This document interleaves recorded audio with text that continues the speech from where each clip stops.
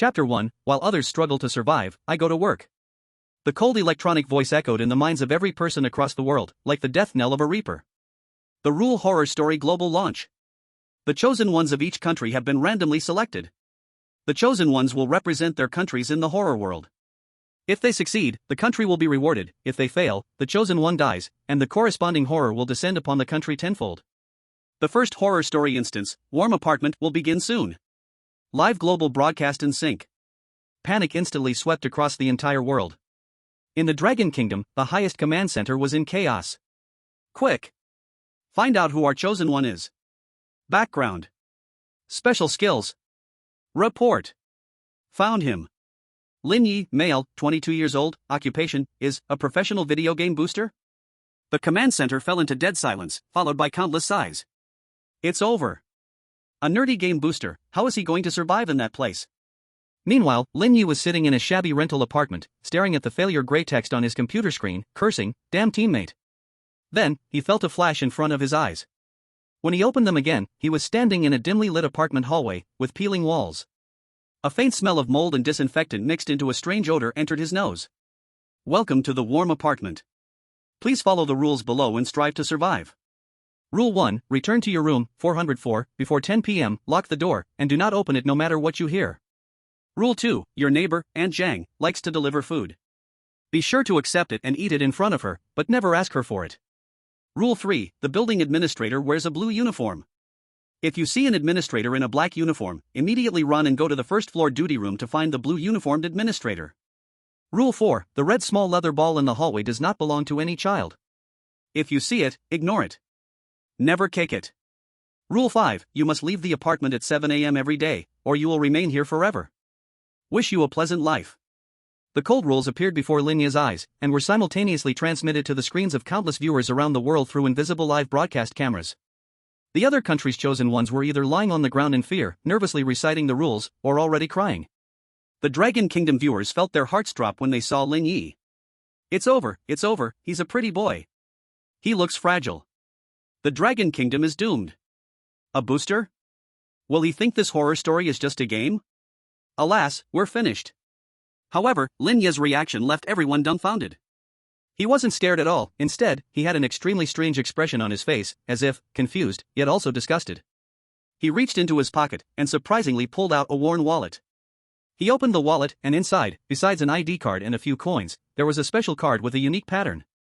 He stared at the card, then looked around at his surroundings, and mumbled softly, though the broadcast captured it perfectly. What the hell, is this the new project experience the company mentioned?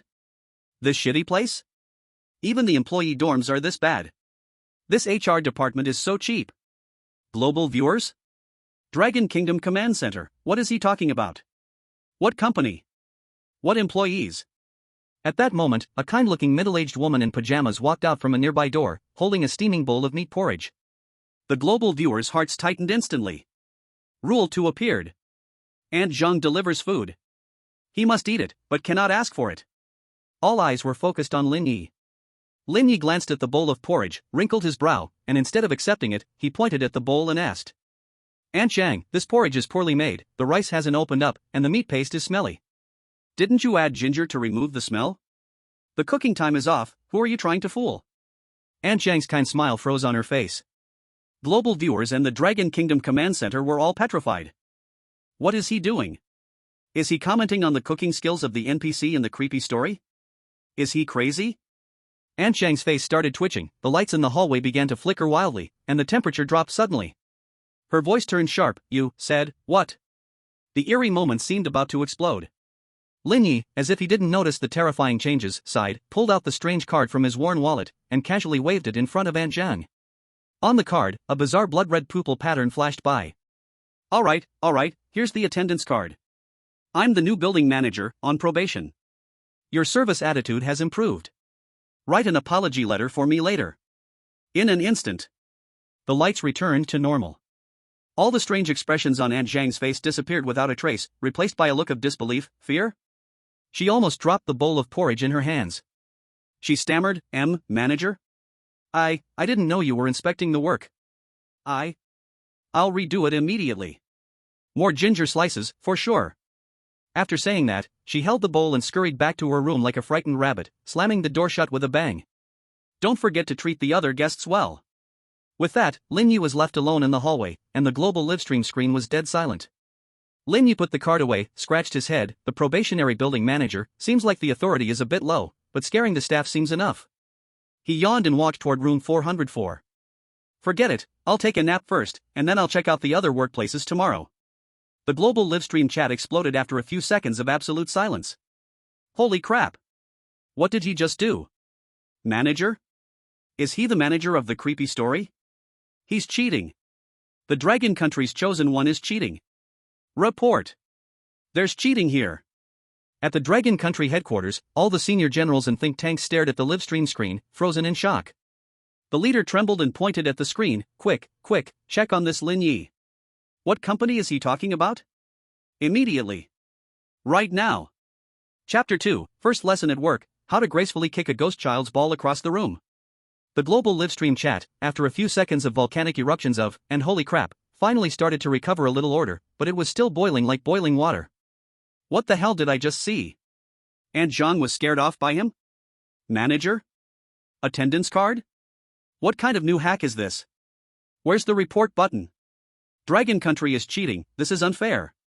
The sour guy upstairs is jumping up and down? Didn't you hear Lin God say? This is a company project experience. Your chosen one doesn't have this kind of treatment, who's to blame? Lin God? Is that what they're calling him now? Maybe it's just a lucky fluke. Exactly, Rule 4's red ball hasn't come out yet. Let's see how he dies. At Dragon Country headquarters, everyone had finally started to snap out of their extreme shock. Check. Have you found anything? Who is this Lin Ye? What is this company he's talking about? The leader's voice was hoarse from excitement. The technical officer was sweating profusely. Report, sir. We can't find anything. His background is as clean as a blank sheet of paper. There's almost no information before he was 22. What about the card he was holding? Did you analyze it? No. The headquarters fell silent again, and everyone's gaze was fixed on the livestream screen. On the screen, Lin Ye had opened room 404's door with what looked like a credit card. The room was small, the furnishings simple and old, but still clean. He yawned widely, seemingly unconcerned about what had just happened, and walked straight to the bed to test the mattress's firmness. TSK, the bed's a bit hard, I'll have to get the logistics department to replace it later. He complained again into the air, to the audience, it seemed, and then he actually lay down fully clothed. He's going to sleep? A young analyst gasped. Others were terrified in the ghost stories, and he, on the other hand, wanted to go back to sleep? Another officer felt like his worldview had been shattered. Sure enough, less than 3 minutes later, faint snoring could be heard from Lin Ye's livestream. Global viewers. Other countries' chosen ones, frantically checking rooms, reciting rules, shivering in fear. Lin Ye, zzzzzzzzz. This stark contrast made the Dragon Kingdom audience's adrenaline spike, with an overwhelming sense of absurd joy. He fell asleep. This guy really fell asleep. Bro. Ye bro. Big bro. This is a ghost story. Can you show some respect? About my big nap in the ghost story world. The chosen one from the neighboring kimchi country has already been cursed and spit blood for not daring to eat Aunt Zhang's porridge. That soldier from the lighthouse country is searching the room with tactical moves. Hilarious. Compared to Lin God, he looks like a clown. Time passed, second by second. The light outside the hallway gradually dimmed, as if dusk had arrived early, an inexplicable sense of oppression seeping through the screen and into every viewer's heart. At 9:50 p.m. Only 10 minutes left until the 10 o'clock curfew required by the rules. Other chosen ones had already rushed back to their rooms, locking the door tightly, barricading it with any furniture they could find, holding whatever weapon they could, such as a removed table leg or a lamp, nervously staring at the door. Lin Ye. Lin Ye was still sleeping. At 9:58 p.m. He was finally awakened by his phone alarm that he set himself. He sat up groggily, scratched his messy hair, looking like he hadn't slept enough. Sigh, work is so tough. Now I have to work the night shift. He wobbled up, not in a rush like the others to lock the door, but instead, he opened the door, poked his head out, and looked down the hallway. It was this action that made every viewer's heart leap into their throat. Because at the end of the dim hallway, a small red ball, the size of a poem, was bouncing lightly, one bounce after another. As if an invisible child were there, bouncing a ball. Rule 4, the red ball in the hallway does not belong to any child. If you see it, please ignore it. Never kick it. Here it comes. The red ball. It's over. He opened the door. He saw it. The rule says don't kick it, but it doesn't say anything about looking, right? Looking should be fine, right? Bullshit. Can you casually set such a flag? Looking at it will definitely cause trouble. Sure enough, the red ball seemed to sense Lin Ye's gaze. It changed its direction, slowly bouncing toward room 404's door. Thud, thud, thud. The sound echoed through the silent hallway, unusually clear, with a soul-chilling airy rhythm. The ball stopped a meter from the door. Global viewers held their breath. Only Lin Ye looked at the ball, then glanced at his watch. 9 hours 59 minutes and 40 seconds, only 10 seconds left until the shift ends? Sigh. The daily grind of a worker.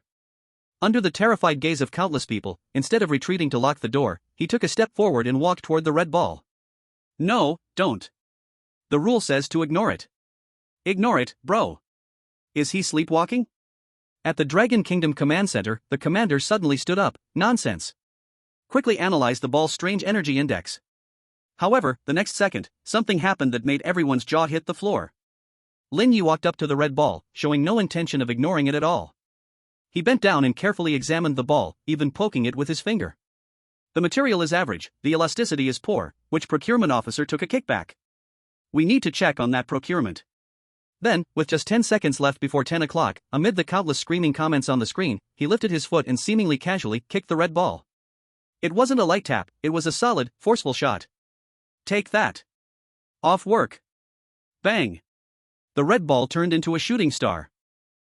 It flew through the narrow corridor at an incredible speed, smashing into the wall at the end with a loud thud, then bounced to the ground, rolling into the corner, and lay still. Almost at the same time. Tick. The old-fashioned wall clock in the corridor ticked precisely to 10 o'clock. All the lights went out with a loud snap. The entire apartment was instantly plunged into complete darkness. Only Lin Ye's live stream room, for some reason, still had a faint night vision image. The whole world thought that the terrifying revenge was about to come. However, nothing happened. Chapter 3, Blocking Me from Getting Off Work? The real administrator has arrived. After the lights went out, the corridor became eerily quiet. The red ball that had been kicked away sat quietly in the corner, with no sign of movement. Lin Ye clapped his hands, as if completing an insignificant little task, then turned and walked back to room 404. Done, wrapping up. He casually slammed the door shut with a bang and locked it from the inside. Then, the global audience heard him muttering. Will kicking it affect my performance? Never mind, I'll have the logistics department write a report tomorrow, just say it was to maintain the cleanliness of the corridor. Dead silence. Inside and outside the live stream, there was an extreme silence. After several seconds, the barrage exploded like a burst dam. He kicked the rule away? Rule 4, never kick it. Lin Ye, I kicked it, so what? Ball, I was terrified at that moment. Strange? Revenge? Where's the promised tenfold terror? Is this it? The administrator kicked the employee's toy away, this makes sense. Dog head. Apologize to the ball, you bastard. It's just a child. At the Dragon Country Command Center, a group of seasoned big shots lost all control over their expressions at this moment. The leader slowly sat back in his chair and muttered, it seems he's not here to challenge the rules. A strategist beside him, his eyes gleaming, interjected, leader, he seems to be here to hang us, Dragon Country. And in the middle of all this chaos, in the live stream, Lin Ye, who had locked the door, was not nervously guarding against any noises outside like the others. He simply, in the dark, skillfully found the old-fashioned radio, turned on the switch. Amidst the crackling static, a distorted, eerie lullaby, as if coming from hell, faintly drifted out of the radio. This was a situation not mentioned in the rules. The hearts of all the viewers, which had just calmed down, instantly tightened again. The new terror seemed to have just begun? But Lin Ye merely frowned and slapped the radio in dissatisfaction. What a terrible signal, playing this rubbish music to disturb the peace during off hours. After saying that, he directly unplugged the radio's power cord. The world became completely quiet. He collapsed back onto the bed. Finally, I can sleep peacefully. The next morning, 6:30 a.m. In the dim 404 room, the old-fashioned alarm clock rang sharply, right on time. Lin Ye frowned, unwillingly sat up from the bed, and slapped the alarm clock to stop it. TSK, I really need to throw this broken alarm clock away. Going to work feels worse than going to a grave. He mumbled, slowly going through his morning routine. In the global livestream, the viewers from all over the world, who had been waiting for a long time, immediately sprang to life. He's up, he's up. Lin Ye is awake. Betting 5 cents, he's definitely going to stir up some trouble today. Praying all night, please don't let Dragon Country's chosen one get in trouble. Heh, show off, let's see how he dies today. Rule 5, leave on time. Rule 5, you must leave the apartment by 7 a.m. every morning, or you will remain here forever. This is the first time life or death line that all chosen ones must face. In the live streams of other countries, the atmosphere was suffocating with tension. John, a retired Special Forces soldier from the Lighthouse Nation, was already fully armed, using a room umbrella and a fruit knife, sticking close to the door, repeatedly confirming the time. Yumiko, a high school girl from Sakura Country, clasped her hands together, praying over and over, tears welling up in her eyes. In the Bear Country, the strong man Ivan roared at the door, trying to rally his courage, but his trembling hand betrayed his fear. Only in Lin Ye's livestream, the scene remained unusual. He was even considering whether to boil some water with the cheap electric kettle in his room to make instant noodles. After discovering the kettle was broken, he cursed, the logistical support is too poor. 6:50 a.m. Faint sounds began to come from the hallway, as if other chosen ones were opening their doors only to quickly shut them again. Other chosen ones had started to take risks and venture out, racing against time to escape this terrifying apartment. Lin Ye slowly opened his door. The corridor was empty, the light brighter than yesterday, but still oppressive. The red leather ball he had kicked into the corner was gone. He glanced at it indifferently, hands in his pockets, walking toward the staircase like an old man taking a morning stroll. His steps were neither fast nor slow, making the Chinese viewers anxious. Brother! Run! Only 10 minutes left. I'm dying of anxiety. Why is he not scared at all? Admin privilege, don't you get it? Maybe the time rules don't apply to him. Bullshit. The rules apply to all chosen ones. 6:55 a.m. Lin Ye had just reached the corner of the second-floor staircase when a figure suddenly flashed out from the side, almost colliding with him. It was the chosen one from Pickled Cabbage Country, Jin Juanxiu. At this moment, his face was pale, sweat pouring from his forehead, his eyes filled with terror and a kind of frantic madness. There was an eerie black mark on his arm, slowly wriggling. This was the mark left from the curse after he had refused Aunt Zhang's porridge the day before. When he saw Lin Ye, he froze for a moment, then his eyes exploded with a look of hatred. It's you! From Dragon Country! It's all your fault! Jin Juanxiu screamed in broken Chinese, why could you treat Aunt Zhang like that yesterday? You definitely know something. Tell me. Or no one will get out. He even opened his arms, trying to block Lin Ye, attempting to delay time and drag them both to ruin. Global viewers were in an uproar. What the hell? The Pickled Cabbage Country guy's gone mad. He can't live, so he wants to drag someone else down with him? Lin Ye, push him away. There's no time. However, Lin Ye simply glanced at him indifferently. His gaze was so calm that it made the mad Jin Juanxiu feel a chill run down his spine. Excuse me, move aside, Lin Ye spoke as if to a stranger blocking his way, you're blocking my way to clock out. Clock out? Jin Juanxiu was further enraged by this word, this is a ghost story. People die here. Tell me the secret. Hurry. With the time ticking towards 6:57, Jin Juanxiu completely lost his mind and lunged at Lin Ye, trying to grab his collar. Just then. Clack, clack, clack. Clear footsteps came from downstairs. A blue-uniformed apartment manager, wearing thick glasses and holding a registration board, appeared at the bottom of the stairs. He looked up at the two arguing, his face expressionless. Chapter 4, Global Trial at the Breakfast Stall. Rule 3, the apartment manager wears a blue uniform. If you see a manager in a black uniform, immediately run. When Jin Juanxiu saw the blue-uniformed manager, it was as if he had seen a lifeline. He immediately pointed at Lin Ye and shouted, Manager. He broke the rules. He kicked the ball yesterday. He was disrespectful to Aunt Zhang. Punish him. He believed that reporting Lin Ye might buy him a chance to survive. The blue-uniformed manager adjusted his glasses, scanned Jin Juanxiu, and finally slowly turned his gaze toward Lin Ye. The global audience held their breath.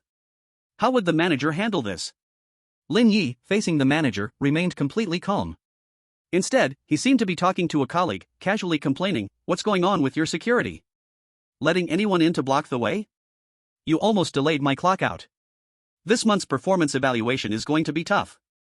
His tone was just like a leader criticizing his subordinate for poor performance. Jin Juanxiu was stunned.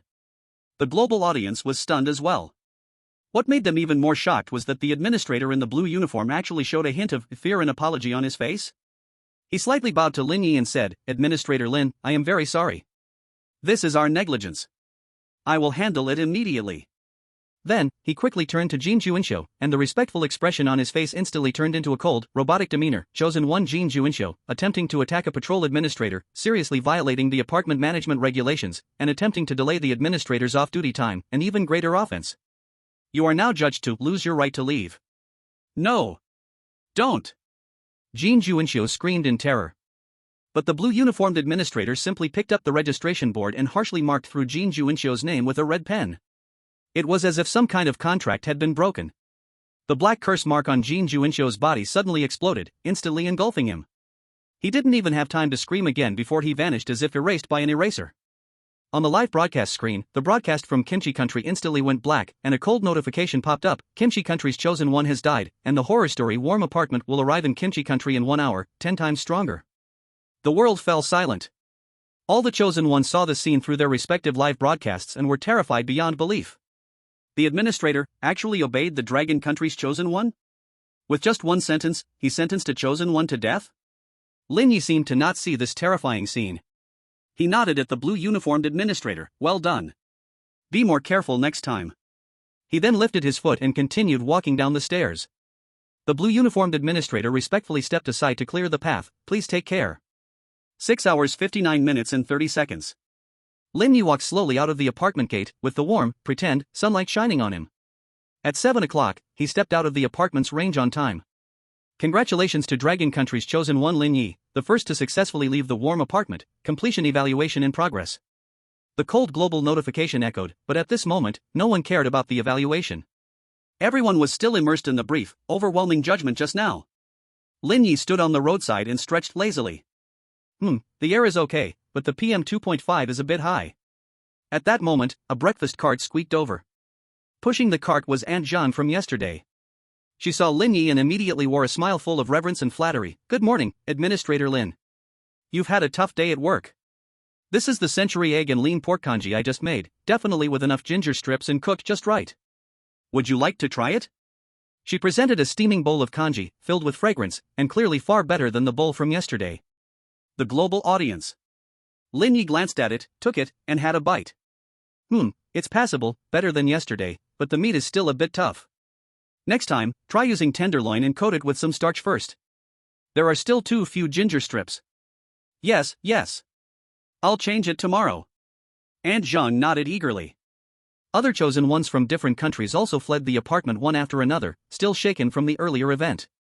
What they saw was Lin Ye, like a food critic, commenting on breakfast by the roadside, while the terrifying NPC stood beside him, meek and obedient. The stark contrast shocked everyone's nerves. Lin Ye finished the congee in a few bites and handed the bowl back. Alright, I'm off to the next project. You. He pointed at Aunt Zhang, keep up the good work, you might be considered for the year-end awards. Aunt Zhang was so excited she almost cried. Thank you, Administrator Lin. Thank you, leader. Lin Ye waved his hand, slipped his hands into his pockets, and leisurely walked toward the distance down the street. Ahead of him, the fog slowly cleared, faintly revealing the outline of a school. The cold notification sounded globally once again. Warm apartment instance ends. Dragon Country's chosen one Lin Ye, completion evaluation, SSS+. Reward, a slight increase in the physical fitness of all Dragon Country citizens. The success rate of mineral resource exploration is permanently increased by 10%. Inside the Dragon Kingdom, it was instantly drowned in wild joy. Meanwhile, Kimchi Country was shrouded in despair and terrifying dark clouds. Lin Ye's live stream title, for some unknown reason, had been changed by him using his permissions to. Intern Administrator Lin Ye, today's check-in, square root, next stop, forbidden classroom, continue inspection. Global viewers stared at the leisurely figure and the absurd live stream title, once again collectively turning to stone. This man, is he really here to work? Dragon Kingdom Command Center. Inside the massive command center, they had already fallen into a mechanized, nearly frozen shock. It wasn't until the global announcement sounded, and the SSS Plus rating and generous rewards descended upon the Dragon Kingdom, that the frozen atmosphere was suddenly ignited. My God! He really is an administrator, a young analyst exclaimed in shock. Not necessarily, but his permissions, he can command NPCs within the rules. Another strategist wearing glasses suddenly stood up, his face reddening from excitement. Ha ha ha! Good! The leader suddenly slammed the control panel, repeating the word good 3 times. I knew it. This kid isn't here to clear levels, he's here to inspect the work. Order. All departments, highest priority. Exhaust all resources to analyze every possible piece of information about Lin Ye's administrator identity. Analyze all known rules of the next scenario, school. What we need to do is not teach him how to survive, but fully cooperate with Administrator Lin on his inspection work. Become his most reliable logistical support team. Chapter 5, New Instance opens, first clash with the Director of Education. The mist on the street wriggled like it had a life of its own, swallowing Lin Ye's figure. After a brief feeling of weightlessness and light distortion, he found himself standing in a vast, empty corridor.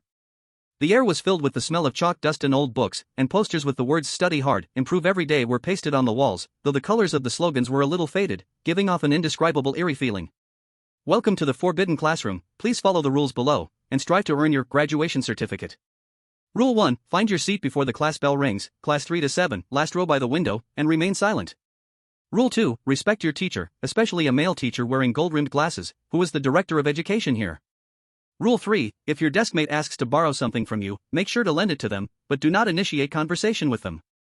Rule 4, if you find love letters or curse letters in your desk drawer, immediately hand them over to the administrative staff wearing red clothes. Rule 5, before school ends in the afternoon, you must answer the daily question on the blackboard.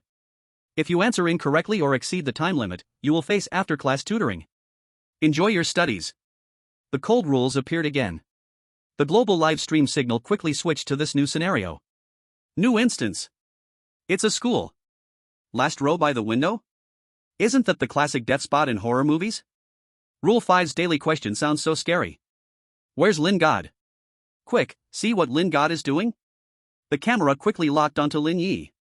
He was standing in the corridor, scanning his surroundings. His face still had no signs of tension, instead, it looked like he was inspecting a new office environment. School? A bit better than the last apartment project, at least the Wi-Fi signal should be better. He pulled out the old-fashioned phone and looked at it, TSK, still no signal, poor review. His self-talk once again made global viewers both laugh and cry. Other countries' chosen ones appeared one after another. John from Lighthouse Country cautiously observed the environment, Ivan from Bear Country grumbled as he stretched his muscles, and Yumiko from Sakura Country shrank her shoulders in fear. They all looked at Lin Ye, their eyes filled with complex emotions, fear, wariness, and a deeply hidden desire to hug his thigh. But no one dared to approach him easily, as they still remembered Kim Juneseo's fate in Kimchi Country. Suddenly, the class preparation bell rang sharply. Everyone was shocked. Quick! Find a classroom. John growled, leading the way toward the classroom with the sign for the class. The others hurriedly followed. But Lin Ye was not in a rush. He walked slowly, found the classroom for grade 12, class 7, and walked in. The classroom was large, already filled with quite a few students. These students were wearing the same school uniform, their faces pale, sitting upright, staring blankly at the blackboard in front. The entire classroom was so silent you could hear a pin drop, and an air of deathly stillness hung in the air. The last seat by the window was indeed empty. Lin Ye walked over and sat down with a loud thud. The surrounding students all turned their necks with a soft cracking sound, focusing their hollow gaze on him. The pressure suddenly increased. The livestream viewers felt a chill run down their spines. But Lin Ye seemed unaffected. He tested the comfort of the chair, then looked at the desk drawer. It was empty. No textbooks? The teaching conditions are too simple. He complained again. The official class bell rang. A middle-aged man dressed in a dark Zhongshan suit, wearing gold-rimmed glasses, with a stern and rigid expression, walked in holding teaching materials. His gaze swept across the room like a hawk. All the students, including the other chosen ones, subconsciously straightened their backs and dared not breathe. Rule 2, respect your teacher, especially a male teacher wearing gold-rimmed glasses. He is the head of education here. I am the temporary head teacher of this class and also the head of education at this school. The man spoke, his voice cold and emotionless. In my class, you must absolutely follow the rules. Now, let's begin attendance. He picked up the roster and started calling out names. When a student's name was called, they would stiffly respond, "Here." Soon, he called out the names of the chosen ones. John Smith. Here. John replied nervously, his voice a bit dry. The head of education adjusted his glasses but said nothing. Ivan Ivanov. Here. Ivan responded loudly, trying to mask his nervousness. The head of education's gaze lingered on him for a second. Yumiko. Hi, here. Yumiko almost stood up in fear. Finally, he called out that name. Lin Ye. The classroom was silent. All eyes, including the strange ones from both students and chosen ones, turned toward the last row by the window. There, Lin Ye was looking down, fiddling with his old phone, seemingly trying to find a signal, not having heard. The head of education's face darkened instantly, and the temperature in the room dropped sharply. He snapped the chalk in his hand with a loud crack. Lin Ye, he emphasized, his tone filled with an overwhelming pressure. The global viewers, it's over. He's violated Rule 2.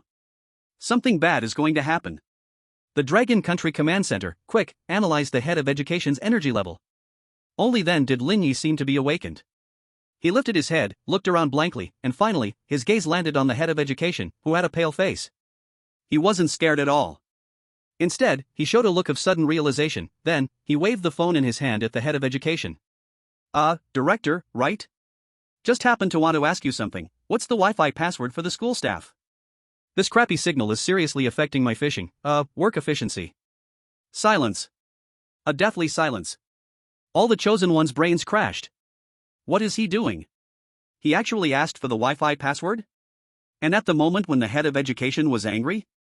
The cold aura surrounding the head of education almost became tangible, his eyes behind the glasses glowing with a dangerous red light. His voice sounded like it came from an ice cellar. You say, what? It seemed that the eerie atmosphere was about to explode. Lin Ye sighed, seemingly dissatisfied with the other's reaction. He pulled out a card from that all-purpose old wallet, casually waved it like he was showing a work ID. One of us, from the logistics department. Just here to do a classroom experience research. Let me also check the network coverage here. Your infrastructure is lacking, I'll have to include that in my report later. At the moment the card flashed by, the terrifying aura from the head of education burst like a balloon pricked by a needle, instantly deflating completely. His anger and coldness on his face stiffened, then slowly turned into utter astonishment and an incredible, fearful panic. He even instinctively adjusted his glasses and leaned closer, as if trying to verify the authenticity of the card. A few seconds later, under the astonished gaze of the entire world, the head of education, who had just been so imposing and seemed able to decide the life and death of anyone, swallowed, and forced a smile that was even uglier than crying, full of flattery. So, it's a headquarters inspector. My apologies. My apologies. He bent his waist slightly. Wi-Fi. I will have someone bring the Wi-Fi password to you immediately. The issue with the signal, we will contact the operator right away to fix it. We will make sure you're satisfied. Lin Ye put the card away and nodded. Nice attitude. Alright, you continue with the class. I'll just experience the classroom atmosphere. After saying that, he really lowered his head and went back to fiddling with his phone that had no signal. The head of education stood frozen in place, sweat pouring down, if a strange being could sweat. He dared not object in the slightest, not even daring to show any expression toward Lin Ye. He could only stiffly turn around and, in a dry voice, continue the roll call to the other equally stunned students and chosen ones. We continue with the roll call. The whole class. The global audience. Other chosen ones. John dropped the tactical pen in his hand onto the floor. Ivan's mouth was wide open, big enough to fit a fist. Yumiko felt like she might still be dreaming. What the hell, did I just see? The head of education got scolded like a grandson? Wi-Fi password, logistical support, classroom experience research. When it comes to showing off, I only bow down to Lin God. Rule 2, respect the head of education. Lin Ye, no, he must respect me. This class, no one was able to focus anymore. All the chosen ones and strange students had their attention on the boss in the last row by the window, playing with his phone as if no one else existed. Finally, the bell rang for the end of class. The head of education, as if pardoned, almost fled the classroom. Lin Ye also stood up, preparing to go out and investigate the campus network. At that moment, his deskmate, a girl with a ponytail, pale but with eyes slightly more lively than the other students, carefully tapped his arm. Rule 3, if your deskmate asks to borrow something, always lend it to them, but don't actively talk to them. The global audience, which had just relaxed, tensed up again. Rule 3 is here. The girl's voice was as soft as a mosquito's buzz. See, classmate, could you lend me a pen? My, isn't writing anymore. All eyes focused again. Lin Ye looked at her but didn't immediately lend the pen. Instead, he asked, are you a class officer? The girl was stunned for a moment, instinctively replying, I'm the study monitor. Lin Ye nodded and pulled out a very ordinary-looking pen from his pocket, but he didn't directly hand it over. Instead, he held it in his hand. Study monitor, just in time.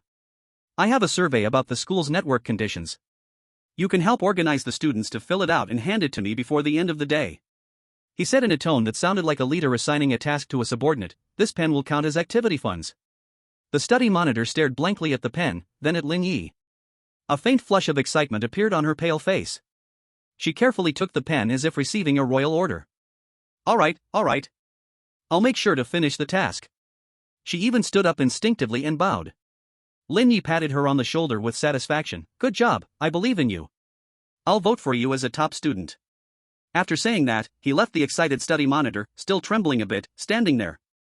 Lin Ye put his hands in his pockets and sauntered out of the classroom. The other students in the classroom looked at the class monitor with a gaze that strangely carried a hint of envy. The global livestream was once again flooded with countless, and ha. At the Dragon Nation Command Center, the leader rubbed his brow and smiled wryly at the strategist beside him. I'm starting to doubt if he was really sent by some strange company to conduct grassroots research in the world of ghost stories. Just after Lin Ye stepped out of the classroom, not far ahead, he saw a familiar figure in front of the bulletin board, the chosen one from Sakura Country, Yuko. She looked pale, tightly clutching a folded piece of paper in her hand, her body trembling slightly, as though holding a burning hot potato. Rule 4, if you find a love letter or a curse letter in your desk drawer, immediately hand it over to the administrative staff dressed in red. Yuko had clearly drawn the prize, but she was anxiously looking around, unable to find any administrative staff in red clothes. She saw Lin Ye and, like seeing a final lifeline, her eyes welled up with tears, and in a pleading tone, she whispered, Lin Ye-kun, please, help me. Would Lin Ye help her? Or would he remain indifferent like he did to the chosen one from Pickled Country? Everyone's curiosity was at its peak. Chapter 7, Why Are You Crying? I'll take the curse letter. The hallway's light was pale, shining on the tear-streaked face of Sakura Country's chosen one, Yuko. She was holding a piece of paper tightly, her fingertips trembling uncontrollably, as though she were holding a red-hot branding iron, a death warrant from the King of Hell. Rule 4 hung above her head like a sharp knife. She must find the administrative staff in red. If she doesn't turn in this curse letter, the next bell will mark her death. But where was the red-dressed staff? The empty hallway only echoed her desperate heartbeat. Ugh! Her legs went weak, and she nearly collapsed. At that moment, she saw the man, the Dragon Nation's Lin Ye. He was standing in front of the bulletin board, pointing at a row of test results, complaining, the pass rate is so low? The teaching team needs to be fined. Yuko, like a drowning person seeing a lifeline, scrambled toward him, her words mixed with tears. Lin Ye-kun. Help me. Please. She desperately tried to hand him the paper with black aura leaking from it, tears flooding down her face. This curse letter, the rules say it must be given to someone in red. I can't find anyone. In her live stream, Sakura Country's viewers were heartbroken, frantically spamming the screen. The global eyes were focused. Lin Ye was interrupted from his work, frowning. What is it? A complaint letter or a compliment letter? Just shove it in the drawer. This process is poorly done. Bad review. Yuko? She nearly choked to death on her breath. Was this about process? This was about her life. It's a curse letter. Her voice cracked. Touching it will kill you. Curse letter? Lin Ye finally showed some interest, casually pinching the paper between his fingers. Buzz. Ah! Yuko screamed and shut her eyes. The global viewer's heart stopped. It was over. It triggered. Tisk, so noisy. The monstrous ghost face was as if squeezed by an invisible hand, letting out a terrible wail before being crushed back into the paper. The black gas dissipated, the flames extinguished, and the paper fell silent as if it were just a scrap of waste paper. All of this happened in the blink of an eye. Yuko was stunned. The global viewers were stunned. Lin Ye then unfolded the paper and read the blood-red words on it. Is that it? He spoke with disdain. The curse is weak, and the triggering condition is crude. Is the Chinese language taught by the gym teacher? Failing grade. Yumiko. Global audience. Is he giving a score to a curse letter? He even gave it a failing grade? Damn. A plant. This guy is really pulling it off. Lin Ye casually crumpled the note and stuffed it into his pocket. Alright, I took the thing. The process is wrong, the content is garbage, I'll check who sent it later. Yumiko was in a daze. But the rule says. The rule is for the red-dressed administrator, right? Lin Ye interrupted, pointing at himself. I have a higher rank than him, I'm handling it directly. Do you understand what it means to report up the chain? Yumiko's mouth was wide open, as if she could fit an egg inside.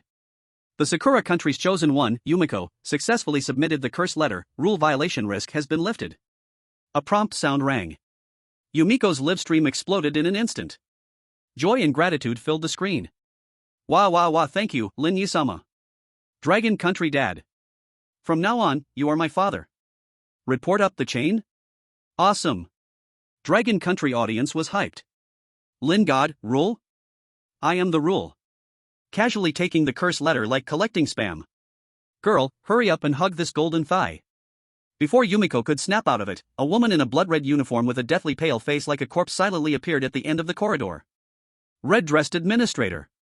She stared at Lin Ye's pocket with a vengeful, cold gaze. The rule pointed to her, but it was intercepted. Yumiko shrank behind Lin Ye in fear. The red-dressed administrator's stiff footsteps clicked as she approached, her hoarse voice carrying a chill. According to the rules, the curse letter should be handled by me. The atmosphere instantly dropped to freezing point. This red-dressed woman looked even scarier than the headmaster.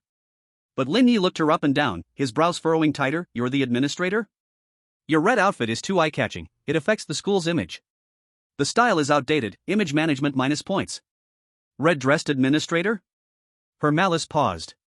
Lin Ye continued, your work efficiency is ridiculously low. How long has the curse letter been sitting there? You're only showing up now? Student safety is no small matter. How slow you've been, who's responsible if something happens?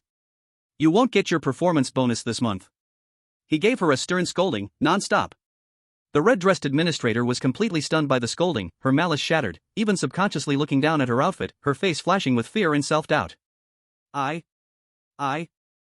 I? Lin Ye waved his hand impatiently, I'll handle this one myself, showing you how it's done. Next time there's this kind of garbage letter, you need to arrive immediately, handle it, write a report, and hand it to me. Understand? The red-dressed administrator was completely overwhelmed by his momentum, subconsciously standing at attention and stuttering, understood. I'll make sure to complete the task. The attitude is okay. Now go. Lin Ye waved her off like shooing away a fly. The red-dressed administrator, as if granted a pardon, bowed so deeply that she almost hit her head on the ground, then stiffly and quickly escaped, as if being fired for a second delay. Yumiko looked at the red-dressed administrators fleeing back, then at Lin Ye's another problem-solved face, her worldview shattered. Alright, little episode over. Lin Ye clapped his hands, back to the classroom, the next class is starting soon. Next time you have a process issue like this, come straight to me. Yumiko nodded in a daze, watching Lin Ye stroll off with his hands in his pockets. Suddenly, she bowed 90 degrees at his back, arigato Lin Ye-kun. Then she hurriedly ran back to the classroom. Chapter 8, SSS Plus Settlement. The big shots go GT. After this little disturbance, the morning class was much calmer. At least no one dared to provoke the one sitting in the last row by the window. Other chosen ones had different thoughts. John's eyes flickered, assessing how to cooperate. Ivan scratched his head, thinking that this Dragon Country guy was unbelievably fierce. Yumiko had become a fan, secretly watching him with eyes full of gratitude and awe. Lunch break ended. The first class in the afternoon, the atmosphere changed drastically. Rule 5, daily question, here it comes. The blackboard timetable disappeared, and twisted blood-red words appeared. Question, Xiao Ming passes a crossroad every day with no traffic lights, and always sees a woman in white, her back turned to the road. One day, he can't help but tap her shoulder and ask, Aunt, why do you always face away from the road? The woman slowly turns her head. What will Xiao Ming see next? What should he do to survive? Answer time, 10 minutes. If the answer is wrong or time exceeds. The moment the question appeared, a cold and deathly aura enveloped the classroom. It was as if the woman in white was standing right behind, staring at them. All the chosen ones turned pale. This was a death trap. A wrong answer meant death. I see a ghost face. Run. Ivan whispered urgently. We can't run. The rule is, if we flee, we die even faster. John said, sweat pouring down his face. Yumiko was scared stiff, completely clueless. The eerie students also bowed their heads, trembling in unison. The blood-red countdown ticked away, 9:59. 9:58. Death pressed down, suffocating. John tried answering, he saw the back of the woman's head, just her hair. Should he apologize and slowly retreat? The blackboard remained silent. Wrong. Ivan gritted his teeth, he should pretend he didn't see anything and just walk away. The blackboard was cold. Wrong. Half the time had passed. Despair spread like wildfire. Yumiko was crying in desperation, looking at Lin Ye. Lin Ye had somehow taken out a small notebook, scribbling and muttering to himself, this case is interesting. The triggering mechanism and escape conditions could be analyzed as typical examples. Everyone? Bro. We're about to die and you're still taking notes? With only 2 minutes left on the countdown. John and Ivan's faces turned ashen. Lin Ye finally put down his pen, looked up, and casually spoke as if answering in class. This question is of average difficulty, though ambiguous. The standard answer should be. His voice was clear and steady. Xiaoming will see a normal, crying woman's face. Her child died in a car accident here, and she turns away from the road, unable to bear seeing the tragedy again. The correct approach is, don't panic, don't run. Hand her a tissue and say, Auntie, please accept my condolences. The road is dangerous. Please take care of yourself and leave. This way, you both express sympathy and help her leave the dangerous area, completing an implicit exorcism. It's a win-win. As soon as he finished speaking, the classroom fell deathly silent. The blood-red countdown suddenly stopped. The words faded away like snow melting, reverting to a course schedule. Daily question answer correct. A prompt sound echoed, and the chilling atmosphere dissipated. All the chosen ones slumped back into their chairs, drenched in cold sweat. Their gazes towards Lin Ye completely changed. This was a human-shaped, self-walking rule-breaker. Lin Ye, however, was not satisfied with his answer, shaking his head. The answer is too idealized, its practicality needs to be reconsidered. The question quality needs improvement. The others who had just survived. Global viewers. Eerie students. The school bell rang. The surviving chosen ones rushed out as if fleeing for their lives, entering a thick mist. Only Lin Ye walked slowly, completely unhurried. The cold global announcement echoed repeatedly in everyone's mind, like thunder rolling across the sky. The forbidden classroom instance settlement is complete. Dragon Country chosen one Lin Ye cracked the daily question, cleaned up classroom discipline, and reformed the teaching style. Comprehensive Evaluation, SSS+. Reward, all citizens of Dragon Country receive a slight permanent boost in mental power. The chance of inspiration explosion in the education field of Dragon Country increases permanently by 15%. Other surviving chosen ones evaluations. John Smith, Lighthouse Nation B level, reward, slight increase in physical strength. Ivan Ivanov, Mao Bear Nation C+ level, reward, slight increase in cold resistance. Yumiko, Sakura Nation due to special contribution, evaluation raised to a level, reward, slight increase in intuition. When the announcement came out, the world was in shock. Another SSS+? Is Dragon Country cheating? Mental power boost. Inspiration explosion. This reward is outrageous. Yumiko actually got an A? Was it because Lin Ye helped her? I'm crying with envy. Why are our chosen ones only B level? Dragon Country erupted in celebration, the national fortune surging once again, making everyone excited. But at the eye of the storm, Lin Ye seemed disinterested in the reward that could drive any country mad. As the mist cleared, he found himself standing in a rundown but brightly lit large lounge. TCH, SSS+, and this is the reward? This weird tale is so stingy. He said with disdain, then looked around. This lounge's decoration is even worse than the employee lounge at the last project point. Exposed metal trusses, dim light bulbs, and the air still smelled of cheap disinfectant. Flickering lights appeared from all directions, and one by one, figures were spat out by the mist, landing in a mess. These were all chosen ones who had barely survived their initial instances. Everyone was in ragged clothes, their faces pale, and their eyes filled with the fear and confusion of surviving a disaster. Dozens of people were crowded together, and the air was thick with despair and the deathly silence. Until Lin Ye appeared.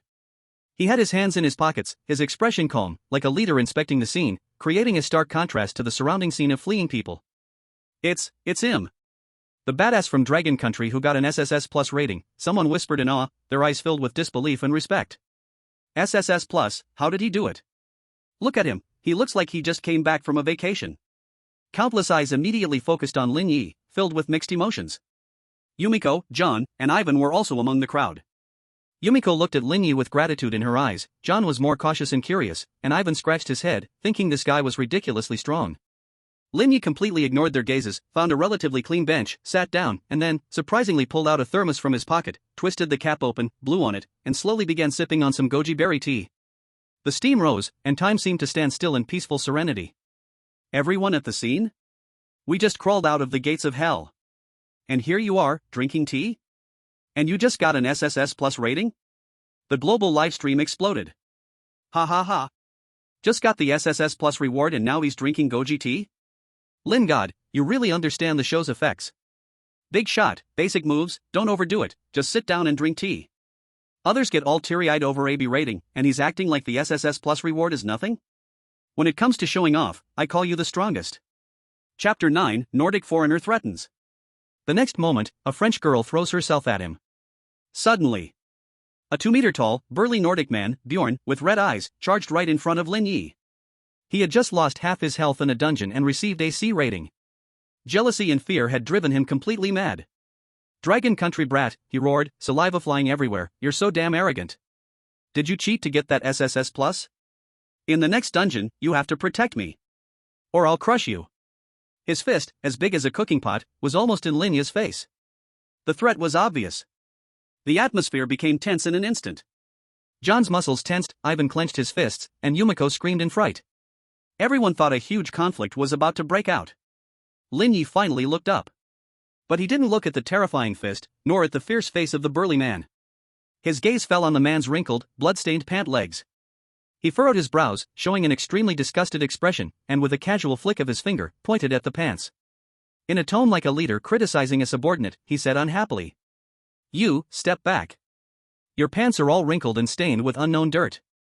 What do you look like? Your personal image directly affects the team's image. And speak softer, making noise in public places, where's your quality? Bjorn?" His fist, full of power, froze in mid-air, and his brain completely short-circuited. He had imagined countless responses, but never expected the other person to act like a homeroom teacher, criticizing his pants and his voice. The global audience burst into laughter. "Ha ha ha, the pants. He's focused on the pants. It's not so harmful, but extremely insulting. Big guy, who am I? Where am I? You're asking for death." Bjorn completely lost it, his rationality snapped, and he slammed his giant fist towards Lin Ye's face. John and Ivan were about to rush in to help. Bang! Crack! Several terrifying blue electric arcs appeared out of nowhere, striking Bjorn accurately. Ah! He let out a miserable scream, his whole body twitching and smoking, like a pile of mud, crashing to the ground, foaming at the mouth, and instantly lost consciousness. Warning: fighting is prohibited in rest areas. Violators will be punished once. The cold electronic voice echoed. Silence. A deathly silence. Everyone looked at the big trash smoking on the ground, then at Lin Ye, who was still sitting calmly, even brushing off dust. Cold shivers ran from their feet to the top of their heads. This man, even the rules are helping him? He doesn't even have to lift a finger. Just as everyone was still in shock, a figure moved. It was the French chosen one, Emily. She had blonde hair and blue eyes, a stunning figure, and even though she looked a bit disheveled after the dungeon, her beauty still couldn't be hidden. She assessed the situation, bit her lip, and seemed to have made up her mind. Under everyone's gaze, she twisted her waist, putting on what she thought was her most charming smile, and walked toward Lin Ye.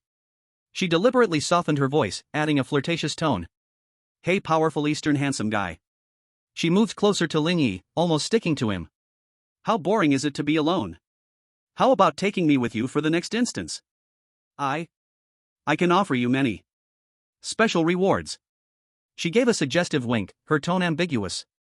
We can warm each other, help each other, The entire internet erupted. The bullet screen went crazy. Damn. The Black Stockings goddess is getting close. Who can handle this? Agree to her. Right now. Immediately. Lin God. Be a man and go for it. Everyone thought. Lin Ye must be moved, right? Lin Ye looked up. His gaze calmly swept over the black stockings and long legs, as if he were examining goods on a shelf. Suddenly, he frowned and leaned back. Stay away. The perfume is too cheap, it's making me dizzy. He paused, then added with a cutting remark. Just trying to piggyback on my performance? First, work on your skills. Emily's smile instantly shattered. Her face went pale. He thinks her perfume is cheap? Her skills aren't good enough? Shame and anger exploded. She covered her face and ran off in tears. The entire internet burst into laughter. Ha ha ha, terminally ill straight guy. Cheap perfume. Skill level. Ha ha ha ha. Lin God, woman, you're affecting my draw speed. Goddess runs off in the middle of the night. Lin Ye, unaffected, closed his eyes to rest. John and Ivan's pupils shook. They were completely kneeling. This boss is not human. At this moment, global command centers completely lost their minds. Dragon Kingdom Command, quick. Send him the Misty Old Town death file. It's an unsolvable instance, but he can create miracles. Lighthouse Nation, fuck. Analyze everything about him. Get John to cooperate at any cost. Bear Country, send the secret realm intel to Ivan. Sell Lin Ye a favor. We'll talk about survival later. Cherry Blossom Nation, crazy messages from Yumiko begging for Lin Ye's protection. Willing to commit seppuku to follow him. France, presidential order. Make Emily stop being provocative. Be humble and serve. The sun never sets, activate all spies. Analyze him. If he survives, the world will change. Global high-ups were terrified and jealous, but they could only bet on this Dragon Kingdom monster. Break time was over. Blood mist rolled. The announcement rang out. Death instance, Misty Old Town is now open. Teleporting. Isn't that the one where you die as soon as you enter? Someone collapsed and wet their pants. Panic exploded. Only Lin Ye remained unaffected. He leisurely stood up, brushed off the dust, and muttered at the thick fog. Old Town? Let's get some local snacks. The rewards are stingy, but I hope the food isn't too bad. After saying that, he actively stepped into the mist. The entire internet. We're crying for you. You just want to eat? Chapter 10, heading straight for the snack stand. How dare you operate without a license? Blood mist rolled, devouring everything. Lin Ye only felt a flash in front of his eyes, the feeling of weightlessness, and the terrified screams of other chosen ones ringing in his ears. The next second, his feet hit solid ground. The cold, damp air immediately surrounded him, carrying a faint smell of mold and some indescribable spice. He opened his eyes. What lay before him was not the expected sea of corpses and blood, but a quaint, yet eerily silent, cobbled street. The sky was dim, like an eternal twilight. On both sides were ancient buildings with flying eaves and pointed corners, wooden doors and windows tightly shut, hanging faded lanterns and signs. The street was completely empty. The fog slowly drifted between the street and alleys, visibility was extremely low, as if something could emerge from the mist at any moment. The most bizarre thing was, the entire street was too clean. The cobblestone road was spotless, as if it had been wiped repeatedly. Welcome to Misty Old Town. The rules have been issued. Please memorize and follow them within 10 minutes, or bear the consequences. A cold prompt sounded in his mind. At the same time, a rough yellow piece of paper appeared out of nowhere in Lin Ye's hand. Misty Old Town Survival Rules. Rule 1, after nightfall, please make sure the doors and windows of the house you are in are tightly closed. No matter what sound you hear, do not open the door or window. Rule 2, the townspeople despise filth. Please maintain absolute cleanliness for both yourself and your residents. Any stains may attract the cleaners. Rule 3, every dusk, the night watchman will strike a gong. After the gong sounds, you must immediately return home and must not linger outside. Rule 4, do not accept any food given by the townspeople, especially neat soup. Rule 5, if you see a woman wearing red embroidered shoes drawing water by the well, please stay away immediately and do not make eye contact or communicate with her. Rule 6, trust your lantern, but if the flame starts to turn green, extinguish it immediately and find the nearest ancestral hall to hide. Wishing you a pleasant life in the ancient town. In the global live broadcast room, all the viewers saw these 6 rules through Lin Ye's perspective, and the chat exploded. Wow! Every rule is spine-chilling. Cleaner? Night watcher? Red embroidered shoes? My goosebumps are up. This is scarier than the previous 2 scenarios. It's definitely a death scenario. Lin God, quickly find a safe house. Other chosen ones were also transported to different corners of the ancient town, and upon seeing the rules, their faces turned pale, and they began to frantically search for the so-called home. John gripped his tactical dagger tightly, leaning against a wall, vigilantly surveying his surroundings. Ivan cursed while trying to push open a tightly closed shop door. Yumiko was so scared that tears streamed down her face, desperately memorizing the rules. Only Lin Ye remained calm. He quickly glanced at the rules, then casually stuffed the rule paper into his pocket. It was as if he was looking at travel precautions, not forbidden rules about death. Not only did he not immediately look for a safe house, but instead he sniffed the air and followed the faint, familiar scent of spices deeper into the street. The entire online audience? Bro! You're going the wrong way? The rules say it's very dangerous. What is he doing? What is he smelling? After walking less than 50 meters, he turned a corner. The scene before him stunned everyone. A small food stall was set up under a quaint stone arch bridge. The stall owner was a hunchbacked old man wearing a huge straw hat, his face obscured, slowly stirring a bubbling pot of deep brown thick soup. Beside the pot were several bowls, and a wooden sign next to it bore vague writing, Ancestral Meat Soup, 10 coins a bowl. Meat soup? Rule 4, do not accept any food given by the townspeople, especially meat soup. The global audience's scalp suddenly tingled. Screams flooded the screen. It's meat soup. The meat soup from the rules. Run, Lin God. That's a trap. The stall owner is definitely not human. What is the dragon's command doing? Hurry and warn him. The Dragon Country Command Center was even more anxious, jumping in place. The information had already been encrypted and sent out, but seemed to be disturbed by the ancient town rules, unable to communicate effectively. John, Ivan, and the others saw the stall and Lin Ye from a distance and were too scared to approach, frantically gesturing for him to leave. But Lin Ye seemed to see nothing. He walked straight up to the stall. The old man under the straw hat slowly raised his head, revealing a deep darkness beneath the hat, with only two faint red lights flickering. He rasped in a voice like sandpaper, "Young man, want a bowl of meat soup? Ancestral good taste." A hand as dry as a chicken's claw lifted a ceramic bowl, filled with a gently swaying, fragrant thick meat soup, extending it toward Lin Ye. The global audience gasped. This is it. They are about to break the rules. At this critical moment, Lin Ye did not reach for that bowl of meat soup. He scanned the wooden sign at the stall, frowned slightly, then he actually pulled out a sample copy of a business license. He pointed at the wooden sign, his tone serious, like a market inspector. "Old master, where's your stall's business license? Let me see it." The old man under the hat? That hand offering the bowl froze in the air. The two red lights beneath the hat seemed to freeze as well. The global audience? The command center? Other chosen ones?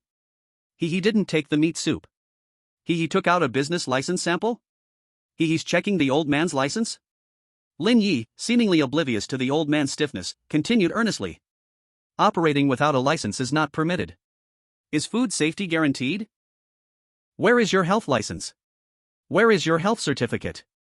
He pointed at the pot of thick soup. Also, the words family recipe in your family meat soup are suspected of false advertising and violating advertising laws, you know? The old man. He held the bowl of meat soup, standing still like a statue. It seemed his simple and bizarre logic could not process the extraordinary situation before him. Lin Ye shook his head and took out a small notebook to recording, unlicensed street vendor under the bridge selling 3 no-food family meat soup, suspected of false advertising. Order to rectify immediately and complete the necessary procedures. After finishing, he closed the notebook and told the old man, "You're not allowed to operate until you have all the proper paperwork." Then he turned and left, as if he had just completed a routine inspection. The old man. The bowl of meat soup trembled slightly in his hand, the soup in the pot no longer boiled, and the aroma seemed to have frozen. In the global live broadcast room, after an extreme silence, the bullet comments exploded. Ha ha ha ha ha ha ha ha ha. Business license? False advertising? Violation of advertising laws? Master, I've been selling soup for 100 years, and it's the first time I've encountered a check for a business license. Lin God, gourmet horror tales? No, this is law enforcement in progress. Rule 4, do not accept the meat soup. Lin God, I do not accept, I check your license. The cursed vendor encounters the biggest crisis of his career. The entire command at the Long Country was petrified, and after a long while, the commander slammed his thigh. This counts as not accepting? And also enforcing the law? Other countries' command centers went completely mad. What kind of tricks do these Long Country people have? Can the rules be broken like this? John and Ivan watched Lin Ye calmly walk back, their eyes shining as if looking at a god. Yumiko's eyes were filled with little stars. However, just as Lin Ye took a few steps and turned his back on the stall, the old man in the conical hat stood frozen, and the red light under the hat suddenly flared up fiercely. The ceramic bowl in his hand shattered with a crack. The meat soup in the pot boiled violently, letting out a piercing scream. A visible black resentment shot up into the sky. The rules seemed to have been angered. Unlicensed operation was checked, and they were furious? The hearts of the global audience instantly rose to their throats. Lin Ye seemed to have eyes in the back, his pace paused. But he didn't turn around, he just sighed, as if finding it a hassle. Then, he took out the card from his pocket and casually waved it behind him without looking back. Just like an office worker swiping a security card. The next second, the black resentment that shot into the sky was suddenly scattered by an invisible hand. The boiling meat soup calmed down instantly. The old man in the conical hat seemed to be frozen, and then along with his stall, he flickered a few times like a bad TV signal. With a poof, he disappeared on the spot. As if he had never existed. The street returned to silence. Lin Ye put away the card and shook his head, operating without a license and with a bad attitude?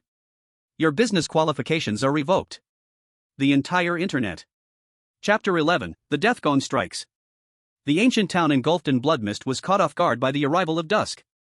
The light quickly faded, the thick fog wriggled like a living thing, the temperature dropped sharply, and the biting cold scoured through every pore. Even more terrifying was bang! A dull, hoarse sound like a gong striking the heart suddenly erupted from the depths of the fog. Bang! Bang! One after another, regular and deadly, with extreme penetrating power. The moment the gong sounded, all chosen ones felt a splitting headache, and their souls trembled. Rule 3: When the night watchman strikes the gong, you must immediately return to your residence. Violators will die. Run. Run fast. John's eyes were bloodshot. Relying on his special forces instincts, he abruptly slammed open a wooden door and stumbled inside, desperately bracing against the door panel. Damn it! Ivan roared, kicking open the door of a nearby abandoned shop and rolling into the darkness, his heart racing wildly. Yumiko was so frightened that tears streamed down her face. She screamed as she rushed into a small storage room, locked the door, curled up in the corner, trembling and covering her ears to try to block out the deathly gong. The chosen ones from other countries were crying out for their parents as well. Like a headless fly, madly searching for a hiding place. Slow down for a second, and you might be crushed by that invisible rule.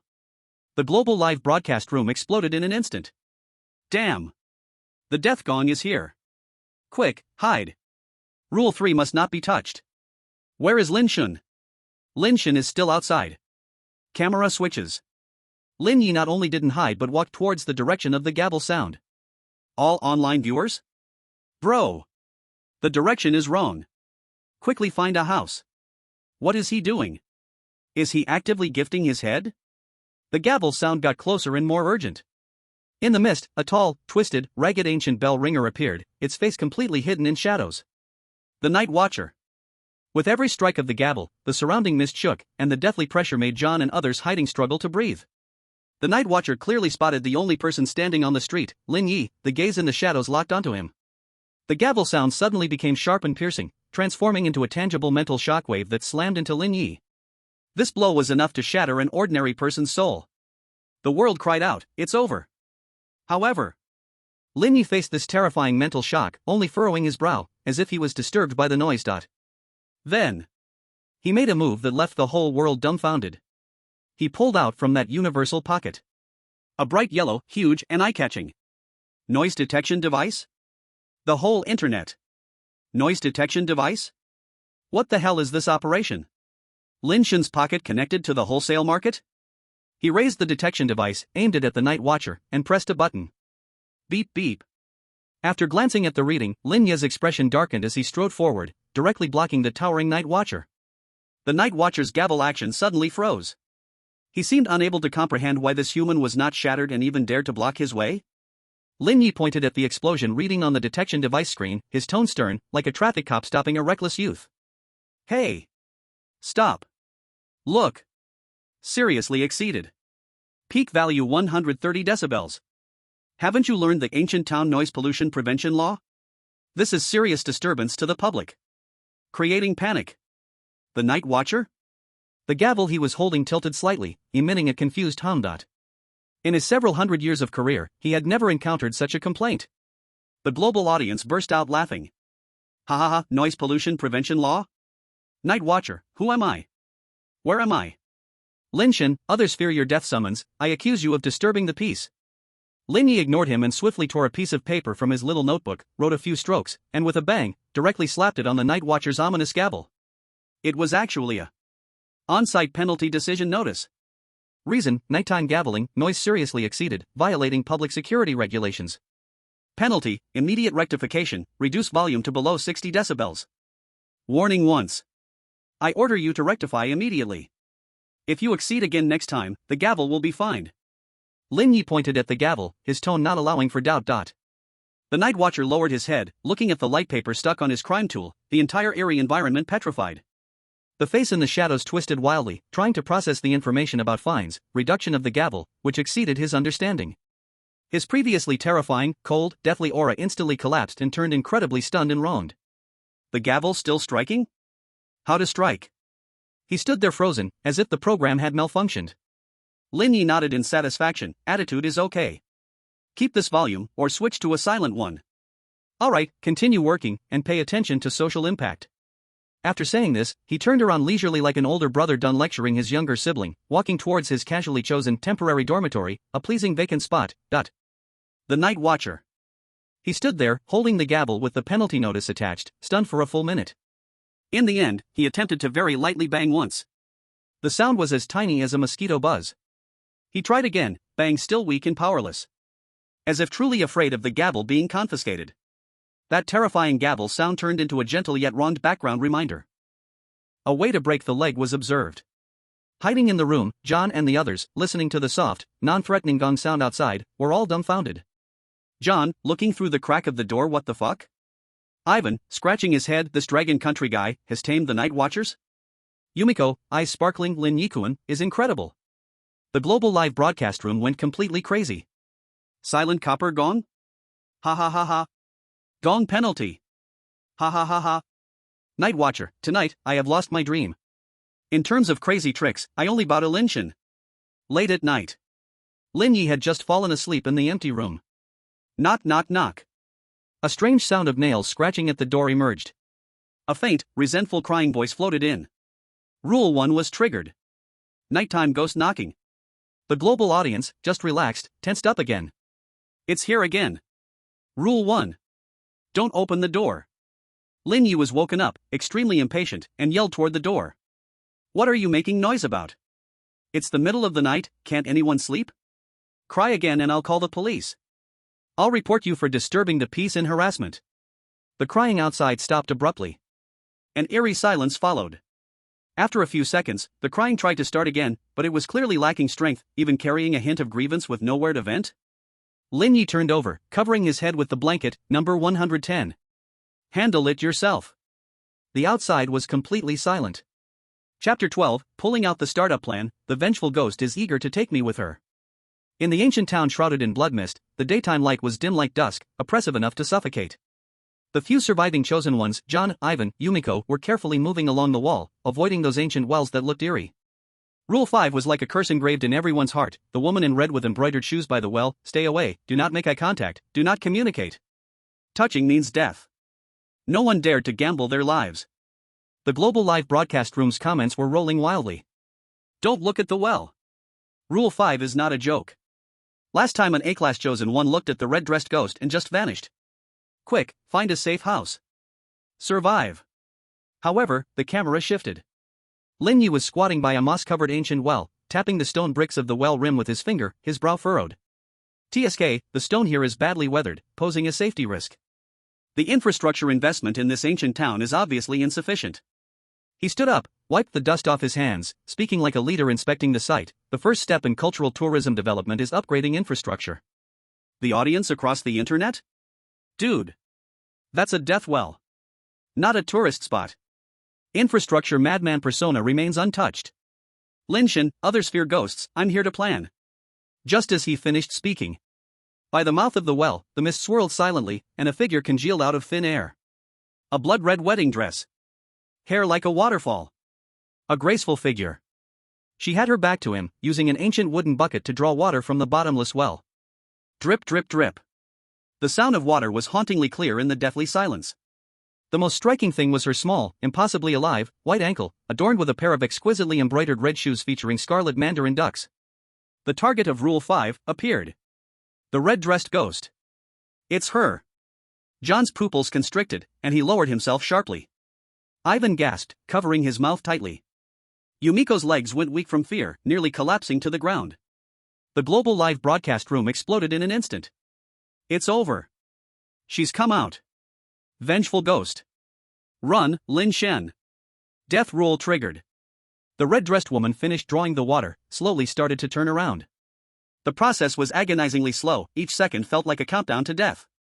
Everyone knew that when she fully turned around, revealing her face, it would be the moment terror descended. The global audience felt their hearts stop. The comments were flooded with ah. At this critical moment, Lin Ye not only did he not run, but his eyes suddenly lit up. It was as if he discovered a once-in-a-lifetime business opportunity. He stepped forward eagerly, not waiting for the woman to fully turn around, and warmly began to speak. Excuse me, madam. Please hold on. His tone was not of fear, nor of caution, but of, as if a talent scout had discovered a future superstar on the street. The woman in red? Her turning motion suddenly froze. In her hundreds of years of career, claiming countless lives, no one had ever spoken to her in such a talent-exploring tone. She completely turned around, revealing a pale and stunningly beautiful face, filled with deep melancholy. The soul-snatching gaze she had prepared was now filled with confusion and a hint of annoyance at being interrupted. Lin Ye didn't give her a chance to respond. He immediately pulled out a beautifully printed plan, even scented with ink entrepreneurial plan for the worry-free immersive cultural experience project. He directly shoved the thick stack of plans into the woman's hand, which was clutching a water bucket and trembling slightly, with a tone full of passion and a rapid pace. I've been observing you in this well for a long time. This image. This atmosphere. This sense of story. It's absolutely a top-tier IP potential stock. But the resources are too idle. This is my preliminary idea, centered around you and this well, create a hit internet celebrity check-in point. You will serve as the chief experience officer, responsible for atmosphere creation and narrative, while I handle overall planning, traffic explosion, and commercialization. In the initial phase, we can launch blind fortune boxes by the well and customized correspondence notes as lightweight products to quickly recover funds. Later, we can develop high-ticket projects like theme immersive script killing and midnight well storytelling sessions. Profit split 70 to 30. You take 70, I take 30. Full of sincerity. How about it? Are you interested in teaming up to create a new landmark for cultural tourism in this ancient town? The woman in red? She looked down at the thick plan in her hand, which contained market pain point analysis, profit model prediction, SWOT analysis, and then looked up at Lin Ye, who had a sincere face and shining eyes as if he saw mountains of gold. The intense, soul-freezing resentment radiating from her suddenly choked. She had prepared countless scary or tempting scripts, but never a business plan presentation script? Global audience? Entrepreneurial plan? Internet celebrity check-in point? 70 to 30 split? Lin God wants to partner with a soul-collecting ghost to start a company? Ha ha ha, I can't stop laughing. What kind of divine brainwave is this? The woman in red slightly parted her cherry lips, trembling for a long time. The soul-charming young master come keep me company got stuck in her throat, turning into a sentence filled with confusion and a hint of grievance. This well water it can't be drunk drinking it will. Lin Ye waved his hand and interrupted, who said it has to be drunk? What we sell is emotional value. Unique experiences. Social currency. Whether this well water can be drunk isn't important at all. What matters is that it looks old enough. Mysterious enough. And you look unique. That's the core competitive advantage. He kept wildly painting dreams, saliva flying, just think about it. Once the project starts, you won't need to fetch water here alone every day. You will be the project director. The spokesperson for cultural tourism in the ancient town. Then, the flow of visitors will be dense, the incense will flourish. You'll earn a fortune. Achieve financial freedom. The woman in red was completely stunned. Her simple, eerie logic couldn't handle terms like IP creation, monetization, and financial freedom. The massive information shock even made her terrifying resentment dissipate somewhat, and her eyes surprisingly revealed a hint of enormous confusion and a weak heart flutter. She clutched the heavy entrepreneurial plan, hesitated for a long time, and finally asked in a voice filled with uncertainty and hope. Really, can it succeed? 70 to 30, I take 70? The global audience laughed to the point of breathlessness. The ghost lady is moved. Ha ha ha ha. She's really considering the profit split and financial freedom. Lin God, fooling around is my specialty. From a soul-collecting vengeful spirit to a business partner, just one PPT away. Lin Ye patted his chest, confidently promising, rest assured. I'm a professional at managing projects. Follow me, and I guarantee you I will successfully re-employ, becoming the richest person in the ancient town. Toward the peak of ghostly life. The woman in red looked at Lin Ye's sincere eyes, then glanced at the high-end business plan in her hand, and finally, slowly, seriously nodded. She even subconsciously hid the old wooden bucket she was using to fetch water behind her, as if feeling that the tool didn't match the new identity of project leader. Rule 5, just like that, got ruined by a wave of entrepreneurial flattery? Potential trigger for Rule 5 has been removed. The prompt sound weakly rang, as if the system's CPU had burned out. In the distance, John, Ivan, and Yumiko stood frozen, their worldviews shattered and reassembled. After a brief silence in the global live broadcast room, the bullet comments exploded. Ahaha, re-employment success. Ghostly life peak. The richest in the old town. The female ghost's life goal has been completely reset. When it comes to breaking the game, Lin Ye relies on just his mouth. Little sister, I'm tired, let's destroy it, might as well make money. Lin Ye turned and left, as if he had just completed a successful financing roadshow. The woman in red. She held the business plan and business card, standing by the well, watching Lin Ye's receding figure. Her red wedding dress gently swayed in the mist, and her silhouette was filled with unprecedented confusion, expectation, and a newfound drive to make money. Chapter 13, The Lantern Suddenly Turns Green? Live broadcast, Old Iron 666. After successfully convincing the woman in red to partner in business, Lin Ye was in a good mood, walking with his hands behind his back in the ancient town, continuing his market research. The sky grew darker, the mist thickened again, and the cold, biting chill of the night intensified. Rule 6: Trust your lantern, but if the lantern's light turns green, immediately extinguish it and seek the nearest ancestral hall for shelter. This rule appeared in the minds of all the chosen ones. John, Ivan, Yumiko, and others had already become like startled birds, each of them hanging a paper lantern with a ghostly white glow at the entrance of their safe house. They stared at the lanterns, fearing it would suddenly change color. The global live broadcast audience also became tense. Rule 6: If the lantern turns green, run. Ancestral hall? Where is the ancestral hall? I can't see it. This rule is too passive. Do we just wait? Lin Ye casually picked up a white paper lantern, freely provided by someone, beside an abandoned tea stall. He looked it over and, with disdain, said, "The lighting effect is average, battery life unknown, user experience poor. The ancient town's facilities need urgent upgrades." Holding the lantern, he continued to wander aimlessly, as if taking a stroll in his own backyard. Suddenly, the pale white lantern in his hand flickered without warning. Immediately after, the white light rapidly faded, transformed, and eventually became a chilling, heart-pounding, sickly green. Under the green light, the already eerie street became even more bizarre. The mist seemed to become a wriggling, living thing, and the air filled with faint, malicious whispers. Rule 6 triggered. The time to claim lives had come. The global audience instantly exploded. It turned green. It turned green. The lantern turned green. Run, Lin Ye. Find the ancestral hall. It's over. Where is the ancestral hall? John, Ivan, and others inside distant houses also saw the eerie green light in the distance and their hearts jumped to their throats. According to the rule, at this moment, they should immediately extinguish the lantern and frantically search for the ancestral hall. However, Lin Ye, looking at the lantern in his hand emitting a faint green light, didn't panic at all. Instead, his eyes lit up. It was as if he had discovered a new continent. Not only did he not extinguish the lantern, but he also raised it higher, letting the green light shine more clearly around him.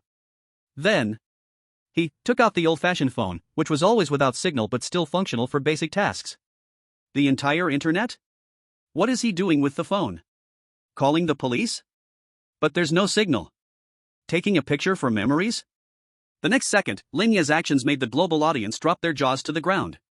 He turned on the phone's video recording function. Adjusted the angle. Let the green lanterns, the surrounding wriggling mist, and the distorted shadows perfectly enter the shot. Then, he cleared his throat and, in an incredibly skilled tone, began a live stream. Family. Brothers. Good evening. Do you see it? The limited edition of the ancient town. The ghostly green ambience light. Exclusively online. Does it explode with effect? Follow the streamer, don't get lost. The streamer will take you into the haunted house. Come on. Those in the green light zone, hit 666 in the comments. Let me see your enthusiasm. No need to send gifts. Even if you do, I can't receive them. While speaking, Lin Ye also spun the green lantern 360 degrees in his hand, fully showcasing this immersive horror experience.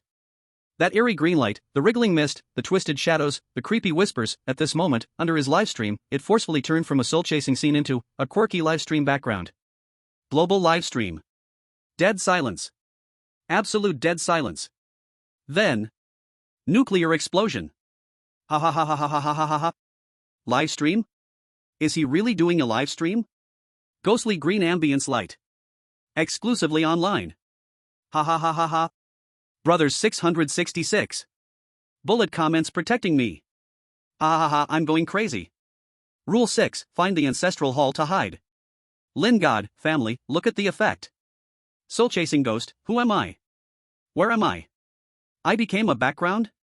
The once malicious whispers seemed to freeze for a moment. The surrounding twisted shadows seemed to freeze as well. The power of the rules seemed to fall into a logical chaos once again. Lin Ye was still passionately live streaming. Thanks to the red-dressed ghost lady for sending, virtual well water. Thank you, boss. Boss is generous. Thanks to the Nightwalker brother for sending a silent gong. Brother, stop sending it, that gong isn't worth much. He even simulated the gift effects and thank you words for himself. Family, want to see something more exciting? Hit 10,000 likes, although I can't see the likes, let's just assume it's over 10,000. I'll take you all deeper into the mist. Let's explore the unknown. After saying that, he really held up the green lantern emitting eerie light and walked toward the street where the mist was thicker and the shadows more twisted. While walking, he continued to comment. Look at this mist. This texture. This fluidity. It's definitely dry ice, it's the effect that Inchi can't reach. Listen to this sound. This surround sound. This atmosphere rendering. Isn't it worth a rocket? The global audience was laughing so hard they were convulsing. Dry ice can't reach it. Ha ha ha ha ha. It's worth it. So worth it. I'm spending all my coffin money on you. The soul-chasing BGM has become atmosphere rendering. Ha ha ha ha. The terror of Rule 6 was completely messed up by his immersive livestream. The eerie green light not only didn't bring fear, but became the feature lighting of his livestream. Potential trigger for Rule 6 has been cleared. A faint prompt sound rang, full of exhaustion and despair. After walking about 10 meters, Lin Ye seemed to feel that the livestream effect was about done. He looked at his phone, which showed no battery left, and said to the camera. Alright family, that's it for today's livestream. Top donor, no top donor, anyway, follow the streamer, and you won't get lost next time. After finishing, he casually tossed the still glowing green lantern into the nearby stinky drain like throwing away trash. The lantern made a hissing sound, and the green light went out.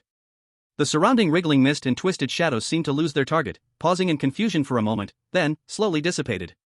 The crisis was over. Lin Ye clapped his hands, disgusted, and said, the light's too green, it hurts the eyes and affects the user experience.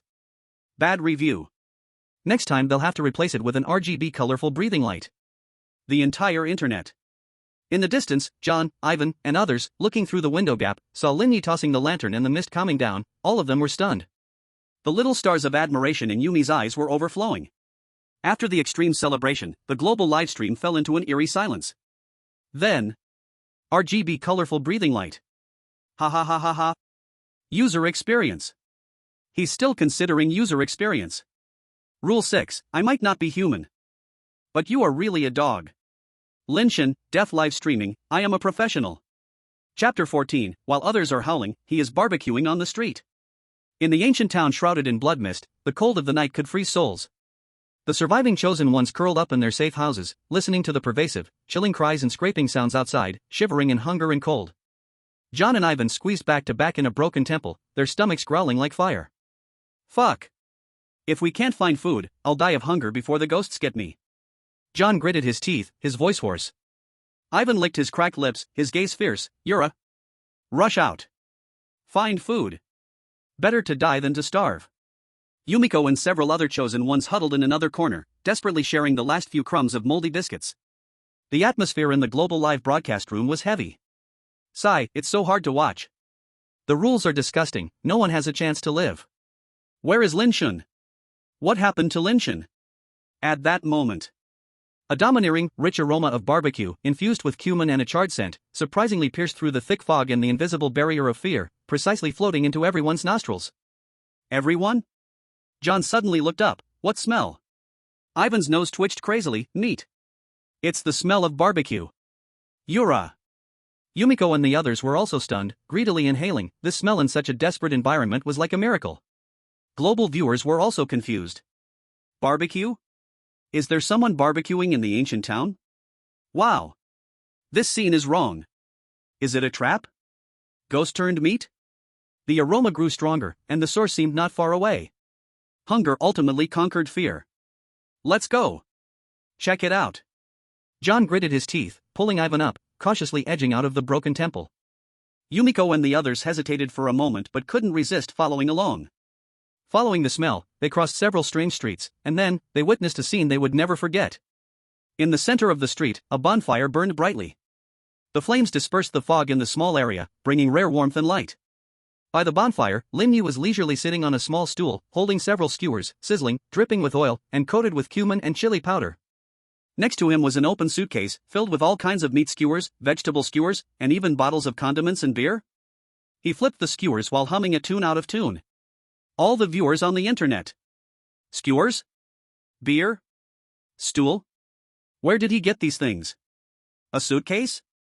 Did he bring a barbecue stall into the instance? While others are struggling to survive, he's having a picnic? John, Ivan, and Yumiko were completely petrified, their jaws dropped to the ground. Lin Ye saw them and was not surprised at all, instead, he warmly waved. You're here? Just in time, the skewers are done, eat them while they're hot. He casually picked up a few perfectly grilled skewers and handed them over. John and the others looked at the shiny, aromatic skewers, their throats went wild, but reason held them back from taking them. This meat, where did it come from? John struggled to ask, fearing it was some special ingredient. Lin Ye took a bite of his skewer, mumbling, "Oh, during the investigation in the daytime, I casually killed a few wild game that came at me. The meat is decent, just a bit tough." What he referred to as wild game was probably those low-level, actively attacking eerie creatures in the ancient town. Global viewers. Casually killed a few wild game? Roasted eerie creatures? Awesome. Incredible. John and the others were completely convinced, their fear utterly crushed by hunger and the aroma. They grabbed the skewers and gobbled them down, almost moved to tears. This was their first warm meal since entering this death instance. However, this rich aroma of barbecue, in the silent ancient town, was like a lighthouse in the night. Rustle. The surrounding fog began to churn violently. Woo woo. The eerie crying grew sharp. Clack clack. A dense, tooth-chattering crawling sound came from all directions. Not only were the chosen ones attracted by the fragrance but also many more natives in the ancient town. Countless twisted shadows flickered in the mist, greedy and malicious eyes locked onto the bonfire and skewers. Some even had terrifying appearances, emitting an eerie aura, already crawling to the edge of the light, drooling. Be alert! John and Ivan instantly tossed aside the skewers and assumed a battle stance back to back, cold sweat streaming down. Yumiko and the others screamed in fright. The hearts of global viewers stopped. It's over. The barbecue has attracted the ghost tide. But Lin Ye just frowned, as if annoyed by the noise. He slowly put down the skewers and stood up. Facing the swarm of terrifying and strange creatures with various forms, he pulled out from that magical pocket a large handful of thicker, longer skewers with bigger chunks of unknown meat on them, giant steel skewers. Then he casually tossed them into the bonfire. The next second, a more violent, more tempting aroma, seemingly capable of stirring desires deep within the soul, erupted explosively. That fragrance was like a tangible shockwave, instantly sweeping away all the incoming strange beings. Those fierce entities froze in their movements. They greedily inhaled that deadly aroma, and the malice and madness in their eyes gradually transformed into an extreme yearning and flattery. The one at the front, a grotesque creature with 8 legs and a decaying face, suddenly halted its advance. It hesitated for a moment, then pulled out a piece of ominous bone emanating a faint black light from behind, carefully offering it to Lin Ye with a leg, letting out a placating hiss.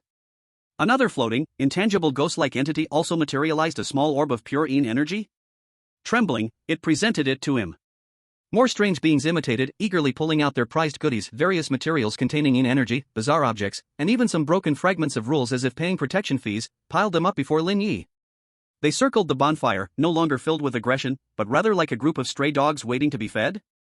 Their eyes brimmed with longing, as if saying, "Brother, the skewers smell wonderful. Try our specialty. How about a bite?" John, Ivan, Yumiko, and others. Global audience. Lin Ye looked at the pile of specialties on the ground, picking and choosing. He picked up the black glowing bone, sniffed it, and nodded. This ingredient is decent, can be used for soup base. He casually took a few of the giant skewers he had just thrown into the fire and handed them to the few strange beings that had been the most enthusiastic in paying their protection fees. Those strange beings were ecstatic, grabbing the giant skewers, not afraid of the heat, crunching down with gusto, eating as if it was the most delicious thing, and the resentment on them seemed to ease a lot. The other creatures looked on with envy, eagerly pushing forward, pulling out more good things. Lin Ye maintained order like a market manager, no shoving. Line up. There's enough for everyone. Trade specialties for skewers. No free rides. Thus, on the cold streets of the ancient town, an extraordinary scene appeared. A bonfire, a human grilling skewers.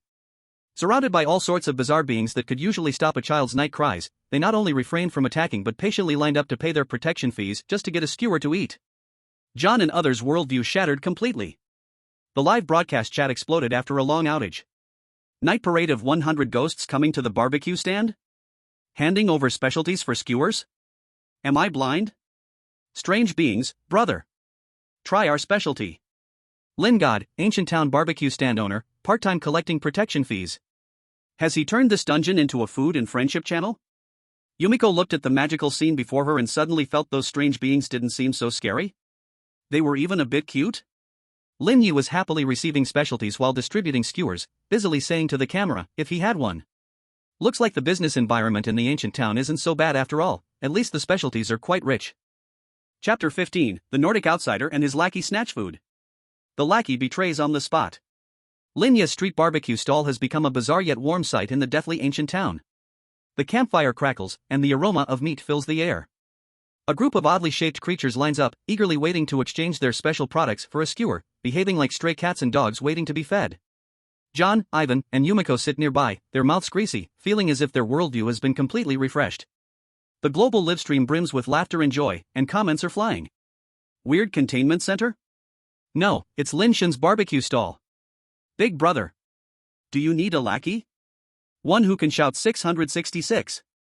The style of this dungeon has totally gone off track, haha. However, this strange harmony was soon broken.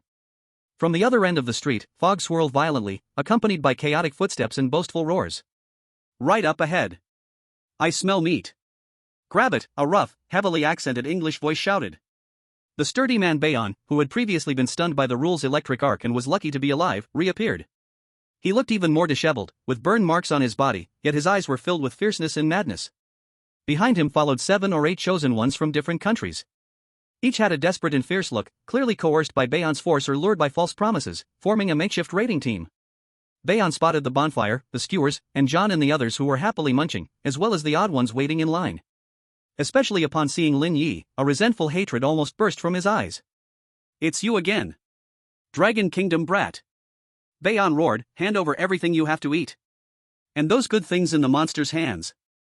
Otherwise, I will tear you all apart. The lackeys behind him waved their crude weapons, shouting along, greedily eyeing the food and materials in the creature's hands. John and Ivan instantly stood up, taking a fighting stance, shielding Yumiko behind them. Yumiko's face turned pale from fear. Even the odd ones waiting in line halted their movements, looking at the uninvited guests with confusion, letting out threatening growls.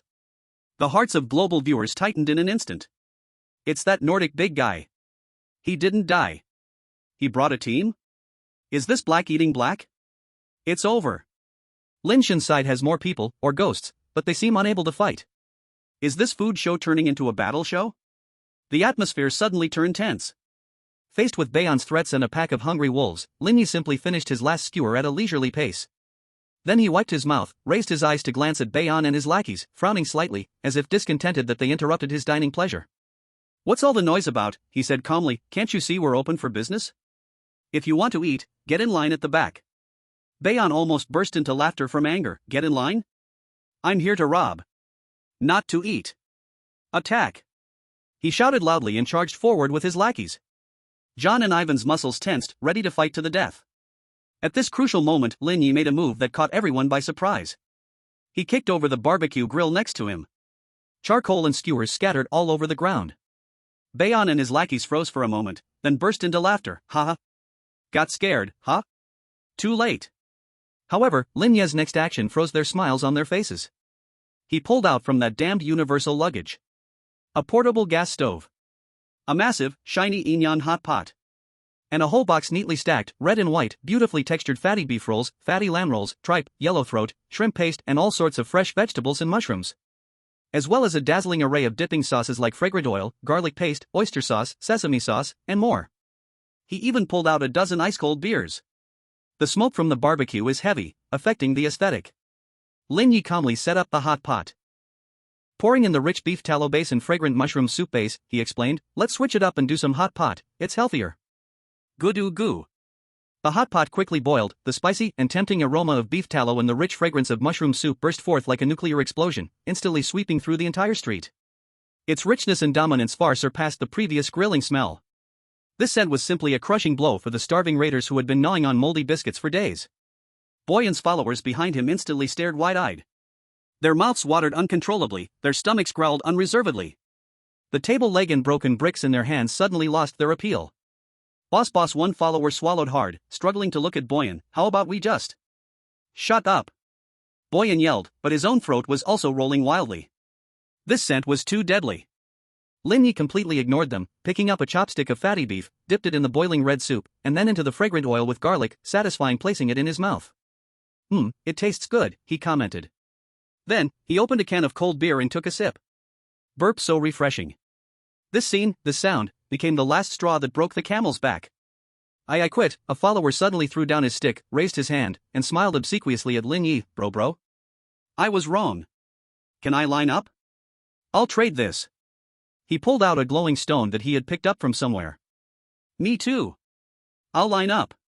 Is this okay? Another follower also betrayed, taking out an old pocket watch. Big brother. Take me too. I eat less. I can do chores. Betrayal spread like a plague.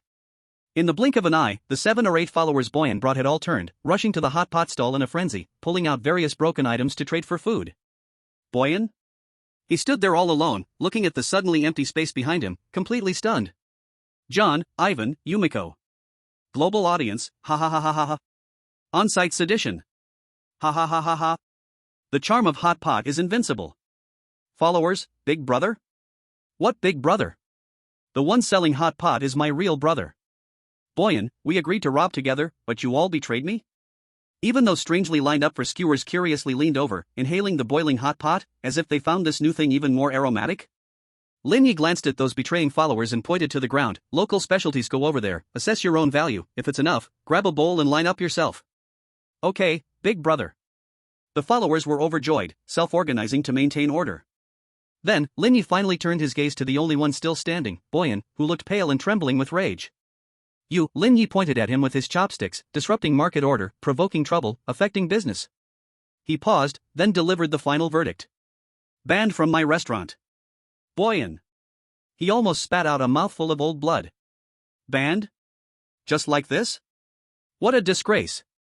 I'll kill you. Boyan completely went mad, charging at Lin Ye at any cost. However, just as he rushed out a couple of steps. Slap. A newly betrayed follower eager to show off stealthily stuck out a leg. Boyan was caught off guard and tripped, falling heavily to the ground. Before he could get up, several former followers swarmed forward, pinning him down with hands and feet. Let me go. You traitors. Boyan screamed and struggled. One former follower pressed down hard on him, while still pledging loyalty to Lin Ye, big brother. How to deal with this madman? Should we throw him a bit further? Don't let him affect your dining mood. Lin Ye dipped a slice of tripe, casually waved his hand. Clean him up. Okay. The former followers received the order, excitedly lifting the cursing Boyan and tossing him far into the thick mist like trash. The world became quiet. The hot pot continued to bubble. The betraying followers lined up obediently. The strange ones peeked curiously. John and the others stared in disbelief. Lin Ye sipped his cold beer with satisfaction. When eating, one should be a bit quieter. In the global livestream room, after a brief silence, the bullet comments exploded like a nuclear bomb. Ha ha ha ha, blacklist. The ultimate insult. Former little brother, big brother, look at my performance. Clean it up. Ha ha ha ha. Bayon, I'd rather have a serving of tripe. When it comes to defeating the enemy, I only respect hot pot. Chapter 16, the trio's late-night visit, the girl excited to kiss yet dodged? After Bayon was cleared, the street was filled with a strange hot pot aroma and a kind of indescribable harmony. The traitorous little brothers quietly dispersed, and the strange ones also vanished into the mist. John, Ivan, and Yumiko sat in the corner, their emotions like raging waves, unable to calm down for a long time. They watched Lin Ye, who calmly took care of the utensils, that magical suitcase, and their eyes were filled with unprecedented shock, awe, and a burning desire. How on earth did he do that? Yumiko's voice trembled, no longer out of fear but pure, uncomprehending curiosity. Ivan gulped down the last sip of beer and slapped his thigh heavily. Hooray! This guy is not human. He's a god. Fighting? That's weak. He collected a bunch of little brothers with hot pot. Even made the ghosts cry from envy.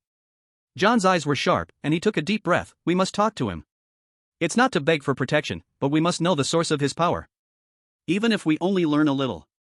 The three looked at each other and nodded firmly.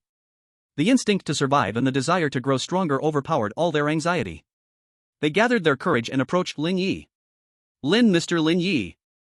John was the first to speak, his voice carrying an unprecedented seriousness, even using honorifics. Lin Ye zipped up the suitcase, looked up and said, Not full? There should still be some soup left in the pot. Yumiko quickly waved her hands, her face flushed. No. I'm very full. Thank you for your hospitality. She even instinctively bowed. Ivan was the most direct, scratching his large hand like a fan, laughing. Bro. You're so awesome. Ivan, am impressed. I just want to know how you got so strong. Is there some secret? Can you teach us? We also want at least to protect ourselves. His eyes were fiery, filled with unabashed admiration and desire. The global livestream audience held their breath. Are they finally going to ask? I want to know too. What cheat does Lin use?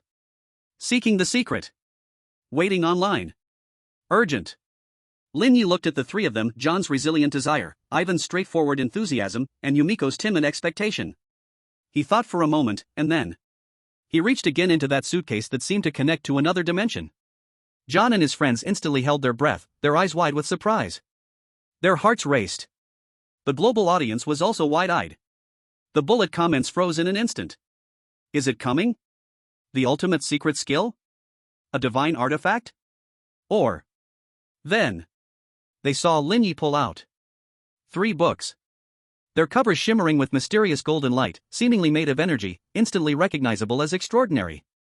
The names of the books were even more impressive, etched deep into their souls. Instantly see through the essence of rules, from beginner to master. Eerie communication studies, how to make them obey you. Ancient town survival rules, from rookie to supreme. Just by seeing the book titles, John and the others felt their heads buzz, as if the sounds of great truths were roaring. This was definitely a divine book. The global live stream room exploded in excitement. Holy crap! A divine book. It's really a divine book. Just looking at the name is mind-blowing. Instantly see through the rules? This cheat is so blatant. Is the big shot finally going to give out benefits? Lin Ye casually handed the 3 divine books to them. As soon as the books were in their hands, John and the others felt a warm flow surge into their bodies, their spirits invigorated. This was definitely a treasure. Basic textbooks, just take a look first. Lin Ye spoke in a plain tone, as if he was just handing out 3 employee manuals. John was so excited his hands were trembling. Tightly grasping understanding the essence of rules in a second, the voice trembled, Lin. Mr. Lin. This is too precious. We. Ivan was even more straightforward, hugging the art of strange communication and giving it a hard kiss, then bowing deeply at 90 degrees to Lin Ye, big brother. From now on, you are my true big brother. You say east, I will never go west. Hooray! Yumiko tightly held survival rules of the ancient town against her chest, immense surprise and gratitude clouding her mind. Her cheeks flushed with excitement as she suddenly stepped forward, standing on her tiptoes, kissing towards Lin Ye's face. Lin Yikuan. Thank you so much, she shouted excitedly. The global audience, wow. Kissed. She kissed him. The girl took the initiative. Lin God is so lucky.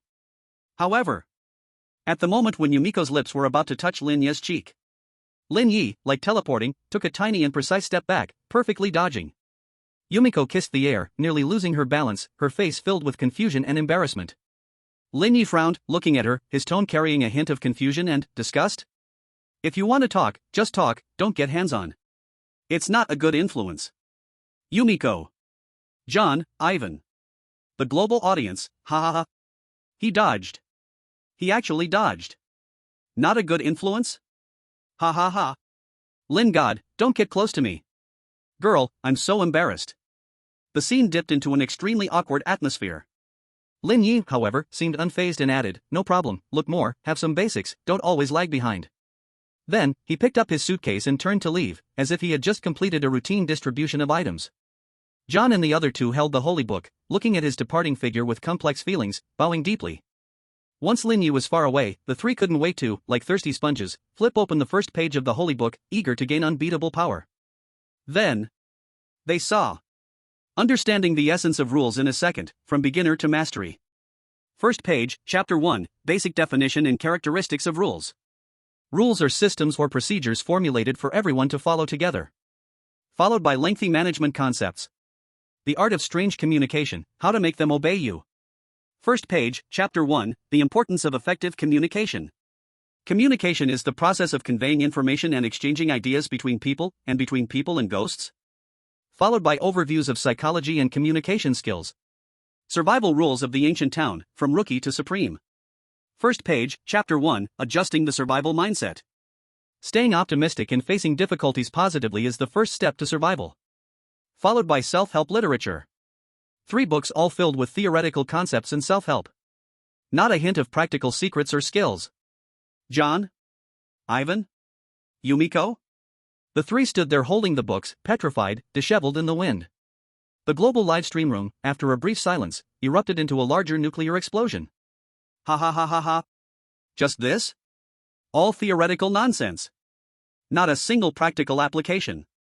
I thought it was some ultimate secret manual. The big shot's world is beyond our understanding. Is this book just a consolation prize? The girl got all excited for nothing. She didn't even get a kiss.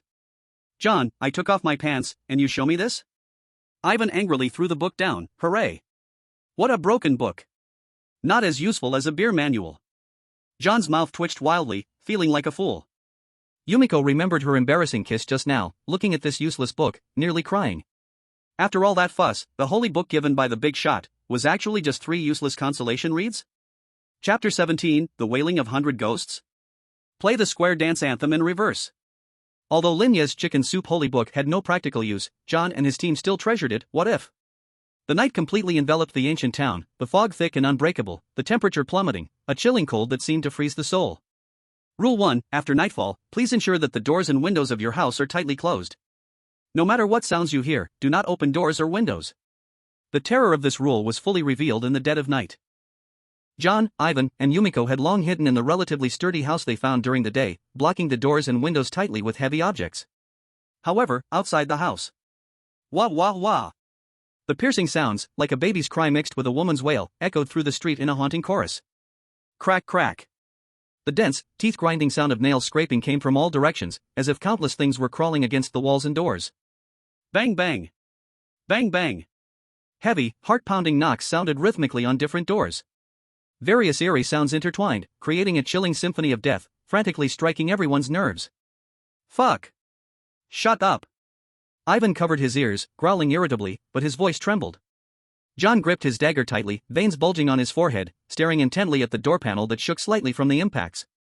Yumiko huddled in a corner, covering her head with a blanket, trembling in fear. The other surviving chosen ones were in worse condition, some were on the brink of a mental breakdown, screaming wildly, others, in terror, wet themselves. The global livestream was also shrouded in fear. This sound is terrifying.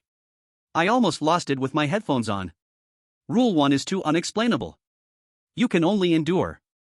Those with weak psychological endurance can't hold on at all. However, amidst the wailing and howling, there was a place where the scene was completely different. In the middle of the street, Lin Ye hadn't looked for a house to hide at all. He had somehow brought over a reclining chair and placed it nonchalantly in the center of the street, covered with a thin blanket, seemingly preparing to sleep. The terrifying noise to him seemed merely like somewhat annoying background noise. Global audience? Bro! Are you so calm? Rule 1. No opening doors or windows. He doesn't even have a door. This is pure self-destruction. The noise seemed to have noticed this arrogant target, becoming more concentrated and piercing. Countless invisible malice surged toward him. The crying became more desperate. The scraping grew denser. The knocking exploded in his ears. Lin Ye turned over in the reclining chair, pulling up the blanket, seemingly annoyed by the noise. Then, he made a move that caused the global audience to drop their jaws. He pulled out an old-fashioned, portable, loud square dance speaker from that magical suitcase. The entire internet? A square dance speaker? What the hell kind of operation is this? The next second, Lin Ye pressed the speaker's switch. The vast horizon is my love. Under the green mountains, flowers are blooming. Deafening, lively, rhythmic, the most dazzling ethnic style erupted instantly. The huge volume hit with the force of a shockwave, instantly overpowering all the wails and howls. The entire ancient town seemed to be paused. The piercing cries got stuck. The grating scrapes stopped. The terrifying knocks disappeared. All the strange sounds came to an abrupt halt before this mysterious power from the east. The fog seemed to freeze. Global livestream. John, Ivan, Yumiko, and the others? Before everyone could react, an even more magical scene unfolded. At the end of the street, the fog surged, and the girl in the red wedding dress, whom Lin Ye had once recruited with his business plan, actually came floating over. She floated to the center of the street, standing in front of the giant speaker, seemingly dazed for a moment. Then, under the astonished gaze of the global audience, she actually began to sway to the rhythm of the most dazzling ethnic style. Her movements progressed from clumsy to skilled, becoming smoother and smoother, the red wedding dress swirling, unexpectedly looking somewhat good. She seemed to be getting more into it, even starting to lead the dance. As if she was the brightest star of this street.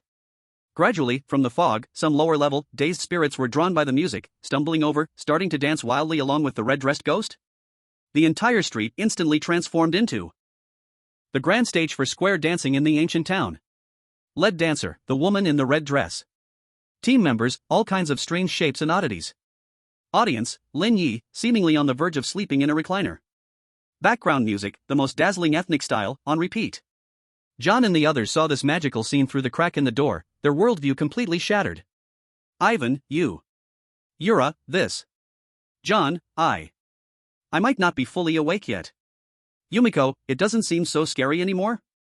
The global live stream room fell into a 10-second silence, and then the bullet comments exploded like never before.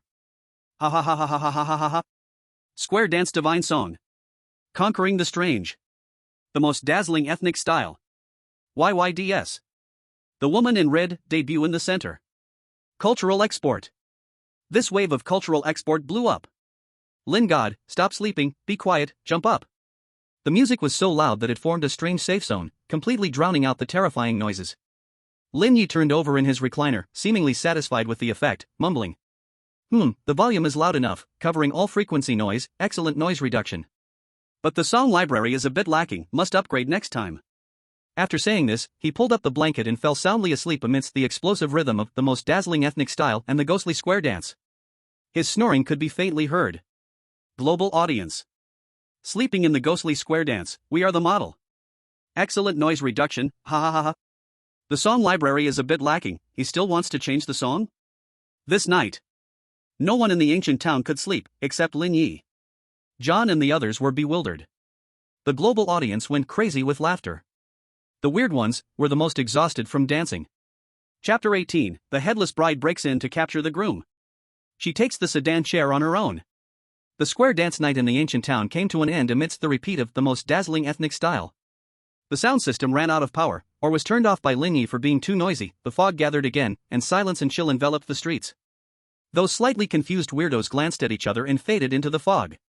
John, Ivan, Yumiko, and others witnessed the whole process through the crack in the door, their values shattered and then reorganized, ultimately managing to fall asleep in extreme absurdity and fatigue.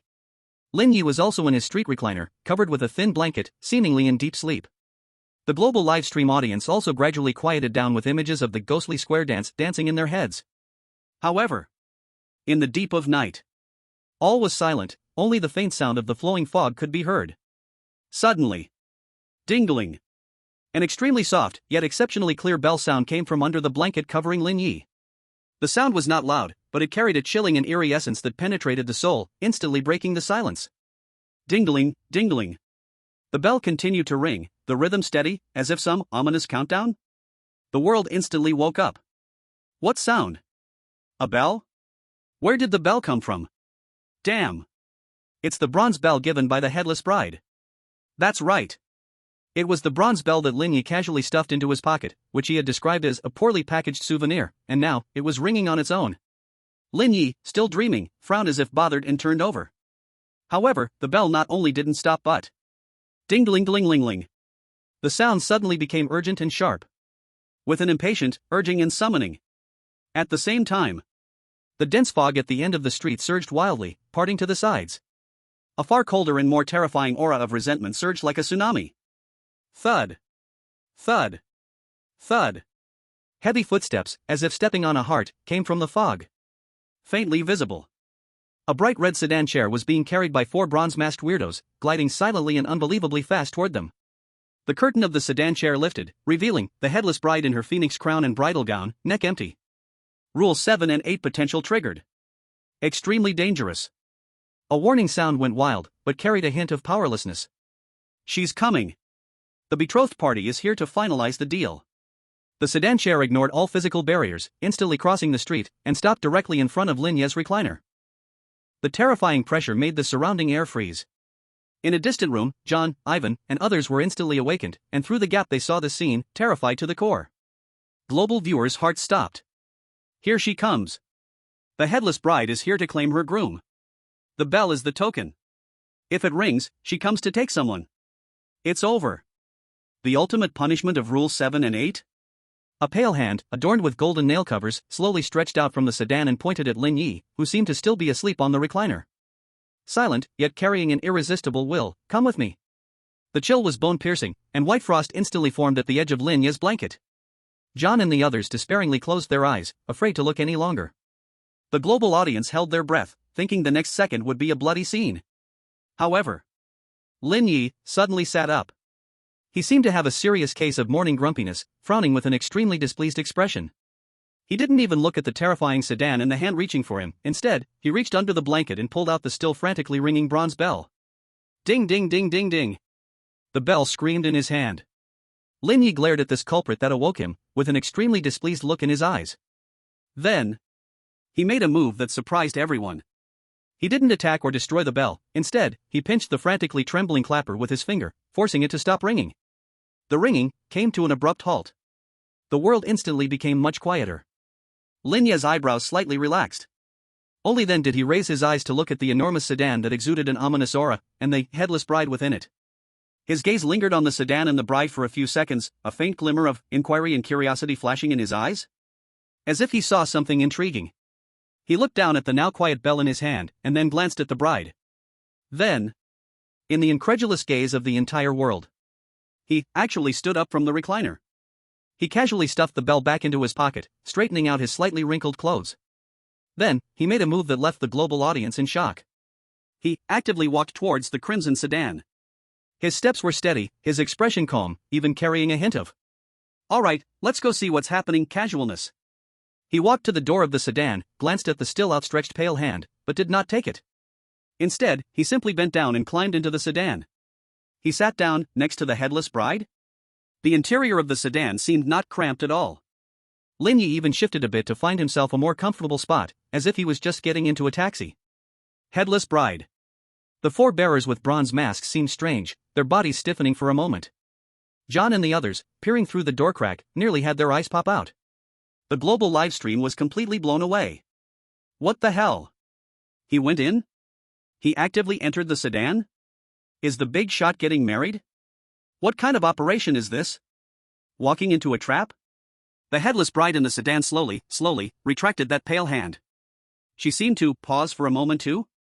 She may have prepared countless plans for abduction or suppression, but was not ready for the other party to willingly cooperate and board. Once Lin Ye settled in, he even raised his hand and gently patted the inside of the sedan, as if urging, "Let's go. Hurry up, finish things quickly and come back earlier, I can still catch a nap." His tone was calm, like he was instructing an Uber driver. The four bearers finally seemed to respond, turning around stiffly. The curtain of the sedan silently fell. Immediately after, the sedan soared into the air, silently, at an incredible speed, sliding into the depths of the fog, disappearing from sight. Leaving behind an empty recliner in the middle of the street, and a thin blanket coated in white frost. And John, Ivan, and Yumiko, utterly petrified and their brains short-circuited. And the global live stream that exploded with excitement. Dragon Nation's chosen one, Lin Ye, was taken away by the entity known as the Headless Bride. A cold alert sounded, carrying an unprecedented heaviness. The Dragon Kingdom's command center was instantly filled with alarm bells. All experts turned pale. Other countries' command centers were also in an uproar. The invincible Dragon Kingdom person had actually been taken away? Lin Ye Jun. Yumeji collapsed on the ground, tears flowing silently. F***K. How could this happen? John slammed his fist against the wall. Ivan's eyes were bloodshot. Yura. Bring my brother back. Global audiences fell into enormous shock and panic. It's over. Lin God has been captured. Is it for a wedding? With the headless bride? Is the next instance a ghost marriage instance? What is the big boss thinking? Why did he take the initiative to follow Lin Ye?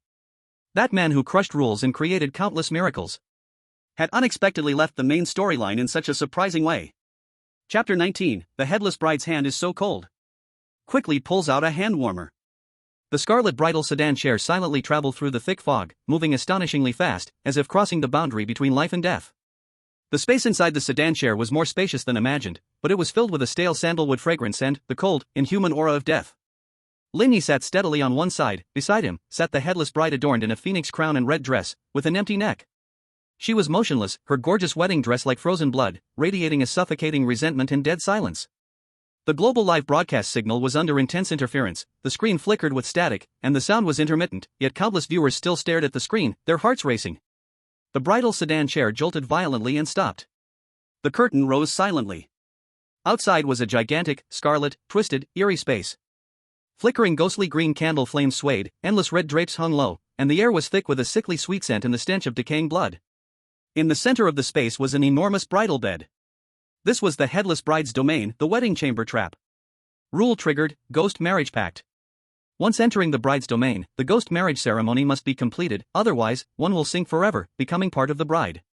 The cold alert echoed with despair. Global audiences were terrified. Ghost marriage. It's really ghost marriage. Become part of the bride? Does that mean becoming a headless ghost? The headless bride slowly floated down from the bridal sedan chair. She turned to Lin Ye, and that pale hand, adorned with golden nail covers, stretched out again, coldly pointing at the enormous bridal bed. In the past. Complete the ceremony. The terrifying resentment coiled up like shackles, carrying an irresistible force. However, Lin Ye got down from the sedan chair, not only unafraid but also curiously examining this extremely exaggerated and twisted wedding chamber. His gaze swept over the ghostly green candle flames, the endless red drapes, and finally landed on the bride's outstretched, pale hand. Then, in front of the incredulous eyes of the world, he not only did not retreat, but instead took a step forward. He actually extended his own hand. Very naturally, gently. Held the bride's cold, bone-chilling, golden-nailed hand. The motion was gentle, even carrying a hint of comfort. Global audience. What the heck? He took the bride's hand? What kind of operation is this? Headless bride. Her headless body stiffened suddenly. The resentment she emitted shook for a moment. Clearly, this was completely beyond her script. Lin Ye held that cold hand, with a hint of warmth even coming from his fingertips.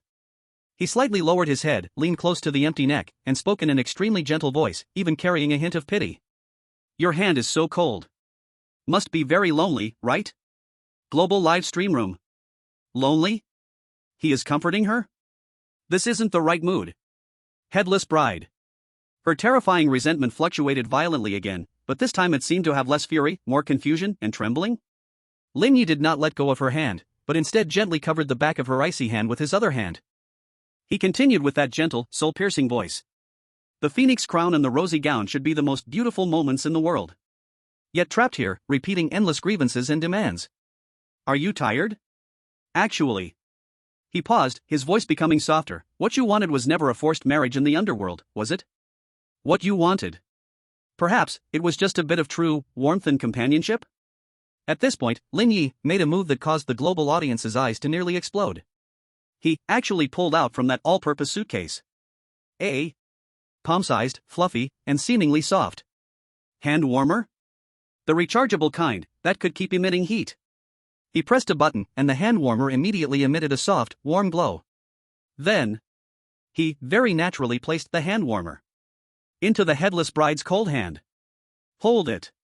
His tone was gentle. It's cold, warm your hands. The headless bride. It froze completely.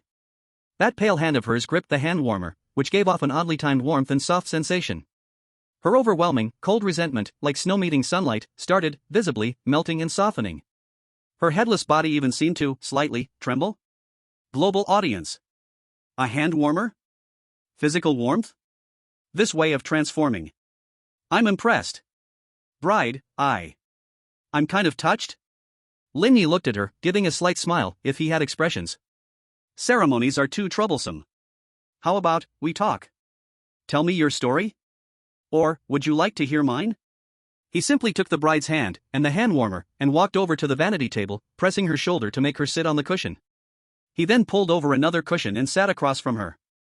As if two friends were chatting late at night?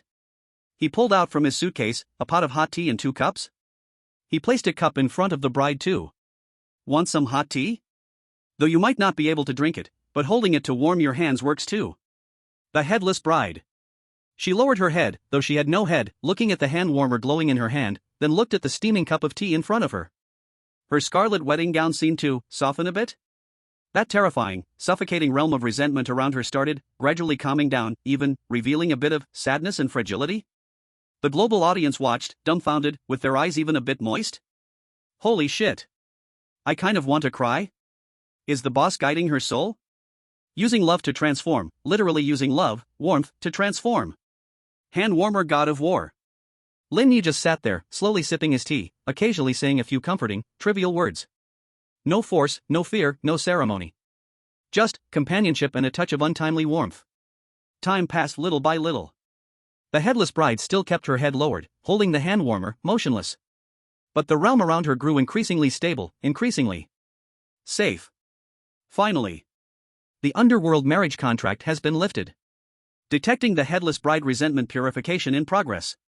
Status, stable. A prompt sounded, with an unprecedented gentleness and calmness. How much time had passed, no one knew. The headless bride moved.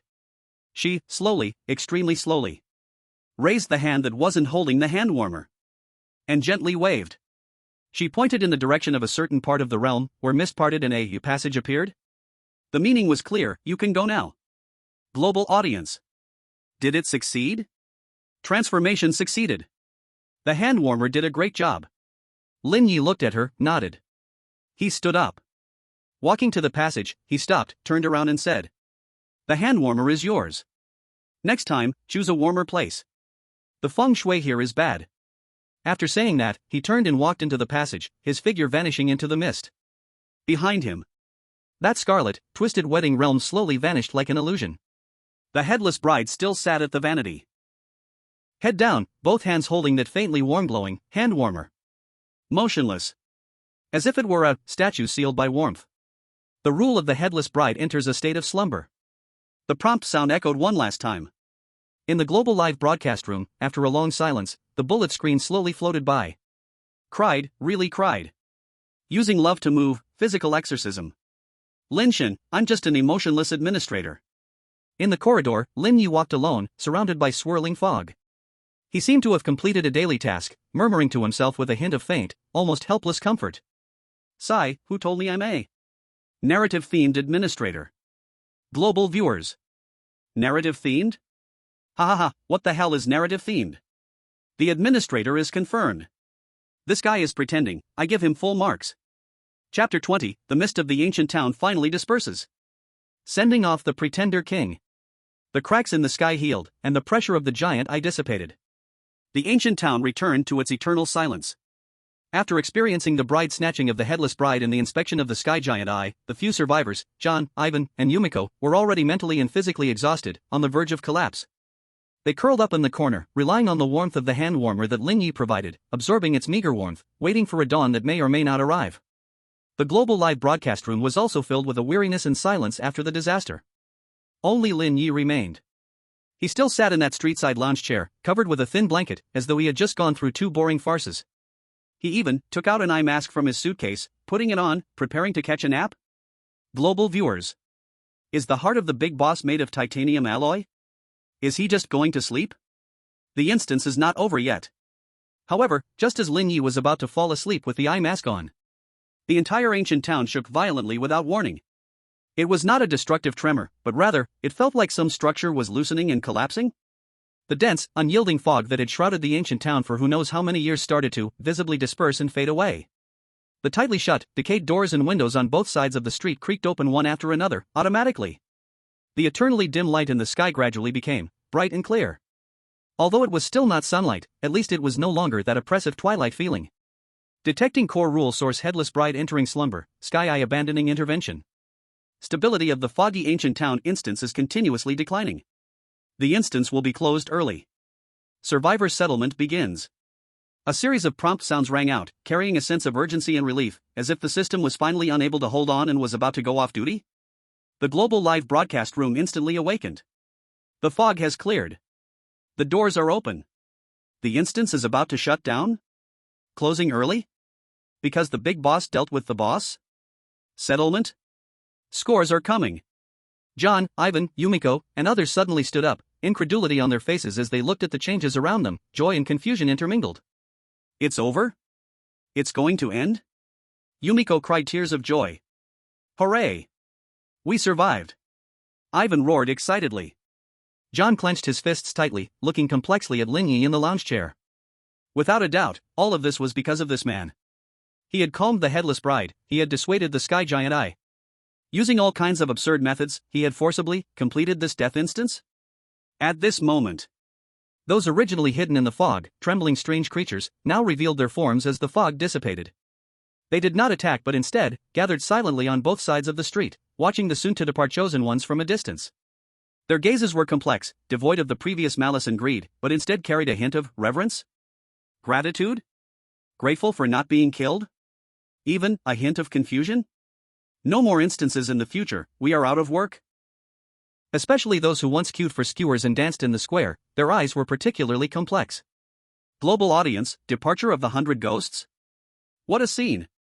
Eerie, sending off the big shot. Please don't come again. Lin Ye, I'm just here for a business trip. The notification sound rang again. Survivor assessment completed. According to contribution to the instance, rule-breaking degree, and impact on instance stability comprehensive evaluation. Dragon Kingdom chosen 1 Lin Ye, rating, SSS+. Reward, major increase in mental strength for all citizens of the Dragon Kingdom. Obtain special status fog dispersal, permanently increases resistance to mental pollution. Due to his actions causing the instance to close abnormally in advance, additional reward, rule analysis fragment *1, unknown use. John Smith, Lighthouse Country a grade. Reward, physical enhancement, increased willpower. Ivan Ivanov, Bear Country a grade. Reward, strength enhancement, increased cold resistance. Yumiko, Cherry Blossom Country A+ grade. Reward, major increase in intuition, accelerated mental recovery. Other surviving chosen ones, ranging from B grade to C grade. The global announcement echoed, and rewards were distributed. The Dragon Kingdom rejoiced once again. Other countries were numb to Lin Ye's SSS+ rating and shifted their cheers to their own survivors. John and others felt the power of rewards surging within them, exhilarated, their gazes turning back to Lin Ye. However, Lin Ye seemed completely uninterested in the SSS+ rating and the global announcement. He even frowned slightly due to the notification sound being too loud, turned over, and tightened his eye mask. To continue sleeping? Global audience. Is SSS+ not as good as sleeping? Big shot, don't make noise, I'm sleepy. This guy is putting on a show, I give a full score. The fog almost dissipated, and the exit of the ancient town appeared in the distance. John, Ivan, and Yumiko gathered their emotions and prepared to leave. They walked to Lin Ye's recliner with solemn expressions. John deeply bowed, Mr. Lin, thank you for saving us all. This kindness, I will never forget. Ivan pounded his chest, brother. Call me if you need anything. Yura. Yumiko, with tears in her eyes, Lin Ye-kun, thank you, please take care. Lin Ye did not respond.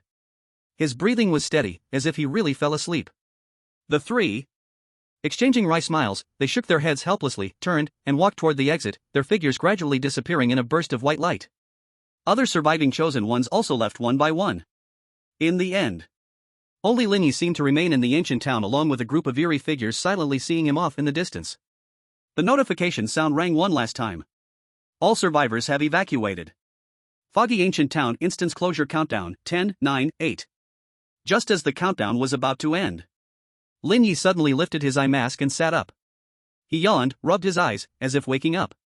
He glanced at the empty street and the eerie figures in the distance that dared not approach. Then he began to leisurely pack his things. He folded the recliner, stacked the thin blanket neatly, and stuffed it back into his suitcase. He picked up the suitcase and took a final look around this much cleaner ancient town. He curled his lip, seemingly making a summary. Underdeveloped infrastructure, poor business environment, lack of staff training, extremely bad user experience. Overall rating, fail. Not recommended for a second visit. After saying this, he turned and walked slowly toward the white light of the exit. Behind him those eerie figures seemed to collectively breathe a sigh of relief. Some even subconsciously bowed. The global live stream comments flooded the screen. Overall rating, fail. Ha ha ha ha. Eerie bowing, thank you for not striking us. Not recommended for a second visit. Ancient town, please don't come again. Sending off the king of bizarre. Lin Ye's figure merged into the white light, disappearing. Chapter 21, forcefully entering the Nightmare Beginner Village. Starting without even having pants? The Dragon Kingdom was still immersed in the celebration of Lin Ye's SSS+ clearance of Foggy Ancient Town, with everyone's mental strength soaring. The live broadcast picture froze on him carrying a suitcase, lazily walking out from the white light. However, the next second, a sudden change occurred. That white light representing clearance not only did not dissipate, but instead suddenly twisted and expanded, transforming into a giant shadow that covered the sky. A giant hand made of rules and runes tightly grabbed Lin Ye. Crack! His seemingly omnipotent universal suitcase was instantly crushed into countless specks of light. The outfit on him that looked ordinary also shattered into pieces. In the blink of an eye, Lin Ye was stripped down to just a pair of system-mandated shame-covering shorts, entirely naked in the grasp of that giant hand. Warning. Abnormality detected. Rule interference. Individual, Lin Ye, Dragon Country, SSS Plus rating excessively disturbs the balance of lower rules, triggering the Heavenly Jealousy Protocol. Executing divine punishment, stripping all external privileges, special items, and derivative abilities. Compulsorily exiled to nightmare-level regulatory instance, endless blood spring. Status reset, treated as an absolute pure beginner. Instance objective, survive 7 days in Blood Spring Village and find the source of the blood spring. Warning, this instance is a place of divine punishment, with a 100% death rate, extremely high rule strength, and no historical completion records. We wish you a pleasant experience. The cold and ruthless prompt sounded like a divine decree, echoing through the global livestream. On the screen, Lin Ye was violently thrown into a suddenly open space crack bubbling with blood, disappearing in an instant. The global livestream exploded after an extreme silence. What the hell? Divine punishment? Stripping everything. Even the shorts are almost gone. Nightmare-level regulatory instance. Endless blood spring? Death rate 100%. No historical records. Is the big shot really going to flip this time? Dragon Country Command. Hurry up and find a way. The Dragon Country Command became chaotic in an instant. The alarms blared. All experts turned pale. Endless blood spring, that is the legendary grave of rules. Chosen ones who enter can't even survive 10 minutes. Lin Ye, he now really has nothing left. Other countries' commands reacted differently after the shock. Some gloating, some sad, but mostly there was fear of the divine punishment itself. How could an SSS Plus rating lead to such consequences? Endless blood spring instance. Lin Ye felt a dizzying spin and fell heavily onto the cold, damp ground. The pungent smell of blood and rot instantly flooded his nostrils, almost making him gag. He shook his head and quickly got up, scanning his surroundings. This was an extremely dilapidated, dark ancient village. The sky was a dark red that never faded, as if soaked in blood. The ground was dark brown, sticky when stepped on, and a faint blood mist lingered in the air.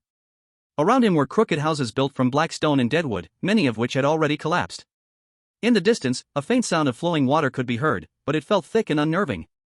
The most striking sight was in the center of the village, a massive spring, constantly bubbling with crimson liquid. That was the blood spring. The ground around the spring was stained a glaring dark red. And he himself. Apart from that system-mandated pair of shorts, he had nothing. His body felt like it had returned to the most ordinary state, the previous sensation of resonating with the rules completely gone. Now, he was just a pure beginner with the power, speed, and reflexes of an average person. Welcome to Endless Blood Spring. You are the 100th chosen one. The previous 99 have all died. The rules have been issued to you, please strictly follow them, this is your only way to survive. Newbie protection period, 10 minutes. A rough piece of paper, seemingly made from human skin, appeared in Lin Ye's hand. Written in dark red, resembling blood, were the following words. Survival rules of Blood Spring Village. Rule 1, the villagers of Blood Spring despise the color white. Please ensure you have no white items on you, or you will be seen as an outsider. Rule 2, the water from the spring is the source of life, but also the start of a curse. You must drink at least 1 cup of blood spring water daily, or you will die of thirst. However, if you drink more than 3 cups each day, you will begin to melt. Rule 3, do not go out at night. Your door must be sealed with the mud from the blood spring. No matter what sounds you hear, do not open the door or window. If you encounter a little girl in a red wedding dress selling candy during the day in the village, do not accept, do not refuse, do not look into her eyes, slowly back away. Sometimes the villagers will invite you to dinner. If meat soup appears on the table, you must eat it all and praise the taste. Otherwise, you will become the next main dish. Trust your shadow. But if your shadow starts drinking water by itself, jump into the blood spring and soak for 10 seconds immediately. Do not attempt to look for the source of the blood spring, as that will anger the spring master. Unless you want to become part of the spring. Survive for 7 days, or find the source of the blood spring, to leave. Each rule exudes a despairing chill and silence. More bizarre and deadly than the ancient town's rules. Global audiences gasped at these rules. Must drink blood? It can melt? White taboo. Damn, Lin Shin is almost completely naked now. Meat soup? Again with the meat soup. And you must eat it all? The shadow drinking water by itself? Jumping into the blood spring for 10 seconds? What the hell is this operation? These rules are 100 times more disgusting than the ancient town. Lin Ye quickly read through the rules, his brows furrowing. Not out of fear, but. He looked down at his nearly naked body, then glanced at the first rule. Rule 1: The villagers of the Blood Spring Village detest white. Please ensure you have no white on you. And those system-mandated shame-covering underwear happen to be pure white. Global audiences immediately noticed this deadly problem. What the heck? The underwear is white. Breaking the first rule right from the start? The system is playing tricks. Give me red underwear. The newbie protection period is only 10 minutes. The villagers will come in 10 minutes. Lin Ye. He expressionlessly tugged at the edge of the white underwear. Then, he made a move that left global audiences dumbfounded. He actually began to look around, quickly pulling out a piece of filthy, dark brown cloth from the collapsed ruins nearby, which seemed to have dried bloodstains. Then he very naturally wrapped that piece around his waist, perfectly covering the white underwear. Global audiences? What the heck? Made a grass skirt on the spot? Still in the bloodstained rag style. This adaptability, I'm impressed. Physically avoiding the rules? Lin Ye tied the rag, looked at it, seemingly satisfied. Having resolved the first deadly crisis, he immediately began to act. The newbie protection period is only 10 minutes, he must use this time to gather initial resources. He did not run blindly but scanned the surroundings sharply, quickly locking onto a target, a stone house that looked relatively intact, with a blurred blood-red rune carved on its lintel. Rule 3 mentioned that a door was needed at night, and this house might serve as a starting base. He dashed towards the stone house, his eyes scanning the ground like a scanner. Not far from the stone house, in a muddy area, his eyes lit up. A half piece of rusted, seemingly usable iron sheet? Just enough to serve as a weapon or tool. He immediately picked it up, gripping it tightly without even wiping it. Arriving at the stone house door, it was tightly shut. He tried to push it, and it didn't budge. He wasted no time, immediately using the edge of the iron sheet to furiously scrape at the dark red soil around the door and at the corners. Rule 3 required using the soil by the blood spring to seal the door cracks. This soil should meet the requirement. He used the hem of the rag to hold the scraped soil. His movements were swift, his efficiency extremely high. Global audiences watched with bated breath. He's stocking up on soil. Looking for weapons. Finding a base. Stocking resources. This big shot thinks clearly. Even if he lost his abilities, his brain is still brilliant. Just as he was scraping enough soil. Newbie protection period has ended. The cold notification sound echoed. Almost simultaneously. Creak. In the distance, a crooked wooden door creaked open. A figure dressed in ragged linen, with pale swollen skin, appeared. The hollow-eyed villager slowly stepped out. He seemed to sniff the air, those empty eyes slowly and precisely. Turned towards Lin Ye, who was digging in the soil. Their eyes met. The hearts of the global audience stopped. The first villager encountered. On the villager's numb face, there seemed to slowly pull out an extremely stiff and strange smile. He raised his hand, pointing at Lin Ye, his throat making a hissing, leaking sound. Newcomer. Your color is wrong. You need to dye it. Saying this, he slowly pulled out from behind a tattered wooden ladle dripping with bright red liquid. Inside was swirling thick, fresh blood spring water. He seemed to want to dye Lin Ye red. A crisis instantly erupted. Chapter 22, Underwear Violation? This can happen? In Blood Spring Village, under the dark red sky. The first villager, with pale swollen skin and hollow eyes, was stiffly smiling, holding a dripping wooden ladle filled with thick blood water, approaching Lin Ye step by step. Newcomer color is wrong. Needs to be dyed. The foul-smelling blood water swayed in the ladle, exuding a nauseating aura. Getting dyed by him would have unimaginable consequences. The global audience was in shock. Here it comes. Blood water is about to be splashed. Dying? This is a physical rule attack. Lin God, run. He has no weapon. No skills. How can he dodge? The command center of Long Kingdom was suffocating, experts clenched their fists until they turned white. Lin Ye's eyes narrowed. Run? The villager's speed isn't fast, but the splashing range of the blood water is unknown, the risk is huge. Endure? He is currently in an ordinary person's body. Who knows what would happen if he got splashed with that strange blood water? At this critical moment, Lin Ye made an unexpected move that everyone did not foresee. He not only did not step back, but instead suddenly untied the dirty rag he used for digging the soil from his waist. The rag unfolded, covered in black-brown soil and dried blood scabs. Then, at the moment when the villager raised the wooden ladle, about to splash, Lin Ye flicked his wrist. He threw that rag, like casting a fishing net, accurately onto the villager's face. PFF. The rag perfectly covered the villager's head. A lot of soil and blood scabs stuck to his face. Villager? His action of holding up the ladle instantly froze. It seemed he was confused by this sudden blind attack. The blood water he prepared to splash also swayed and splashed some onto himself. Global audience? What the? Throwing soil to blind him? Physical interference? This operation is too rough, right? However, things got even rougher afterward. Just as the villager instinctively reached to pull off the rag from his face, Lin Ye moved. He surged forward like a cheetah. Not running away, but charging towards the villager. In his hand he held tightly onto that rusty iron piece. Rushing in front of the villager, Lin Ye did not attack the villager's body, but instead flipped his wrist, and the sharp end of the iron piece fiercely stabbed at the bottom of the old wooden ladle. Crack! A crisp sound. The bottom of the wooden ladle was pierced. The remaining thick blood water inside instantly leaked out through the hole, splashing all over the villager. Villager! He had just pulled off the rag from his face and saw himself soaked in blood water. The wooden ladle in his hand was still leaking. He was completely dumbfounded.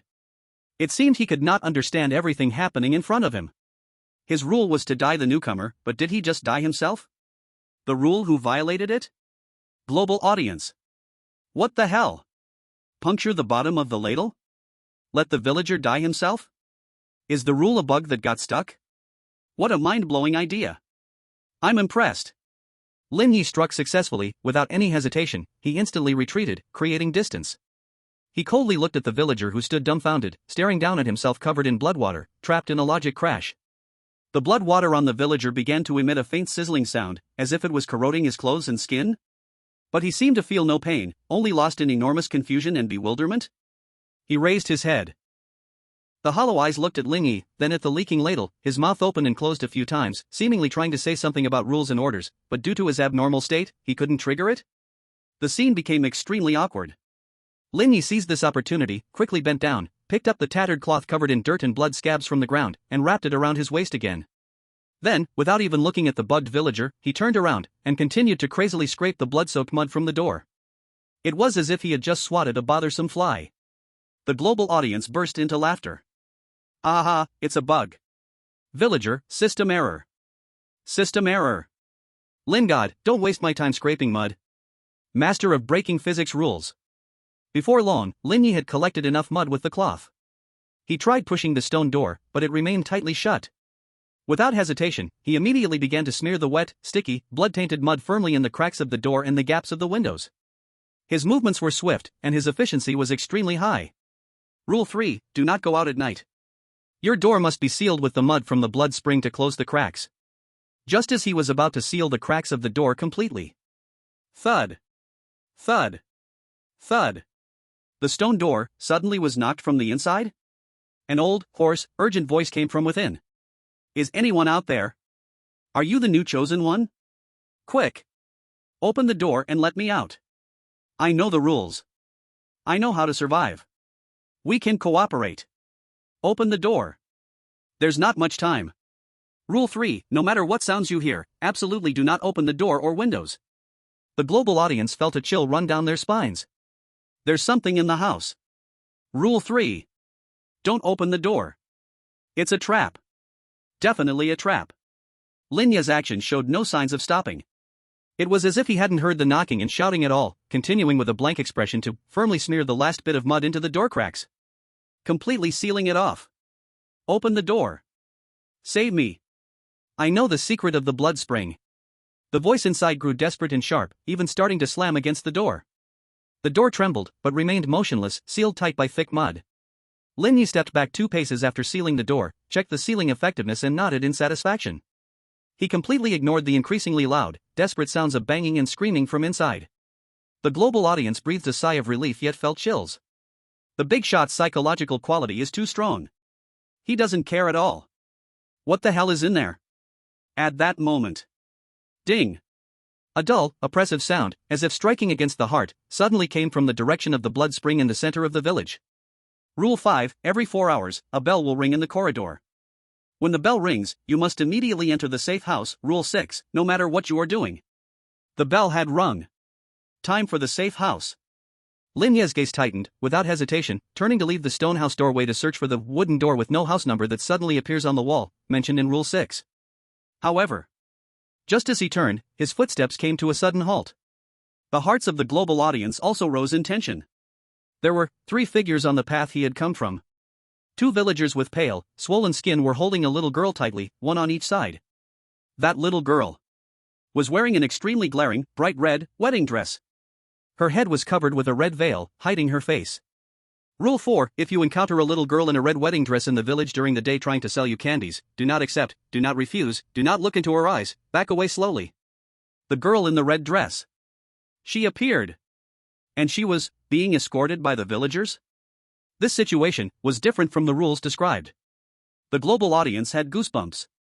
The girl in the red dress. She's back so soon? Why is she being brought here? What do we do now? The rules didn't mention this situation.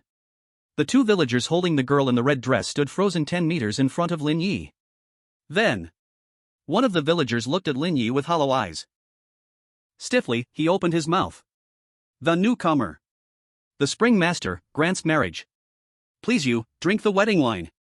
As he spoke, he and another villager simultaneously pulled out 2 broken wooden ladles, identical to the one held by the previous villager, dripping with blood. They forced the ladles into the hands of the red-clothed girl they were holding up. The red-clothed girl seemed to turn her face under the veil towards Lin Ye. Slowly, she lifted the 2 wooden ladles. One ladle contained swaying blood. The other ladle, surprisingly, held a few candies wrapped in oiled paper, oozing dark red grease. Rule 4's selling candies. Rule 5's dinner together and meat soup. And drinking wedding wine. Multiple rules surprisingly overlapped and mutated at this moment. The global audience went completely crazy. The rules have mutated. It's not selling. It's forced buying and selling. Must drink blood wine? Eat candies? Not eating will turn into the main dish? Absolute kill scenario? How to break this? The empty eyes of the 2 villagers were fixed on Lin Ye. The red-clothed girl held the bowl of blood and candies, her veil fluttering without wind. Lin Ye was isolated and helpless, without anything. Facing this deadly choice after the rule mutation. Chapter 23: The red-clothed girl was force-fed blood candies, and he pulled out a bright price in return. In Blood Spring Village, under the dark red sky. The lingering sound of the bell rang, and the countdown to death seemed to tick in his ears. 2 swollen, pale villagers stood, one on each side, tightly holding the girl in the glaring red wedding dress and red veil, 10 meters in front of Lin Ye. In their hands, the 2 broken wooden ladles dripped with viscous blood, emitting a nauseating fishy smell. One ladle held the swaying blood, the wedding wine, while the other ladle had a few oil paper candies that seeped dark red grease. Rule 4, selling candies, and Rule 5, dinner together / meat soup, mutated and overlapped, forming a terrifying forced wedding wine and candies kill scenario. The newcomer. The spring master grants marriage. Please you, drink wedding wine, eat wedding candies. The hollow voices of the villagers echoed again, carrying an irresistible strange will. The red-clothed girl, being held, had her veil fluttering in the air, slowly extending the 2 wooden ladles forward. Forced? Not eating or drinking? Perhaps it would trigger the spring master's anger immediately, becoming the next main dish. Drink and eat? Too much blood would melt. Who knows what that strange candy really is? The global audience's heart stopped. Desperate situation. How to choose? Eating is death. Not eating is also death. The rules have mutated. No solution. Lin Ye is really going to flip this time. The Dragon Country Command Department was silent, experts sweating profusely. However, faced with this nearly unsolvable deadly choice, Lin Ye's eyes remained calm. He even slightly tilted his head, as if observing the red-clothed girl and the 2 wooden ladles. Then, before the incredulous gaze of the whole world, he not only did not step back, but instead took a step forward. He actually reached out his hand. But not to take the 2 wooden ladles, but to reach for the dirty, blood-soaked rag at his waist. The global audience was stunned. What is he going to do? Unbuckle his belt? The next second, Lin Ye suddenly tore the rag from his waist. The rag unfolded, covered in dark brown blood soil and dried blood scabs. Then, he flicked his wrist. He precisely placed the rag over the ladle holding the blood candy. Like a lid was placed on it. The movement was smooth, as if practiced countless times. The villagers were astonished. The red-clothed girl was stunned. The global audience was shocked. What kind of operation is this? covering the candy? Before anyone could react, Lin Ye moved again. He reached for his waist again, though there was no cloth left. But this time, it seemed as if he pulled something from thin air. And he truly pulled out a small, ancient wooden box. The box looked old, with vague patterns carved on it. He opened the box, and inside was a small bunch of dried hair tied with a red string. It looked like a woman's long hair. The global audience was completely stunned. A wooden box? Where did it come from? Hair? Whose hair? When did he hide it? Lin Ye carefully pinched the small bundle of hair tied with a red string, his expression becoming exceptionally serious. He took a step forward, ignoring the blood candy scoop covered with torn cloth, ignoring the blood wine scoop. Instead, he gently and solemnly placed that small bundle of hair into the pale palm of the red-clothed girl who was holding the blood candy scoop. At the same time, in an extremely solemn tone, as if performing some ancient ceremony, he spoke. The betrothal gift, though humble, is sincere. Miss. He glanced at the red veil. Please accept it. The hand of the red-clothed girl, which had just received a bundle of hair, trembled violently. The red veil began to sway wildly as if the face beneath was filled with extreme shock and confusion. The hollow eyes of the two villagers were fixed on the bundle of hair in the girl's palm, then back to Lin Ye. The entire scene froze. As if the CPU had burned out. The global livestream, after experiencing 10 seconds of dead silence, exploded. Ha ha ha. A betrothal gift? A bundle of hair as a betrothal gift. Miss, please accept it? Ha ha ha. Red-clothed ghost, what the heck did I just get engaged to? Villager, this process is wrong. This scene isn't in the script. Lin God, engagement from the Spring Master? I'll directly propose. Turning the tables. This is a bold move. I'm totally kneeling. That's right. Lin Ye did not accept the forceful proposal. He directly skipped the accepting the marriage proposal step, adding his own twist by playing the role of the one proposing. He used a bundle of unknown origin, dry hair to propose in reverse. The red-clothed girl trembled violently under the veil, seemingly trapped in great confusion and a conflict of some sort of rules. She came to force a proposal, executing the betrothal mission. But the other party directly proposed? Does this betrothal gift count as acceptance? Does it count as a response? How should the rules be determined? Her hand holding the blood candy scoop and the hand receiving the hair were both frozen in mid-air, unable to move forward or backward. The two villagers were completely dumbfounded, holding the girl, unsure of what to do. Ding! The second bell rang, even more urgently. The time in the safe house was running out. Yet Lin Ye seemed to have not heard the ringing. He finished all of this, took a step back, and bowed to the bewildered red-clothed girl and villagers, speaking naturally. The betrothal gift has been given, the matter is settled. Farewell. Next time, choose a better candy. He glanced dismissively at the covered scoop. After saying that, he turned and ran away. His speed was incredibly fast. Charging deeper into the village, completely disregarding the three who were utterly petrified behind him. The global audience was stunned. He ran away? After proposing, he just runs. True scumbag behavior. The red-clothed girl seemed to finally react, letting out a sharp, twisted scream from beneath the veil, but it wasn't anger, rather extreme confusion and grievance. The two villagers also finally recovered from the shock, releasing angry hiss sounds, wanting to chase but seemingly caught in some rule disturbance due to the betrothal gift intervention. Their movements became slow and stiff. Lin Ye seized this precious gap, already far ahead. As he ran, his eyes scanned the weathered walls like radar. He was looking for the suddenly appearing wooden door without a doorplate in Rule 6. The safe house. The ringing became more urgent. Finally. At the end of a narrow alley, a seemingly ordinary, even somewhat decayed dark wooden door appeared silently on a wall covered in dark red moss. There was no doorplate, no keyhole on the door. It's it.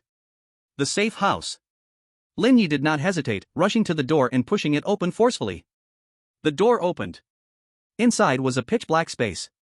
He slipped inside, slamming the door shut behind him. At the moment the door closed, all external sounds disappeared. The bell, the villagers hissing, the girl's scream were all cut off. In an absolute darkness and silence. The rules of the safe house, inside the door is absolutely safe. Lin Ye leaned against the door, breathing slightly heavy. He adapted quickly from extreme tension to sudden absolute quiet. He groped the wall, but couldn't find the light switch. He simply sat directly on the ground. From the pocket of the white underwear that the system enforced to keep, it actually had a pocket. He pulled out a half-burned candle and a match he had picked up earlier. Striking the match, he lit the candle. The dim yellow candlelight barely illuminated the small space. It seemed to be a bare stone chamber of only a few square meters. The walls were smooth, with no decorations. Only one wall was carved with several lines of fresh, blood-like letters that seemed to have been scratched out with fingernails. The writing was twisted, filled with despair. Do not trust the blood spring. Candy is a trap. She is looking for a substitute. You are next. The global audience, just having relaxed their nerves, tensed up again in an instant. There are words in the safe house. Messages from predecessors? She is looking for a substitute? Is she the girl in the red dress? You are next? A warning to Lin Ye? Lin Ye held the candle, leaning close to those blood letters, carefully observing. His expression remained largely unchanged. However, the corner of his mouth seemed to curl into a faint trace of interest. As if he had finally seen something interesting? Chapter 24, Blood Letters Warning appear in the safe house. In the whole room, the candlelight flickered. Lin Ye calmly examined the blood letters filled with despair on the wall. Do not trust the blood spring. Candy is a trap. She is looking for a substitute. You are next. The writing was twisted and hideous, as if carved with the last breath, exuding a fear that penetrated to the bone. The global audience felt a chill down their spine as they saw those words in the dim candlelight. The blood spring cannot be trusted? But Rule 2 requires us to drink it daily. Candy is a trap. Indeed, that blood candy cannot be eaten. She is looking for a substitute? She is the red-dressed bride? The next is Lin Ye? This warning is too late. Lin Ye looked for a while, his face showing little expression. He extended his finger, gently brushing over those letters. His fingertip collected some dark red fragments, which he brought to his nose to smell. Blood scab mixed with dirt, it's no more than 3 days old. He murmured softly, making a judgment, left by the last resident. His tone was calm, as if analyzing an ordinary piece of evidence. The global audience. The big shot is still doing forensic analysis at this time? 3 days ago? That chosen one died only 3 days ago? This mental quality is incredible. Lin Ye put his hand down, his gaze swept over the empty stone chamber again. Besides the letters on the wall, it was bare. He held the candle high, beginning to carefully inspect the walls and floor, his fingers tapping on the stone bricks as if searching for something. Rule 6, the safe house is absolutely safe. But the warning on the wall was full of contradictions. After a few minutes, he seemed to find nothing unusual, and returned to sit down in his original position. Then, he made a move that left everyone stunned. He dripped a few drops of wax from that half candle onto the ground. Then he steadied it there. Next, he actually began to tear the leftover clean corners of the rag that had carried dirt into small strips. Then placing them on the candle flame to ignite. Creating several little torches? The wick, they truly provided a little more light and warmth? The global audience? He is playing with fire? Is it cold in the safe house? I don't feel anything? The big shot's thinking is always unfathomable. Just when Lin Ye quietly played with fire, as if to hold a bonfire party in the safe house. Suddenly, woo-woo. A faint yet discernible sound of a little girl crying actually came from the wall in front of him? The voice was intermittent, filled with helplessness and fear, as if it were just a wall away. The global audience instantly erupted. What the hell? There's crying in the wall? Is the safe house not safe? Rule 6 is fake? Is it a ghost? Is there a ghost bricked up in the wall? Lin Ye's movements suddenly froze. He raised his head, his sharp gaze directed at the wall where the crying sound came from. The crying continued, becoming clearer and more sorrowful. Brother, brother, save me. Let me out, I'm so scared, it's so dark. Woo-woo. The voice was youthful, making one's heart ache. Rule 3, there are no other chosen ones in the corridor. If you encounter someone claiming to be a companion, do not respond, do not make eye contact, and quickly leave. This crying sound is the thing mentioned in Rule 3. It actually penetrated the safety room's wall? Global audience panicked. Don't believe it. Lin God. It's a trap. Rule 3. Do not respond. The wall may contain the girl in red. She's deceiving you. Lin Ye silently stared at the wall, not responding immediately. The crying, seeing no reaction, became more mournful and urgent. Brother. Please. I'm really feeling so awful. The wall is so cold I can't breathe. If you promise to save me, I'll tell you how to escape. I know the secret. I beg you. Woo-woo. Temptation and tragedy, a dual assault. Lin Ye remained silent. A few seconds later, he suddenly made a move. He wasn't responding, nor was he escaping. Instead, he picked up a small burning torch that had just been made from the ground and slowly walked towards the wall where the crying came from. The global audience's hearts leaped to their throats. What is he going to do? Lin Ye approached the wall, lifting the torch, bringing the flame close to the wall, carefully observing the few stone bricks that emitted the crying sound. His gaze was focused, as if he were studying the sound source structure and wall material. The crying seemed confused by this action, pausing for a moment, then crying even harder, "Brother! What are you looking at? Hurry and save me!" Lin Ye ignored the pleas, extending his other hand, gently tapping those few stone bricks with his knuckles. Thump thump. The sound was dull, they were indeed solid. The soundproofing effect is average, but the structure is intact, and there are no signs of recent damage. He muttered in a low voice, as if writing a survey report, preliminary judgment, sound source is not physically embedded, likely a regulatory phenomenon or hallucination projection. Global audience. Boss, starting technical analysis? The soundproofing effect is average, not bad?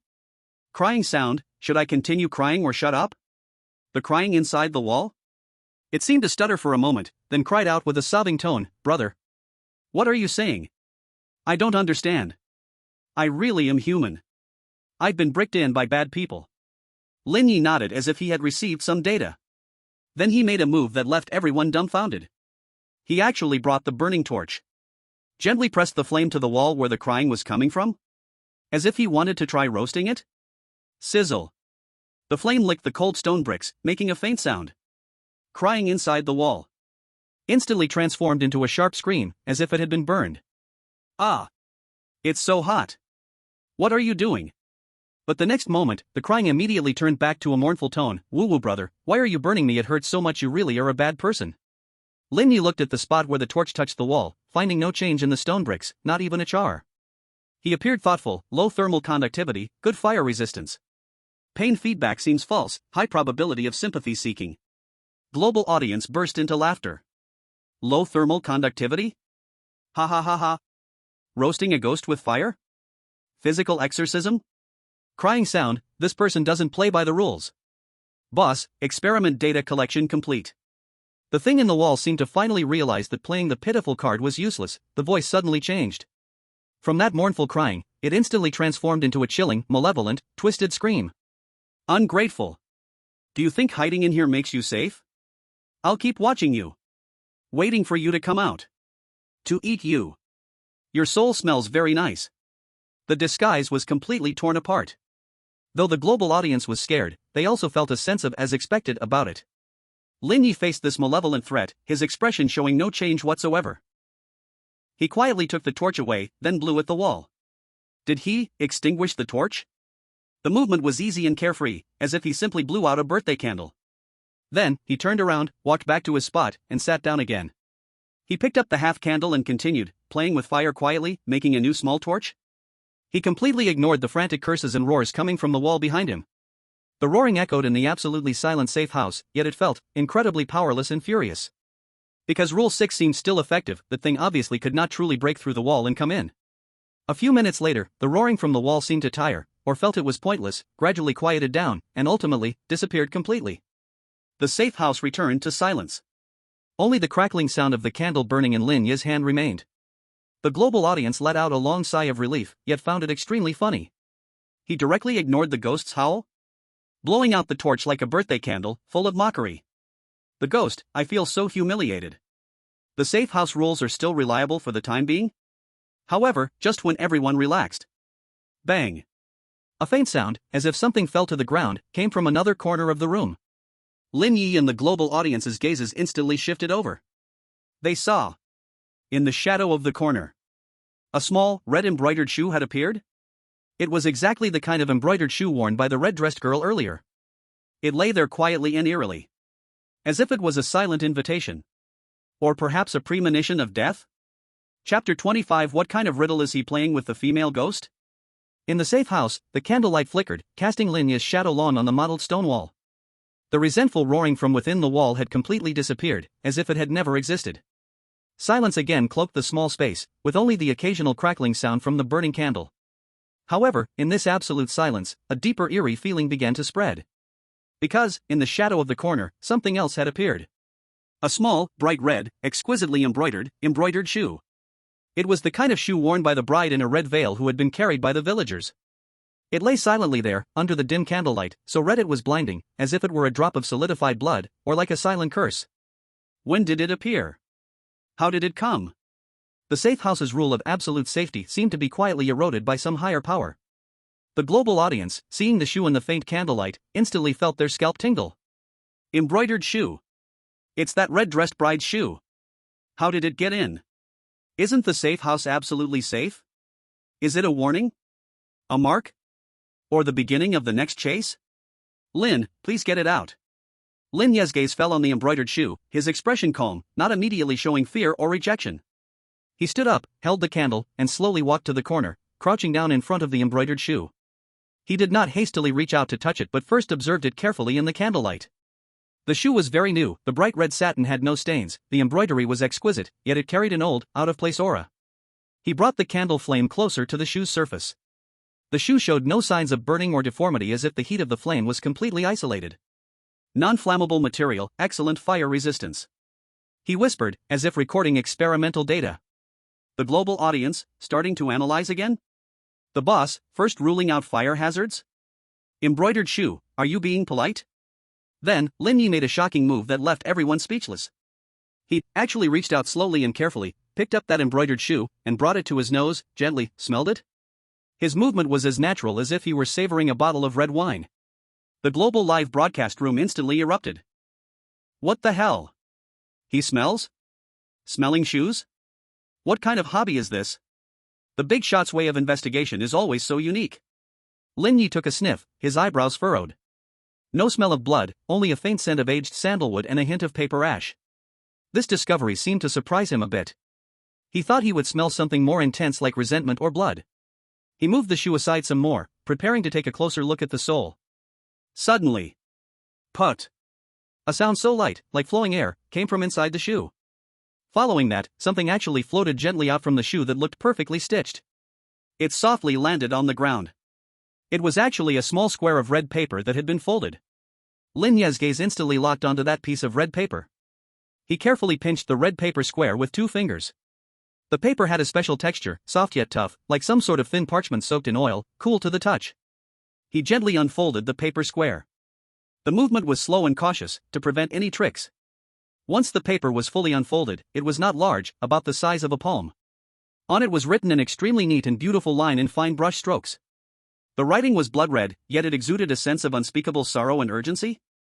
If you are willing, at 3 a.m, by the spring and under the willow, I await to see you. Helpless girl, tears of blood offering.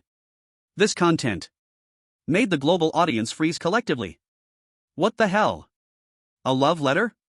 By the spring and under the willow? Awaiting your appearance? Is this a ghostly duel or a secret meeting? Helpless girl? Is it that red-dressed bride? She wrote Lin Ye a love letter? Just now trying to shove him blood candy, now handing over a note to meet? Is she mentally split? I really can't understand where this plot is going. The command center of Dragon Kingdom was also baffled, experts were analyzing furiously. It's a trap. Definitely a trap. The spring must be her territory. 3 a.m? That's the most in-energy time. Helpless girl? A disguise to gain sympathy. Lin Ye looked at this suddenly appearing blood letter, his expression for the first time showed a hint of amusement. He read that line of text over and over, even examining the back of the paper and the ink under the candlelight. The paper is special, the ink is fresh, and the writing time was no more than an hour ago. The handwriting is neat, and while the emotion seems sorrowful, the strokes are steady without trembling, not like something hurried. He analyzed quietly again. Global audience, is there handwriting authentication now? Big shot, first of all, this wasn't a spontaneous decision. Red-dressed ghost, you analyze my carefully written love letter as evidence? After the analysis was complete, Lin Ye did not immediately throw the note away or destroy it. He surprisingly folded that red paper back up carefully just as it was. Then, he made a decision that shocked everyone. He placed the folded blood letter back into that embroidered shoe. After that he picked up the embroidered shoe, walked to the only wooden door of the safe house. He did not open the door. Instead, in the shadowy corner behind the door, he dug out a bit of the blood-soaked dirt that had previously stuffed the door frame, placing the embroidered shoe toe facing out perfectly inside. Then he lightly covered it with dirt, leaving just a bit of the shoe's red heel exposed? As if temporarily storing this item here? Or a response? The global audience was puzzled. Buried at the door? What does that mean? Toe facing out? Is it a sign of farewell? What kind of silent riddle is the big shot playing with the girl ghost? After doing all this, Lin Ye returned to his original spot, blew out the extra makeshift torch, leaving only the main candle to continue burning. He closed his eyes, seeming to start resting and rejuvenating, no longer paying attention to that shoe or the bloodletter. As if everything that just happened was an unimportant little interlude. The safe house fell silent once again. But the global livestream room erupted, with all sorts of speculations and analyses flooding the comments. What does the red-dressed bride really want? Is that bloodletter real? Is the appointment by the spring a conspiracy or a turning point? What deep meaning lies in Lin Ye burying his shoes? Countless questions swirl in everyone's hearts. Time slowly flows in the deafening silence. No one knows how long has passed. Dawn. The third bell tolls, muffled and penetrating the isolation of the safe house, faintly echoing. At the same time, on the wooden door sealed with blood and dirt in front of Lin Ye, the dirt begins to slightly tremble. Thinning? As if about to fail? The safe house's time of sanctuary seems to be coming to an end. Outside the door, that familiar, suffocating silence and smell of blood once again seep in faintly. What makes the heart race even more is, faintly, it seems one can hear the very soft sound of silk brushing against the ground lingering outside the door. As if a figure in a long dress is outside patiently waiting. Global viewers are instantly on edge. The bell has rung. We have to go out. There's something outside. Is it that red-dressed bride? Is she waiting for Lin Shen to come out? The appointment by the spring isn't over, yet she's blocking the door? Lin Ye suddenly opens his eyes. His gaze is clear, without the slightest confusion of just waking up. He blows out the candle and stands up. He checks the tattered cloth around his waist and the broken piece of iron. Then, without any hesitation, he walks to the door and extends his hand. Click. He directly uses his hand to roughly pry off the blood and dirt that is about to fail. He is taking the initiative to open the door. Facing the unknown waiting that possibly exists outside. Chapter 26, Bloody Face-to-Face with the Female Ghost. Inside the safe house, the candlelight has gone out. The lingering sound of the third bell penetrates the door, heavy and oppressive. The blood and dirt used for sealing the door is quickly becoming thin and cracking, as if it will completely fail at any moment.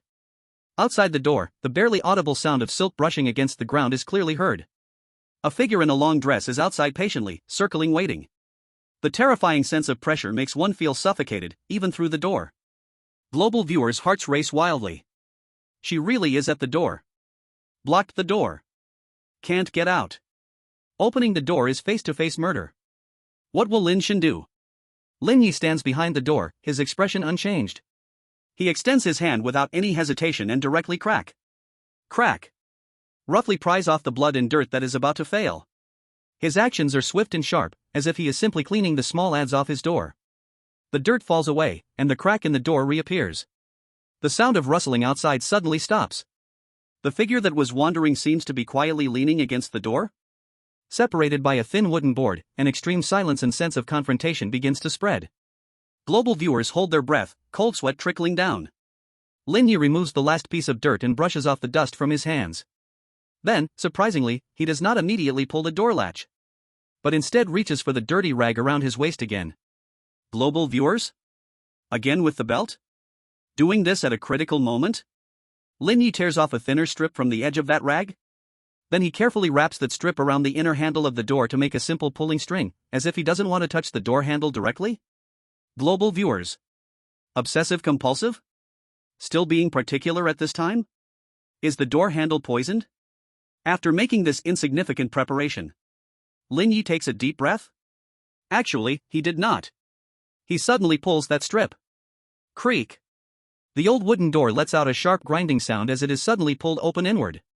The scene outside is instantly reflected in his eyes. Under the dark red light of day, that figure dressed in a magnificent scarlet wedding gown, covered by a heavy red veil, indeed stands there, almost face to face. At the door. So close that Lin Ye can even smell the cold, aged sandalwood and ash coming from her. The red veil droops, silent and still. An extreme, cold resentment and some indescribable sense of expectation rushes towards him. Global spectators let out terrified screams. Face slaying. It's over. However, at the moment when the bride in red seemed about to take action, Lin Ye moved. His movement was as fast as lightning. But it wasn't an attack or a retreat. Instead, it was. He suddenly pulled something out from behind, prepared who knows when, and with incredible speed, directly stuffed it into the overlapping hands of the bride in red.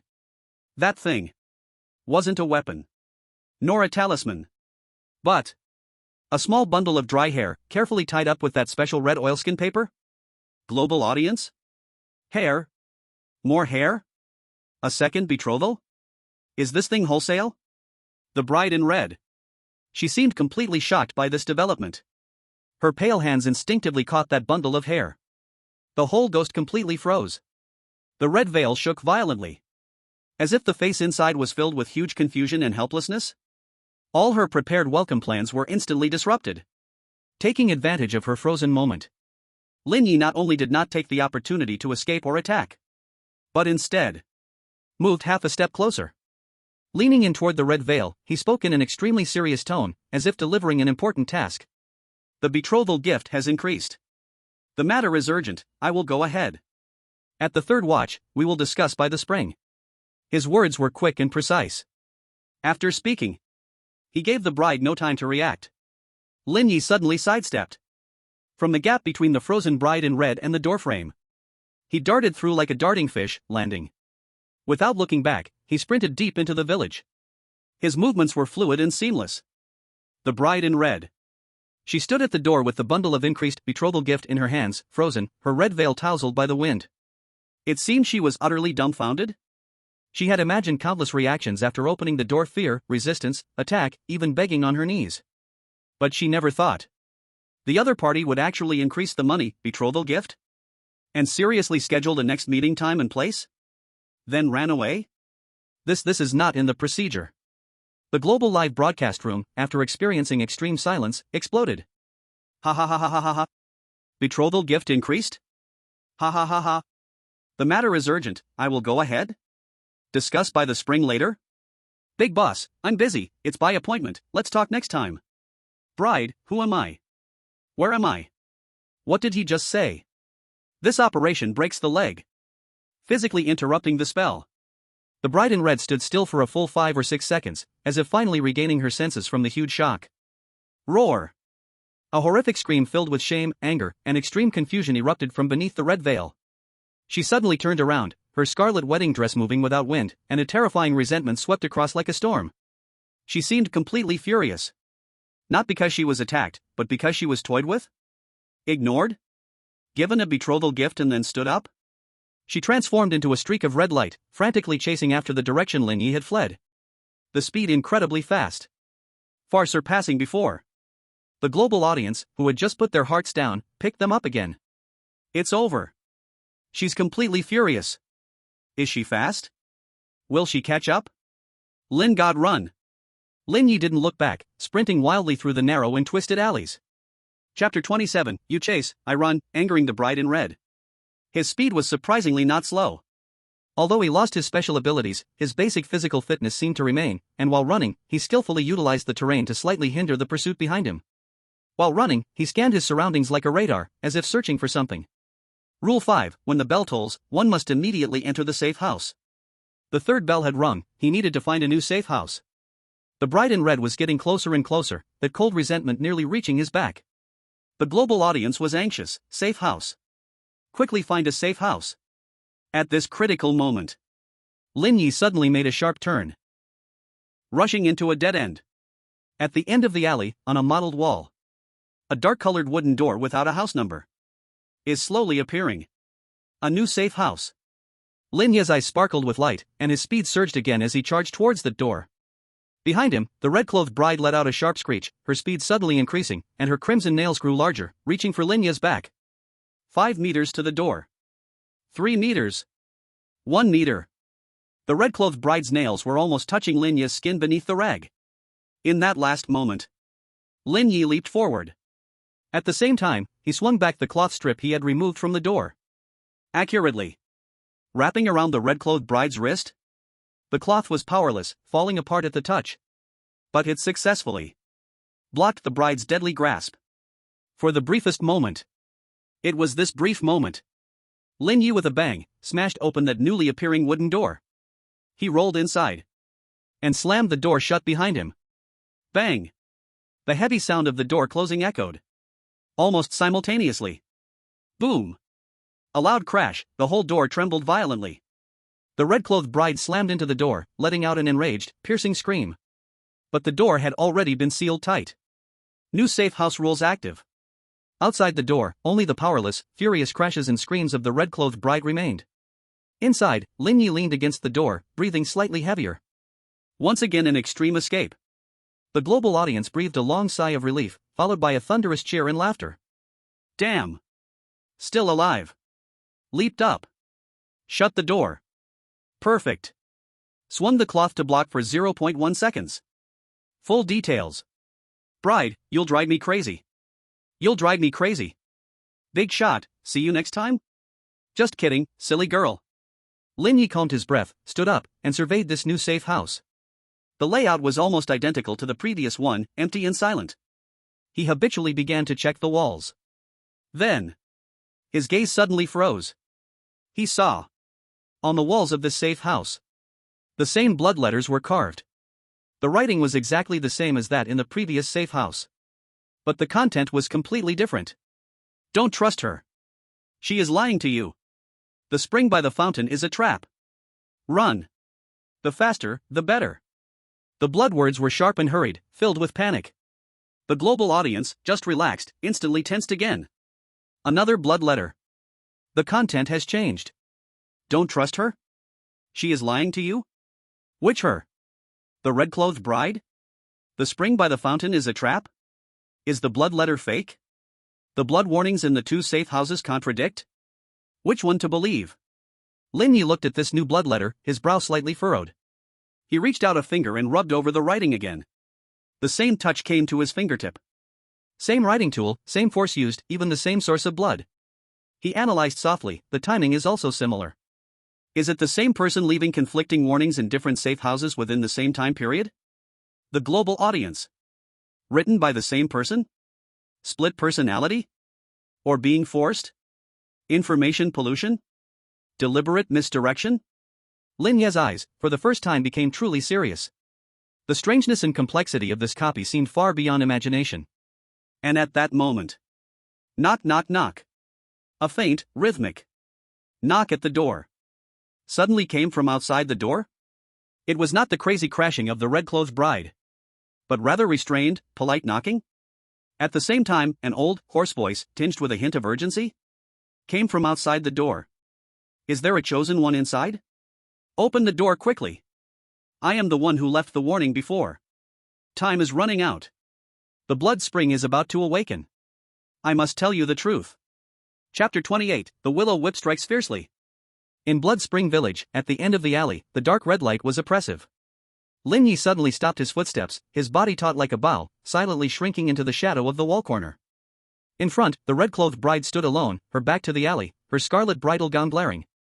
She slightly raised her head, the red veil facing the withered, twisted willow tree in the distance, as if staring.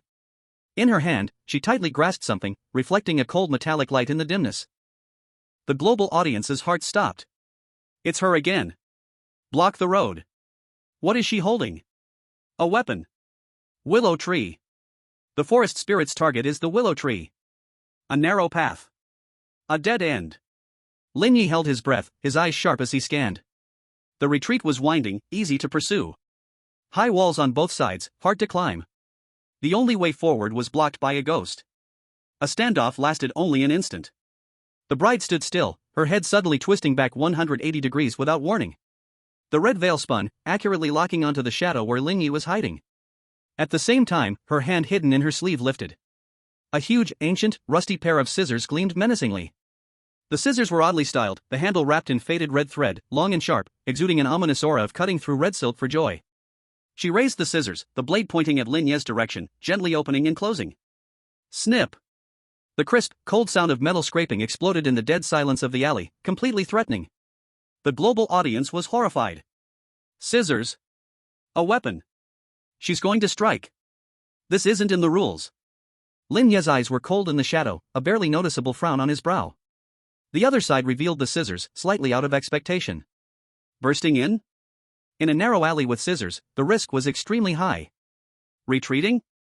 Giving up the willow tree, losing the clue. Stalemate? The clock was ticking, time was running out. The decision was made in an instant. Lin Ye moved. He slowly stepped out of the shadow, arms spread wide to show he had no weapons, his gaze calm as he faced the scissors and veil. The global audience gasped, "He's coming out." Negotiation? The bride with the red dress adjusted her scissors sharply, the tip aimed directly at Lin Ye's heart, the threat increasing. Lin Ye stopped 5 steps away, glanced at the scissors, then looked at the willow tree behind her, suddenly speaking in a calm tone, even a bit negotiating. "Can I borrow this?" Or he scanned the scissors, "Can I borrow the scissors for a moment?" The global audience was stunned. Borrow? Borrow scissors? Discussing this with a ghost? Does she look like she would lend anything? The bride in red. The hand raising the scissors froze for a moment. The veil moved as if by an unseen wind, as if the face underneath showed a huge confusion. She had anticipated every possible reaction, but never expected to ask for a way through? And casually for scissors? The script fell apart. Seizing her moment of pause and confusion, Lin Ye acted. He didn't attack but slammed against the left wall, his right foot swiftly kicking a loose stone from the base. Bang! The shattered stone shot towards her right side gap. A feint. The bride's instinct was drawn to the flying stone, the scissors and veil slightly shifting to the right. Now's the time. Lin Ye shot like an arrow, seizing that 1/100th of a second, he rushed into the narrow gap between the left wall and the ghost. A close and dangerous breakthrough. The global audience's hearts exploded, so risky. The bride in red suddenly came to her senses. A sharp shriek came from under the veil, filled with rage at being toyed with. Her left sleeve swung out, a frigid force smashing towards Lin Ye. Her right hand with the giant scissors aimed cruelly to cut Lin Ye's neck. So fast it was horrifying. Blood seemed inevitable.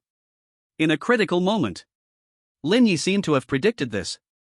His body lunged forward without warning, suddenly crouching low. Gliding across the ground.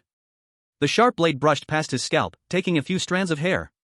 The chilly force of her wide sleeve slammed into the wall behind, muffled sounds and debris flying.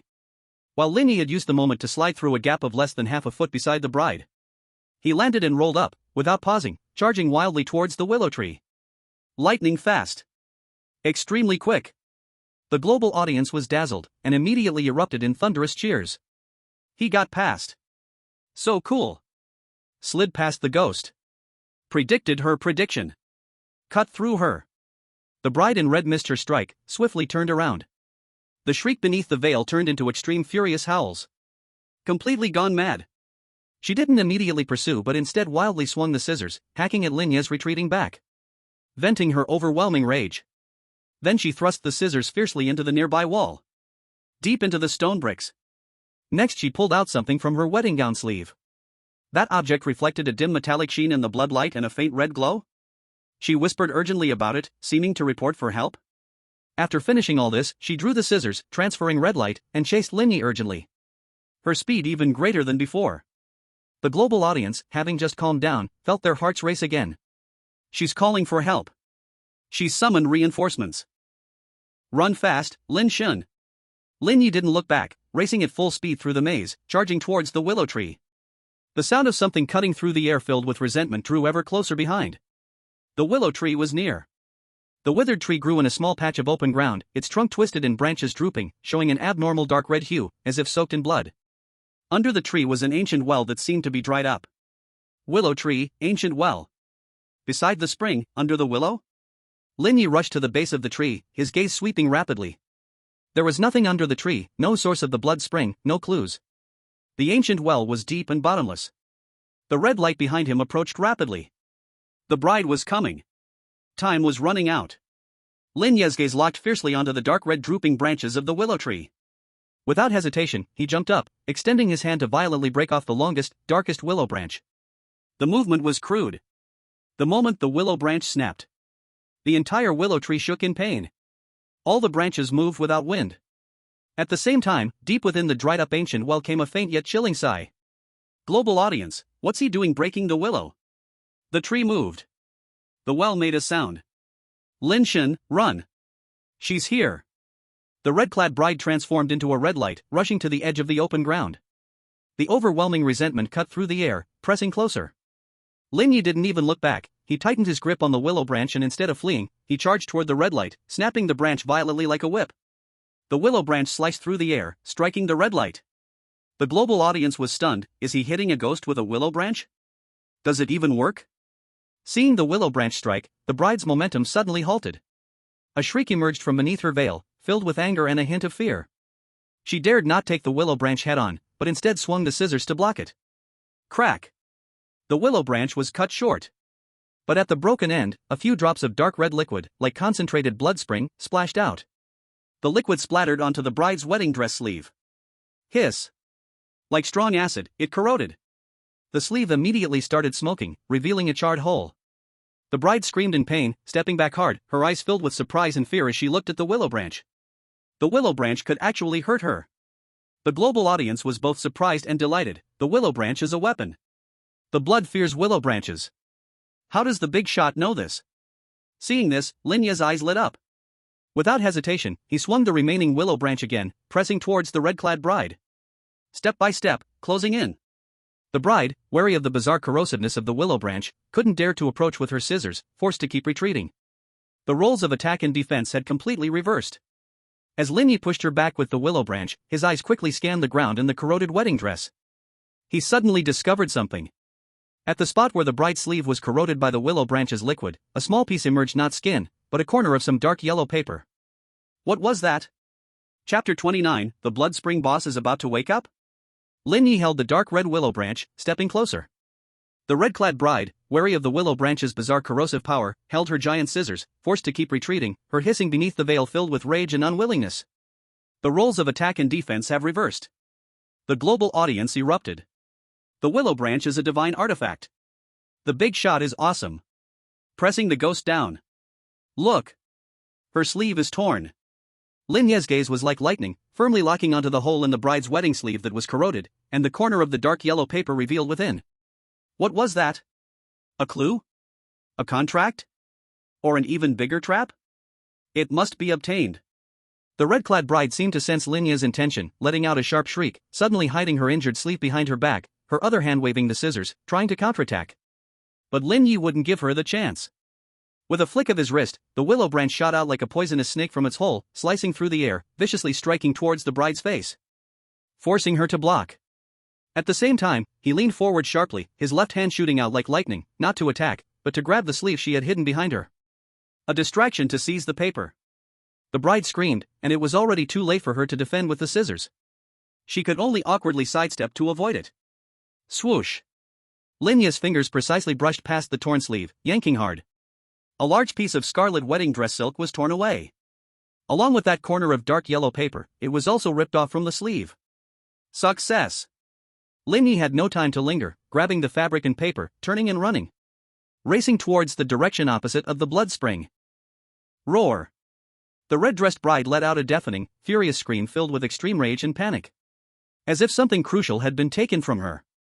She no longer cared about the threats from Lu Tiao, transforming into a frenzied red light, madly chasing after Lin Ye.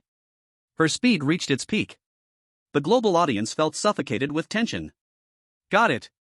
Run. She's desperate. It must be something important. Where to run? The safe house time isn't up yet. Lin Ye pushed his speed to the limit, sprinting for his life through the maze-like alleys, his brain racing. The safe house wasn't nearby, he couldn't stop. The direction of the blood spring was a trap, he couldn't go there. He must find a temporary hiding place to interpret the item in his hand.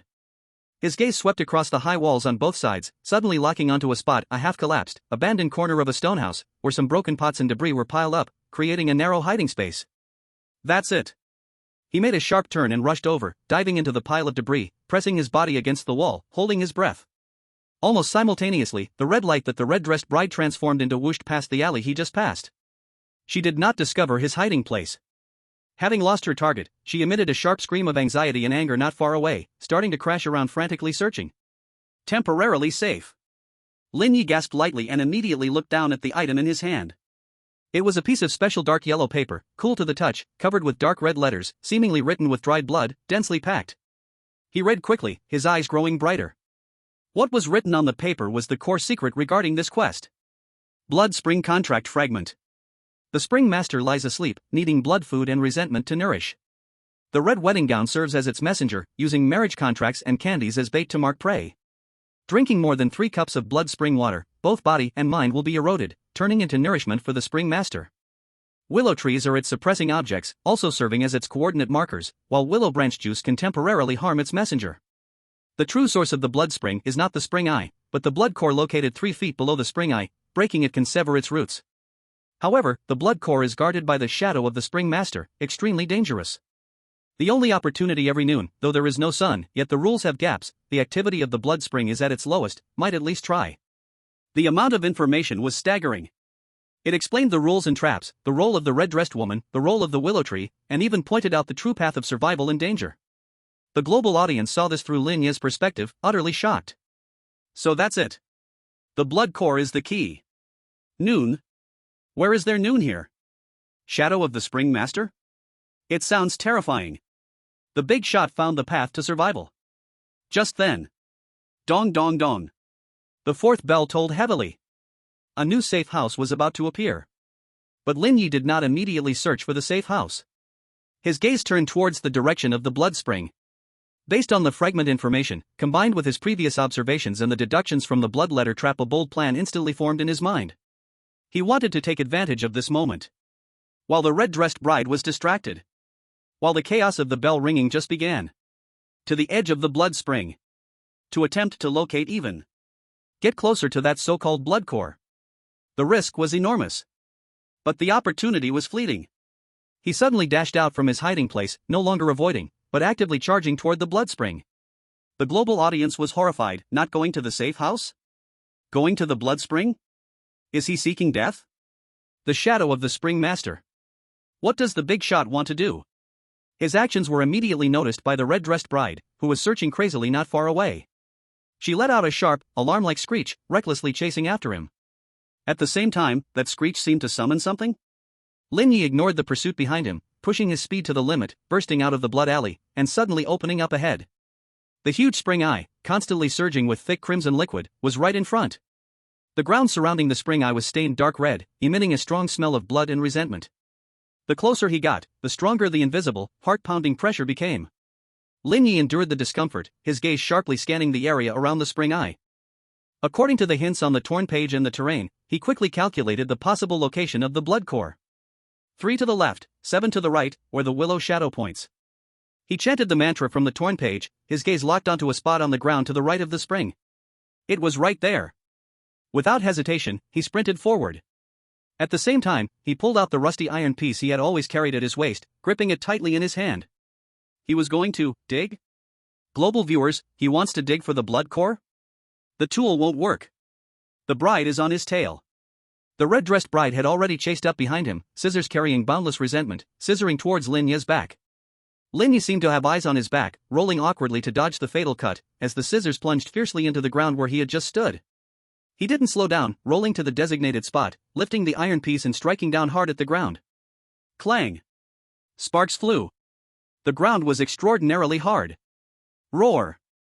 The red-dressed bride went completely mad, pouncing again. At that moment, the entire blood spring violently shook. The blood water swirling in the spring suddenly boiled. A huge, vague, terrifying silhouette made of blood and shadow slowly rose from the depths of the spring. Rising up. An indescribable terrifying pressure swept through the entire space like a tsunami. The shadow of the spring master was disturbed. It seemed to have awakened early. Global viewers instantly went crazy with fear. It's awake. The spring master is awake. The pressure is too terrifying. It's over. Completely over. The shadow let out a silent roar that shattered the soul, a blood-colored shockwave full of destructive aura, directly smashing towards Lin Ye, who was digging. There was no escaping. The red-dressed bride also let out an excited shriek, the scissors slicing towards Lin Ye at the same time. Front and back, a deadly trap. Lin Ye's pupils shrank suddenly. In this moment of life and death, he made an action that no one could understand. He not only did not dodge, but instead, he shoved the dark red willow branch in his hand. And the torn page of the blood spring covenant he had just snatched. Forcefully stuffed them into the crack in the ground where he was striking. Then, he actually opened his arms to face the devastating blood-colored shockwave and the scissors. As if seeking death actively? Global viewers. Suicide? Why? Destroying the clue? Boom. The blood-colored shockwave and the cold light of the scissors instantly engulfed Lin Ye's figure, completely. Chapter 30, Devoured by Bloodlight. By the blood spring, the destructive blood-colored shockwave and the sharp cold light of the scissors instantly consumed Lin Ye's figure. Global viewers let out cries of despair. The command center of the Dragon Country was in dead silence. The red-dressed bride let out a sharp shriek of victory. The massive, terrifying silhouette of the shadow of the Spring Master, made of blood and shadow, emitted a deafening, silent roar, and pressure swept everything. Destruction seemed to be a done deal. However, at that moment when the destructive energy was about to completely engulf Lin Ye, an extraordinary change occurred. The spot where Lin Ye had just stuffed the willow branch and the torn page suddenly exploded with blinding, pure white light. That light pierced through the crimson bloodlight like a sword in an instant. In the light, countless intricate, rune-like chain illusions flickered and vanished. Z. A piercingly loud tearing sound rang out, like a hot iron block plunging into ice water. That destructive blood-colored shockwave crashed into an invisible barrier, actually being torn apart, cancelled out, and annihilated by that white light. The scissors the red-dressed bride aimed at Lin Ye, too, sounded as if they had crashed into a mountain, cracking with a snap. The rusted scissors were breaking into pieces. Roar! The bride let out a blood-curdling scream filled with disbelief and pain. The entire ghostly figure was sent flying as if struck by a heavy hammer, the scarlet wedding dress fading and shattering. As for the Spring Master's shadow that had just risen, it let out an even more furious roar, tinged with a hint of fear. Its shadowy body twisted violently, as if burned by that white light. In the core of the white light, Lin Ye's figure reappeared. He was unharmed, surrounded by a layer of faint, the rapidly dissipating white light enveloped. In his hand, that rusty iron piece, no one knows when, surprisingly became crystal clear, like white jade. Its surface flowed with subtle runes, but soon returned to its rusty appearance. Just now, he wasn't seeking death at all. Instead, he was using that rusty piece from the first safe house, suspected to be a special material, as a fuse. To launch the liquid from the willow sap that contains restraining power and the blood contract fragment that recorded the core rules into the underground. Precisely, detonating some kind of protective mechanism or balance law of the blood core? He had long calculated part of the truth and weakness of the blood core through the fragment's information and his own observations. That seemingly suicidal action was, in fact, a striking blow born from placing himself in a life-or-death situation. The global audience, in extreme despair, welcomed a nuclear explosion-like reversal, completely going wild. Didn't die. What the hell? White light. Restraining blood spring. The iron piece is a treasure? The big guy plotted everything. With a successful blow, Lin Ye did not hesitate. In the moment the white light faded, and the shadow of the Spring Master froze briefly due to the injury. He suddenly bent down, using that restored iron piece, madly prying and digging at the ground that had just erupted with white light. Crack! Crack! The ground suddenly became abnormally brittle, as if losing the support of core power. In just a few moves, a large hole was pried open. Below the hole was no longer soil, but a huge, slowly pulsating, ugly neat tumor made up of countless dark red blood vessels and a core of resentment. This is the blood core, the true source of the endless blood spring. The tumor sensed a threat, pulsing wildly, extending countless blood vessel tentacles, writhing towards Lin Ye. At the same time, it emitted suffocating resentment and mental shock. The global audience felt physically uncomfortable, so disgusting. Is this the true form of the Spring Master? The tentacles are coming. Lin Ye's gaze was icy, unshaken in the slightest. He actually pulled out that old wooden box he had used to hold the wedding gift hair from his waist.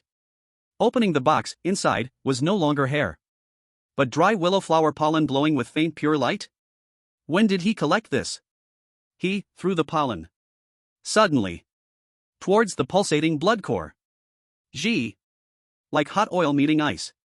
At the instant the pollen touched the blood core, a fierce, purifying energy erupted.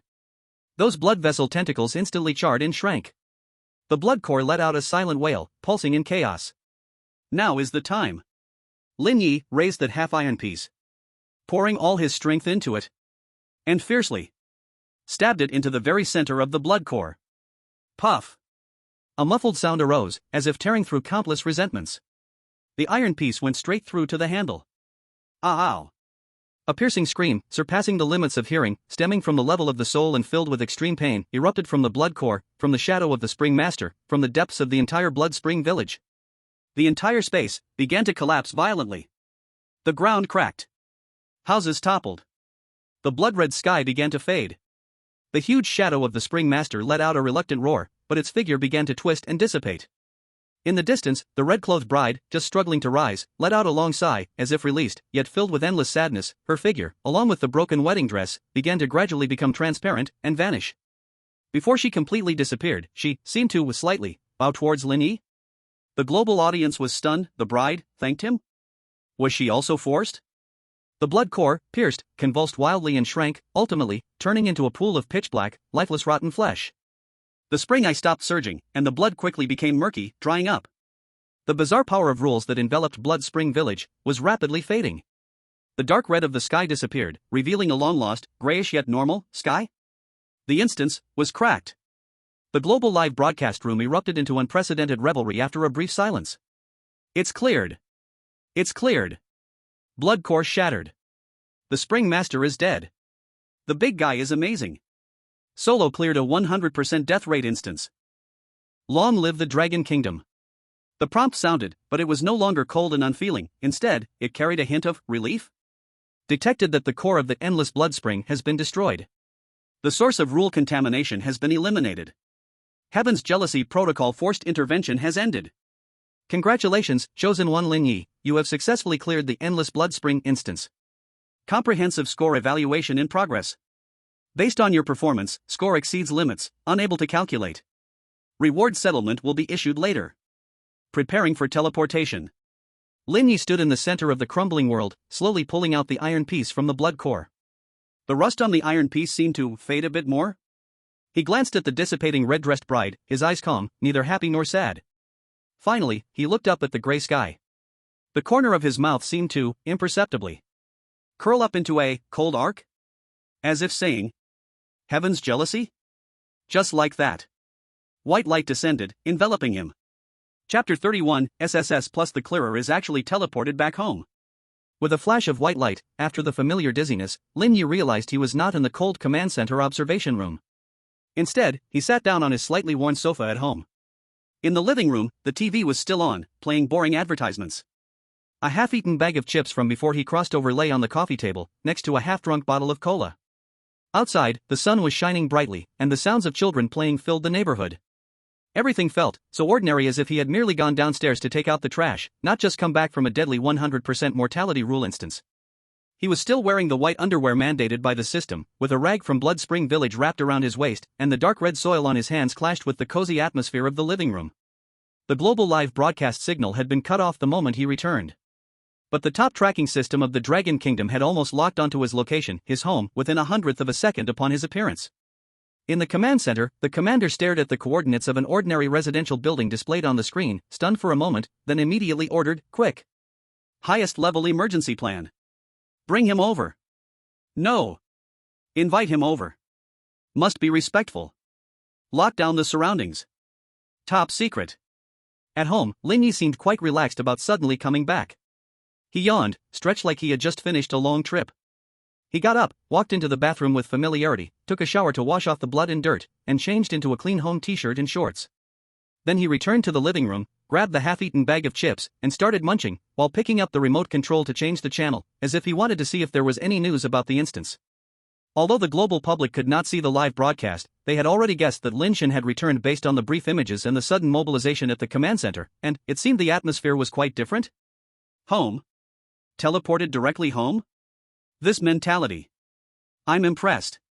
Still eating chips, is the big guy hungry? At this moment. Knock, knock, knock. A restrained yet polite knock sounded from outside the door. Lin Ye paused his chip chewing, raised an eyebrow, seemingly surprised that someone came knocking so soon. He set down the chips, walked over, and glanced through the peephole. Outside stood two officers in crisp military uniforms, insignia showing high ranks, standing tall, with expressions that mixed solemnity and a hint of unhidden respect and nervousness. Behind them, the staircase was dimly visible, already cleared and enforced under control. Lin Ye opened the door. The leading officer immediately saluted, his voice loud but unusually polite, "Mr. Lin Ye. On the orders of the commander, we have come to escort you to the command center. The vehicle is waiting downstairs." Their respectful attitude made it feel less like a pickup and more like a divine invitation. Lin Ye nodded, his expression unchanged, as if he had anticipated this all along. "Wait a moment," he said. Then, under the puzzled gazes of the two officers and the personnel at the command center monitoring the scene from afar, he turned back into the living room. From the corner of the sofa, he picked up that pink, fluffy hand warmer. He actually brought this back? He casually stuffed the hand warmer into his t-shirt pocket. It actually fit, then nodded to the officer. Let's go. Officer? The commanders and experts saw this scene through the officer's camera? The audience online, informed of the clip through special channels. The hand warmer. He brought it back again. An essential for home and travel? What kind of magical item is this? The two officers quickly suppressed their confusion and stepped aside. After you. Downstairs, a low-profile but obviously specially modified black sedan was parked, with plainclothes police on guard nearby. Lin Ye naturally opened the car door and sat in the back seat, his movements as skilled as if he were commuting every day. The vehicle started smoothly, heading towards the command center. The atmosphere in the car was a bit quiet and subtle. The officer in the passenger seat couldn't help but sneak a glance at this legendary SSS Plus level achiever. Lin Ye leaned back in his seat, looking outside at the rapidly passing street scenes, his gaze calm, even a bit bored. He even took out that hand warmer from his pocket and pressed a button. It started charging and heating. A faint red light indicating charging lit up in the car. Officer. Command center. The whole internet. Heating inside the car? Big shot, are you cold? This hand warmer has to be a problem. Absolutely. The whole ride was silent. Upon reaching the underground entrance of the command center, after layers of strict security checks, the hand warmer was also scanned, and the results showed it was just a hand warmer. Lin Ye was led to the central hall. The commander had already been waiting with his team and, upon seeing him, immediately stepped forward and saluted seriously. Mr. Lin Ye. Welcome back. Thank you so much. Lin Ye nodded, still saying, it's a small matter. His gaze casually swept over the precision instruments and the tense researchers, finally landing on the commander as if waiting for the other to get to the point. The commander took a deep breath, his tone more respectful. With your successful clearance this time, you have once again brought great national fortune rewards and resources for our country. Lin Ye seemed uninterested in this official talk. He raised his hand, lightly interrupting the commander's words. Then, under everyone's watch, he took out the already heated, warm hand warmer from his pocket and casually handed it to an older expert beside him, who looked the oldest and had the whitest hair. Here you go. His tone was calm. Next time we get a copy with keywords like cold or frost poison, take this. User experience, not bad. The old expert. He trembled as he took the hand warmer, as if receiving a treasured imperial seal, his expression solemn like he was participating in some sacred handover ceremony. Everyone in the command center stared at the hand warmer with fervent eyes. The audience online exploded. It's solid evidence. It really is a strategy. Keywords for cold and frost poison. Useful info. User experience is good. Certified by the big shot. The commander's mouth twitched, fighting to maintain seriousness. Thank you for your guidance.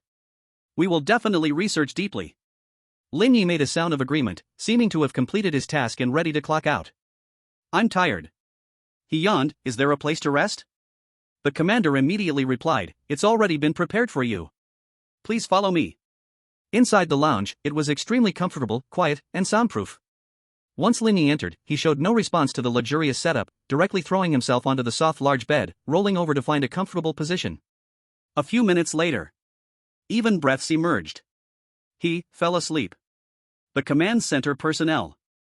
The audience online. Instant sleep? Truly clocked out. Big shot, do not disturb, napping. In the command center, a group of experts surrounded the hand warmer as if facing a great enemy. Quick. Analyze at the highest level. Energy fluctuations. Particle structure. Residual rules. Contact Bingshi to check purchase records. Check the production line. Check the raw materials. Keywords cold and frost poison. Write it down. Included in the highest secret file. Meanwhile, the instigator Lin Ye, in his dreams, smacked his lips and turned over. Beside his pillow was the tattered cloth he brought back from Blood Spring Village, casually placed under his pillow. Chapter 32, Are the big shots forced to act as newbies? The instructor rages at the trash? Inside the highest level lounge of the Long Country Command Center, Lin Ye slept for a whole day and night. When he woke up, he felt refreshed, as if he had just spent an ordinary weekend. The commander personally delivered a sumptuous meal and subtly suggested that Lin Ye accept some basic training to better understand the current global situation in the state of Long Country. Of course, everything would be according to his wishes. Lin Ye thought for a moment and agreed. After all, he had nothing to do. The atmosphere in the highest command center of Long Country was as tense as if it could drip water. The commander, several top-level strategists, and an expert team responsible for disguise and psychological deception were surrounding the innocent-looking Lin Ye. "Mr. Lin, here's the situation," the commander said, his tone filled with deep apologies and helplessness. "Your SSS Plus rating for clearing endless blood spring has shaken the world, and your image well has become a bit too deeply ingrained." A strategist next to him brought up a screen displaying various news headline screenshots. The true identity of the Night Emperor exposed. Guardian spirit of Long Country. Analysis of Night Emperor's micro-expressions, revealing the winning mentality of the SSS Plus big shot. The whole internet is searching for similar underwear. Suspected rule artifact. Lin Ye, he looked at a candid photo of himself wearing just underwear next to the blood spring, and twitched the corner of his mouth. To ensure you have a relatively calm experience and to avoid those high-spirited trainees at the training center being overly shocked and suffering psychological breakdowns, the commander struggled to find the right words. "We implore you to put on a little insignificant disguise?" Lin Ye yawned, bothersome. Ultimately, under the nearly pleading gazes of the expert team, Lin Ye reluctantly agreed. An hour later. Looking at the person in the mirror, Lin Ye fell silent. His originally sharp and high-class facial features had been subtly adjusted by special materials, making him look much more ordinary, lost in a crowd. The laziness and indifference in his eyes, which seemed to see through the rules, were mostly hidden behind a pair of dull glasses. His hair had been styled into the most ordinary short black hair, with no distinctive features. He changed into a slightly loose uniform provided by the training center. On his wrist, he wore a bracelet that could simulate ordinary human fitness data. The whole person's aura had been successfully downgraded from hidden big shot to mediocre bystander A. The chief disguise artist wiped sweat from his brow and cautiously asked, "Mr. Lin, do you think it's okay?" Lin Ye pushed up his glasses, looked at the unfamiliar person in the mirror, and spat out a word, "Ugly." The expert team, the commander, "You're handsome, you have the final say." Codename 0, S-level confidential clearance, special potential evaluator, clean background, personality introverted and low-key. The intelligence officer handed over a brand new identity file. Lin Ye flipped through it casually and tossed it aside. "All right, let's go." Half an hour later, an inconspicuous black off-road vehicle drove into the deep mountains. Long Country's highest level chosen one backup training center, physical training ground. The sun was blazing, and dust was flying. A group of young men and women, all dressed in the same training uniforms, were running desperately, weight-bearing cross-country, their shirts soaked with sweat, breathing heavily. They were the elite selected from across the country, with sharp eyes and high spirits. On the sidelines, the instructor Thunder Leopard held a loudspeaker, his voice booming like thunder. "Hurry up! Haven't you eaten? Trash! At this speed, you wouldn't even be enough for the weirdos in a dungeon. S-level potential? I see it as S-level trash." At the end of the line, Lin Ye, in disguise, jogged leisurely behind. The loose training clothes made him look even weaker, and under the plain glasses, his eyes seemed a bit dazed.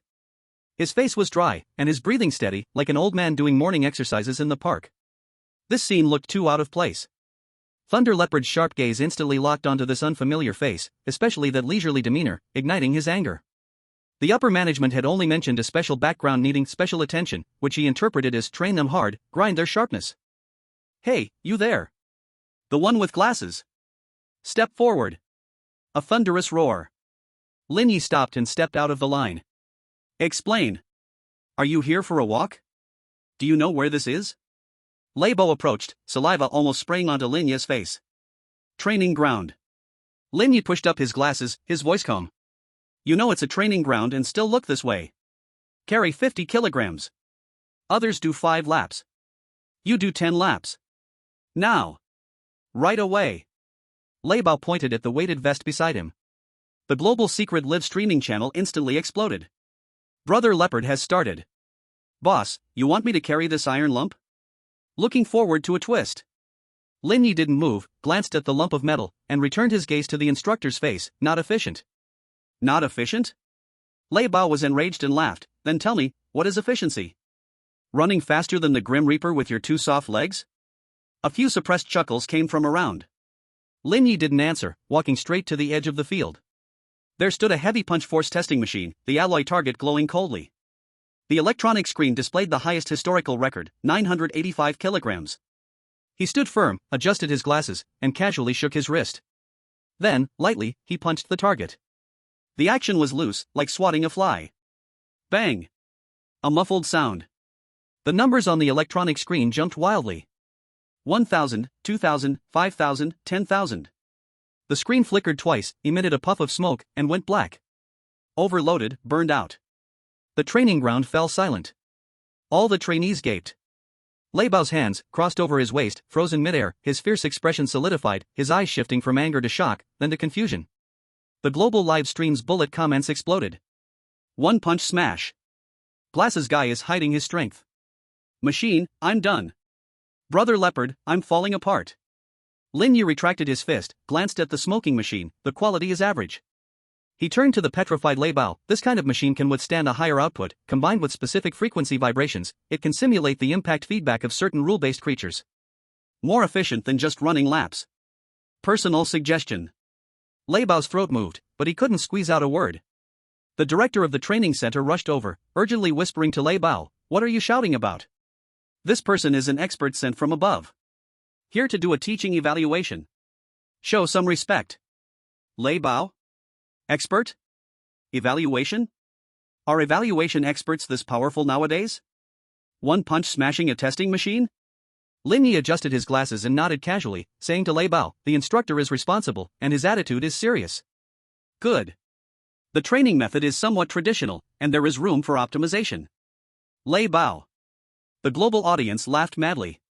Expert. Teaching evaluation. Lin God, just a small suggestion. Brother Leopard, did I almost spit in the expert's face? This guy is a natural at pretending. From then on, the training center had a new legend, a glasses-wearing, seemingly ordinary yet profoundly deep super-evaluation expert who loved to play the pig to eat the tiger.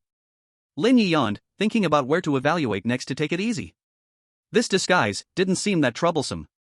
Chapter 33 Encountering the Cold School Belle in the library. Is she actually a die-hard fan of Night Emperor?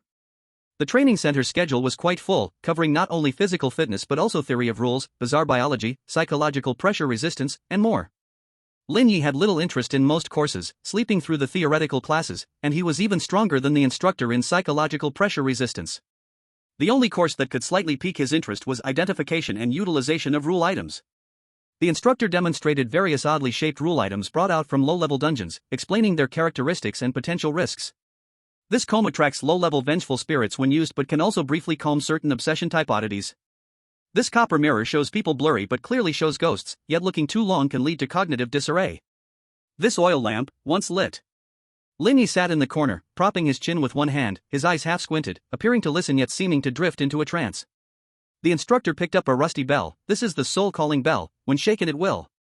Lin Ye suddenly lazily spoke up, his voice not loud but clearly reached the classroom, wrong frequency, amplitude too large. It is easy to attract night patrol rather than soul-invoking. The instructor's hand trembled, and the bell almost fell to the ground. All the students turned around in unison, shocked to see this well-connected student who had been sleeping. The instructor's face turned pale, wanting to argue, but suddenly remembered the center director's warning that one is an expert. Whatever he says, you listen. The instructor coughed twice, forcing himself to calm down. This student has unique insights. Everyone can discuss. The students? The global audience laughed to death, Big Boss teaching on the spot. Instructor, I'm afraid to speak. After Lin Ye finished, he lay back down to sleep as if he had merely corrected a trivial mistake. The class bell rang, and Lin Ye was the first to get up and stroll out of the classroom. The training center had a large library, collecting a vast amount of documents, analysis reports, and novels and comics about rule-weird tales. It served as a place for the tense students to relax. Lin Ye was not interested in the documents but was quite satisfied with the row of sofas in the corner, which were just the right balance of soft and firm, with warm sunlight streaming in through the window. He strolled over, ready to continue his nap. The library was very quiet, with only a few students sporadically checking materials. By the window, there sat a girl. She wore a clean white training suit, had an upright posture, a long neck, and her profile was cold and beautiful. She was focused on reading a thick book titled Early Case Analysis of Global Rule Manuscript, occasionally brushing her fingertips across the pages, her expression serious. She was the typical, cold-tempered, outstanding academic beauty. A few male students around were secretly watching her, their eyes filled with admiration and awe, and no one dared to approach her. She was the recognized top student among this batch of students, with an S-level potential evaluation, a mysterious background, a cold personality, known as Ice Rose Su Qinghan. Lin Ye yawned, didn't look at her much, and directly walked to the sofa area diagonally behind her, throwing himself into the sofa, adjusting to a comfortable position, and closing his eyes. A few minutes later, faint snoring sounded. Su Qinghan was disturbed by the noise, frowned slightly, and looked up. Seeing a strange male student sleeping so soundly in a public library, a hint of unexpected surprise flashed in her eyes, but she said nothing, lowering her head to continue reading. After a while, Su Qinghan seemed to encounter a problem. She put down the case study in her hands, stood up, and walked to the nearby document area, tiptoeing to reach a sealed document bag on the highest shelf, her fingertips just a little short. She tried to jump again, but still couldn't reach it. A trace of annoyance appeared on her cold face. At that moment, a long hand stretched over from behind her, easily pinching the edge of the document bag, taking it down and handing it to her. Su Qinghan was startled and turned around. It was the boy who had been sleeping on the sofa. He didn't know when he had woken up, his eyes still carrying a hint of sleepiness, and his expression neutral. "Thank you." Su Qinghan took the document bag and coldly expressed her gratitude. Lin Ye replied and turned to go back to continue sleeping. Su Qinghan looked at his languid figure as he walked away and suddenly spoke, her voice still steady. "That document is the early observation report of Misty Ancient Town, with a high level of confidentiality. Have you read it?" Lin Ye stopped in his tracks, turned his head to glance at her and casually said, "Oh, that one. The report is too conservative, missing 3 key rule activation points, and the analysis of the night patrol's weaknesses is wrong. They should be afraid of high-frequency noise instead of pure physical attacks. The conclusion part has too much nonsense." Su Qinghan's cold eyes instantly widened, and the hand holding the document bag tightened slightly. This report was classified internal information. Many conclusions were repeatedly verified by the expert group, and he actually, completely denied it? And said it so confidently? "How do you know?" she instinctively asked, a trace of inquiry in her tone. "Just a guess." Lin Ye yawned, waved his hand, and flopped back onto the sofa. Su Qinghan stood there, staring at the lazy back of the boy who was once again falling asleep. The brows furrowed slightly. This person is very strange. A few days later, the real combat simulation class. The students entered the simulation cabin, experiencing a low-intensity rule environment, training their reactions and decision-making. The simulated environment was the ghost hitting the wall, a dark corridor with repetitive scenes, requiring them to find the patterns to break through. Most students felt dizzy inside, cold sweat pouring down, and some triggered simulated attacks, screaming and exiting in fear. When it was Su Qinghan's turn, she remained calm, analyzing step by step, successfully finding the first pattern node and working out the next step. Suddenly, the simulation environment violently oscillated, and the previously low-level ghost hitting the wall rules suddenly mutated. The difficulty skyrocketed. The bizarre simulated attacks became extremely real and fierce. The system overloaded. It broke down. Su Qinghan's face turned pale as she got trapped in the violent simulated attacks, in a life-threatening situation. The instructor outside was sweating profusely, anxious but unable to forcefully interrupt, for it would harm the student's mind. At that moment, the simulation cabin door was suddenly yanked open from the outside. Lin Ye stood at the door with a frown, seeming displeased as if he had been disturbed from his nap by the commotion. He glanced at the chaotic flow of energy inside and the precariously hanging Su Qinghan, clicking his tongue. Then, he reached in toward a complex runic node on the inner wall of the simulation cabin. He snapped his fingers. Buzz. The entire violent simulation environment seemed to have its neck grabbed, instantly freezing. Then all illusions retreated like a tide. The simulation cabin returned to normal, but the central runic node had a fine crack. Su Qinghan fell to the ground, breathing lightly, looking at Lin Ye at the door in shock. The instructor and students were dumbfounded.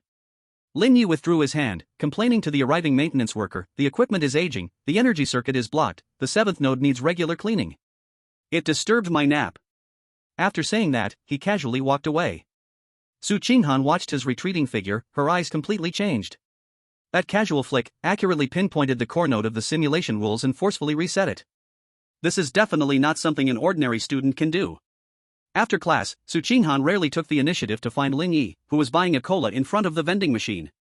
"Thank you for what happened this morning." Her tone remained cool, but there was a hint of sincerity. "No problem." Lin Ye sipped his cola. Su Qinghan hesitated for a moment, but still asked, "You seem to know a lot about rule copies." Lin Ye replied, "It's okay, I have some knowledge." Su Qinghan looked at his lazy profile, suddenly saying, "I admire Knight Emperor." Lin Ye paused while drinking cola. "Who?" Su Qinghan's eyes revealed a trace of fervor, but it was quickly suppressed. She still sounded cold. "You don't know? He's the one who cleared the Misty Ancient Town at SSS plus difficulty, saving the Dragon Country. Every move he makes is a miracle. He is my idol. I came here so that one day I could be like him." It was rare for her to say so much. Although her expression was still cold, her tone held excitement. Lin Ye replied, "Oh." Su Qinghan looked at his indifferent reaction and felt a bit disappointed but continued, I heard that Night Emperor likes to break through in the most unexpected ways, even, with hot pot and square dancing. A hint of incredible admiration appeared on her face. I really want to see him in person. Lin Ye choked on his cola, coughing twice. Maybe he was just hungry or wanted to dance at that time. Su Qinghan? Global viewers went crazy. Big guy. She is your diehard fan. Hurry up and recognize her. I'm dying of anxiety. Su Qinghan thought this person was completely uncommunicative and showed too much disrespect towards her idol. She frowned and turned to leave. Lin Ye watched her back and rubbed his nose. A fan, huh? He muttered, continuing to drink cola. Chapter 34, Is the Professor Crazy About the Night Emperor? He fell asleep right there, snoring. The training center's schedule was packed full.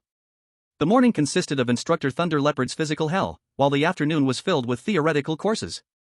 The main speaker for the theoretical class was the training center's chief theoretical expert, Professor Zhou. An old scholar with graying hair and gold-rimmed glasses, who has spent a lifetime studying rule-based weird tales and greatly admires the Night Emperor. The lecture hall, which can hold 100 people, is completely filled. After suffering through the morning's challenges, the students are now forcing themselves to concentrate and prepare to absorb knowledge.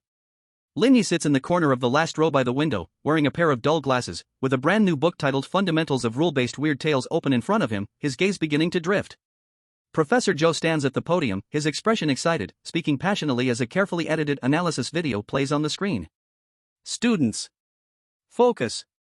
Today we will deeply analyze the legend, the myth, our Dragon Kingdom's pride, His Excellency the Night Emperor, and part of his actions in the endless blood spring instance. Instantly, the audience stirs, all the students, including the one in the front row, Su Qinghan, sit up straight with glowing eyes. Lin Ye, he adjusts his glasses down a little. The screen begins to show processed battle footage, mainly the blood spring surging in Lin Ye's blurry silhouette, along with Professor Zhou's impassioned commentary. Look! Here! His Excellency the Night Emperor is facing the blood curse marriage from the headless bride, calm and unperturbed. He makes a seemingly absurd but profoundly wise move, he offers a hand warmer. Professor Zhou excitedly pounds the desk. What is this? This is the ultimate expression of humanistic care. A paradigm of using love to touch the bizarre. A gentle touch on the essence of rules. This fully demonstrates His Excellency the Night Emperor's compassion and... The students below listen in rapt attention, taking notes, so that's it. Using love to touch. So great. In the corner, Lin Ye's mouth twitches slightly as he buries his face in his arm. At that moment, he simply thought the bride's hands were cold and wanted to test the rule's reaction. Also here. Professor Zhou switches scenes, His Excellency the Night Emperor faces the giant eye that opens in the sky. He is not afraid, instead, he takes out a telescope and an eye chart. What calm! What wisdom! This must be some high-dimensional rule mapping we have yet to understand. A probing of the essence of the bizarre. The students nod wildly, mapping rules. We don't understand the thinking of big shots. So strong. Lin Ye's shoulders tremble slightly. He only thought the giant eye had poor vision and was a bit astigmatic. The most classic part is here. Professor Zhou's voice reaches a climax. In the safe house, His Excellency the Night Emperor faces the crying sounds from within the wall. He actually roasts it with fire. The professor is so excited he almost loses his voice. What is this? This is the prototype of physical exorcism. A strong counterattack against rule disruption. A scientific approach to the metaphysical. This opens up anew. The applause below is thunderous. As if they have grasped a supreme secret. Lin Ye finally can't hold back, releasing a very quiet, stifled, ooft. He simply thought the crying sounded annoying, wanting to see if he could silence whatever was inside the wall. Professor Zhou is intoxicated in his analysis, eloquently stating, in summary, each of His Excellency's actions contains a deep understanding of the rules. It is a perfect blend of wisdom, courage, compassion, and scientific spirit. It is the ultimate example for us to learn from. We must try to decode the philosophical reasoning behind his actions and... The professor's voice rises and falls, filled with passion. The sunlight pours through the window, warmly bathing the last row. The regular sound of the lecture, the rustling of notebooks, mixed with the faint chirping of birds outside. Lin Ye's head nods little by little. His glasses slide to the tip of his nose. His breathing gradually becomes even. And then... a slight, rhythmic snoring comes from the corner of the last row. And starts ringing out. Who-shhh, who-shhh. The sound is not loud, but it becomes especially clear in the pauses between the professor's breaths. The entire class Everyone turns around in unison to look at the guy in the last row, wearing glasses, sleeping soundly, and even snoring. Professor Joe's passionate speech was interrupted, his eyes wide behind his gold-rimmed glasses, staring at the student who actually fell asleep in his Night Emperor's special lecture. He was even snoring. Last row. That student. Professor Joe's face darkened as he knocked on the podium. Lin Ye didn't wake up, smacked his lips, turned to another direction, and went back to sleep. The snoring continued. Sitting in the front row, Su Qinghan also turned around, her cold eyes looking at the shameless guy sleeping soundly, her eyebrows furrowed. She had no good feelings for anyone who disrespected the deeds of the Night Emperor. Codename Zero. Wake up! Professor Joe raised his voice, clearly displeased. The student next to him gave Lin Ye a shove. Lin Ye groggily lifted his head, his glasses askew, with red marks on his face, looking dazed. Class over? The whole class burst into laughter. Professor Joe was so angry his mustache bristled. Class over? Is my class that boring? Or do you think the deeds of His Excellency the Night Emperor are not worth listening to? Lin Ye rubbed his eyes, yawned, and instinctively replied, oh, I was listening. Listening? Then tell me, what is the deep philosophical meaning of the Night Emperor giving out hand warmers? Professor Joe sneered as he questioned, ready to teach this unseen student a lesson. All eyes were focused on Lin Ye. The audience laughed uproariously. The main character was questioned. Philosophical meaning? The big boss, I just happened to give them. Hurry up, make something up. Come on, big boss. Lin Ye adjusted his glasses, still sleepy, thought for a moment, and replied slowly, philosophical meaning, perhaps, user experience first? Professor Joe? The whole class? User experience? What kind of answer is that? Professor Joe almost choked. User experience? Absurd. This is a disgrace to His Excellency the Night Emperor's strategic thinking. Lin Ye yawned again and added, or, seasonal promotions? Buy one get one free? The class fell into silence. Professor Joe's face turned pale, his finger trembling as he pointed at Lin Ye. You. Go out. Stand in the hallway and wake up.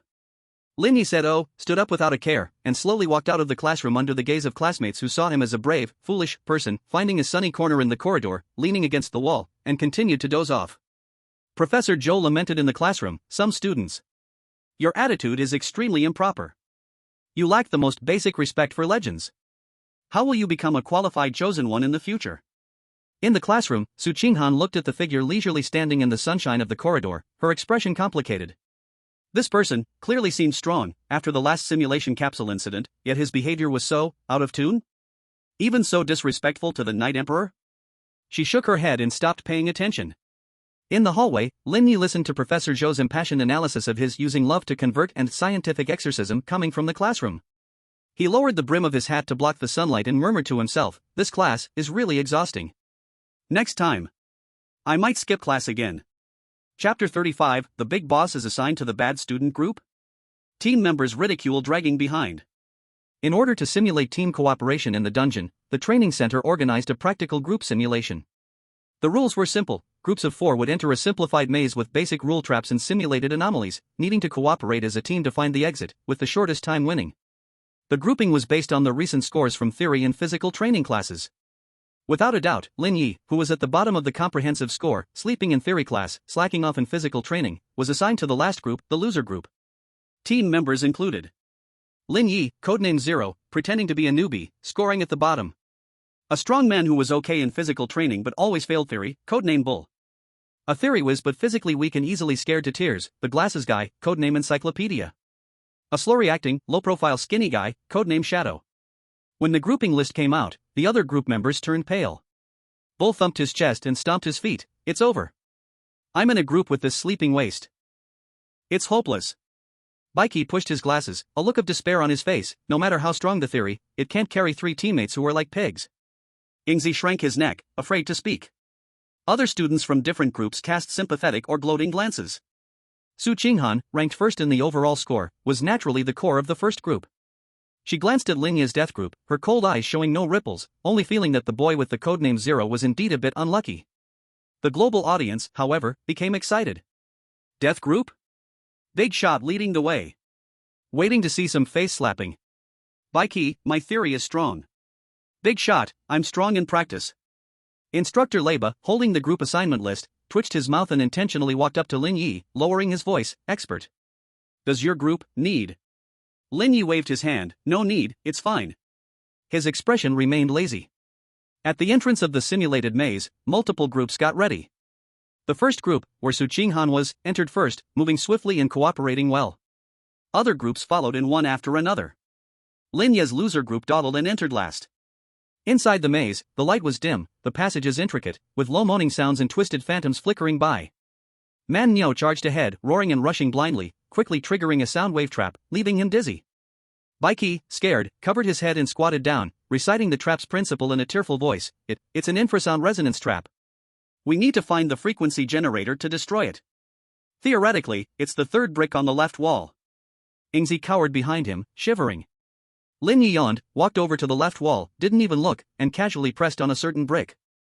Crack! The trap was deactivated. Man Niu. Bai Qi. Ingzi. They continued forward and encountered a fork in the path. Bai Qi hurriedly analyzed. According to maze structure theory, the left passage has a 73.5% probability of leading to a dead end, while the right. Lin Ye directly went left. Man Niu panicked. Hey! The academic said the right. Lin Ye didn't look back. The left is closer. The three helplessly followed. As expected, the left passage was winding and turned out to be a dead end, ending with a wall. Man Niu furiously said, Look. A dead end. What a waste of time. Bai Qi adjusted his glasses. The theory can't be wrong. Lin Ye walked to the wall and reached out to tap a few inconspicuous protrusions at the base of the wall in a specific order. Creak. The wall slowly rotated, revealing a hidden shortcut. It bypassed most of the maze. Man Niu. Bai Qi? It wasn't written in the theory book. Ingzi. Next, various traps awaited. An illusion wall that confused vision? Lin Ye walked straight through it, found the visual blind spot. Pressure-triggered spikes on the ground? Lin Ye avoided them all with bizarre steps. A simulated vengeful spirit lunged at them? Lin Ye casually yanked down a decorative vine and tied a knot to throw it, perfectly trapping the spirit for the moment. He moved leisurely as if strolling in a garden, occasionally speaking, giving simple and brutally direct commands. Niu, 3 steps to the left, step on that brick. Bai Qi, count the bricks on the right wall from top to bottom, recite the strange symbol carved on the 7th brick. Ingzi, bark like a dog. Man Niu hesitantly complied, stepping on the core of the trap. Bai Qi trembled as he recited the obscure syllables, deactivating a rune array. Ingzi blushed and barked like a dog, unexpectedly distracting a sound-triggered tracking phantom. From their initial despair and doubt, the three gradually turned into confusion and shock, ultimately becoming completely numb, only mechanically executing commands. The global livestream went wild with laughter. Big shot, taking 3 babies through. Bai Qi, my theory is completely useless. Ingzi, barking is also a tactic? Man Niu, who am I? Where am I? I just have to obey. Outside the maze, in the monitoring hall. The instructors watched the screen, their expressions shifting from sympathy to surprise, then to jaws dropped in astonishment. What's going on with this group? So lucky? It's not luck. That codename Zero, he seems to completely see through the maze rules? His commands are terrifyingly precise. Professor Zhou adjusted his glasses, muttering to himself, this cracking thought process, wildly imaginative yet directly hitting the core, faintly has the air of the Night Sovereign. He revealed the truth. Su Qinghan's first team quickly advanced with their strong strength and cooperation, but they inevitably triggered several traps along the way, which delayed them a bit of time. When they finally approached the exit, they were surprised to find. The timer at the exit showed. The weak group has already passed through? They broke the historical record of the training center? For the first time, a clear astonishment appeared on Su Qinghan's cold face. She looked at the weak group that had just walked out of the exit passage. Man Niu looked like he was in a dream, walking with a clumsy gait. Bai Qi had a dazed look, his mouth mumbling, this doesn't make sense, this isn't scientific. Ingzi was still curled up, but there was a light in his eyes. And Lin Ye was leaning against the wall beside the exit, holding an apple that he seemed to have borrowed from somewhere. Crunching on it. His face still had that drowsy, lazy look. Seeing Su Qinghan and the others come out, Lin Ye waved his hand and said vaguely, pretty quick. The entire first team. Su Qinghan's gaze locked tightly on Lin Ye, her cold eyes filled with disbelief and inquiry. This person is definitely not as simple as he seems. His insight into the rules and efficiency in breaking them is simply astonishing. Instructor Lei Bao announced the results with a complex expression in this simulation. First place, 4th group, weak group. The crowd was in uproar. Man no, by Ko, and Ning Zi reacted, bursting with joy. They surrounded Lin Ye, jumping and shouting, "Brother Zero! Awesome, Brother Zero! How did you do it?" Lin Ye was so disturbed by the noise that he couldn't even finish his apple, pushing them away. "Just lucky, guessed." Su Qinghan stepped forward, ignoring the excited three, staring directly at Lin Ye, her voice still cold but with a trace of barely perceptible emotion. "You didn't guess. Your understanding of the rules far exceeds that of an ordinary person. Who exactly are you?" Lin Ye finished the last bite of the apple, accurately throwing the core into a distant trash can, clapped his hands, looked at Su Qinghan, and pushed his glasses. "A passing, enthusiastic citizen? Su Qinghan. Global audience, ha ha ha. Enthusiastic citizen. School flower, I believe you a ghost. Big shot is pretending to be humble." After saying this, Lin Ye smiled at Su Qinghan, turned around, and casually walked away, hiding his accomplishments and fame. Su Qinghan looked at his back, feeling an extremely strong curiosity for this seemingly carefree guy for the first time. Chapter 36, Unexpected Encounter with the School Flower. At the canteen, she's stunned by the divine cuisine. In the training center's canteen, it has always been the most important social and gossip place for trainees outside the training ground. A huge space, neat dining tables, providing high energy, high nutrition but quite training-oriented customized meals. During lunchtime, it was bustling with voices. Trainees gathered in groups of 3 or 5, eating while discussing the morning's simulated maze. The weak group Lin Ye was in had made a comeback to win the championship, undoubtedly the hottest topic. "Have you heard? That guy called Zero from the last group is very strange. Just lucky, right? Stepped on dog poop. Doesn't seem like it, he commands very accurately. Even Baiku admires him. Could he be a hidden big shot?" Su Qinghan and her first team members sat at a window seat, quietly having their meal. Her food was neatly arranged, and she ate gracefully, just like her cold temperament. The team members were also quietly discussing Zero, their tone filled with unwillingness and confusion. Su Qinghan listened silently, her chopsticks paused. That figure wearing glasses, seemingly lazy, lingered in her mind. His words "enthusiastic citizen" even left her feeling a bit annoyed. At that moment, the central character of the topic made an appearance. Lin Ye strolled into the canteen holding a tray, moving slowly. He still wore those plain glasses, dressed in loose training clothes, his eyes bleary as if just waking up. His tray was piled high like a small mountain. It was obvious that instructor Lei Bao had specially instructed the kitchen to give him extra servings. Experts need to replenish energy. He ignored the various curious, inquisitive, and jealous gazes, walked straight to an empty table, picked up his chopsticks, and began to gobble up food. The way he eats is extremely unrestrained, like a whirlwind sweeping through the clouds. His cheeks are stuffed, bulging, and he chews at an astonishing speed, forming a stark contrast with the learners around him, who are savoring their food slowly. A few female learners giggle behind their hands. Is he starving to death or what? His eating style is really ugly. Such a pity for that handsome face. After disguising. Su Qinghan also noticed this, her cold brows slightly furrowing. This person, his strength is a mystery, but his behavior is always so carefree. The global audience found it amusing. The big boss is eating up. Starving bad, ha ha ha. Such a touching way of eating. Lin Ye completely doesn't care about the gazes around him, eating heartily, but as he eats, his speed slows down. He picked up a piece of boiled chicken breast, looked at it, then put it down inside. TSK. The energy is enough, but the taste is too standardized. He mumbled quietly to himself, seemingly dissatisfied with the cafeteria's flavor. Then, under countless gazes, he actually pulled out a small glass seasoning bottle from what seemed to be an empty pocket in his training uniform. The bottle was small, containing a rich, slightly thick dark sauce. He twisted the lid open, carefully drizzling a few drops onto that pile of training meal. A strange, complex, and extremely tempting scent instantly wafted through the air. It fiercely overwhelmed the cafeteria's monotonous food odors. Students who caught a whiff of the aroma instinctively sniffed, their stomachs growling. What scent is that? So fragrant. Has the cafeteria introduced a new dish? Lin Ye mixed it all together, then started eating again. This time, he ate even more savoringly, his eyes narrowing slightly as if enjoying some extraordinary delicacy. Surrounding students? Brought his own seasoning? What is this operation? Does the training center allow food from outside? Su Qinghan was also attracted by that peculiar aroma, watching Lin Ye's enjoying expression, a hint of surprise and a little curiosity flashed in her cold eyes. That thing, is it really that delicious? Sitting next to Su Qinghan, a short-haired female teammate, lively in character, couldn't help but whisper, "Sister Qinghan, that guy is so strange, even brought his own sauce? Smells pretty good." Su Qinghan didn't reply. Lin Ye quickly finished the small mountain of food, satisfied as he patted his stomach, ready to get up and leave. As he passed by Su Qinghan's table, the short-haired female teammate couldn't contain her curiosity any longer and called out to him, "Hey! Code 0. Lin Ye stopped, looking at her with a questioning gaze. The female teammate pointed at the seasoning bottle in his hand and curiously asked, "What sauce is that?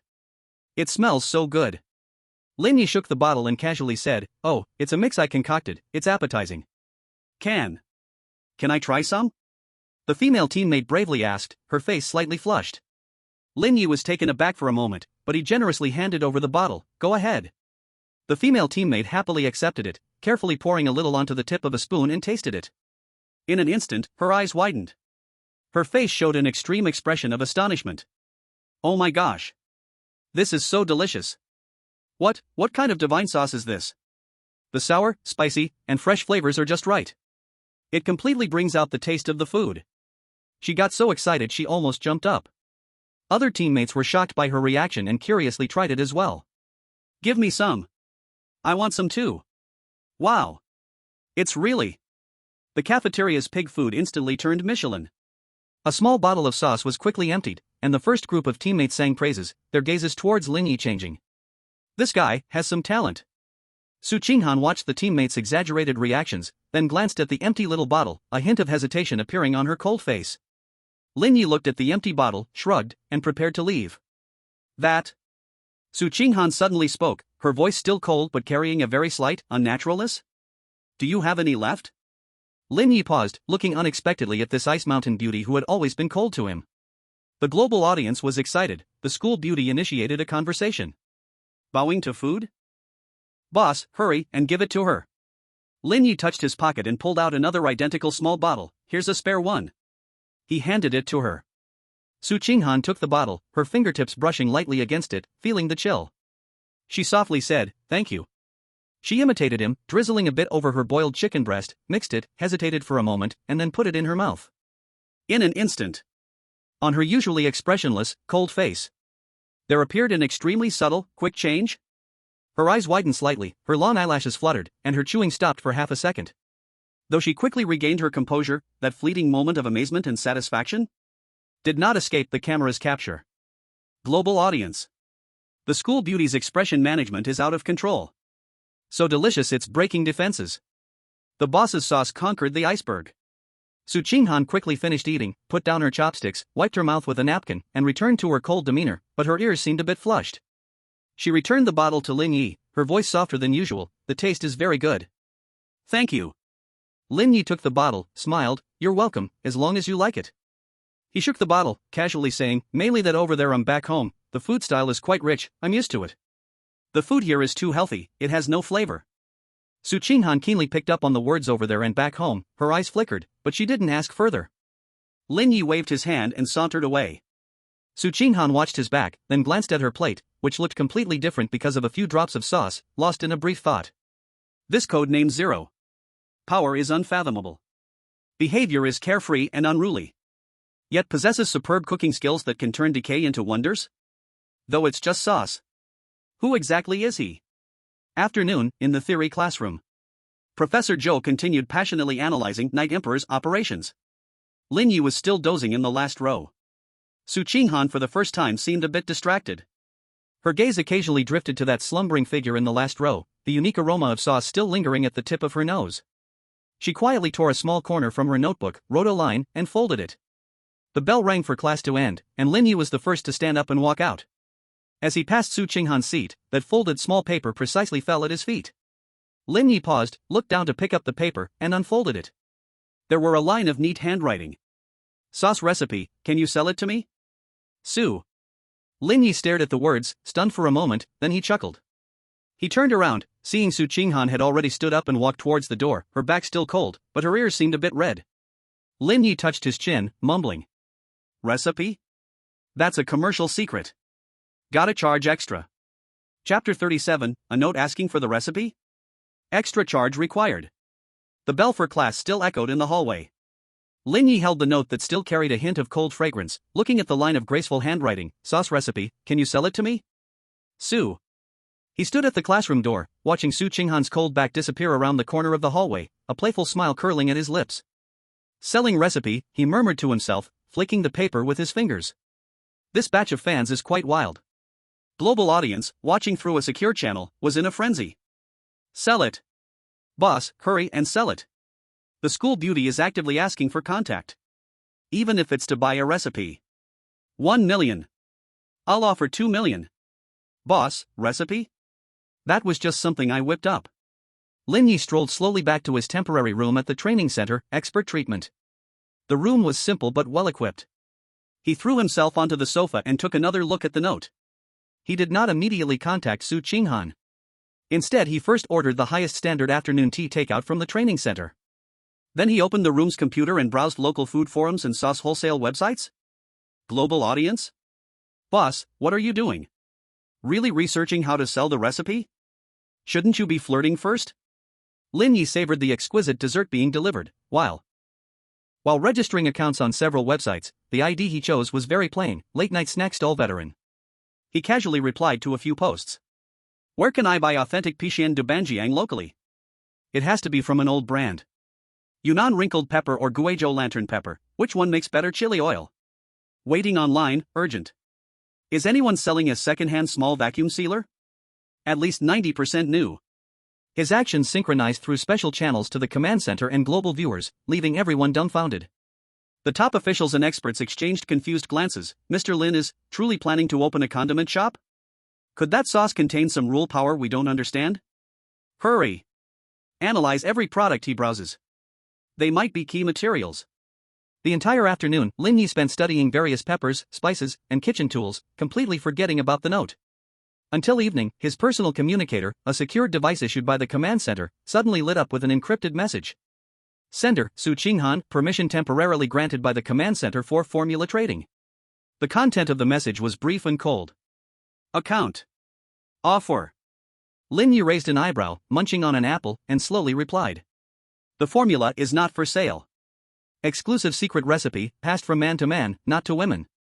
The command center experts nearly fainted upon seeing this reply, passed from man to man? What kind of reason is that? Global viewers burst out laughing. The big shot is starting to mess with us. Campus bell, are you playing me? Su Qinghan fell silent for a few minutes. Just when Lin Ye thought the other party had been angered and left, the communicator lit up again.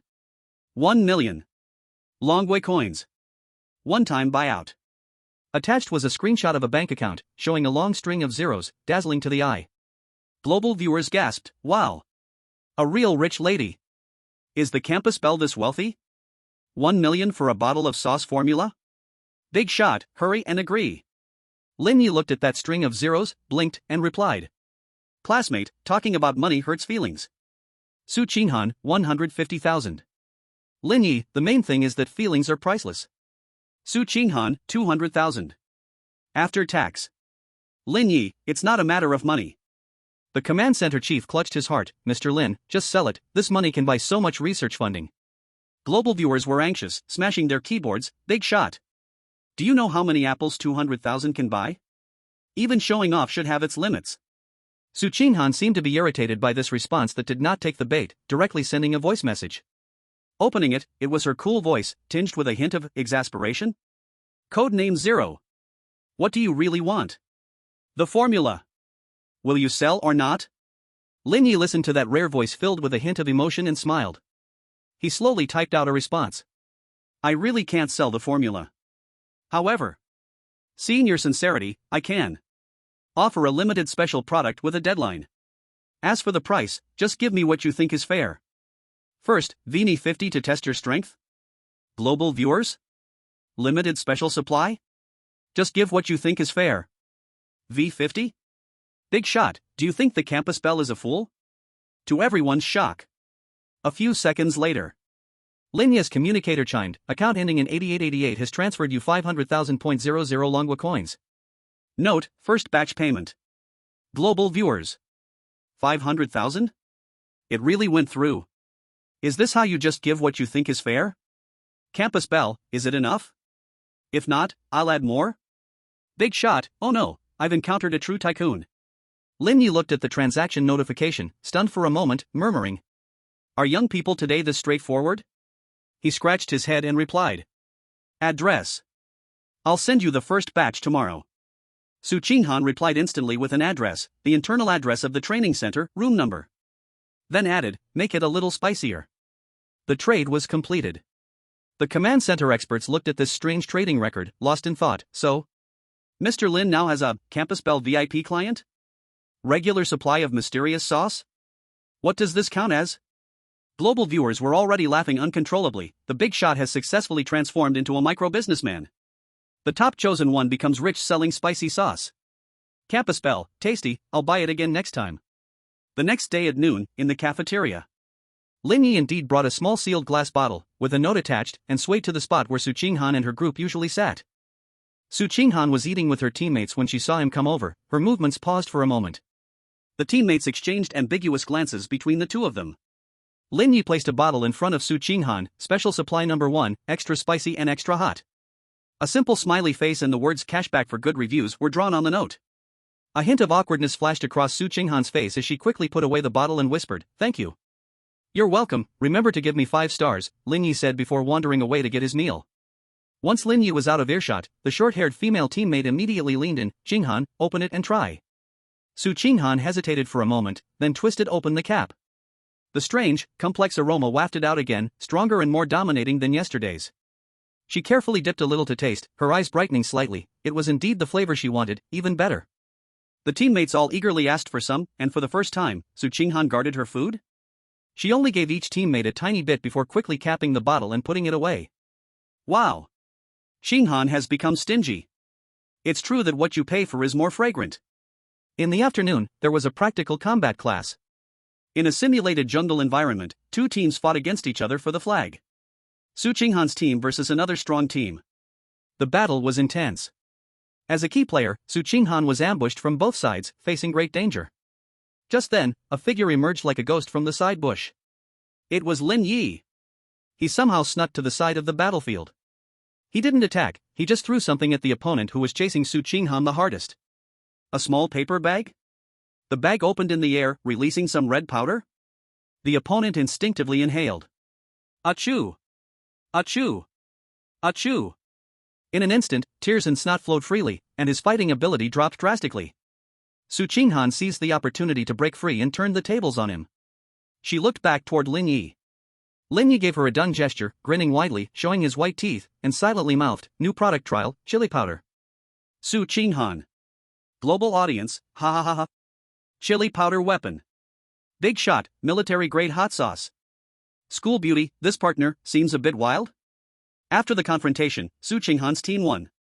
As she left, Su Qinghan walked past Lin Ye, her footsteps paused for a moment, and in a very low voice said quickly, chili powder, prepare more next time. After speaking, her ears turned slightly red as she hurriedly walked away. Lin Ye watched her retreating figure and stroked his chin. Customer feedback, received. Must increase production capacity. Chapter 38, Drawing Lots and Teaming Up with the School Beauty, Looked Down Upon by the Rich Second Generation? The atmosphere in the training center was more tense than ever. All the elite trainees who passed the preliminary screening gathered in the central hall, waiting for the upcoming announcement of the Team Simulation Combat Assessment grouping list. This assessment was different from before, using the highest specification immersive simulation cabin, highly simulating a real rule-bending environment, rated B+ in danger, extremely high for newcomers. The results directly related to future resource allocation and prioritized training lists. The trainees looked serious, with fists clenched, and the air was filled with the smell of competition. Su Qinghan stood at the front of the crowd, her posture straight, her cool eyes scanning the rules summary rolling on the screen, her expression focused. She was recognized as a top student, rated S for potential, with a mysterious background, and was sought after by every team. Li Sisi stood closely beside her, whispering, Qinghan, I hope we can team up. Not far away, a group of rich second-generation students led by Wang Shuo and Zhao Yu, the heir of a technology enterprise, were gathered together, laughing and chatting, their eyes filled with a sense of superiority, clearly aiming for a strong alliance. And in a corner of the crowd, Lin Ye, wearing a pair of plain glasses, dressed in slightly loose training gear, with his hands in his pockets, his head bobbing, was dozing off. His laid-back appearance stood out starkly against the tense atmosphere around him. Wang Shuo caught a glimpse of him, scoffed, and whispered to Zhao Yu, look at that zero. Still sleeping? I really don't understand how the higher-ups can look at such a well-connected person. Don't let him be in our team, he'll drag us down. Zhao Yu pushed up his gold-rimmed glasses, his tone indifferent. Luck is also a part of strength, although it's the lowest kind. The global audience laughed as they watched the scene through the internal channel. The rich second generation is starting to self-destruct again. Big boss, ZZZZ. Waiting to see him get slapped in the face. Instructor Lei Bao stepped onto the stage, his voice booming. Silence. The grouping will be done by a random draw from the system, absolutely fair. Now, the list will be announced. The screen flickered violently, names matched up rapidly. First group, Wang Shuo, Zhao Yu. A strong alliance. Wang Shuo displayed a satisfied smile. Second group. Third group, Su Qinghan, Li Sisi, Muddle, 0. As soon as the list came out, the audience was in an uproar. Group of death? Su Qinghan has 2 deadweights? How come 0 is here again? Wang Shuo was momentarily stunned, then he laughed maliciously. Su Qinghan, your luck, TSK, bringing 2 burdens along with a sleeper, what a shame. Zhao Yu also shook his head slightly, as if feeling regret. Su Qinghan looked at the list, her cold face showed no expression, but her slightly pressed lips revealed a hint of pressure. Li Sisi wailed, it's over, it's over. The new muddle student began nervously rubbing his hands. Lin Ye was only awakened when Instructor Lei Bao lightly kicked him, lifting his head in a daze. Is it time to eat? Everyone. Global audience, big boss, time to eat? Instructor Lei Bao's mouth twitched, lowering his voice. Expert. Could you please take this a bit more seriously? Lin Ye said adjusted his glasses, and looked at the screen, seemingly understanding the situation. Wang Shuo deliberately raised his voice, walked in front of Lin Ye, and mocked, 0, don't sleep in the simulation pod later, or you won't even know how you died. Do you need the brothers to take care of you then? A few followers laughed. Before Lin Ye could say anything, Su Qinghan's cold voice rang out, mind your own business. She walked in front of Lin Ye and handed him a set of documents. These are the basic rules and team cooperation points. Look at them quickly. Though her tone was cold, her actions had already accepted the reality of the team and begun to fulfill her responsibilities as a captain. Lin Ye took the documents, flipped through them, and nodded, oh. Wang Shuo's face turned sour after being retorted by Su Qinghan. He snorted and walked away. Li Sisi leaned closer, whispering to Lin Ye, 0, please stick close to us later, don't run around. Muddle nodded nervously. At this moment, the staff began distributing access cards for the simulation pods. The access cards were specially made, with different colors representing the authority of different groups and the initial resource allocation. Wang Shuo's group received silver access cards, representing high initial resources. When the staff walked to Lin Ye's group and handed a blue access card, standard initial resources, to Su Qinghan, Wang Shuo couldn't help but sneer, oh, blue? Is that enough? Do you want me to lend you guys some points? At this moment, the staff in charge of distributing access cards suddenly heard the device in his hand emit 2 beep sounds. He was stunned for a moment, then operated it a few times, his expression changing subtly, and quickly walked over to whisper a few words to Instructor Lei Bao. Instructor Lei Bao's expression changed, looking surprised at Lin Ye, then quickly walked to the access card distribution point, operating it himself. Moments later, he came back holding a brand new access card, quickly walked to Lin Ye, and handed it over with a hint of respect, 0, student, your access card. The entire place fell silent in an instant. Everyone's gaze focused on that access card. That color was something they had never seen before, dark gold. It also had intricate mystical patterns on it. Wang Shuo's eyes widened, dark gold? What level is that? Instructor, is this a mistake? Zhao Yu also frowned. Instructor Lei Bao shot a glare at Wang Shuo, system distribution, no mistake. Su Qinghan, Li Sisi, and Muddle all looked at Lin Ye in astonishment. Lin Ye took the dark gold access card, casually tucked it into his pocket. It seems there is nothing special. Wang Shuo couldn't help but step forward, Instructor. This is unfair. Why does he? Instructor Lei Bao directly interrupted, speaking in a deep voice, the authority level is classified as top secret. If you question it again, you will be treated as violating the rules. Wang Shuo was choked, his face turned ashen, looking at Lin Ye with unwillingness and anger. The global audience was excited. Dark gold card. The boss's authority. The rich second generation turning green. Instructor, this one is a daddy. Su Qinghan looked at Lin Ye with deep curiosity. She knew very well that the training center's authority levels were strict, dark gold, she had never heard of it. This code 0 was definitely not simple. Li Sisi whispered in surprise, Brother 0, you. Me who was already confused.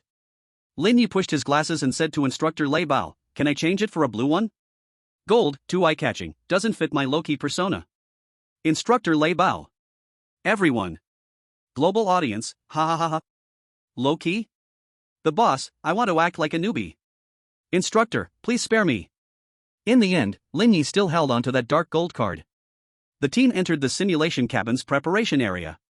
Wang Shuo's group looked at Lin Ye's back, their eyes filled with suspicion, their earlier mockery greatly diminished, replaced by fear and confusion. Su Qinghan took a deep breath and made a final mobilization to the team. Remember the rules, stay alert, and look out for each other. 0. She looked at Lin Ye. You. Lin Ye, I'll support. Su Qinghan, okay. The cabin door slowly opened, revealing the cold and eerie entrance to the abandoned hospital. Let's go. Su Qinghan stepped in first. Li Sisi and Ni Hu nervously followed. Lin Ye, with his hands in his pockets, leisurely walked in last, as if he had merely entered an ordinary haunted house in a theme park. The cabin door closed. The assessment officially began. The global audience held their breath. The boss with a dark gold card is going in. Looking forward to the boss's operation. Rich second generation, I'm so angry. Chapter 39 Abandoned Hospital.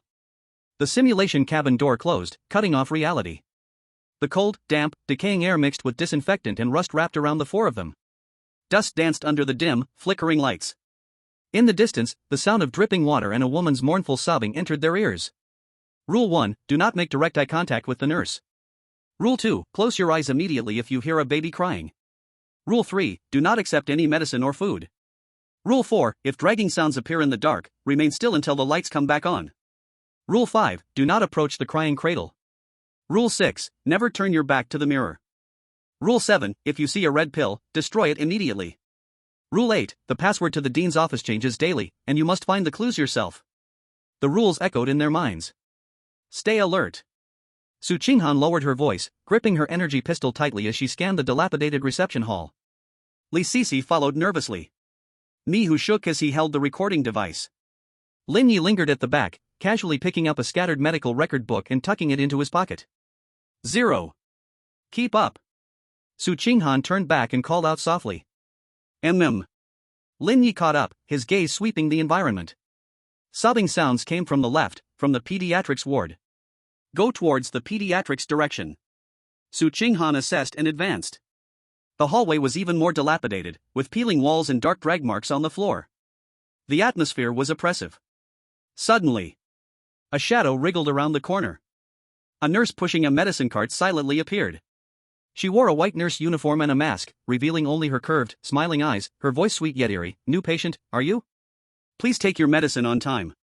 The medicine cart held various pills in murky water. Rule 3 was triggered. Su Qinghan stepped in front. We do not need any medicine. The nurse's smile remained unchanged, but her eyes were strange. Only by taking medicine can you get better, and only then leave. Her voice had a bewitching tremor. Li Sisi and me, whose eyes went blank, unconsciously moving forward. Wake up! Su Qinghan yelled to resist. Lin Ye shuffled forward, pushed up his glasses, and looked at the nurse. Where's the medical advice? Nurse. Global audience. Lin Ye pulled out the medical record book and a pen, scribbling a few notes, revealing a page filled with legal clauses. Practicing medicine without a license. Must hold credentials. The nurse's smile froze, her hands shaking, the cart beeping. The global audience burst into laughter. Practicing medicine without a license. Boss, talk about the law. Nurse, the CPU is burned out. Lin Ye pointed at the cart. Worn tires, unusual steering noise. Inspection record? As if a string broke. The nurse crashed the cart into the wall, disappearing into the black mist. Leaving behind a pharmacy prescription. Crisis averted. Su Qinghan looked at Lin Ye with complexity. Medical law? Lin Ye closed the notebook. Some knowledge.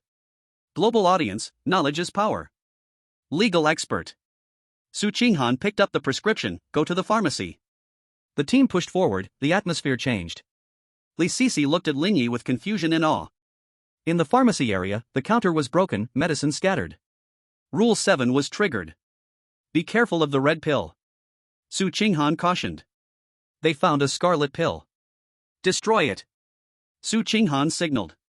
Lin Ye squatted down, used a sampling bag to pick up one, shone a UV flashlight, excess dye, abnormal coating. Then he poured it into the sewage bucket for dissolution. Global audience, sampling bag? First test? Occupational disease. Searching the high-risk drawer, password required. Hint, number of cries. Confusedly counting the cries. Lin Ye pointed to the graffiti sign on the wall. The original number is 4. Input 4, the drawer opened, obtained, storage room key. Global audience, you can see that? They headed to the storage room, through the mirror corridor. Rule 6, never turn your back to the mirror. The team moved forward closely.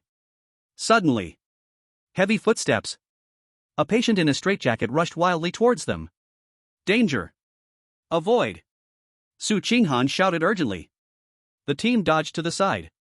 The confused one panicked and backed against the mirror. Rule 6 triggered.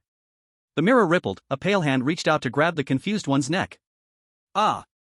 The confused one screamed. Su Qinghan couldn't save in time. Lin Ye reacted extremely quickly, pulled the firebox, inspection record cardboard, and inserted it into the mirror. The hand grasped the cardboard, scraped back. The mirror calmed. The confused one slumped to the ground, face pale. Global audience, record card shield. Everything is a tool. Su Qinghan pulled the confused one, thank you. Lin Ye shoved the card back, inspection isn't timely. Using the key to open the storage room, it was messy. Found, patient transfer record, indicating special cases moved to, underground morgue. The morgue key area. Su Qinghan analyzed. The record warned, beware of the night watchman. A new crisis loomed. As they left the room, all the corridor lights went out. Darkness descended. Rule 4 triggered. In the dark, creak dragging sounds got closer, the chill was bone deep. Everyone held their breath in silence. Li Sisi closed her eyes. Su Qinghan gripped her weapon. The confused one suffocated. Lin Ye in the dark blinked. Took out an old flashlight. Click, it lit up. The beam broke the dark, illuminating a head. A bloodstained nurse uniform, ashen face, eyes completely white, dragging a huge hook, simulated nurse, was shining right. 4 eyes met. Nurse? Crowd. Global audience, the flashlight is back. Lin Ye scanned the nurse with the flashlight, outfit damaged, tool unmarked. Poor quality. The nurse roared, accelerated crawling. Su Qinghan shouted urgently, prepare. Lin Ye sighed, not bright enough, and thrust the flashlight into the nurse's forehead. Zzz. Current surged, the nurse convulsed, fell to the ground, smoking crashing. The lights returned. Everyone looked at the smoking nurse. Su Qinghan took a deep breath, this flashlight. Lin Ye, street stall, for self-defense. Not bad. Global audience, physical exorcism. Professional quality inspection. The team searched for the entrance to the underground morgue. The cold, oppressive air surged up. Beware of the night watchman, caution surfaced in their minds. Su Qinghan's expression hardened, it's more dangerous below, be cautious. She led the way down. Li Sisi nervously followed, confused. Lin Ye walked last, looking at the deep stairs, feeling his pocket. Lin Ye seemed not to hear and walked straight in front of the night watchman. In everyone's incredulous gaze, he pulled out a small silver power bank and a Type-C cable from his training suit pocket. The global audience was stunned. Power bank? Data cable? What is he going to do? Lin Ye skillfully inserted the cable into the power bank and precisely plugged the other end into a hidden port at the bottom of the lantern. A sizzling sound of electricity echoed, signaling a successful connection. The flickering light of the lantern steadied at a visibly stable brightness, no longer flickering. The dim yet persistent light reopened the safe zone. The sound of the refrigeration cabinet abruptly stopped. The darkness retreated, and the temperature began to rise. The crisis was resolved. Lin Ye shook the power bank. Power is low, buddy. Need a recharge? Scan or swipe? The night watchman became completely stiff, as if his CPU had overheated. Global live broadcast exploded, ha ha ha. Recharge? Power bank for life? Mobile payment? Night watchman, I've never seen such a thing. Su Qinghan and the others gaped, their jaws almost dropping to the ground. Su Qinghan's cold face was filled with disbelief, but a barely noticeable emotion named relief quietly settled down. No matter how outrageous, he always seemed to have a way. The night watchman finally shook his head stiffly, turned silently, holding the recharged lantern, and almost jogged into the distant darkness, his back frantic. The absurdity of the crisis being resolved was complete. That power bank. Su Qinghan walked in front of Lin Ye, his voice a bit dry, and his eyes complex to the extreme. Lin Ye unplugged and put away his gear, backup power. Interface compatibility is decent. His tone was flat, as if he had merely done something trivial. Su Qinghan was at a loss for words, feeling for the first time that this kind of plainness hid an unfathomable strength and composure. Li Sisi and Miho looked at Lin Ye with eyes filled with admiration and reliance. All right, Su Qinghan forcibly brought the topic back, raising the mirror corridor key. The light hasn't gone out, crisis resolved. We must find the exit of the mirror corridor. The team moved again. With a clear goal and the inexplicable sense of safety brought by Lin Ye, the progress was somewhat smooth.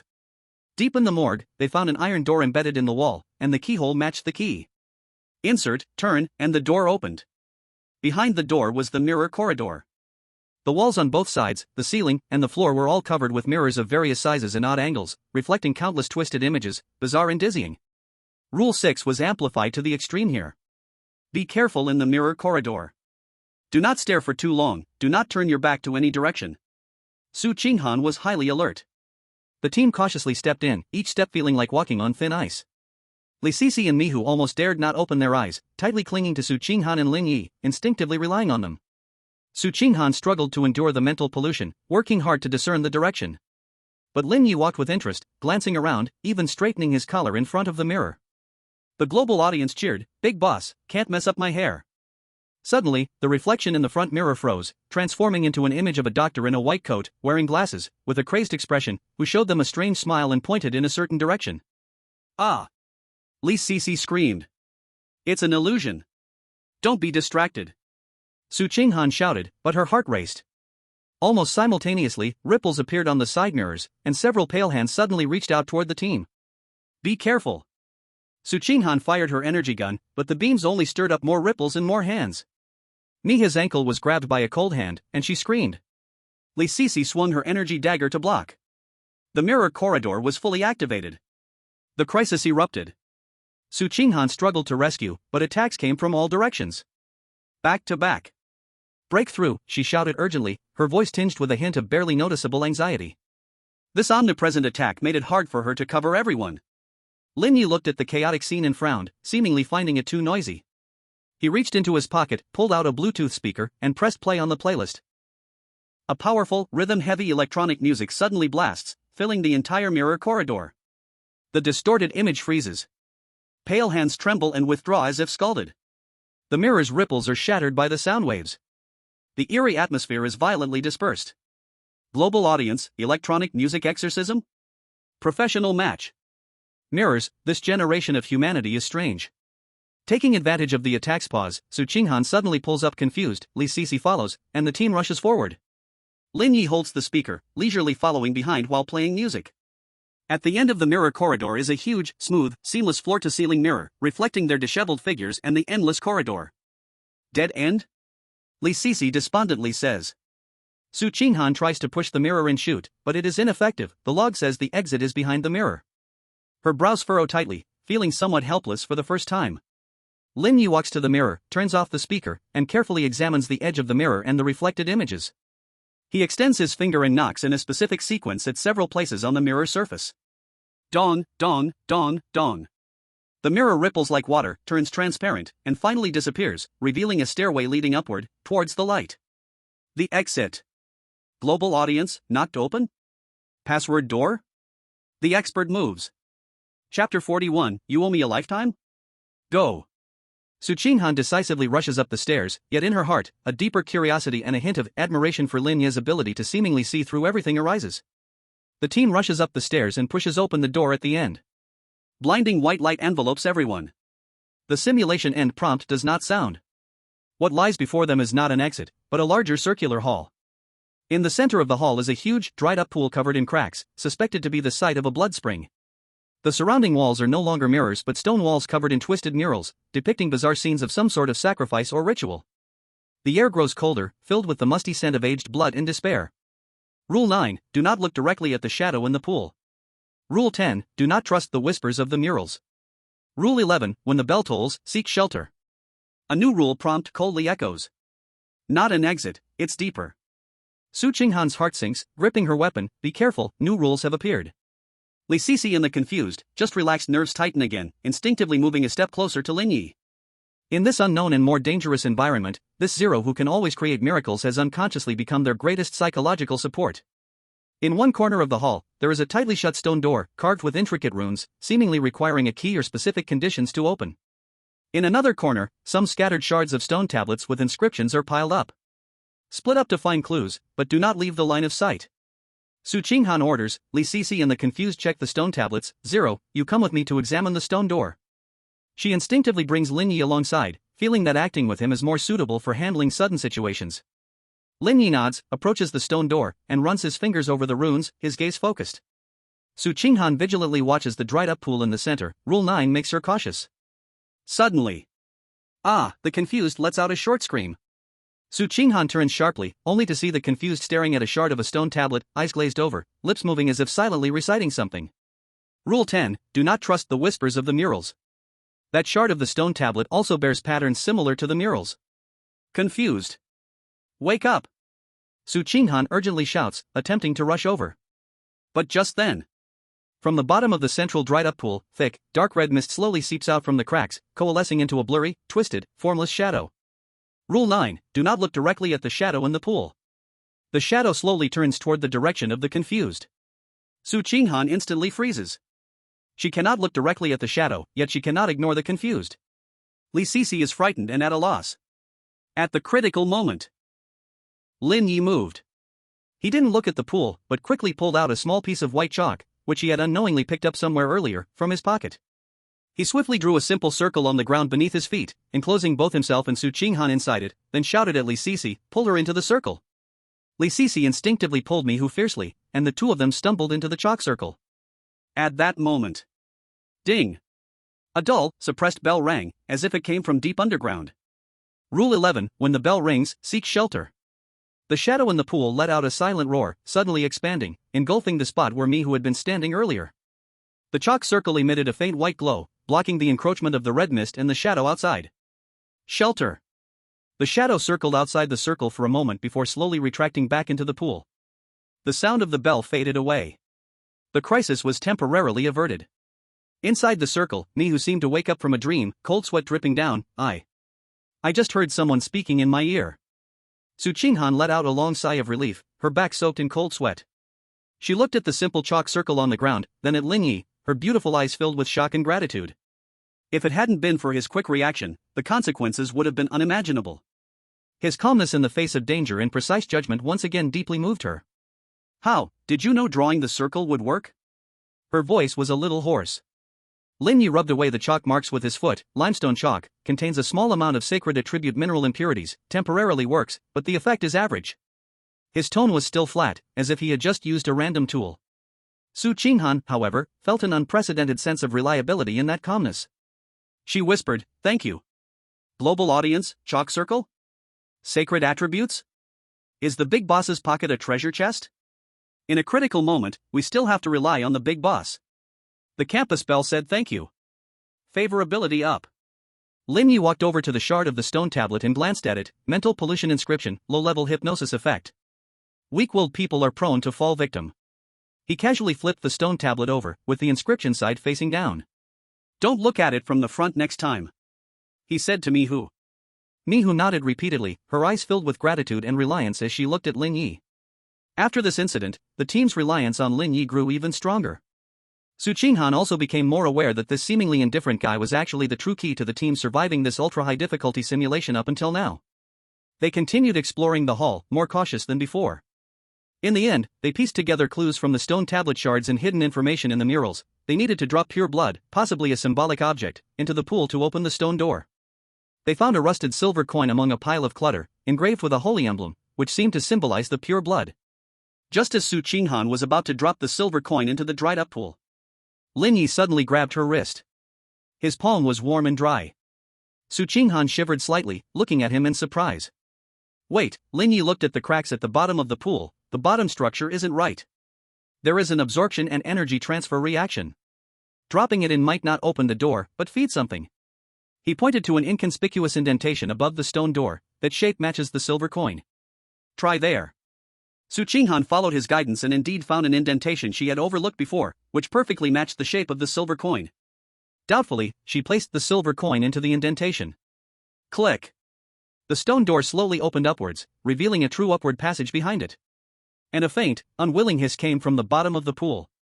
Su Qinghan gasped. If it hadn't been for Lin Ye stopping them, they might have triggered a more dangerous mechanism. She looked at Lin Ye, her eyes filled with astonishment and gratitude, almost overflowing. Not only was he strong, but his attention to detail was sharp as a needle, his observation skills far beyond ordinary people. Let's go. Lin Ye withdrew his hand and stepped into the passage first. Su Qinghan looked at his back, pressing her lips together. quickly catch up. Lin Ye and Nico closely followed, their hearts finally at ease. At the end of the passage, light came. The prompt sound of the simulation ending finally rang out. Assessment completed. Team, Suqinghan, Lin Ye, Nico, 0. Rating, SSS+. Performance, no violations, cracked all hidden clues, exploration rate 100%.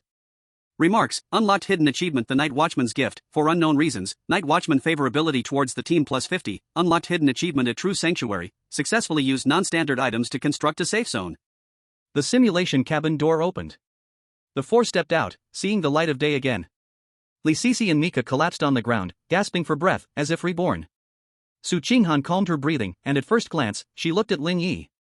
Lin Ye stretched lazily, yawned, took out the power bank from his pocket, looked at it, and muttered, "Use 12% of the power. What a loss. Next time I need to charge more." Suqinghan looked at him like this, then recalled all his heroic actions in the instance just now, and couldn't help but, very subtly, curved her lips upward. Though she quickly regained her cold demeanor, that moment of softness was perfectly captured by the global audience. The school beauty smiled? Is it because of the big shot? Favorability definitely increased. Big shot, what a loss. School beauty, can I compensate you for a lifetime? Wang Shuai and Zhao Yu's group, rated A, looked at Lin Ye, their faces pale, their eyes filled with fear and disbelief, unable to utter even a single word of ridicule. Chapter 42, Want to team up with me? First VNI 50. The announcement of the end of the simulation assessment exploded like a deep water bomb, stirring up huge waves.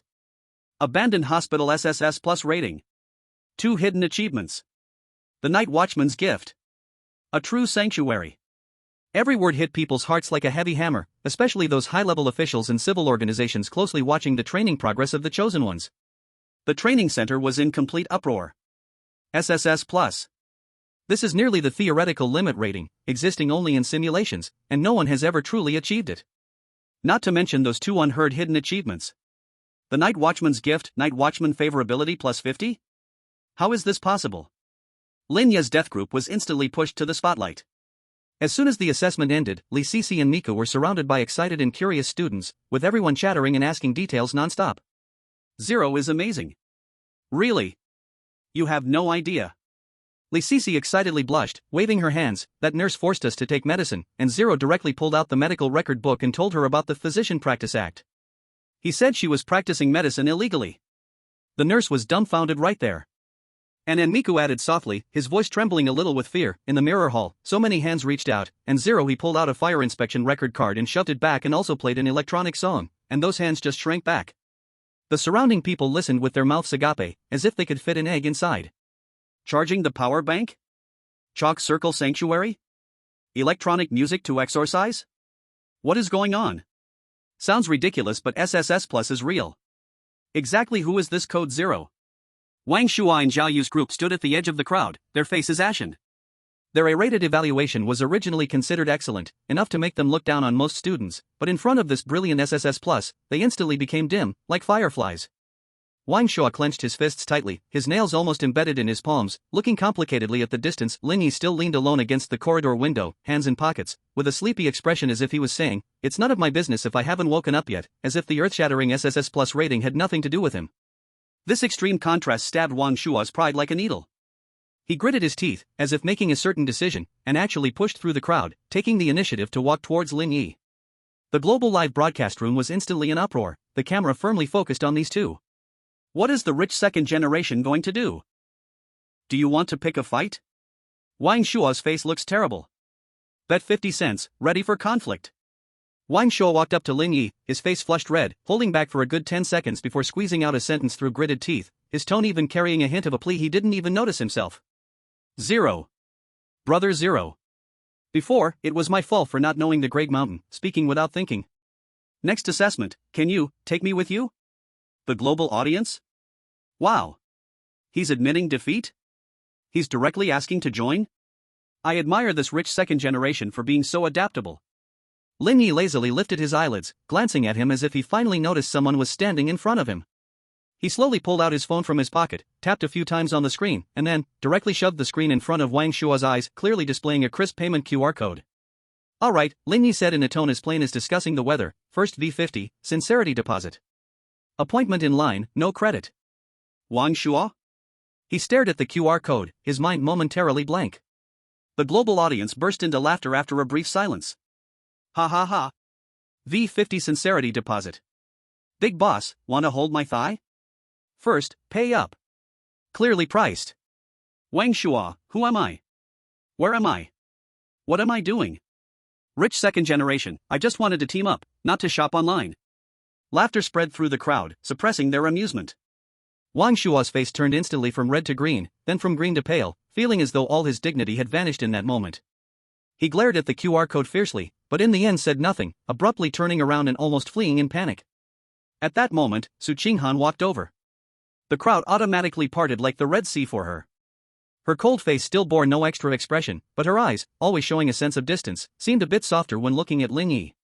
Zero, she spoke, her voice calm yet clear, for the next team task, if there's a choice. I hope to team up with you again. This was her first time clearly and actively issuing a team invitation. The global audience erupted again. The school beauty's invitation. Officially handing out sugar. There's hope. The ice mountain is melting. Everyone held their breath, watching Lin Ye, waiting for his reaction. Lin Ye looked at her, nodded, and simply replied with 2 words, "Oh, okay." Then before anyone, including Su Qinghan, could react, he naturally handed the phone screen back to her. The damn QR code came back into view. Familiar price, he added, his tone as calm as ever, V45. Su Qinghan. Her cold eyes clearly paused for a moment, looking at the QR code, then back at Lin Ye's expression that seemed to be taken for granted, nearly choking on her breath. The global audience completely lost it. Ha ha ha. Familiar price V45. Late-stage male chauvinism, no saving. School beauty, am I only worth 45? I'm not even worth more than the rich second generation? Big boss, gender equality, honest business, no deception. Su Qinghan's lips seemed to twitch imperceptibly. In the end, she said nothing, did not look at the QR code, just gazed deeply at Lin Ye, then turned to leave. But observant people might notice that after she turned, her fair earlobe seemed to show a hint of very light pink. No one knew if she was angry or feeling something else. Chapter 43, Daily Watched, Is the Ice Mountain Melting? The warmth of the mock assessment continued to spread in the training center, heating up rather than cooling down. The brilliance of the SSS Plus rating was too dazzling, causing Lin Ye, codenamed Zero, to completely become the most eye-catching scenery in the training center. The dormitory corridor he was in had become a popular check-in point, and students loved to pass by, peeking in to see what this big boss was doing in private. The results were often disappointing. Most of the time the big boss was sleeping, and a small part of the time he was eating snacks. Li Sisi and Mika had become the most popular spokespersons. Surrounded by an enthusiastic crowd, repeatedly recounting the magical details of the assessment. Brother Ling casually tossed a power bank to the night watchman, and the light stopped flickering immediately. Li Sisi spoke with sparkling eyes. And there was chalk, drawing a circle, the ghost hands can't come in.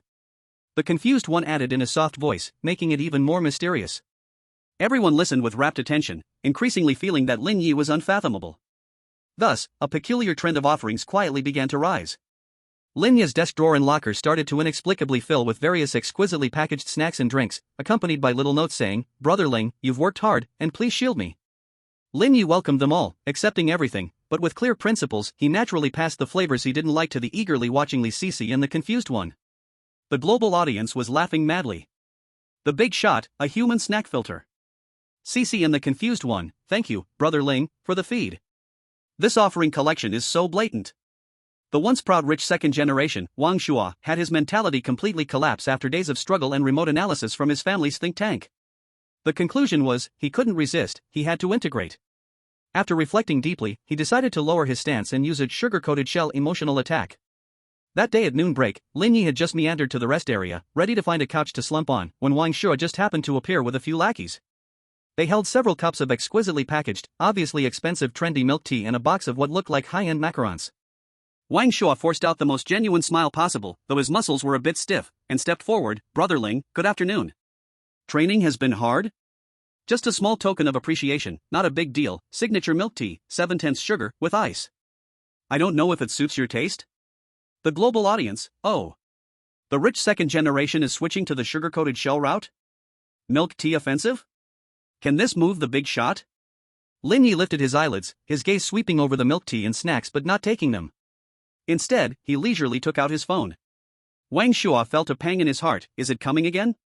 Sure enough, that familiar, stomach-churning payment QR code appeared once more. Milk tea purchasing fee, 20. Snacks are extra. Support for packaging. Lin Ye's tone was as flat as an emotionless customer service robot. Wang Shua. The lackeys. The global audience burst into laughter. Delivery fee 20. Ha ha ha. The big shot, want to give a gift? First, pay the delivery fee. Rich second generation, I'm freaking tired. Wang Shua's mouth twitched a few times, but ultimately, he silently took out his phone to scan and pay. Only then did Lin Ye accept the milk tea, insert a straw, take a sip and nod, the sweetness is fine. Then he took the box of macarons and found a place to sit down and enjoy.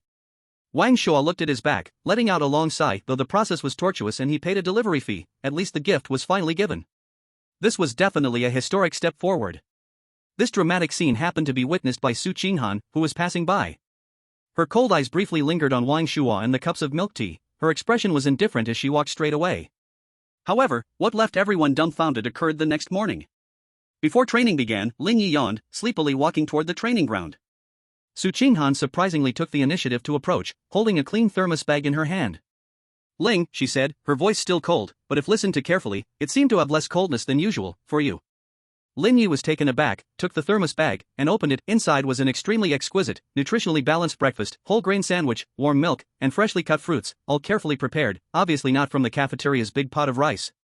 The global audience instantly erupted. Wow! The campus goddess brought breakfast. Is it homemade? The ice princess melted? The surrounding students, secretly paying attention, widened their eyes in surprise. Almost dropped his jaw to the ground. Lin Ye looked at the breakfast, then glanced at Su Qinghan, who stood tall and cold-faced in front of him, and nodded sincerely, thank you. Then under the gaze of everyone, including Su Qinghan, he very naturally placed the thermos bag temporarily on the nearby steps. And then with incredible speed, he took out that universal phone again, skillfully displayed the QR code, and said in an extremely sincere business tone, breakfast delivery service, VIP package discount price, V25 will do. The air instantly froze. Su Qinghan. The onlooking students. After a brief silence in the global live broadcast room, the bullet screen completely exploded. Chapter 44, Adaptability Assessment. Ha ha ha ha ha ha ha. V25. Breakfast delivery service. Boss, even the campus beauty has to pay. Gender equality. Su Qinghan, where is my knife? Where is my 40-meter-long knife? This terminally ill male chauvinist is beyond saving. Lonely for life. A clear crack appeared for the first time on Su Qinghan's cold face, which usually had no expression. She looked at the QR code, then at Lin Ye's face full of honest operation, a breath stuck in her chest, unable to rise or fall. In the end, she said nothing, suddenly turned around, her pace doubled compared to usual, quickly leaving the scene, but her pale ear roots were visibly turning red. This time, it was likely that she was angry. Global audience laughed until they hit the ground. The campus beauty ran away in anger. Ha ha ha ha. Boss, fair and square, clearly priced. V25 buys breakfast made by the campus beauty herself, what a blood profit. Not really. Lin Ye nonchalantly put away his phone, picked up the thermos bag, found a place to sit down, and leisurely began to enjoy his breakfast, even commenting after a few bites, not bad. Price-performance ratio is quite good. Everyone. After this incident, Zero's charging code completely became a beautiful landscape and popular meme at the training center. Students privately spread strategies, want to be close to Brother Zero? 2 ways, 1, prepare his favorite snacks, 2, be more direct, VM50. Simple, crude, and effective. Training continued as usual. Perhaps due to the instructor's intentional arrangement, in the new team cooperation course, Lei Bao specifically assigned Lin Ye and Su Qinghan to the same group for paired tactical coordination exercises.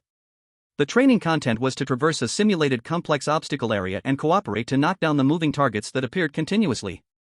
Su Qinghan's tactical qualities were exceptionally high, with clear commands and clean, decisive movements. Lin Ye, however, exuberantly matched her astonishingly. Su Qinghan, left wing cover. Lin Ye casually strolled to the left, picked up a training gun, without even looking, bang bang, all moving targets fell in response, with every shot hitting its mark. Su Qinghan suppressed the simulated firing point ahead. Lin Ye then found a corner to lazily squat, occasionally firing a shot, but each bullet hit precisely the key simulated node of the firing point, instantly paralyzing it. Su Qinghan, advance. Lin Ye stood up, followed her, and along the way, incidentally tripped over a few suddenly appearing trap targets.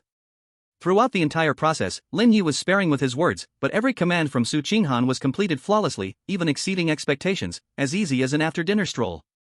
Su Qinghan went from being fully alert at the beginning, to surprise in the middle, to finally numbness.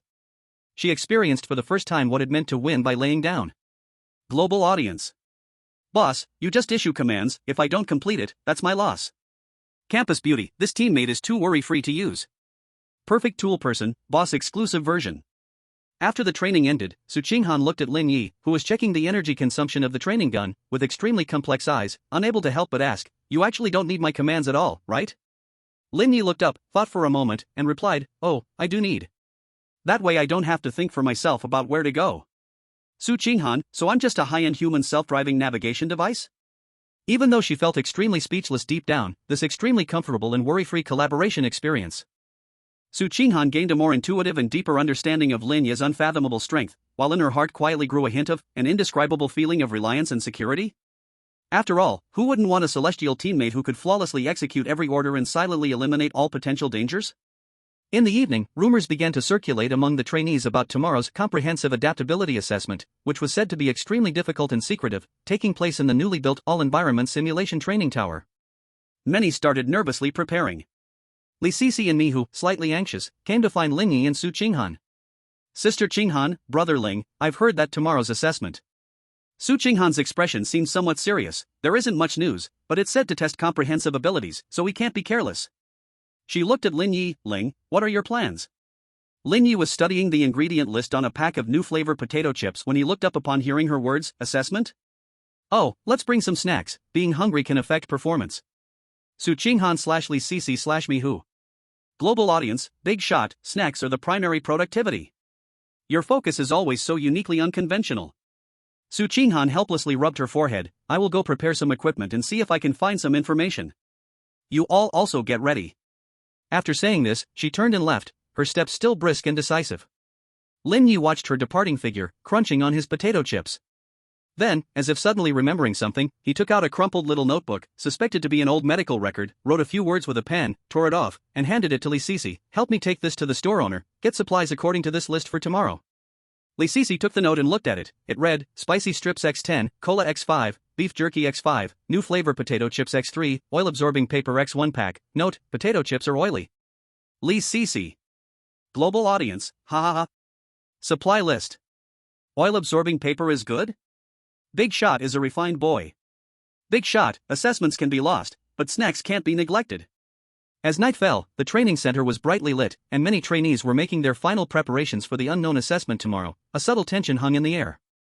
And Lin Ye had already finished washing up on time, comfortably lying on his dorm bed, wearing earplugs and an eye mask. And had entered dreamland on time. His breathing was even, and his expression was peaceful. It seemed that tomorrow's assessment, said to be extremely difficult, was for him merely an ordinary spring outing with snacks provided. Global audience. He's sleeping again. Big Shot, resting up, snacks prepared, fearless. This mental quality is as steady as a mountain.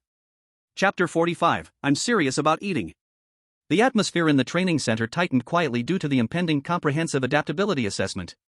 The rumors grew more mysterious. "I heard the all-environment simulation training tower uses the latest black technology and can simulate various extreme rule environments. The difficulty is super high. It's said to be even more bizarre than the abandoned hospital. The rating directly affects subsequent resource allocation." Each trainee wore a grave expression, sweating in the training grounds and crowded in the library, all making the most of their time to improve themselves. Amidst this tense atmosphere, there was one person whose style remained uniquely quirky, Lin Ye. He seemed to carry a detachment from the world buff, completely unaware of the surrounding anxious emotions. In theory class, he was napping as usual. During physical training, he was expertly slacking off. Global audience, Big Shot, what is tension? Can it be eaten? Everyone is grinding while I alone sleep. Wang Shuo looked at Lin Ye in this state, feeling puzzled but still decided to do something. He bought a large number of high-energy drinks, concentrated nutrition bars, and premium chocolate, stacking them in front of Lin Ye's dorm door. "Brother Ling, you're going to have a hard time with the assessment tomorrow. Just a little something to replenish your strength," Wang Shuo said enthusiastically. Lin Ye glanced at the pile of items, picked out a drink that looked appealing, and nodded, "Oh, thanks." The others, he didn't touch. Global audience, Big Shot, just a bottle? Rich second generation, my intentions are delivered. Su Qinghan saw the scene from afar, her cold eyes showed no fluctuation, but her steps paused slightly. The next morning, the assessment was about to begin. Students gathered in the entrance hall of the training tower. The atmosphere was tense, whispering and checking their equipment. Lin Ye yawned and was the last to stumble in, holding a box of milk. Su Qinghan was already dressed and was making final adjustments to her gear. She saw Lin Ye, her gaze lingered on him for a few seconds, said nothing, and continued to check her equipment. Global audience, the school beauty is paying attention to the big shot. Her expression is a bit complicated. As the assessment was about to start, the students lined up to enter the preparation cabin for neural connection and final calibration of their equipment. The tension in the atmosphere reached its peak. Li Sisi and Mimu were sweating with nervousness. Su Qinghan's face was as cold as ice. Other students also wore serious expressions. Only Lin Ye, in the waiting time, pulled out a pack of spicy strips from his pocket, tore open the package, and started to eat slowly. Mumbling in his mouth, he commented, "This brand's artificial flavor is a bit strong." Everyone? Global audience, ha ha ha. Eating spicy strips right before the exam. Big shot, replenishing energy. This mental quality, I admire. The door of the preparation cabin opened, and students entered one by one. Lin Ye finished the last bite of spicy strips, accurately tossed the empty bag into a distant trash can, yawned, and followed in. The cabin door closed. Comprehensive adaptability assessment is about to begin. A cold prompt echoed in every student's mind. Loading environment 321. A flash of white light. However, the extreme environment they anticipated did not appear. All students found themselves still standing in the preparation cabin instead of entering any simulated scene. It's just that in front of each person, there floated a translucent light screen, and the screen displayed a Cafeteria Satisfaction Survey questionnaire. The questionnaire was extremely detailed. 1. Are you satisfied with the temperature of the porridge at breakfast? A. Too hot. B. Just right. C. Too cold. 2. How do you assess the fat and lean ratio of the braised pork at lunch? A. Too fatty. B. Just right. C. Too lean. 3. Do you think the free soup at dinner is too salty? A. Yes. B. No. C. Haven't had it. 50. Would you recommend the training center's cafeteria to your friends? A. Very willing. B. Willing. C. Average. D. Unwilling. E. Very unwilling.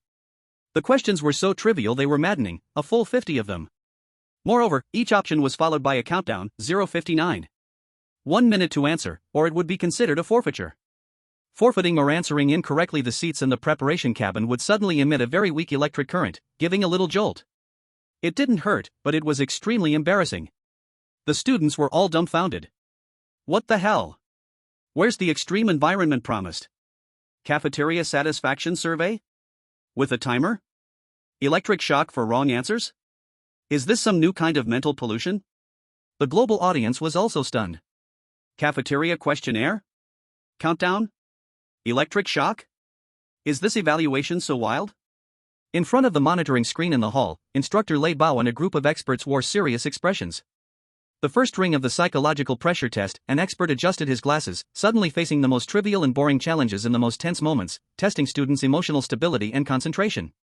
The microcurrent stimulation is to reinforce the concept of failure punishment. The students began to answer questions in a flurry.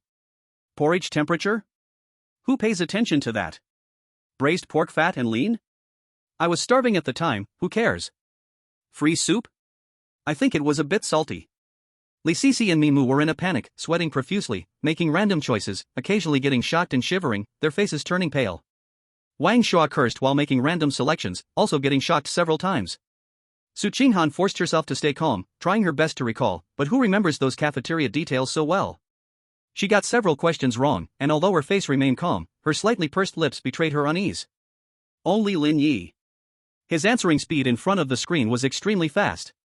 Almost as soon as a question appeared, he selected the answer in an instant. A. Too hot. B. Just right. A. Yes. E. Very unwilling. 50 questions, answered all at once, all correct. The countdown seemed useless to him. Microcurrent? Not even one hit. Global audience stunned, big shot answers in seconds? How can he remember so clearly? E. Very unwilling. Ha ha ha. So real. Chapter 46, Overslept. Big shot, I'm serious about eating. Other students watched the constant correct prompts flashing on Lin Ye's screen and their occasional shocks with despair in their hearts. Is this really possible? The first round ended. The screen disappeared. Many students' hair stood on end, faces awkward. Lin Ye calmly adjusted his collar. Su Qinghan looked at Lin Ye, his gaze became more complex. This guy remembers even the details of cafeteria food so clearly? What has he been focusing on usually? Before everyone could catch their breath, the second round suddenly began. Environment loading, precision operations under noise interference. A virtual control panel appeared in front of all students, requiring them to complete a very precise virtual circuit board soldering operation against an extremely noisy backdrop, mixed with sounds like nails scratching a blackboard, power drills, and babies crying. A single shaky hand would mean failure, and failure also came with a reward of microcurrent. Ah! What is that sound? My head is going to explode. Li Sisi screamed, her hands shaking uncontrollably, being shocked repeatedly. Confused covered his ears, unable to operate at all. Wang Shua cursed, forced to push through, making countless mistakes. Su Qinghan endured the sound interference, focused his mind, managing to keep his movements steady, but his progress was slow and he made occasional errors. Only Lin Ye. He took out a pair of 3M industrial noise-canceling earplugs, skillfully plugged them into his ears, then began to operate. Steady, precise, efficient movements. Completely unaffected by the noise. Even, he had time to yawn? Global audience, noise-canceling earplugs? Where did that come from? Big shot, physical noise reduction, professional. He's too prepared. Operation completed, perfect rating. Lin Ye took off the earplugs, tucked them back into his pocket. Other students looked at his relaxed demeanor, then at their slightly trembling hands and slightly frizzed hair, their hearts filled with mixed feelings. The two unconventional tests left all the students a bit dazed and completely adjusted their dismissive attitude towards the assessment. The third round followed closely. Environment loading, key information extraction in a flood of information. A massive, chaotic flow of information, hard to distinguish between true and false, surged like a waterfall on each student's screen, requiring them to quickly capture and confirm one true key instruction. The speed of the information flow was incredibly fast, making one's head spin after staring for too long. Missing or misidentifying the instruction also came with a reward. Students stared wide-eyed, feeling dizzy, overwhelmed with information, suffering painfully. Su Qinghan held his breath, quickly sifting through, but the volume was too large and he almost captured the wrong one several times. Lin Ye. He took out a pair of blue light-blocking glasses? Put them on. Then his eyes quickly scanned the screen. Almost at the moment the information flow refreshed. He pointed out the key instruction precisely. Third line from the bottom right, slightly slanted font, marked with an asterisk watermark. Easily passed. Global audience, blue light-blocking glasses? How much stuff is in this big shot's pocket? This detail observation skill, incredible. After 3 rounds, other students had all been shocked by the microcurrent to varying degrees, their appearance was somewhat disheveled, and their spirits were somewhat exhausted. Only Lin Ye's hair was still neat and he even took out a piece of chocolate, unwrapped it, and started eating it as if he had just done a set of eye exercises. Su Qinghan looked at Lin Ye calmly munching on chocolate and recalled the tension and occasional mistakes he had just made. A deep sense of helplessness and strong curiosity surged in my heart. This person, what else is he preparing? Where exactly are his limits? Comprehensive Adaptability Assessment Phase 1 is over. Take a 10-minute break, prepare for Phase 2. The prompt sound rang out. The students sighed in relief, slumping in their chairs, feeling more exhausted than after a battle. Lin Ye finished his chocolate, clapped his hands, adjusted the angle of his chair, put on an eye mask, and began to nap. Everyone. Global audience, he's sleeping again. Big boss, can't waste even 10 minutes. For him, this assessment might just be a break? Su Qinghan looked at Lin Ye, who fell asleep in an instant, and finally shook her head helplessly. The 10-minute break passed in the blink of an eye. For the other students, these 10 minutes were pure torture. They seized every second to calm their breaths, wipe away cold sweat, and try to recover from the earlier wave of mental pollution, nervously guessing what bizarre test would come next. Li Sisi and me who encouraged each other, their faces still pale. Wang Shua irritably scratched his hair, grumbling complaints. Su Qinghan closed her eyes to rest, adjusting her heart rate, but her slightly trembling eyelashes revealed her inner turmoil. And Lin Ye wore noise-canceling earplugs and an eye mask. Slouched in the chair of the preparation cabin. Breathing evenly and long. Sleeping soundly. He even let out an extremely soft snore? Global audience, he's really asleep? 10 minutes of deep sleep? Big boss, I'll nap first even if the sky falls. Comprehensive Adaptability Assessment Phase 2 is about to begin. All students prepare. A cold prompt sound echoed. The students instantly tensed their nerves, ready for anything. Lin Ye turned over and continued sleeping. Loading environment. 3. Su Qinghan opened her eyes, instinctively glancing at Lin Ye beside her, realizing he was still asleep, her cool brows slightly furrowed. 2. She hesitated for a moment, reached out, and gently pushed Lin Ye's arm. 0, it has begun. Her voice was low, with a trace of barely noticeable helplessness. 1. Lin Ye had no reaction, even smacking his lips as if dreaming sweetly. A flash of white light. The environment changed suddenly. Chapter 47, I can remember even without sleeping. No longer in the preparation cabin, everyone found themselves standing in the very center of an extremely bustling, noisy, and colorful commercial pedestrian street. The loud music, chaotic shouting of vendors, and throngs of people instantly overwhelmed everyone. Loading environment, target tracking and memory enhancement under information interference. Task, within 60 seconds, remember all the third-line text appearing on the rolling billboards in sight, and recite it in order after the interference ends. Number of billboards, 30. Interference intensity, high. A huge amount of information instantly bombarded everyone's senses. The dazzling billboards flashed various promotional messages, celebrity endorsements, public service ads. The words were packed tightly, making people feel dizzy. The surrounding noise was deafening, and pedestrians would often block their view. How is this possible? 60 seconds? 30 billboards? And high interference? I can't see or remember anything. The students panicked instantly, desperately widening their eyes, trying to capture and memorize, but information overload and noise interference made their efficiency extremely low, causing great distress. Li Sisi was anxious, stamping her feet. Mi Hu was already in a state of confusion. Wang Shuo cursed and tried to block out the noise. Su Qinghan forced herself to stay calm, quickly scanning the area, her lips silently recalling fast, but the pressure was immense. And Lin Ye? He surprisingly was still sleeping? He even pulled out a small U-shaped pillow from somewhere, propping it under his neck, making himself more comfortable to sleep. Completely ignoring the deafening noise and dazzling lights around him. Global audience, a U-shaped pillow? Big boss, you take your test, I'll keep sleeping. This shielding ability, amazing. Su Qinghan was frantic in her memorization while catching a glimpse of Lin Ye sleeping peacefully. She almost couldn't catch her breath. She gritted her teeth, reached out again, and pushed him hard. 0. Task. Lin Ye was finally pushed awake. He groggily took off his eye mask and earplugs, rubbed his eyes, and looked around at the noisy environment, yawning widely. Is it time to eat? Everyone.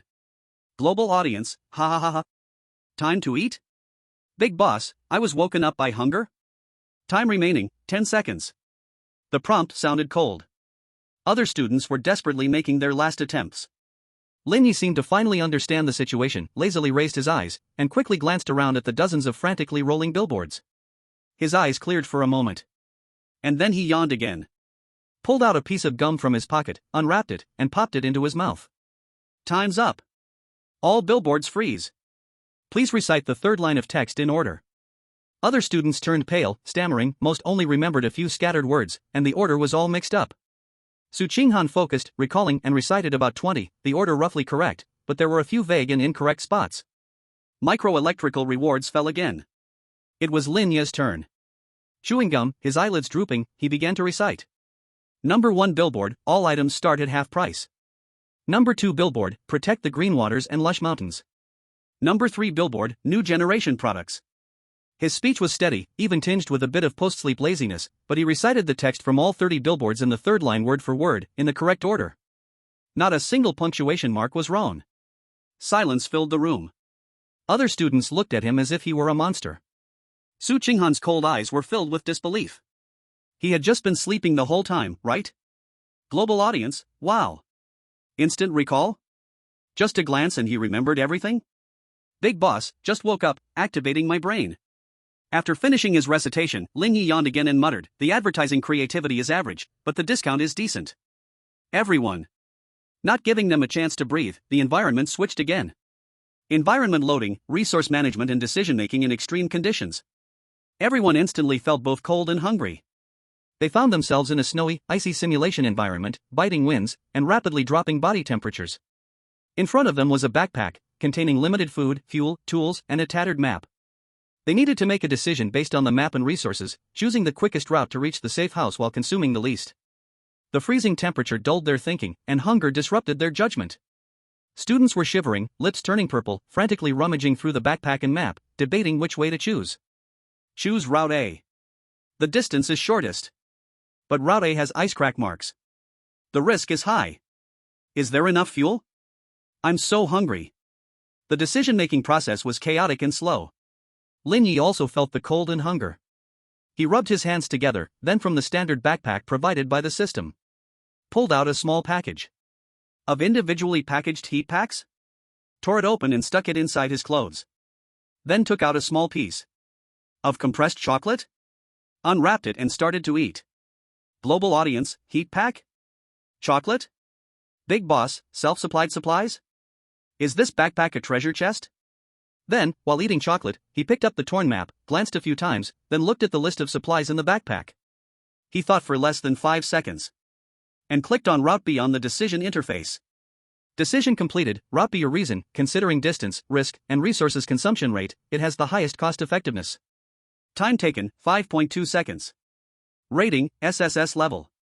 The system prompt sounded. Other students were still arguing. Lin Ye had already settled down in a sheltered corner, with heat packs and chocolate, tucking his neck in, appearing to want to sleep again. Global audience, 5.2 seconds?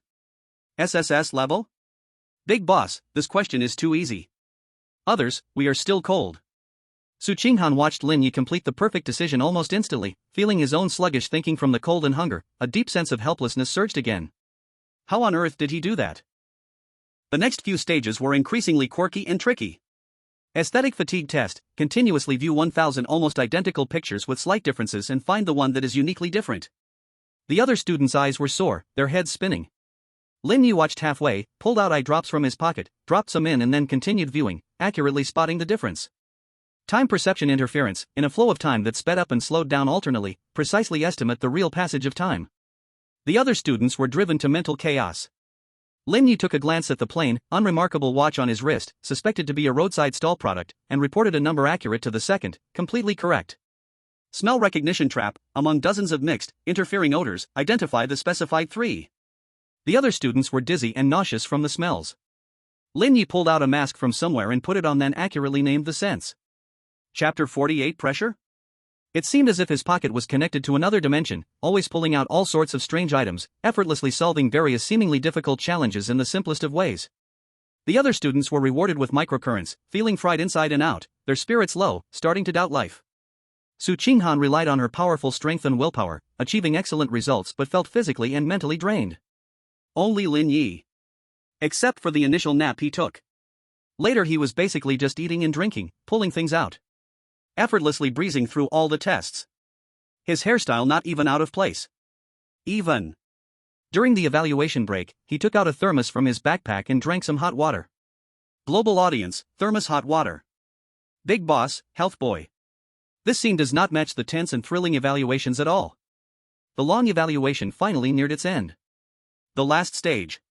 Environmental loading, ultimate pressure test, stillness. The scene transformed into a pure white, silent, infinitely extending space. Task: maintain absolute stillness, including body, facial expressions, and even eye movement, for a duration of 10 minutes. Any slight movement will result in failure. The extreme quiet and emptiness would bring about immense psychological pressure. The requirement for absolute stillness was against human nature.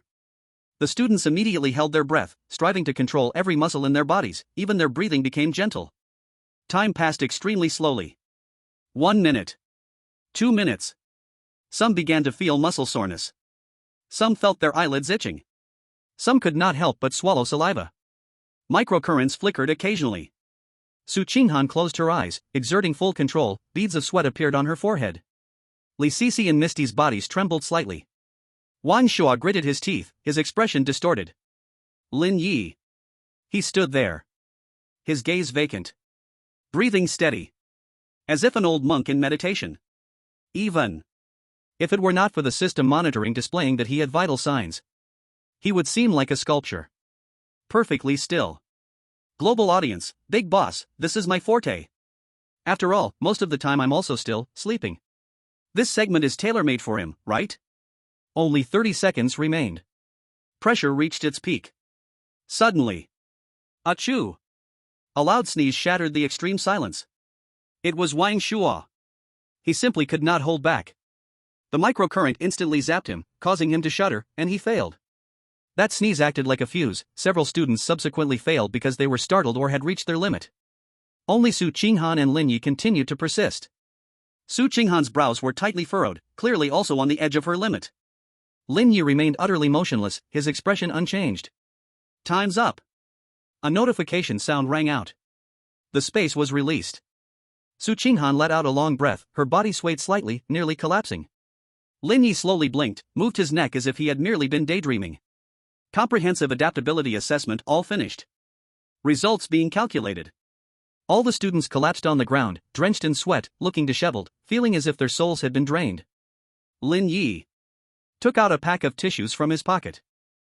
He took out a card and wiped the non-existent sweat on his forehead. Then he took out a bottle of water and took a sip. His expression was calm. Su Qinghan looked at him, relaxed as if he had just returned from a walk, and compared it with her nearly exhausted state. She fell into silence. The score screen lit up. First place, without a doubt, 0, rating, SSS+. Second place, Su Qinghan, rating, S. Third place, Wang Shua, rating, A. Li Sisi and the confused ones mostly had B or C ratings. Everyone looked at Lin Ye's astonishing score, and they were numb. The exit of the assessment tower opened. The students helped each other, weakly walking out. Lin Ye stuffed his hands in his pockets, slowly following at the end. When he reached the door, Su Qinghan paused for a moment, waiting for Lin Ye to catch up. She turned her head to look at Lin Ye, her cold eyes filled with complex emotions, and finally couldn't help but ask the question everyone had in mind. You those things heat packs, chocolate, eye drops, masks, even a U-shaped pillow, when did you prepare them? How did you know you would need them? Lin Ye glanced at her, took out the seemingly ever-full backpack from his pocket, and shook it casually, making the sound of some scattered items clattering together. Oh, this? He spoke calmly, as if discussing something ordinary. Better prepared than sorry, I just brought them alone. Su Qinghan. Global audience, just brought them alone. Big shot, my pocket connects to Doraemon's four-dimensional pocket. This just brought along is too strong. After Lin Ye finished speaking, he yawned, casually walked past Su Qinghan, and slowly headed toward the dormitory. I'm tired, going back to catch some sleep. Su Qinghan stood still, watching his back, speechless for a long time. The setting sun cast long shadows of him. That seemingly lazy and ordinary back, in Su Qinghan's eyes at this moment, was cloaked in an extremely mysterious and powerful halo. Chapter 49, Did the school bell come knocking? The aftereffects of the comprehensive adaptability assessment lingered, but the atmosphere in the training center relaxed quietly. The students gathered in small groups, excited yet fearful, discussing the recent wave of spiritual pollution tests. The score list hung high, and Lin Ye's glaring SSS+ remained firmly at the top, with Su Qinghan's S closely behind, while others showed a clear gap. Brother Zero is so strong. He remembered everything just by glancing at the billboard. And that heat-packed chocolate is his backpack a treasure chest? Absolutely still for 10 minutes. Is he even human? The center of discussion remained on the man codenamed Zero. And at this moment, the focus of the discussion, Lin Ye, was wrapped up in the dormitory comforter. Only his back of the head visible. Breathing evenly and long. Sleeping soundly. As soon as the assessment ended, he slipped back to the dormitory on the pretext of replenishing energy and entered deep sleep mode for recovery. Global audience, slept again. Big shot, the assessment was energy consuming, urgently needed a recharge. This sleep quality, I'm envious. Su Qinghan returned to her room but did not rest immediately. She took a shower, washed away her fatigue, and changed into a fresh training outfit. Though still standard issue, it looked particularly crisp and cool on her. She stood in front of the mirror, looking at her still expressionless face, her eyes showing some complexity. Lin Ye's astonishing performance in the assessment, especially his seemingly other-dimensional pocket and that casually spoken better prepared than sorry, I just brought them along, continually tickled her curiosity like a feather. She took a deep breath, as if making some sort of decision. She picked up a small box of items from the table, appearing to be some kind of imported high-energy supplement, with exquisite packaging, and turned to walk out the door. The global audience instantly got excited. The school bell is coming out. Carrying something. Is she going to find the big shot? Going to be alone. Is she going to be alone? Su Qinghan walked at a steady pace through the corridor, arriving at Lin Ye's dormitory door. She stopped, looking at the tightly closed door. A slight hesitation flashed across her cold face. She raised her hand and gently knocked on the door. Dong, dong, dong. The sound was not loud, but it was particularly clear in the quiet hallway. There was no response from inside. Su Qinghan waited for a few seconds, then knocked 3 more times. Still no response. She furrowed her brow slightly, ready to knock again. Inside, there was a rustling sound, followed by the noise of slippers dragging on the floor. With a creak, the door was pulled open slightly from the inside. Lin Ye stood there with messy hair from just waking up, squinting his sleepy eyes, with red marks still on his face from the pillow, wearing a loose sleepwear, likely an old workout suit modified, exuding a strong just woke up low pressure. "Who is it? Just leave the delivery outside." His voice was muffled, thick with nasal sound, clearly still not fully awake. "Global audience, leave the delivery outside? Did the big shot order online? This just woke up look kind of cute? Campus beauty." Su Qinghan looked at his completely unguarded, sleepy appearance, her cold eyes paused for a moment, clearly not expecting him to look like this. She instinctively tightened her grip on the small box in her hand. "It's me, Su Qinghan." She tried to keep her voice steady. Lin Ye squinted, seemed to recognize her, and finally responded, "Oh. Campus beauty. What's up?"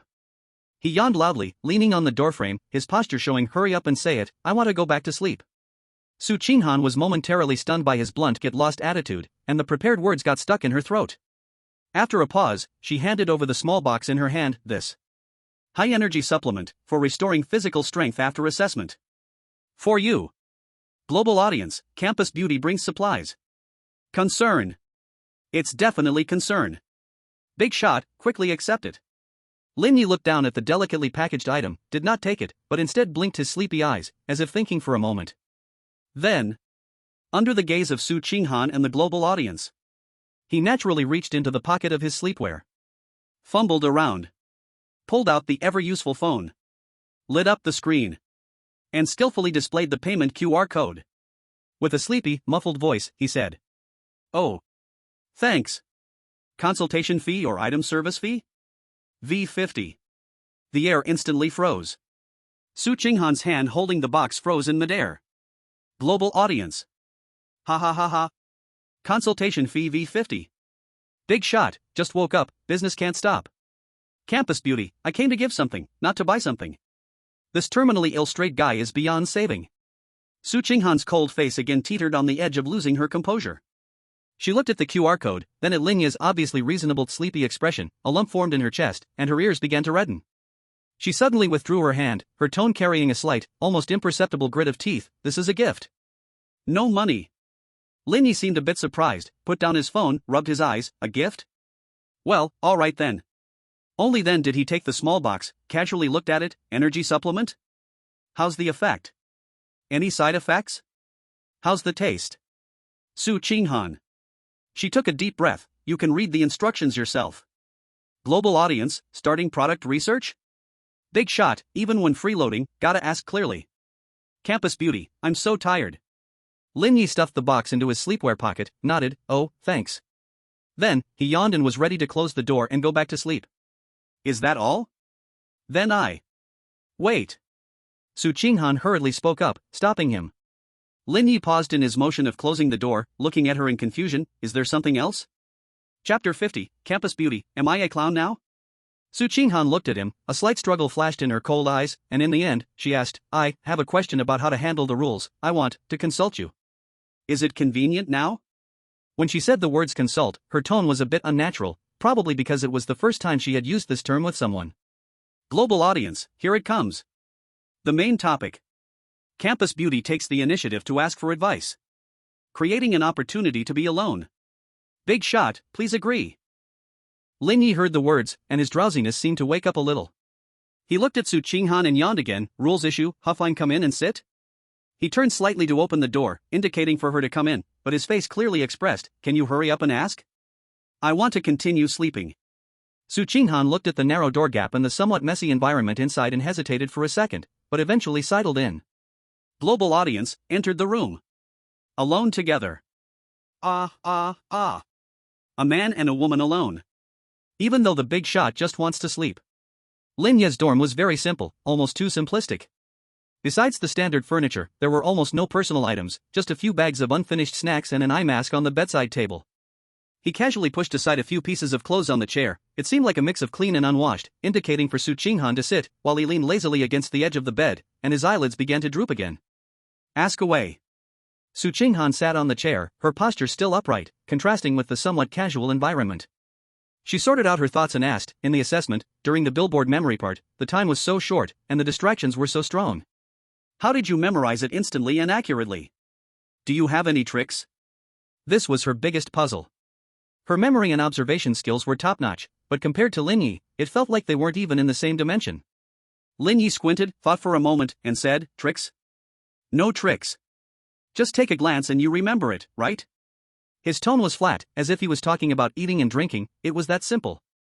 Su Qinghan, what kind of answer was this? Global audience, just take a glance and remember.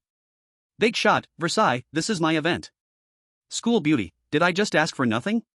Su Qinghan held back her speechlessness and changed the question. Then why can you always pull out exactly what you need from your backpack? Warmers, chocolates, earplugs, glasses. Do you know the exam content in advance? This was the most mysterious part for her. Lin Ye yawned, I don't know. He patted the seemingly ordinary backpack on the bedside. Just when I see something I think might be useful, I shove it in. Better safe than sorry. Su Qinghan, just shove? How many things does that take to just shove in? Global audience, just casually shoved in a little bit. Big shot, my backpack connects to another dimension. School beauty, I can't understand. Su Qinghan looked at his nonchalant expression, knowing she couldn't ask anything more specific. She fell silent for a moment, then asked her last and most important question. You seem to have an unusual intuition and response to many rules. Can you tell me how you developed this ability? She carefully chose her words. Lin Ye took a bit longer to think this time. Just when Su Qinghan thought he had fallen asleep, he slowly spoke, rules? Actually, it's not that complicated. He rubbed his eyes, look more, listen more, try more. Mainly, don't think of them as too complicated. Sometimes, the simplest and most direct method is actually the most effective. His answer remained vague, but it stirred something in Su Qinghan's heart. The simplest and most direct method? Like using a power bank to renew it? Drawing circles with chalk? Using music to dispel? She wanted to ask more, but Lin Ye could no longer hold back, yawning twice, nearly in tears from tiredness. Are the questions done? Can I sleep a bit more? Su Qinghan looked at his openly displayed weariness, and all words stuck in her throat. She stood up, sorry to bother you, please rest. Oh, okay. Lin Ye felt as if he had been pardoned, immediately standing up, ready to see her off, mainly wanting to hurry back to sleep. At the door, Su Qinghan paused for a moment, turned to look at Lin Ye, who was rubbing his eyes again, and said softly, today thank you. Lin Ye waved his hand dismissively, mumbling, no problem, we can settle the consulting fee next time. Su Qinghan. Global audience, there's a next time? Big shot, accounting service. School beauty, I don't want there to be a next time. Su Qinghan took a deep breath, turned around and left quickly, her ears flushing red. Lin Ye slammed the door shut, and the world became quiet. He dove back onto the bed, wrapping himself tightly in the blanket. 3 seconds later, his breathing became even and long again. It was as if everything just now was just a dream. Global viewers laughed until they cried. Instant sleep. Big shot, women only affect my sleep speed. School beauty, why did I bring this humiliation upon myself? In the corridor, Su Qinghan walked briskly, her cold face showing no expression, but her slightly quickening heartbeat and flushed ears revealed her unrest. This time of solitary consultation seemed to bring no questions, yet somehow it made her even more curious about that seemingly lazy guy. He was like a fog, appearing simple yet impossible to see through. And inside the dorm, Lin Ye, who should have been sound asleep, after confirming the footsteps outside had faded away, slowly opened his eyes. His eyes clear, full of wakefulness. He glanced at the energy supplement that Su Qinghan had sent him at the bedside, picked it up to look at the instructions, then casually set it aside. Energy replenishment not as real as sleep. He muttered, closing his eyes again, this time truly falling asleep. Global viewers, faking sleep? Big shot, managing social life is exhausting, sleeping is much nicer. School beauty, the clown is actually me? Chapter 51, Defaming the Night Emperor? The school beauty is angry. The air in the training center was filled with the scent of sweat and disinfectant, while the setting sun cast long shadows. Su Qinghan had just finished extra training, fine beads of sweat still dotting her forehead as she sat alone on a bench in the rest area, gasping for breath. She inexplicably took out her personal communicator and opened an encrypted folder. Inside were several blurry photos, each a dim side profile or backshot of the Night Emperor captured in various rule instances. The pixels were so low that his face could hardly be seen, yet Su Qinghan looked particularly serious, her fingertip gently brushing over the screen, the cold corners of her mouth surprisingly forming a barely perceptible curve. The global live stream room exploded in an instant. Holy crap! The school beauty is looking at Night God's photos. That look! Absolutely a secret crush. The iceberg melted. For the Night God. Does the big shot know? He is the one himself. At that moment, a lazy shadow overshadowed her. Lin Ye held a bag of snacks, a lollipop in his mouth, swaying as he prepared to find a place to collapse. He caught a glimpse of what was on Su Qinghan's screen, his step paused for a moment, his brow lifting slightly. Su Qinghan seemed as if she had been scalded, quickly locking the screen, her face instantly regaining its ice-cold composure, but the flush in her ears couldn't be hidden. 0. She spoke as calmly as possible. Lin Ye sat down next to her, leaving an empty space in between, opened the bag of chips, crunching loudly, seemingly asking casually, "What good stuff are you looking at?" So captivated. Su Qinghan pursed her lips, struggling internally for a moment. Maybe the training together recently had relaxed her guard, or maybe the feelings hidden deep inside her made her want to confide unexpectedly. She said in a low voice, "Nothing, just some information about His Majesty the Night Emperor." Global viewers. She said it out loud. Big shot, oh? My information? Lin Ye paused his munching for a second, then continued, his tone casual with a bit of mischief. "Oh, that Night Emperor, I heard he can really play the part." Su Qinghan suddenly turned her head, glaring at him with eyes as sharp as ice knives. "What do you mean?" Global viewers, here it comes. The big shot is going to self-destruct. You're criticizing yourself, are you? Lin Ye shrugged and stuffed another chip into his mouth, nothing much. All showy and no substance, probably just a guy who loves attention. He spoke lightly, as if judging a stone by the roadside. Su Qinghan's face darkened instantly, her fingers gripping the water bottle turned white. You don't understand him at all. Without him, how many instances would have collapsed long ago? Every time he steps in, he turns the tide. What right do you have? Her voice rose, unable to contain the anger. Lin Ye scoffed and interrupted, turn the tide? Good luck, huh? Or maybe there's a team behind him lifting him up? Isn't this how they create idols nowadays? He even maliciously added, I see, he's just a coward hiding behind the scenes, enjoying false fame. Shut up. Su Qinghan suddenly stood up, her chest heaving, her pale face tinged with anger, and the flames in her eyes almost bursting out. You know nothing. How dare you slander him like this? Just because you can't do it? This was her first time losing composure and fiercely confronting someone. The global audience was dumbfounded. The school beauty exploded. Enough, big guy. Stop cursing. This misunderstanding is getting deeper. Lin Ye looked at her, her eyes slightly red with emotion, a flicker of something quick passed in his gaze, but his face still wore that lazy and annoying look. He even leisurely opened a can of cola, took a sip, and then said, Can't do it?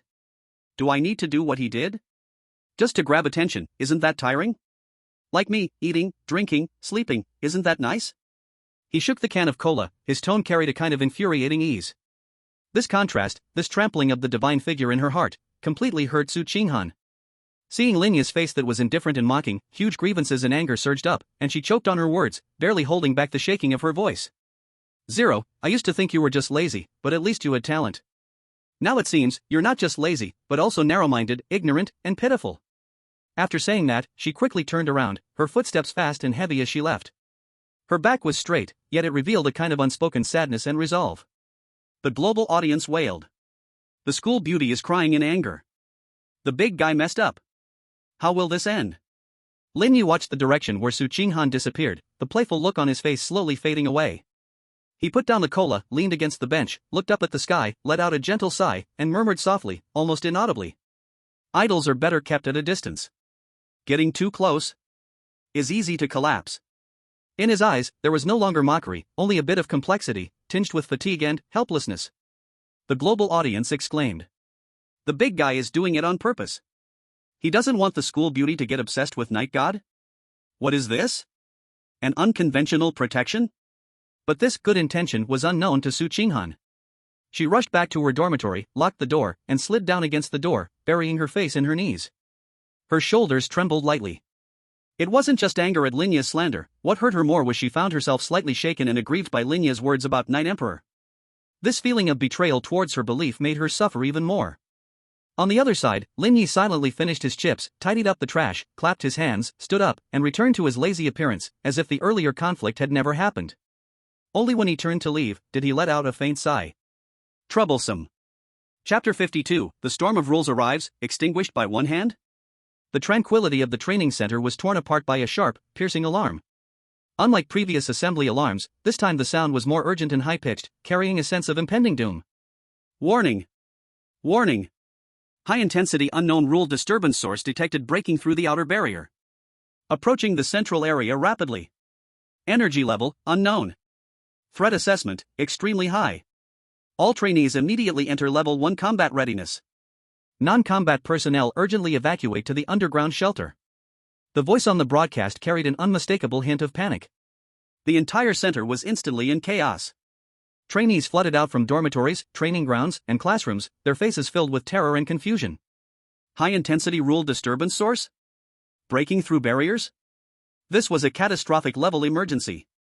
What's going on? How could the outer barrier break? Unknown rule source? How strong is it? Run!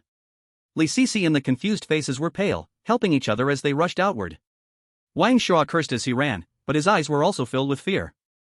This level of threat was beyond their understanding.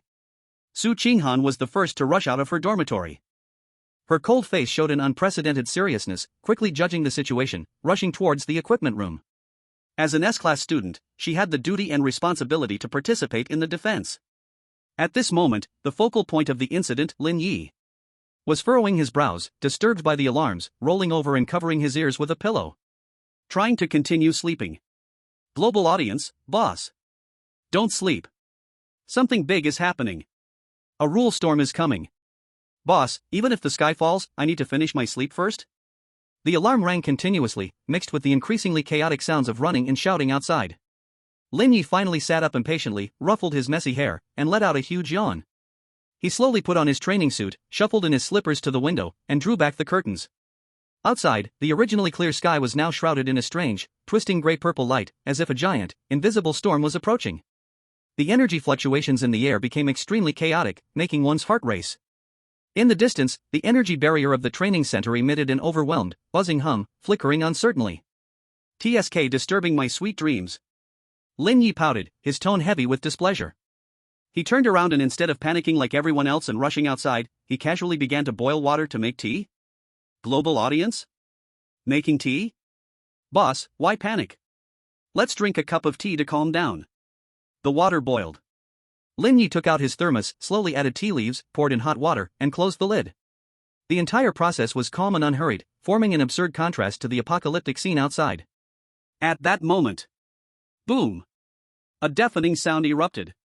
The whole training center building shook violently. Window glass shattered into pieces. The outer energy barrier was forcibly torn open with a huge gap. A visible gray-purple storm, mixed with chaotic rule fragments and violent energy, surged towards the main building like a flood after a dam break. Where it passed, the ground cracked, equipment failed, and light distorted. The barrier is broken. Run! It's over! Desperate screams and cries erupted. Su Qinghan had just gotten her equipment when she saw that destructive storm rushing toward her. Her heart sank instantly.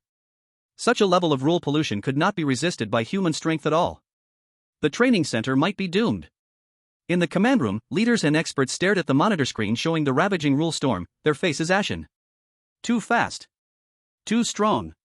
Suppression system overloaded. There's no time. Just at this critical moment, when everyone was sinking into despair. Lin Ye, standing by the window, looked at the approaching gray-purple storm, which seemed to want to devour everything, his brows knitted even tighter. He seemed to mainly find it noisy.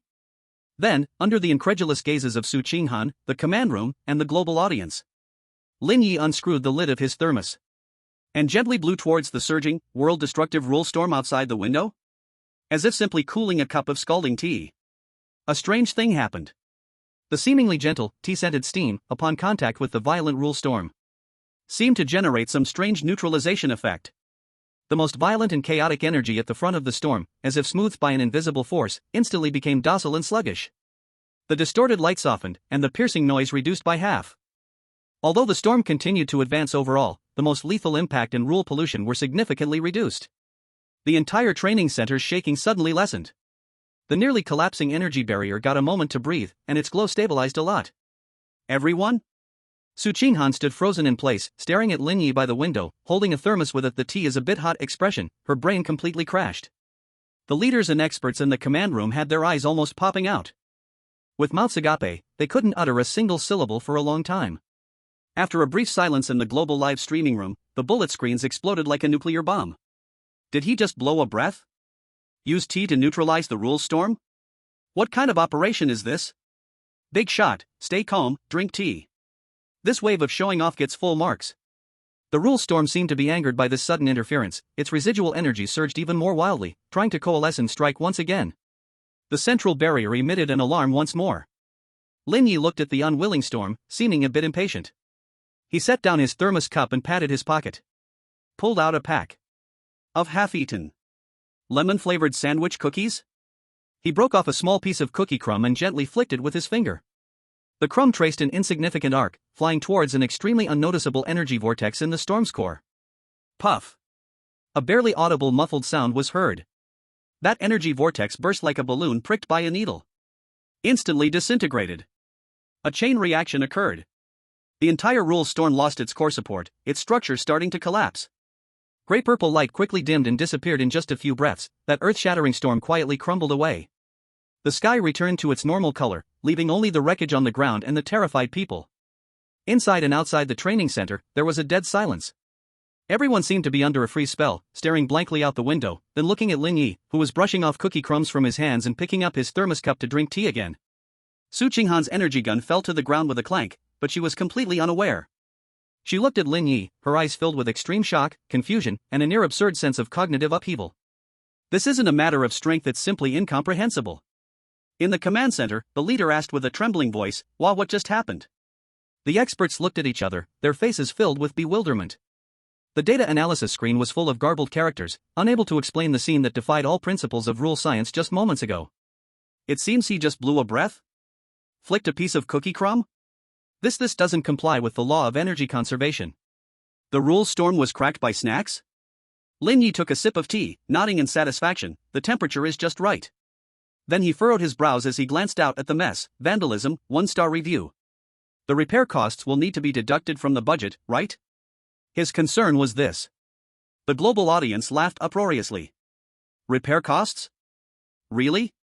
Big shot, storm is a small issue, can't waste money. This focus is truly remarkable. The alarm for the crisis being resolved rang out late, but no one cared anymore. All eyes were on that figure by the window. Su Qinghan finally snapped out of it, taking unsteady steps toward Lin Ye's dormitory. Pushing open the door, she looked at Lin Ye, who was leisurely drinking tea, opened her mouth, but found she couldn't ask a single word. What could she even ask?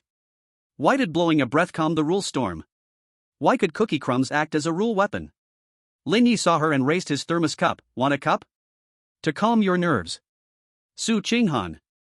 She looked into his calm, even slightly drowsy eyes, feeling a deep sense of powerlessness for the first time. This person's existence itself was a huge rulebug, wasn't it? In the end, she asked nothing, only casting a deep glance at him before turning around and leaving. She needed time, she needed calm, she needed to reassess this world. And the maintenance work at the training center began in an extremely strange and silent atmosphere.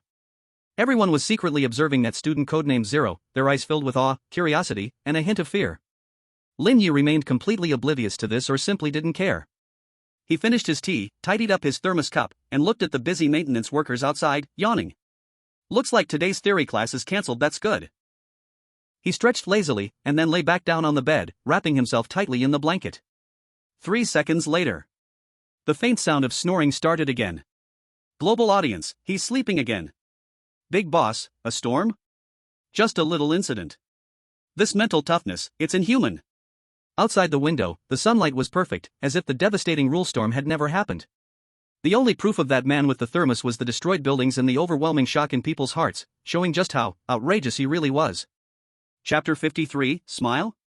The aftershocks of the rule storm had not completely subsided, and the training center was still shrouded in a mix of busy, post-disaster recovery and suppressed anxiety.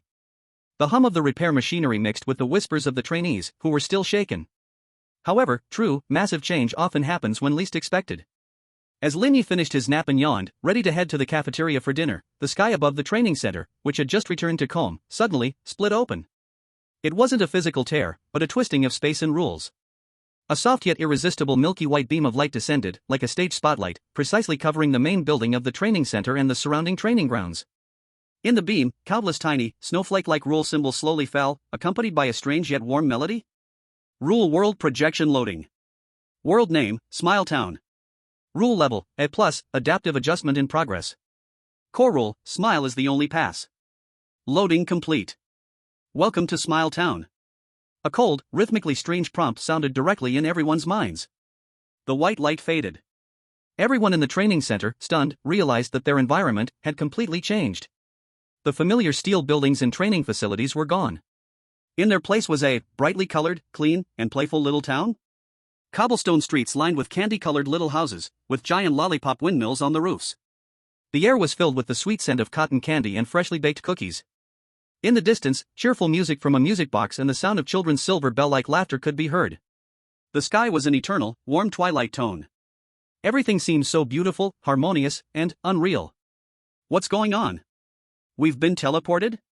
Smile Town? Rule World? A+ level?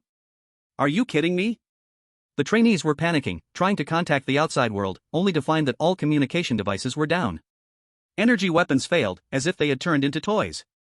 Their own powers were also suppressed by an invisible rule. Even stranger was. Residents began to appear on the streets. They were dressed in colorful, retro-style clothes, and on their faces, they all wore identical, eerily perfect, smile masks. The smiles on the masks were incredibly bright, showing 8 shiny teeth, but behind the hollow eye holes, there was no emotion whatsoever. These residents began to live their lives naturally, walking down the street, lining up in front of candy stores, bowing and greeting each other, but all their actions were like preset puppets, stiff and repetitive. The only thing that remained unchanged was that eternal, unchanging smile. Rule 1, within the town, please keep smiling. Any expression that is not a smile, including but not limited to anger, sadness, fear, or a neutral face, will be considered unfriendly behavior. Rule 2, when a resident greets you, please respond with an even brighter smile. Rule 3, do not refuse any kind gifts from residents, such as candy or toys, Rule 4, when the sunset bell rings, please immediately return to home, the building you are currently in. Rule 5, never attempt to remove a resident's mask. The cold, rule-driven prompts sounded again, carrying an undeniable forcefulness. Keep smiling? Are you kidding me? One trainee's face stiffened in fear. Unconsciously, a mournful expression appeared. The next second, the closest resident, wearing a smiling mask, suddenly stopped its stiff pace, its head twisted violently at an unnatural angle toward him. The smile on the mask instantly became even more exaggerated, even more sinister. Aren't you happy? A twisted, sharp voice came from under the mask. The students screamed in fright and retreated. Almost simultaneously, all the residents around stopped moving, turning their heads in unison, countless identical eerie smiling faces aimed at him, slowly approaching, red lights flickering in their hollow eye sockets. Not happy, need help. Let us help you be happy. The student collapsed scared on the ground, his face ashen. A crisis was imminent. Just then, a lazy voice rang out, "Tisk, so noisy." Everyone turned to look. There sat Lin Ye on a colorful bench by the roadside, holding a pack of just-opened potato chips, munching away with a watching-a-show expression.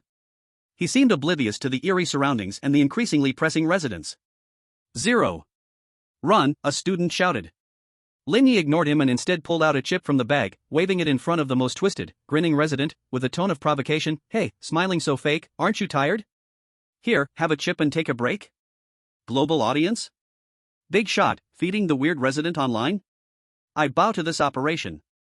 The resident seemed bewildered by this illogical act, its approach momentarily pausing.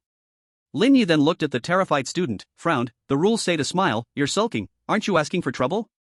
Come on, follow my lead." Saying this, he forced an extremely perfunctory, hollow smile at the student, his mouth turned up, eyes lacking any emotion, even appearing a bit drowsy. The student. Global audience, ha ha ha. A hollow smile. Big shot, is this how smiles work?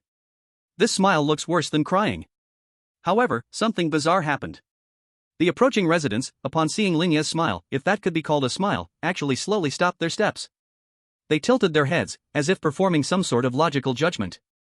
After a few seconds, the sinister grins on their faces gradually returned to a standard arc, then, they all bowed at a 90-degree angle toward Lin Ye. "Wish you a pleasant day." A synchronized voice echoed. Then, they casually dispersed, returning to their previous stiff lives. The crisis was resolved? Everyone was dumbfounded. The scared student scrambled to hide behind the crowd, desperately rubbing his face, trying to squeeze out a smile worse than crying. Su Qinghan stood not far away, taking in the entire scene. She suppressed the shock in her heart, forcing herself to calmly analyze the rules. She tried, facing the air, to pull the corners of her mouth up, putting on a smile as naturally as she could. Although a bit stiff, it seemed, to meet the rules. The residents passing by showed no abnormal reaction. She breathed a sigh of relief, her gaze toward Lin Ye becoming more complicated. His seemingly foolish way actually worked? Just keep smiling? Is it that simple? A student attempted to smile, though his smile was even faker than Lin Ye's, but it really did not provoke an attack. It seems, really works. Quick! Everyone smile. In an instant, the students at the training center began to collectively practice smiling, creating an extremely bizarre and comical scene. Global audience, a collective forced smile scene. Just like me when I'm forced to work. Big shot, I'm just too lazy to make an expression. However, the test of the rules was just beginning. A little girl resident wearing a smiling mask bounced in front of a student, offering him a beautifully packaged lollipop. Sister, I'll give you candy, be happy, okay? The female student remembered Rule 3, do not refuse kind gifts, and although she felt a chill, she forced a smile and accepted it. Thank you. The little girl spun around happily and walked away. The female student looked at the lollipop in her hand, unsure of what to do with it. Lin Ye strolled over at some point, glanced at it, and said, "Oh, strawberry flavor. If you don't like it, you can give it to me." The female student. Your heart is really big. Chapter 54, It's Just Smile Town, a resort. At this moment, the music from the street's music box suddenly changed tempo, becoming more urgent. Rule 6, listen to the mayor's smile speech. Every evening, the mayor gives a speech in the square, and all residents must attend, offering the warmest smiles and applause. From the direction of the town square in the distance, a commotion arose. All the residents began to surge towards the square, with frenzied smiles on their faces. What should we do? Should we go? The students looked at Su Qinghan and Lin Ye. Su Qinghan's expression was serious. The rules require us to go. Everyone keep smiling, act together, and respond to the situation. Lin Ye finished the last chip, clapped his hands, and said, a speech? Sounds boring. Can I be excused? Everyone. Do you think this is a class? Helpless, everyone could only follow the flow of people? Towards the square. Along the way, they had to keep smiling at any residents they encountered, their faces nearly frozen in a grin. In the center of the square, there was a small stage. A mayor dressed in a gorgeous gown and wearing a golden smile mask stood on it, preparing to speak. Below the stage, the crowd was a dark mass, with smiles so standardized it was chilling, and eerily silent. The trainees from the training center mixed in with the crowd, desperately maintaining their smiles, their hearts racing with anxiety. The mayor began the speech, and the sound was transmitted through a distorted speaker, with content that was nothing but smiling is a virtue, happiness is the source, reject negative emotions, and other brainwashing statements, delivered in a flat tone. After each segment, the residents below would burst into thunderous, synchronized applause and even more exaggerated laughter, as if programmed to respond this way. The trainees could only clap along, faking smiles. The atmosphere was stifling, making it hard to breathe. Lin Ye stood at the edge of the crowd, yawning, seemingly uninterested in the speech content. He looked around, then pulled out a pair of sponge earplugs, skillfully inserted them into his ears. And then, crossing his arms, he began to rest his eyes. Global audience, earplugs? Big shot, physical sound insulation. Mayor, is that polite? The speech lasted a full 30 minutes. At the end, the mayor shouted, let's greet a beautiful tomorrow with the brightest smiles.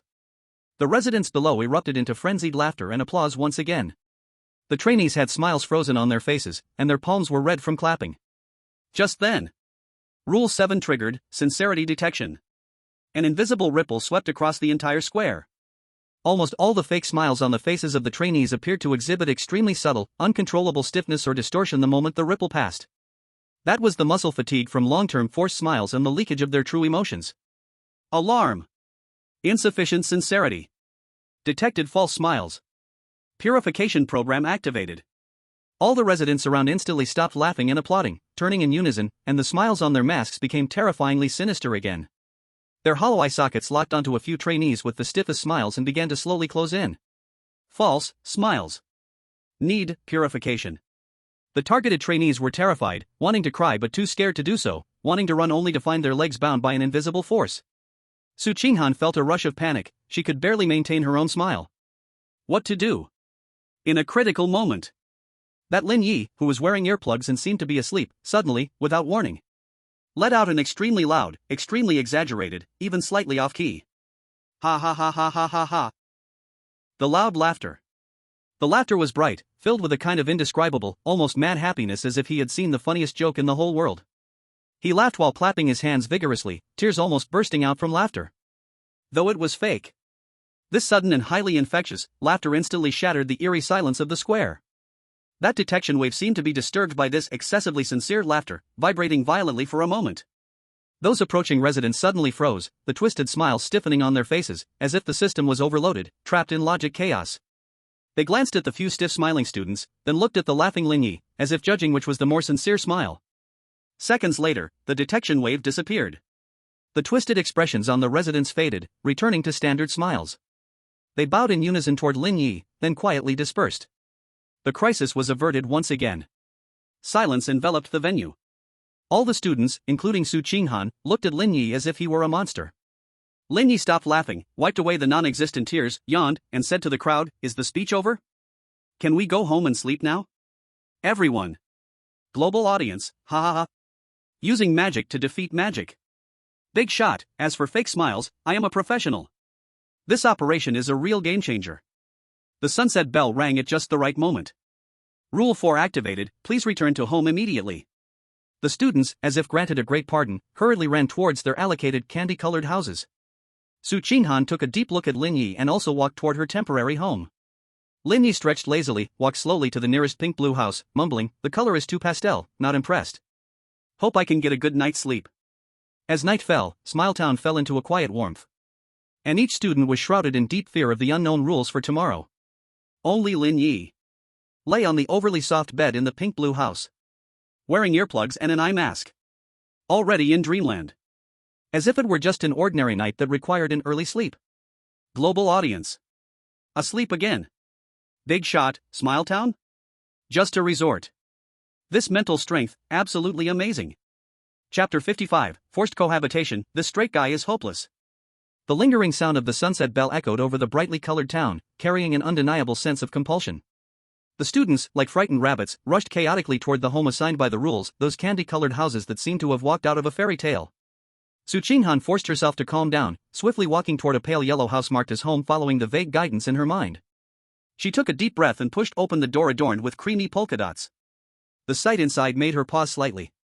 It was not the horror or strangeness she had imagined, but excessive warmth and crowding. The room was small, decorated like a children's playground, rainbow-colored carpet, crooked childish drawings, with eternal smiling faces, and furniture designed with rounded corners to prevent bumps. The air was filled with a sweet vanilla scent. But the problem was there was only one bed in the room. A bed that looked overly soft, covered with sheets printed with stars and moons, a double bed. Just as Su Qinghan was in a daze, another figure leisurely walked in. It was Lin Ye.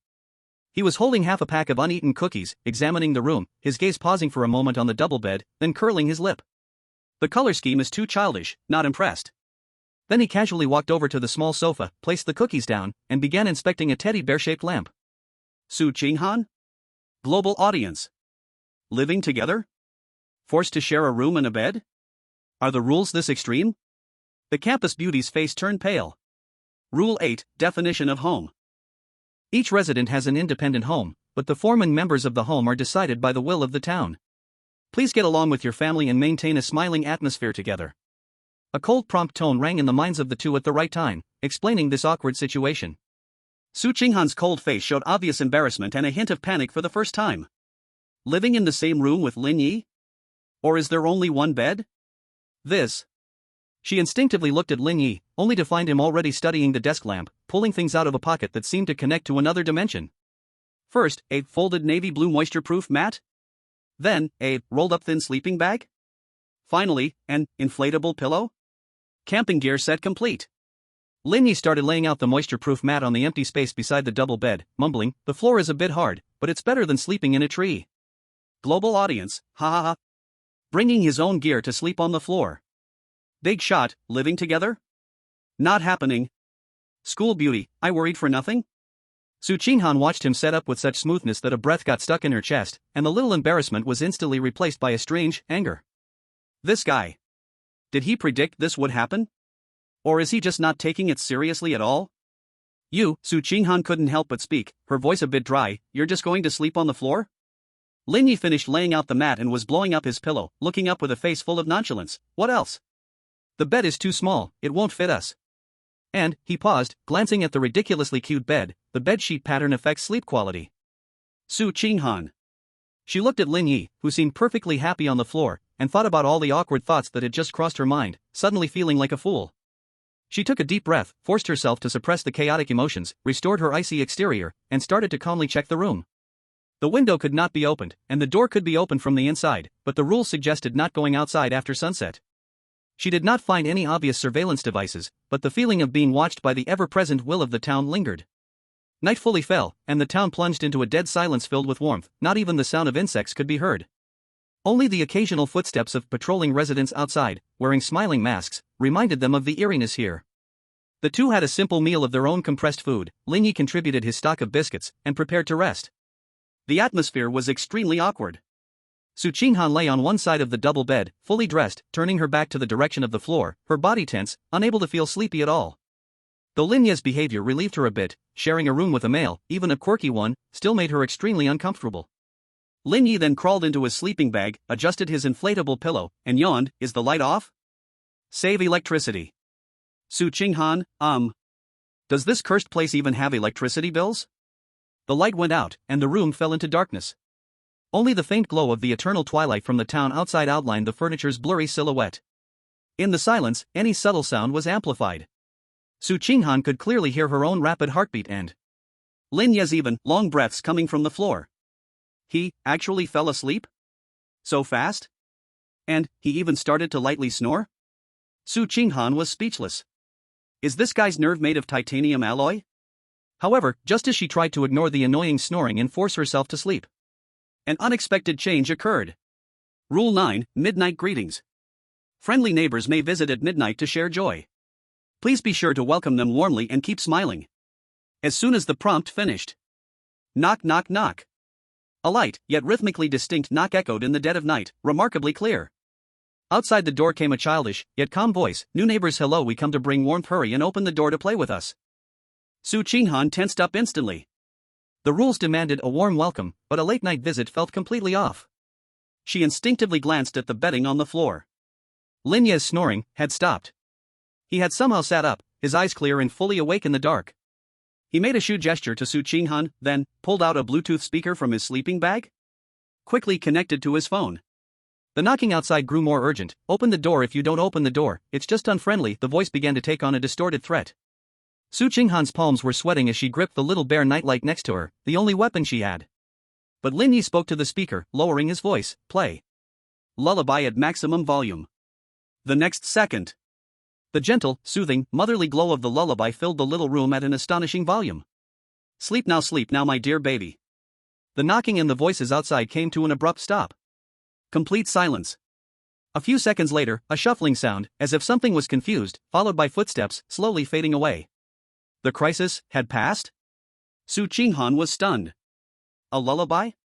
Exorcism? Global audience, a lullaby? Physical exorcism turning into mental comfort? Big shot, behave, it's time to sleep, stop making noise. Lin Ye turned off the speaker, lay back in the sleeping bag, and muttered, disturbing the peace in the middle of the night, a bad review. Then he flipped over, and a few seconds later, soft snoring resumed.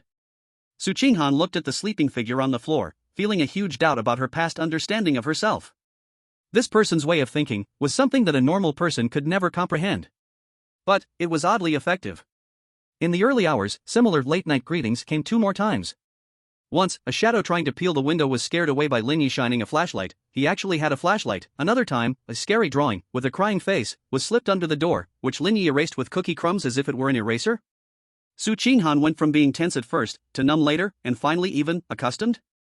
She watched Lin Ye resolve the crisis with all sorts of absurd methods, while her own S-class elite self felt like an observer, her emotions reaching complex extremes. As dawn approached, Su Qinghan finally couldn't hold on, and drifted off to sleep. She was awakened by a delicious smell. Opening her eyes, she found Lin Ye already up, using the little electric stove in the room, frying eggs. Sunlight, streamed through the window, casting a golden glow around him. If she overlooked the little bear-shaped spatula in his hand and the apron that seemed to be made from curtain fabric, the scene was actually a bit warm. Awake? Breakfast is ready. Lin Ye didn't look back, serving the fried eggs onto a plate. The plate was cloud-shaped. The milk will be ready soon, add sugar yourself. Su Qinghan sat on the bed, watching this scene in a daze. If it weren't for the residents outside wearing smiling masks, she would almost think this was just an ordinary morning. She got out of bed, washed up, the little room had a separate, equally whimsical bathroom, and sat down at the small dining table. Lin Ye pushed breakfast in front of her, took a cup of milk, had a sip, and commented, the milk isn't pure enough, bad review. Su Qinghan looked at the perfectly shaped fried egg on the plate, then at the man opposite her who was sipping milk with a picky face, silently picking up the fork. A new day begins. Use the brightest smile to face the challenges of the town. The rule prompt sounded. Su Qinghan took a deep breath, trying to squeeze out a smile, but found that when facing Lin Ye, she just couldn't manage to smile in that standard curve. Instead, she felt like sighing. Lin Ye looked at her forced smile, frowned. Your smile is too fake, not passing. Smile again. Su Qinghan. Global audience, big shot teaching how to smile online? School beauty, I'm finding it too hard. Just then, there was a knock at the little house door. This time, it was a normal knocking sound. Outside came the suppressed, tense voice of Instructor Lei Bao, who was also caught up in this. Chenghan. Come out quickly. There's a new group activity at the town square. The rules say you must participate. A new challenge has begun again. Su Chenghan immediately stood up, returning to a fighting stance. Lin Ye slowly finished his last sip of milk, wiped his mouth, and pulled out the pack of biscuits from his pocket, tucking them away. Let's go, he said to Su Qinghan, then seemed to remember something and added, remember to smile sincerely today. Su Chenghan watched his back as he stepped out first, bit her teeth, and followed him. The complex emotion she had towards the Night King seemed to be diluted a lot by this more real, more infuriating, and also more reliable zero in front of her. Chapter 56, Let Me Perform a Talent? A Swana for you.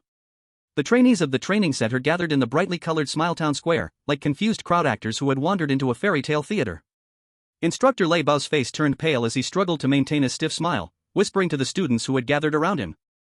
Stay calm, act as the situation requires, prioritize survival above all. In the center of the square on the stage, the mayor wearing a golden smiling mask reappeared, surrounded by several assistants in ridiculous clown costumes, whose smiles were equally terrifyingly standard. Rule 10, Smiling Talent Showcase. To enhance neighborhood feelings, a talent showcase will be held every morning. Selected residents must perform a talent that brings laughter. The more laughter received, the higher the score. Those with too low a score will receive smile re-education. The cold tone of the rule announcement carried a hint of cheerful melody, yet it sent chills down all the trainees' spines. A talent showcase?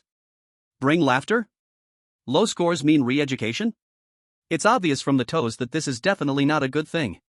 Now, let's randomly draw the first lucky resident, the mayor announced in an exaggerated tone, as a huge spinning wheel on the stage began to whirl rapidly, covered with the codes of the trainees. The pointer finally stopped, pointing to a code, Mighty Bull. It was that bulky trainee who was in the same group as Lin Ye during the simulated maze. Mighty Bull's face turned pale as invisible forces pushed him onto the stage. His muscles bulged, he excelled in close combat, but what talents does he have to make people laugh? On stage for what felt like an eternity, his face turned bright red, and finally, he grit his teeth and performed a set of military boxing, showcasing impressive vigor and momentum.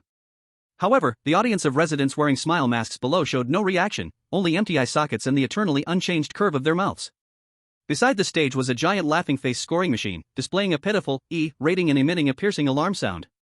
Insufficient smile infectiousness. Requires re-education, the mayor coldly announced.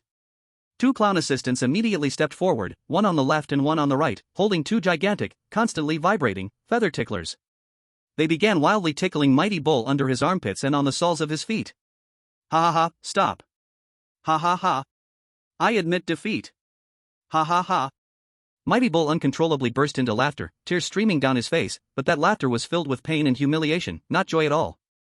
The trainees watching below felt their scalps go numb. This re-education was too humiliating. The number on the scoring machine finally barely jumped to a D level, and only then was Mighty Bull released, collapsing on the stage, gasping for air, his face marked with tears of laughter and humiliation's redness. Next, several more trainees were drawn. Some were forced to tell bad jokes, which fell flat, some were forced to make funny faces, which looked stiff, and some were forced to dance, awkwardly. Without exception, these all triggered re-education, and they were made to produce happy laughter through various bizarre methods, such as being forcibly fed super sweet candy or having water guns sprayed in their faces by clowns, etc. The square echoed with the painful laughter of the trainees and the dead silence of the residents, forming an extremely bizarre scene. Su Qinghan's palm was icy cold. Since childhood, she received elite education, understanding a bit about fine arts like music, chess, calligraphy, and painting. But these were all elegant arts, completely unrelated to making people laugh. If she were picked. She instinctively glanced at Lin Ye beside her. Lin Ye was focused on studying a small piece of colorful wall skin that he had somehow broken off, seeming completely uninterested in the tragic scene on stage. The next lucky resident is, the turntable spun again. Everyone's hearts rose to their throats. The pointer slowly glided over each name and finally, stopped on 0. Please welcome our new friend, Zero. The town mayor shouted enthusiastically. The global audience instantly erupted with excitement. The big shot is up. What will he perform? Swana? Quickly take out the Swana. Su Qinghan's heart tightened sharply. How would Lin Ye handle this? This guy who didn't follow the usual rules. Lin Ye seemed stunned for a moment, looked up at the pointer, then at the stage, sighed, stuffed the wall skin back into his pocket, and slowly walked up. His steps, not resembling a performance, looked more like heading to the market to buy vegetables. He stood in the center of the stage, yawned, and looked at the dark crowd of audience and the lurking clown assistant nearby. Talent. He scratched his head, as if thinking seriously, am I good at sleeping? The mayor, please showcase a talent that brings laughter. The students below.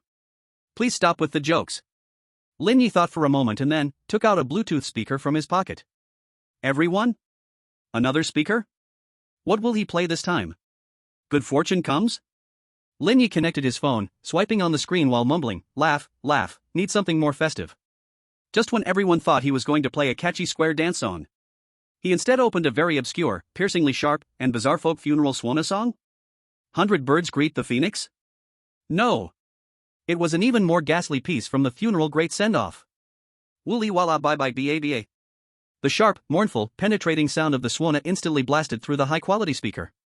That sound, like weeping and lamenting, seemed to pull the soul right out of one's head. In this colorful square, demanding laughter, it was simply the ultimate contrast in spiritual pollution. The residents below, their eternally smiling faces instantly froze. The hollow eye sockets under their masks seemed to tremble. Their bodies began to sway in awkward jerks, as if the program had encountered an incomprehensible virus. The mayor's golden mask tilted slightly, and static noise crackled from the amplifier. Even those clown assistants stopped scratching, their feather scratchers dropping to the ground. The students were even more dumbfounded by this sudden funeral march, wanting to laugh but feeling the occasion was wrong, their expressions twisted. Chapter 57, Taking the Shy School Bell to Do Military Boxing? Su Qinghan covered her ears, staring at the serious-looking guy on stage playing sorrowful music, her lips uncontrollably twitching. This can bring laughter? Is he planning to send everyone off? However, something even more unexpected happened. That smile rating device, under the impact of the swana music, began to wildly swing back and forth. From E to A, then from A to E, and finally. Bang, a puff of smoke erupted, and it actually overloaded and burned out. The rules were glitched. The swana piece continued. Lin Ye seemed to think the effect was good, even turning the volume up a bit. The mayor stiffly turned to Lin Ye, the voice under the mask carrying a hint of disorder and collapse. Stop. Your talent is ineffective. You are disturbing the order. Lin Ye turned off the speaker, looking innocent. Ineffective? I think it's quite cheerful, right? Look how quiet everyone is. He pointed at those residents below who seemed to have crashed. The global audience erupted with laughter. Cheerful? Funeral music is cheerful? Rating device, I choose death. Big shot, using magic to defeat magic. This spiritual pollution is simply amazing. The mayor seemed thrown into confusion by Lin Ye's brazen act, and for a moment couldn't find his voice. Finally, it announced mechanically, performance ends. Next one. Lin Ye shrugged and leisurely walked off the stage, passing Su Qinghan, whispering, the sound quality of this speaker is pretty good, the bass is deep enough. Su Qinghan, is this a bass issue? The crisis was resolved by Lin Ye in this absurd way, but the talent show continued. The next participants still suffered torture. Until the pointer stopped at Su Qinghan's name. Su Qinghan's heart sank to the bottom in an instant. It had come. She took a deep breath, forcing herself to stay calm, and stepped onto the stage. What could she perform? Play the piano? There was no piano here. Dance? She only knew martial arts. Tell a joke? That word didn't exist in her dictionary. Facing the dead silence of the audience below and the looming clown beside her, Su Qinghan felt an unprecedented pressure. She tried to recite a segment of pie? Her voice was quite pleasant, but the content had nothing to do with laughter. The scoring device predictably lit up the red light, E grade. The clown assistant grinned maliciously, approaching with a feather tickler. Su Qinghan's face turned pale, instinctively taking a step back. She would rather fight than suffer such humiliation. Just as the clown's hand was about to touch her, Lin Ye suddenly raised his hand from the audience, lazily speaking, Mayor, the rules say selected residents perform, but it didn't say we couldn't invite external assistants, right? I think her solo performance is quite boring, I apply to assist. Everyone was stunned. There was such a thing as assistants? The mayor's mask seemed to jam again, as it searched through the rules, responding vaguely, "The rules do not prohibit can try." Lin Ye languidly walked back onto the stage, standing next to Su Qinghan. Su Qinghan looked at him in shock, whispering, "What are you doing up here?" Lin Ye did not answer but cleared his throat to address the audience, then suddenly reached out and wrapped an arm around Su Qinghan's shoulders. Su Qinghan's body instantly stiffened. The global audience. Shoulder hug? The big shot is taking the initiative? The school beauty is blushing. However, Lin Ye's following actions nearly made everyone fall over. He hugged the totally stiff Su Qinghan and, in an exaggerated tone as if reciting poetry, loudly said to the audience, "Next, Su Qinghan and I will perform a segment for everyone. A duel. Military body exercise. First set. Ready position. Start." As he spoke, he really began to demonstrate the starting move of military body exercise with Su Qinghan. The movements were standard, but with the two of them so close while fighting, the poses were incredibly awkward and comical. Su Qinghan, led by him, was forced into fighting poses, her cool face filled with confusion and embarrassment, not knowing where to place her hands and feet. The students in the audience were stunned at first, then, out of nowhere, someone couldn't hold back and let out a pfft laugh. This scene was too beautiful to look at. The icy school beauty forced to perform military body exercise? In pairs? Soon, more and more students couldn't contain their laughter. Although they were laughing at the absurd scene, it was genuinely heartfelt laughter. The recently repaired smile score device's pointer began to slowly rise. D, C, B, finally stopping at 8th grade. Successful? The mayor seemed unable to comprehend this talent, but the rules determined that laughter met the standard, so it could only stiffly announce, "Performance pass." Lin Ye immediately released Su Qinghan and clapped his hands, as if he had just completed an ordinary task. Su Qinghan remained in her fighting stance, her face changing color in frustration, looking at Lin Ye's nonchalant expression, almost gasping for air in anger. This bastard, was he here to help or to cause trouble? As the two walked off the stage, the students looked at them with expressions full of strange amusement. Su Qinghan lowered her voice, seething with anger, You just..." Lin Ye interrupted her, looking serious. "Military body exercise, strengthen the body and smile naturally. The effect was pretty good, right?" Su Qinghan, she wanted to hit someone. The talent show finally ended amidst a wave of chaos and absurdity. The mayor announced, "Today's event was a complete success. May smiles always accompany us. Next is free activity time, but please be sure to follow the town rules." The students breathed a sigh of relief, but their mood grew heavier. The rules of this town were becoming increasingly strange. During free activity time, Su Qinghan decided to explore the edge of the town, looking for possible exits. She glanced at Lin Ye, only to find that this guy had vanished again. As she reached the edge of the town, in a seemingly harmless sunflower field, the rules alert sound rang out once more. Rule 11, do not step on the sunflowers. They are the source of smiles in the town.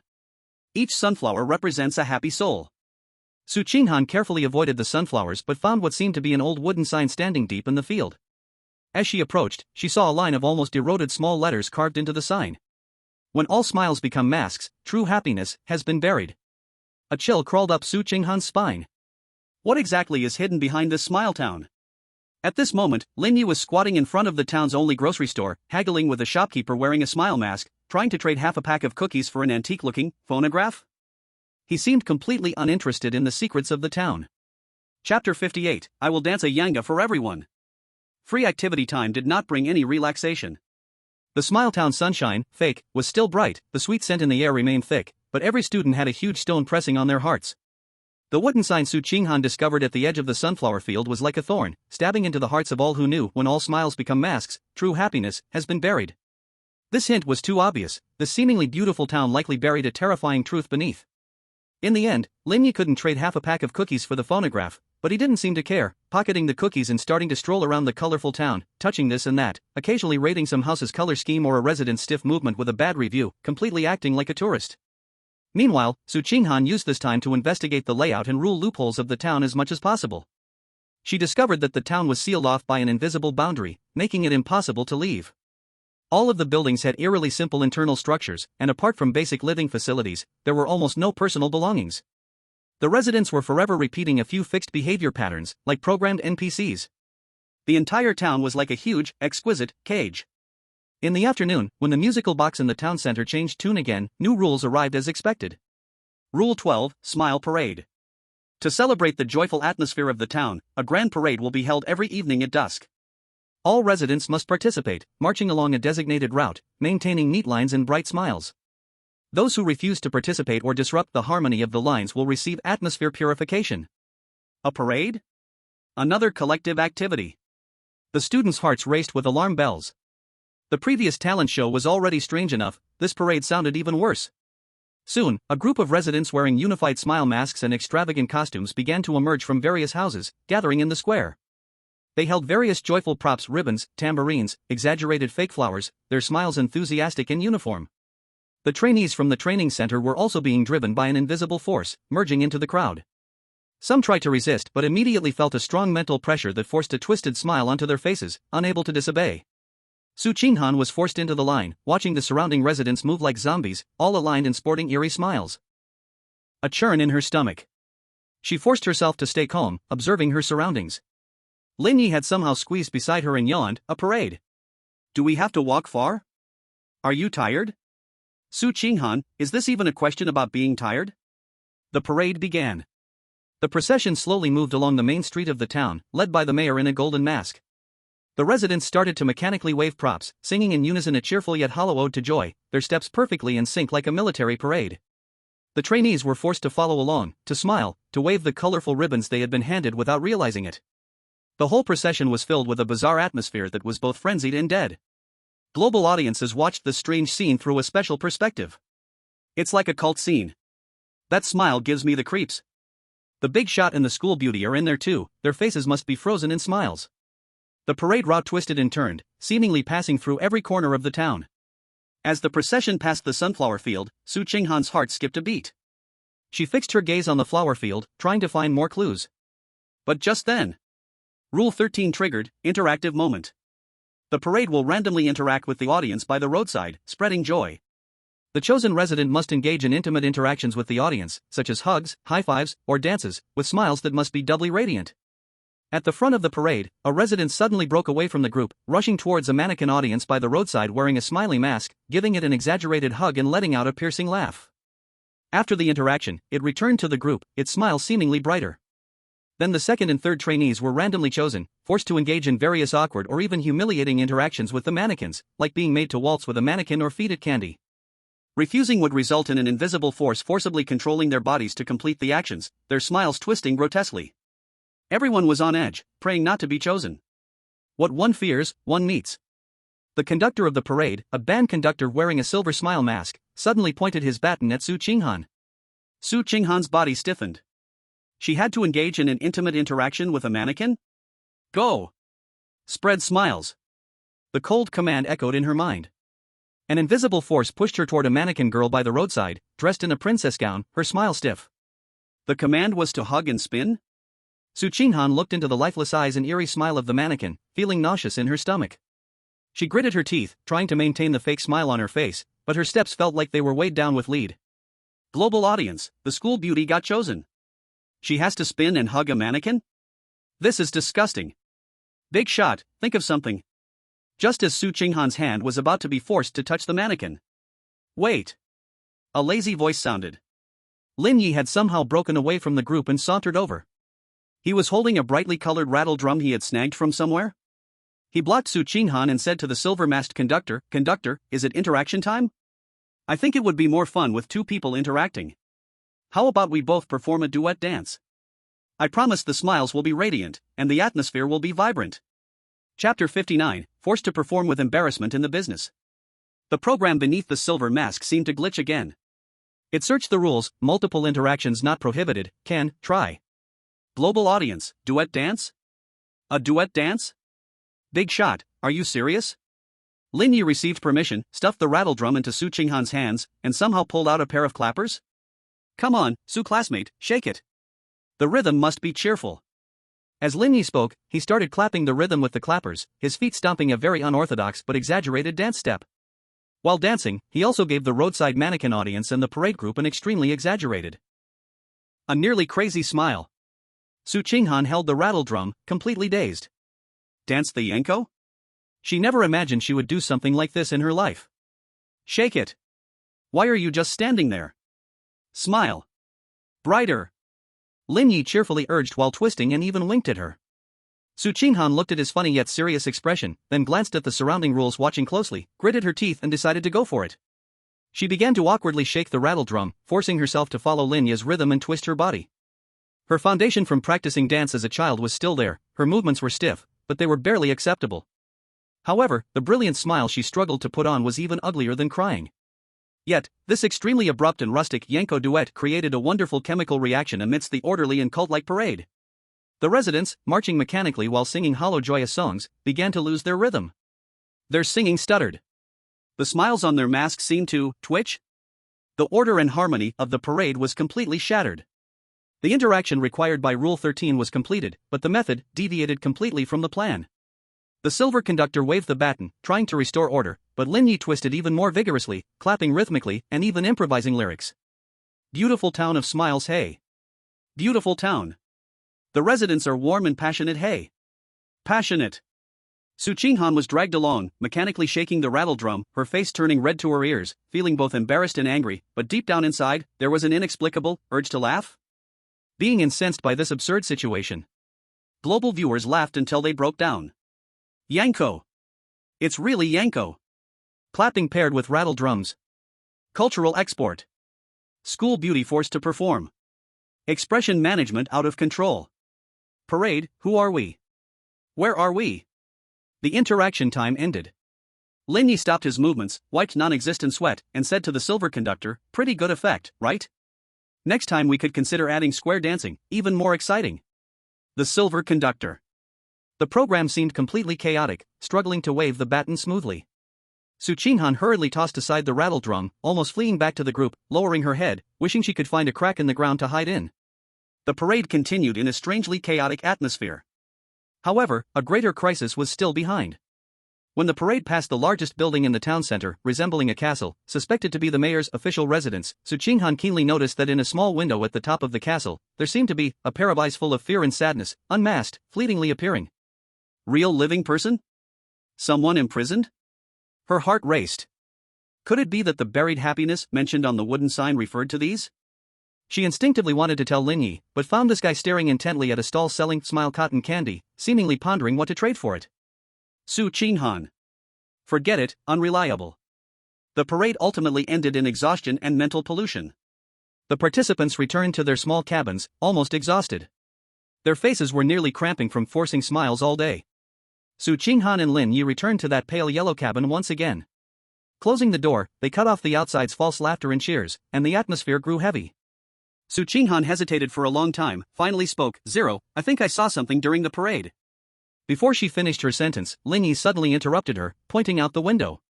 Su Qinghan followed his gaze and saw outside, several residents wearing smile masks quietly stood not far away, facing their window, motionless. That eternally fixed smile looked particularly creepy under the twilight. Were they spying? Lin Ye yawned lazily and said, "Whatever it is, let's talk about it tomorrow." The walls have ears. He tapped the wall meaningfully, and it echoed hollowly. Su Qinghan's heart tightened. Immediately shut up. This small town truly has eyes everywhere. Lin Ye skillfully spread out his sleeping mat and crawled into his sleeping bag, ready to sleep. Before falling asleep, he seemed to remember something and said to Su Qinghan, "Oh, by the way, if there's a parade tomorrow, remember to take bigger steps when performing the Yanga dance, it will look better." Su Qinghan. She grabbed her teddy bear pillow and wanted to throw it at him. Lin Ye had already turned over, breathing evenly. Su Qinghan looked at his back, her teeth grinding in anger, but remembering his seemingly ridiculous yet actually helpful actions today, that anger inexplicably faded by half. What kind of person is this guy, really? The night deepened. Su Qinghan lay in bed, wide awake. The clues discovered today swirled in her mind, the warning on the wooden plank, the eyes behind the castle window, the ever-present surveillance. This smiling town was definitely a huge trap. And the guy beside her, sleeping soundly and seemingly indifferent to everything, could he be the key to breaking the situation? For the first time, she felt a sense of reliance towards Zero that went beyond curiosity and helplessness. Outside the window, fake stars twinkled. The night in Smiling Town was terrifyingly quiet. Chapter 60 The Truth Rips Apart, Stop Laughing. The third morning in Smiling Town, the air felt heavy like glue. Fake sunlight seeped through the candy-colored window panes but couldn't dispel the chill in the hearts of the students. Su Qinghan barely slept all night. The fearful eyes at the castle window and the words "happiness has been buried" on the wooden sign kept circling in her mind. She glanced at Lin Ye, who was breathing evenly on the mat. For the first time, she felt a strange sense of safety from his unwavering calmness. Lin Ye was awakened promptly by his biological clock. He skillfully cooked eggs in warmed milk, even adding a bit more sugar to Su Qinghan's portion. "It might be a bit noisy today," he suddenly said when handing over the milk. "Eat enough, so you have the energy to run." Su Qinghan's heart tightened. Run? Sharp bells suddenly rang out, carrying with them a final madness. Final rule, ultimate smiling celebration.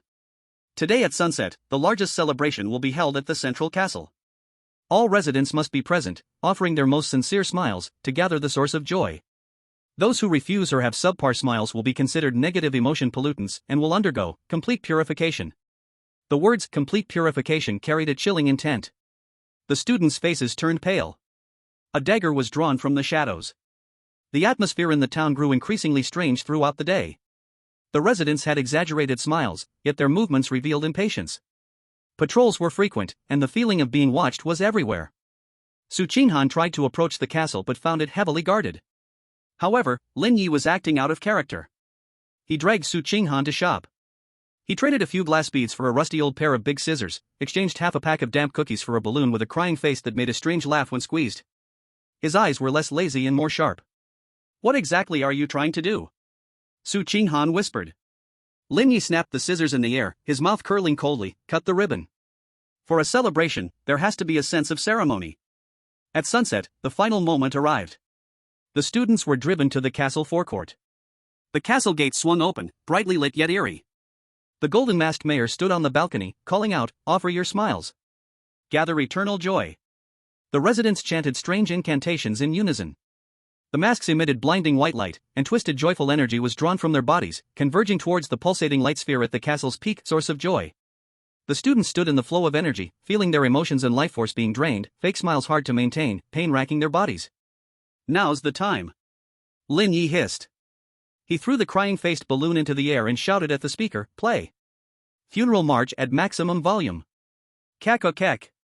The balloon's strange laughter mixed with the mournful funeral march, exploding into sound. The mental shock disrupted the incantation. The energy flow went chaotic. "You're asking for death," the mayor roared. Guards appeared on the balcony, energy guns aimed at Lin Ye. "Su Qinghan. Third floor of the castle, east window." Lin Ye shouted while dodging the beams of light. While shouting, she threw away the large scissors. "Cut it." Su Qinghan understood in an instant. She caught the scissors, and with S-level strength exploding, she dashed toward the side wall of the castle like a cheetah. Taking advantage of the guards being distracted by Lin Ye, she agilely climbed to the third floor. It was that window. Through the glass, she saw several trainees from the training center were imprisoned in nutrient pods, their faces fixed with smiling masks, white energy being forcibly extracted from them. This was the truth of the source of joy. On the inside of the window, connecting the energy pipeline, was a red silk ribbon. "Cut it." Lin Ye's voice came through. Without hesitation, Su Qinghan snipped the ribbon in half with a crisp sound. The chain reaction was triggered. The light ball at the top of the castle flickered violently and exploded with a roar. Energy backlash swept through the entire area. The residents froze in action, and their masks shattered, revealing pale faces with hollow features. They turned out to be puppets created by the rules. The vibrant colors of the town rapidly faded away, revealing the rusty and decayed true face. The fairy tale town was actually a cage of rules built on ruins. The mayor's golden mask shattered, revealing a twisted energy core, letting out a piercing wail of unwillingness. "You have destroyed eternal happiness." "Happiness?" Lin Ye stood in the chaotic square, his tone coldly mocking, using the pain of living people as nourishment to create false revelry. "Is this called happiness?" He raised his hand, pinching a wilted sunflower petal between his fingers, and gently released it. "You buried true happiness. Now, it's time to wake up." The world of rules violently collapsed. The sky cracked, and the earth shook. The trainees were liberated from their forced smiles, looking in terror at the truth and the collapsing world. "The exit is in the castle's basement." Su Qinghan leaped down from the window to guide them. The survivors rushed towards the basement entrance. Lin Ye walked against the flow toward the core of the rules. Who are you?" the core screamed in fear. Lin Ye did not answer, raising his foot to crush a shattered piece of a balloon on the ground that was laughing grotesquely. Bang! Like the tolling of a funeral bell. The rule core's wails dissipated. The world accelerated its collapse. After the last trainee dashed through the light gate, Lin Ye finally pulled Su Qinghan out. With a flash, they returned to the training center. Everyone collapsed to the ground, having survived the disaster. Rescue teams rushed in to check on them. Leiba watched everyone survive, especially the calm Lin Ye and the bright-eyed Su Qinghan, feeling a heavy sense of relief. Su Qinghan sat on the ground, gazing at Lin Ye, who was undergoing examination not far away, her emotions complex. It was he, with his reckless way of testing the rules, exposing the disguise, and saving everyone. She recalled his last words, "It's time to wake up," and those cold and clear eyes. Lin Ye sensed her gaze, turned around and winked, then said to the nurse in his lazy manner, "Is there something to eat? I'm hungry." The food in the town was awful. The global live broadcast room erupted after a moment of silence. The revelation of the truth and the final reversal shocked everyone. The smiling town faded away, but the shadows and questions remained deeply buried in their hearts. And the trainee codenamed Zero was shrouded in even thicker mist. Chapter 61, Aftereffects of the Town? The campus beauty awakened from nightmares. The medical area of the training center was brightly lit, yet eerily quiet. The survivors, having undergone preliminary checks and psychological interventions, were mostly arranged into temporary wards for observation and rest. The soft lighting spilled over the corridor, forming a stark contrast with the blinding, fake colors of the smiling town from not long ago. Su Qinghan lay on the bed in a single-occupancy room, eyes closed, though her eyelashes quivered incessantly. She was not asleep. As soon as her eyes closed, images haunted her mind, those imprisoned trainees wearing smiling masks behind the castle window, the decaying ruins revealed after the colors of the town peeled away, and Lin Ye's cold and clear eyes as he crushed the balloons, and his figure walking against the tide toward the core of the rules. That kind of reliable feeling that erupted in the face of despair, almost violent, sharply contradicted with his lazy and gluttonous image in her mind, leaving her restless. A slight sound came from the bed next door. She stole a glance with her peripheral vision. It was Lin Ye. He was leaning against the headboard, holding a tablet, seemingly watching food review videos. The volume was turned very low, but Su Qinghan could still catch words like crispy on the outside, tender on the inside, and juicy. His expression was focused, occasionally nodding, completely oblivious to the life and death crisis he had just faced. Global audiences saw the scene through a special lens, both amused and helpless. The big shot is watching mukbang? His mental strength is too strong. The campus beauty seems not to be asleep. At that moment, a nurse walked in to check Su Qinghan's temperature and blood pressure. "Su, relax a bit, your heart rate is a bit fast." The nurse said gently, "It's normal to have a stress response after something like that. Try to take deep breaths." Su Qinghan nodded in agreement, trying hard to calm her breathing. She knew the nurse was right, but the fear of being ruled by the rules, forced to smile, and facing the dark truth was not that easy to dissipate. After the nurse left, the ward returned to silence.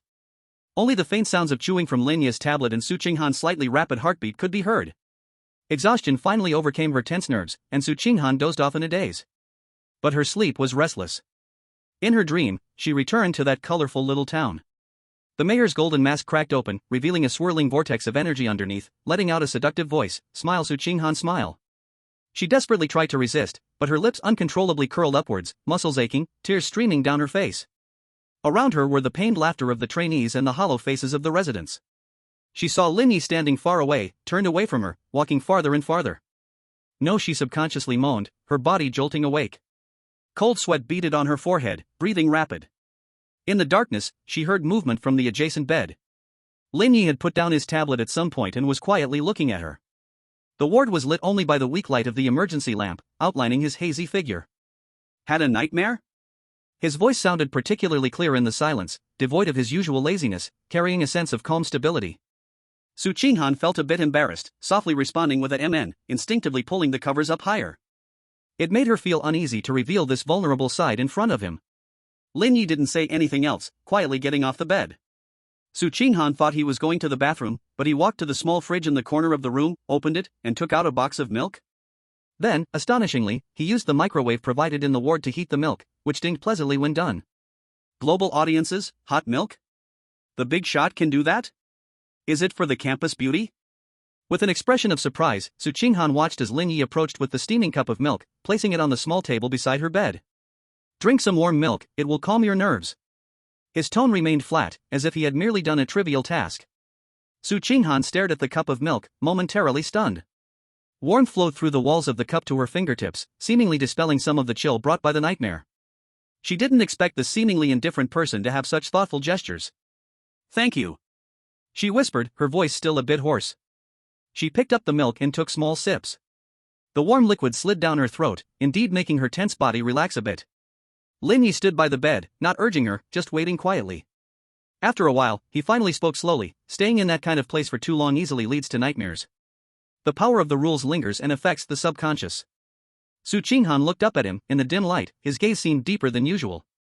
You don't seem affected at all? Lin Ye shrugged, lying back on his bed, his tone returning to its usual cadence. Maybe I have a big heart? Or I've seen too many nightmares and built immunity. He paused, then added. Just remember, that is fake. No matter how real the illusion is, once pierced, it's just a layer of paper.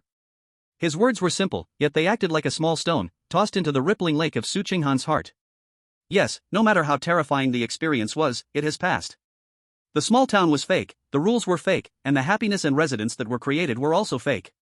The only thing real was that they had come back to life. And the one who pierced that layer of paper was now lying in the bed next door, possibly watching an eating show again. This realization oddly soothed her. She finished the remaining milk and felt her body and mind warm up a lot. Next time. Su Qinghan suddenly said softly, as if she were speaking to herself or asking, if we encounter a world of rules again, can we do it like this time? She didn't explicitly say what like this time meant. Was it working together? His timely intervention? Or this, inexplicable trust? Lin Ye was silent for a few seconds, then turned over, giving a murmured response thick with sleep. Team Fee, remember to pay in advance next time, ZZZ. Su Qinghan. Global audience, ha ha ha. Team Fee. Big brother, it's okay to be touched, but the money can't be less. The campus belle was a bit moved, then instantly had her moment destroyed. However, this time, Su Qinghan did not feel as angry as before. Instead, her lips involuntarily curled up slightly. This guy always knows how to skew the atmosphere.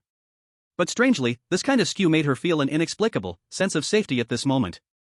She lay back on the bed, listening to the soon approaching rhythmic breathing next to her, and for the first time, she felt that this sound was no longer annoying, but rather like a lullaby. She closed her eyes, and this time, sleepiness came, and her dreams were no longer grotesque. Outside the window, the searchlight of the training center swept across the night sky, and everything seemed to be gradually returning to normal.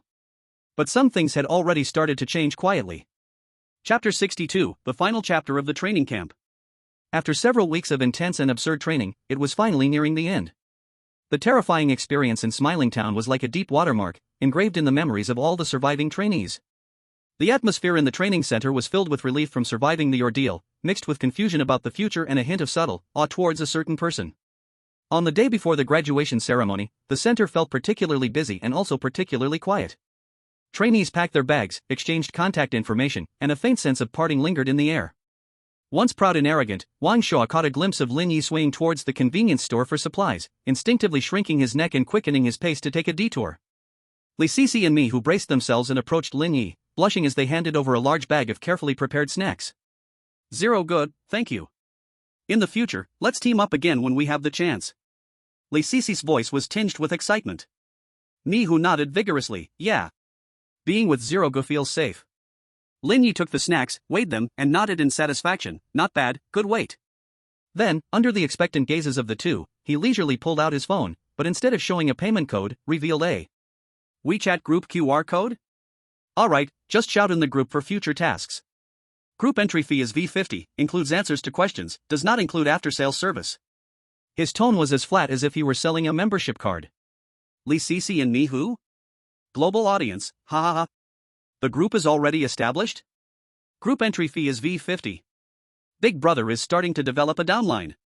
Business expansion is happening. The two were stunned for a few seconds before they paid with tears and laughter, joyfully joining the WeChat group named Zero Group Reserves, paid group, as if they had obtained some supreme VIP qualification.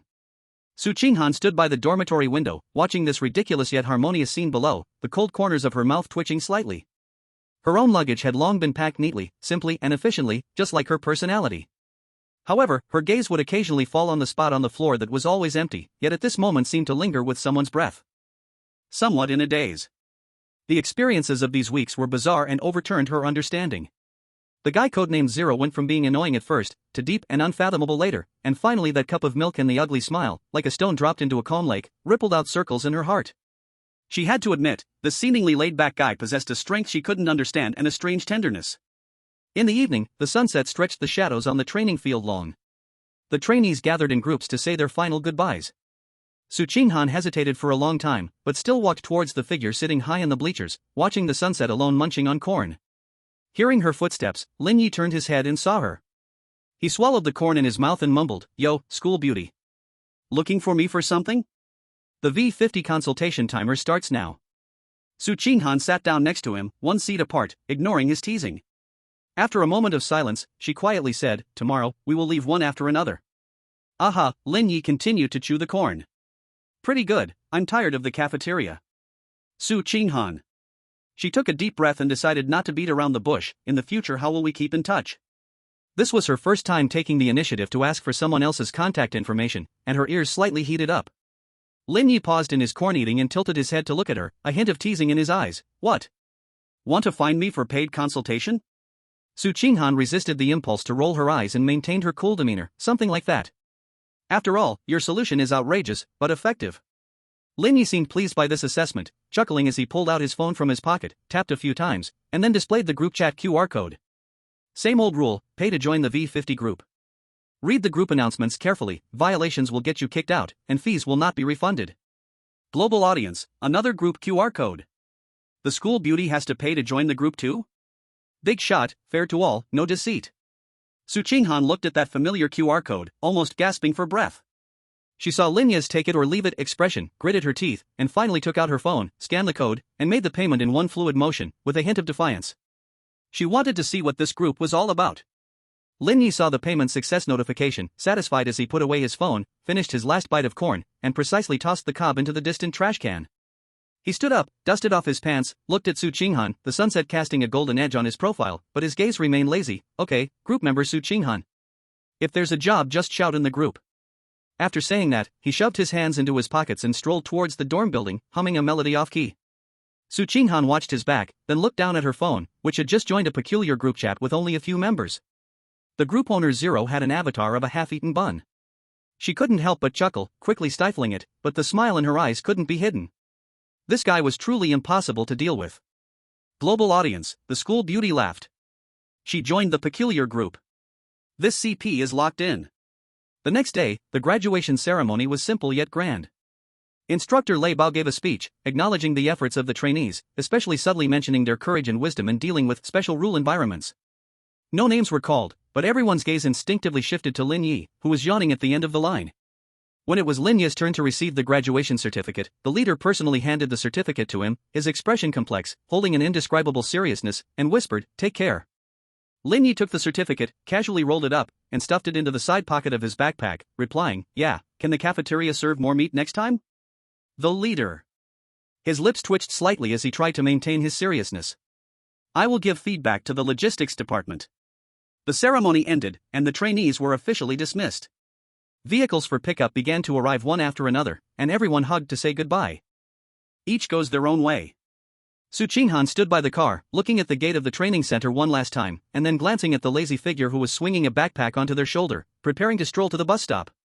Lin Ye seemed to sense her gaze, turning back to wave his hand at her, his face wearing that usual, silly smile, before turning and merging into the crowd at the street corner.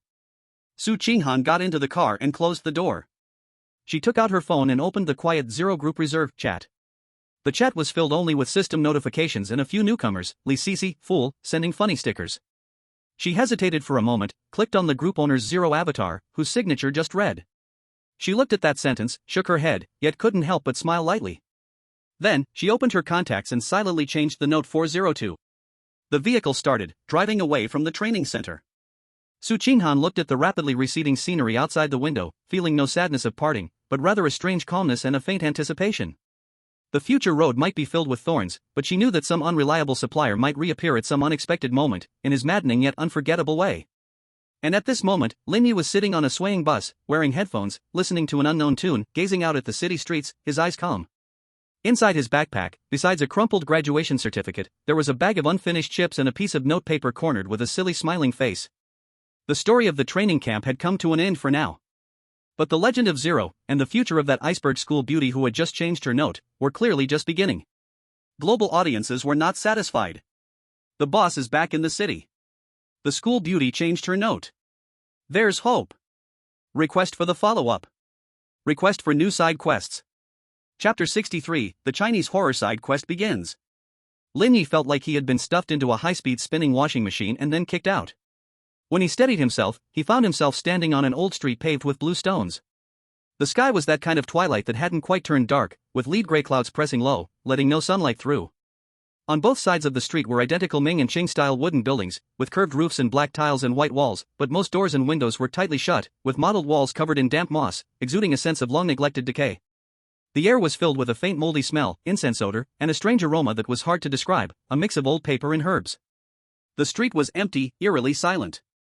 Only the faded lanterns hanging from the eaves occasionally swayed gently in the breeze, making a creak sound. The entire environment exuded a thick Chinese retro vibe along with a chilling sense of the eerie. TSK, this filter tone hellish aesthetics, low rating. Lin Ye rubbed his temples, still a bit dizzy from space transport, and habitually made a sarcastic remark. His voice echoed particularly clearly in the empty street, even producing a faint echo. Almost the moment his words fell, a cold, rotten thought forcefully invaded his mind. Level 1 Desolate Long Street. Rule 1, do not walk alone at night. After dusk and before dawn, do not be alone in streets, alleys, and other open areas. Rule 2, lanterns lead the way, do not ask for the way back. If a red lantern lights up, you may follow its guidance. If a white lantern lights up, you must immediately close your eyes, stand still until it goes out or leaves. Rule 3, if a knock sounds, do not respond. If there's a knock, do not reply nor peek through the peephole. Rule 4, old things have spirits. Do not move lightly. Everything unowned in the ancient town must not be picked up or touched at will. Rule 5, after the hour of the rat, do not look in the mirror. As the rules descend, may I wish you safety. As the information about the rules was finished, that cold thought retreated like a tide. Lin Ye blinked, digesting these rules filled with traditional horror elements. Do not walk alone at night? But I am already alone. This rule has a loophole. He mumbled, looking up at the sky, where dusk was rapidly fading, and night was about to fall. He did not rush to find a place to hide. Instead, he leisurely took out a pack of original flavored sunflower seeds from his seemingly interdimensional backpack. Then, he found a relatively clean stone step to sit down and started munching on the seeds, cracking them open while leisurely surveying the eerie Long Street. His demeanor did not resemble that of someone facing life and death, but rather like an old man basking in the sun at a park. The global live stream room erupted. Wow! He even brought sunflower seeds? Big boss, first, let's crack some seeds to calm down. This mental quality is as steady as an old dog. The rule says do not walk alone at night, and he is still cracking seeds on the street? Night finally completely enveloped the ancient town. Almost at the moment when the last ray of daylight disappeared, the temperature of the entire Long Street suddenly dropped several degrees, and a chilling wind blew. In the depths of the street, something seemed to begin to stir in the originally empty darkness, accompanied by faint sounds that resembled whispers and cries, sending shivers down one's spine. The threat of Rule 1, do not walk alone at night, had already descended. But Lin Ye seemed completely unaware, still munching on sunflower seeds at a leisurely pace, neatly stacking the seed shells at his feet. He even commented, the sunflower seeds are over-roasted, the flavor is too strong, bad review. At that moment, not far in front of him, under a closed shop's eaves, a red paper lantern that was originally extinguished suddenly lit up with a poof. It emitted a faint, ominous red glow. Rule 2, the lantern leads the way, do not ask for the return place. If you see the red lantern light up, you may follow its guidance. The red lantern gently swayed in the cold wind, as if silently urging him to follow. Lin Ye paused his seed cracking, squinting at the red lantern, then at the pitch-black wooden door below the lantern, which seemed capable of swallowing all light. He tilted his head, seemingly deep in thought. The global audience held their breath. Should he follow? The red lantern is leading the way, but it feels very eerie. Big boss, hurry up and decide. It seems like something is coming on the street. Those writhing shadows in the darkness seemed to draw closer, and the whispering sounds grew clearer, as if countless voices murmured maliciously in one's ear. Lin Ye suddenly stood up. The audience thought he was finally going to follow the lantern. But to their surprise, he brushed off the seeds from his hands and did not walk towards the red lantern. Instead, he turned around and strolled deeper into the darkness of the street, away from the lantern's guidance. The rule only says may follow, it doesn't say must follow. As he walked, he talked to himself, his logic so clear it left people speechless. Moreover, this lantern is blood red, with such poor aesthetics, I don't want to follow. Global audience. Logical genius. Not following because of poor aesthetics? Big boss, I'm just that willful. Chapter 64, The Night. His actions seemed to provoke something. The light of the red lantern suddenly became blinding and began to shake violently. At the same time, those writhing shadows in the depths of the street seemed to be stimulated, letting out sharper shrieks, and they sped up, surrounding Lin Ye. The cold wind roared, making his clothes flap. The crisis escalated in an instant. Yet Lin Ye remained calm. He even took out a powerful flashlight from his bag, turning it on to project a bright beam that pierced through the darkness, shining towards the oncoming shadows. To everyone's surprise, those twisted black shadows let out a painful shriek when hit by the bright light, their movements clearly slowed down, as if fearing this pure light. Indeed, things that cannot be seen in the light are all afraid of this. Lin Ye nodded, seeming to confirm a certain guess. He did not continue to attack with the flashlight, but instead, like a searchlight, swayed the beam left and right, driving away the shadows that dared not get too close, while he continued to move deeper into the darkness. As he walked, he observed the tightly shut doors on both sides of the street. Some doors were ordinary wooden ones, some were pasted with tattered yellow talismans with blurry writing, and others had small, dull-looking bagua mirrors hanging above their doorways. After walking about 100 steps, a bright lantern appeared ahead once again. But this time, it was a white paper lantern. The pale light illuminated the surroundings, creating an eerie atmosphere. According to the second half of Rule 2, if a white lantern lights up, you must immediately close your eyes and stand still until it goes out or moves away. The appearance of the white lantern meant they had to stop. Lin Ye halted, staring at the white lantern. It hung in front of a building that looked like a shrine or temple, much taller and solemn than the surrounding houses. The bright red door was tightly closed, but threads of black fog seemed to seep from the crack. The hearts of the global audience tightened once again. White lantern. Quickly close your eyes. Don't move. The rules say so. This time, the boss has to follow the rules, right? However, Lin Ye made an astonishing move again. He neither closed his eyes nor stood still.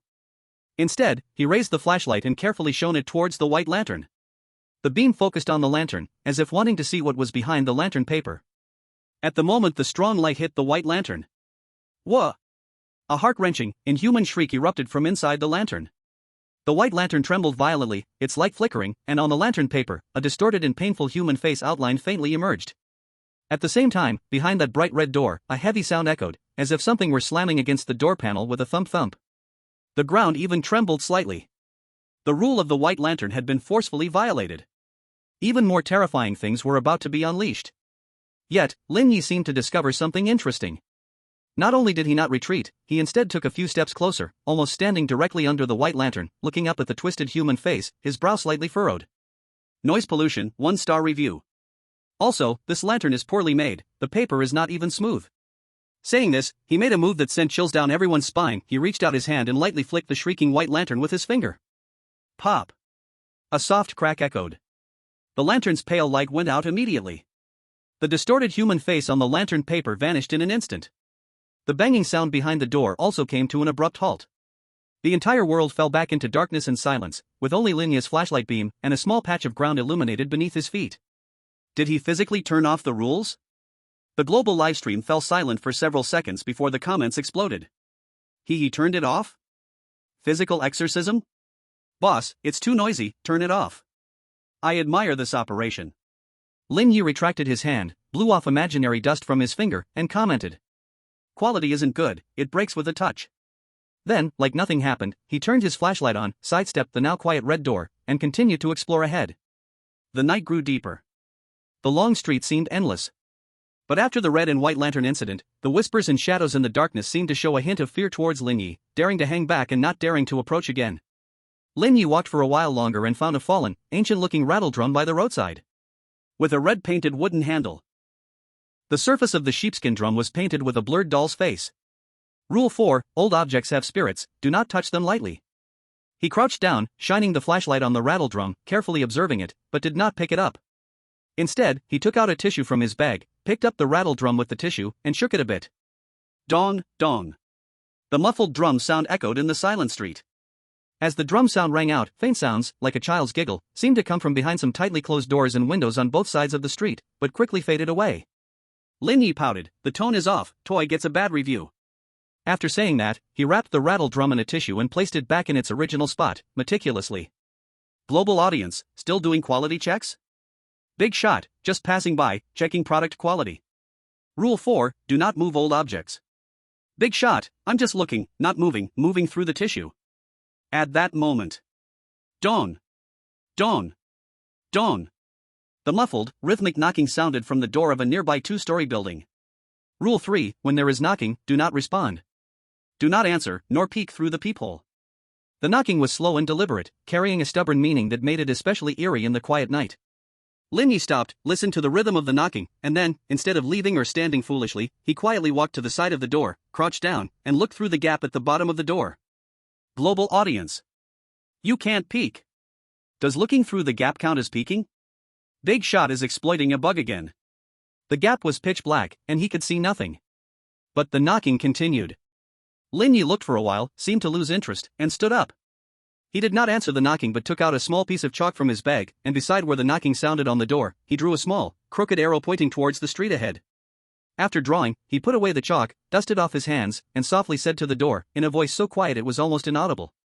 "Stop knocking, the road is over there." After saying this, he turned and continued walking down the street with the flashlight, ignoring the persistent knocking. Strangely, after walking a few meters, the knocking actually stopped. Silence once again enveloped the long street, with only Lin Ye's footsteps and the beam of the flashlight moving forward steadily amidst the endless darkness and eeriness. The global audience no longer knew how to express their feelings. Drawing arrows to guide the way? Trying to reason with the strange? And it actually worked? This scenario's tone has been led astray by the Big Shot. The first night's exploration continued in this ridiculous yet inexplicable harmony. No one knew what awaited Lin Ye at the end of this lonely long street. Chapter 65, The Midnight Mirror Spirit. The beam of the flashlight tore through the thick darkness. Lin Ye's footsteps sounded particularly clear on the empty long street. After the interaction with the red and white lanterns and the guidance from the knocking, the whispers and writhing hidden in the shadows seemed to temporarily quiet down, but the feeling of being watched and the cold atmosphere grew stronger. The street seemed endless, with buildings on both sides appearing copied and pasted, repeating the monotony of black tiles and white walls, with tightly shut doors. Only the color of the lanterns hanging under the eaves, though most were extinguished, and the occasional different patterns appearing above the doorways hinted that these buildings might each have their own affiliation. The smell of mildew and old paper grew stronger in the air, mixed with a faint scent resembling the remnant of burning incense. Lin Ye continued to walk leisurely, occasionally sweeping the strong beam of the flashlight towards the doors and windows to his sides, and at other times towards the depths of the street. He seemed to be searching for something, or perhaps he was just aimlessly night-wandering. Crack, crack. He took out the bag of sunflower seeds again, continuing to munch as if providing himself with a background music. This action felt both abrupt and carried a strange calmness in the dead-silent environment. The global audience in the livestream had gone from initial shock to getting used to it, even starting to discuss which flavor of sunflower seeds would pair better with a horror instance. After walking for about the time it takes to burn an incense stick, estimated by Lin Ye by feeling, a slightly different building appeared on the right side of the street ahead. It was taller than the houses on either side, with a wider frontage.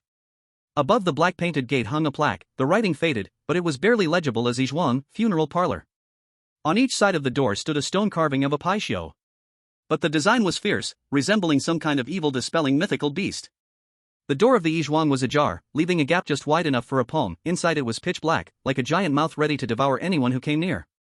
What caught more attention was a copper mirror, about the height of a person, standing alone by the roadside directly opposite the Yizhuang's gate, covered in thick dust.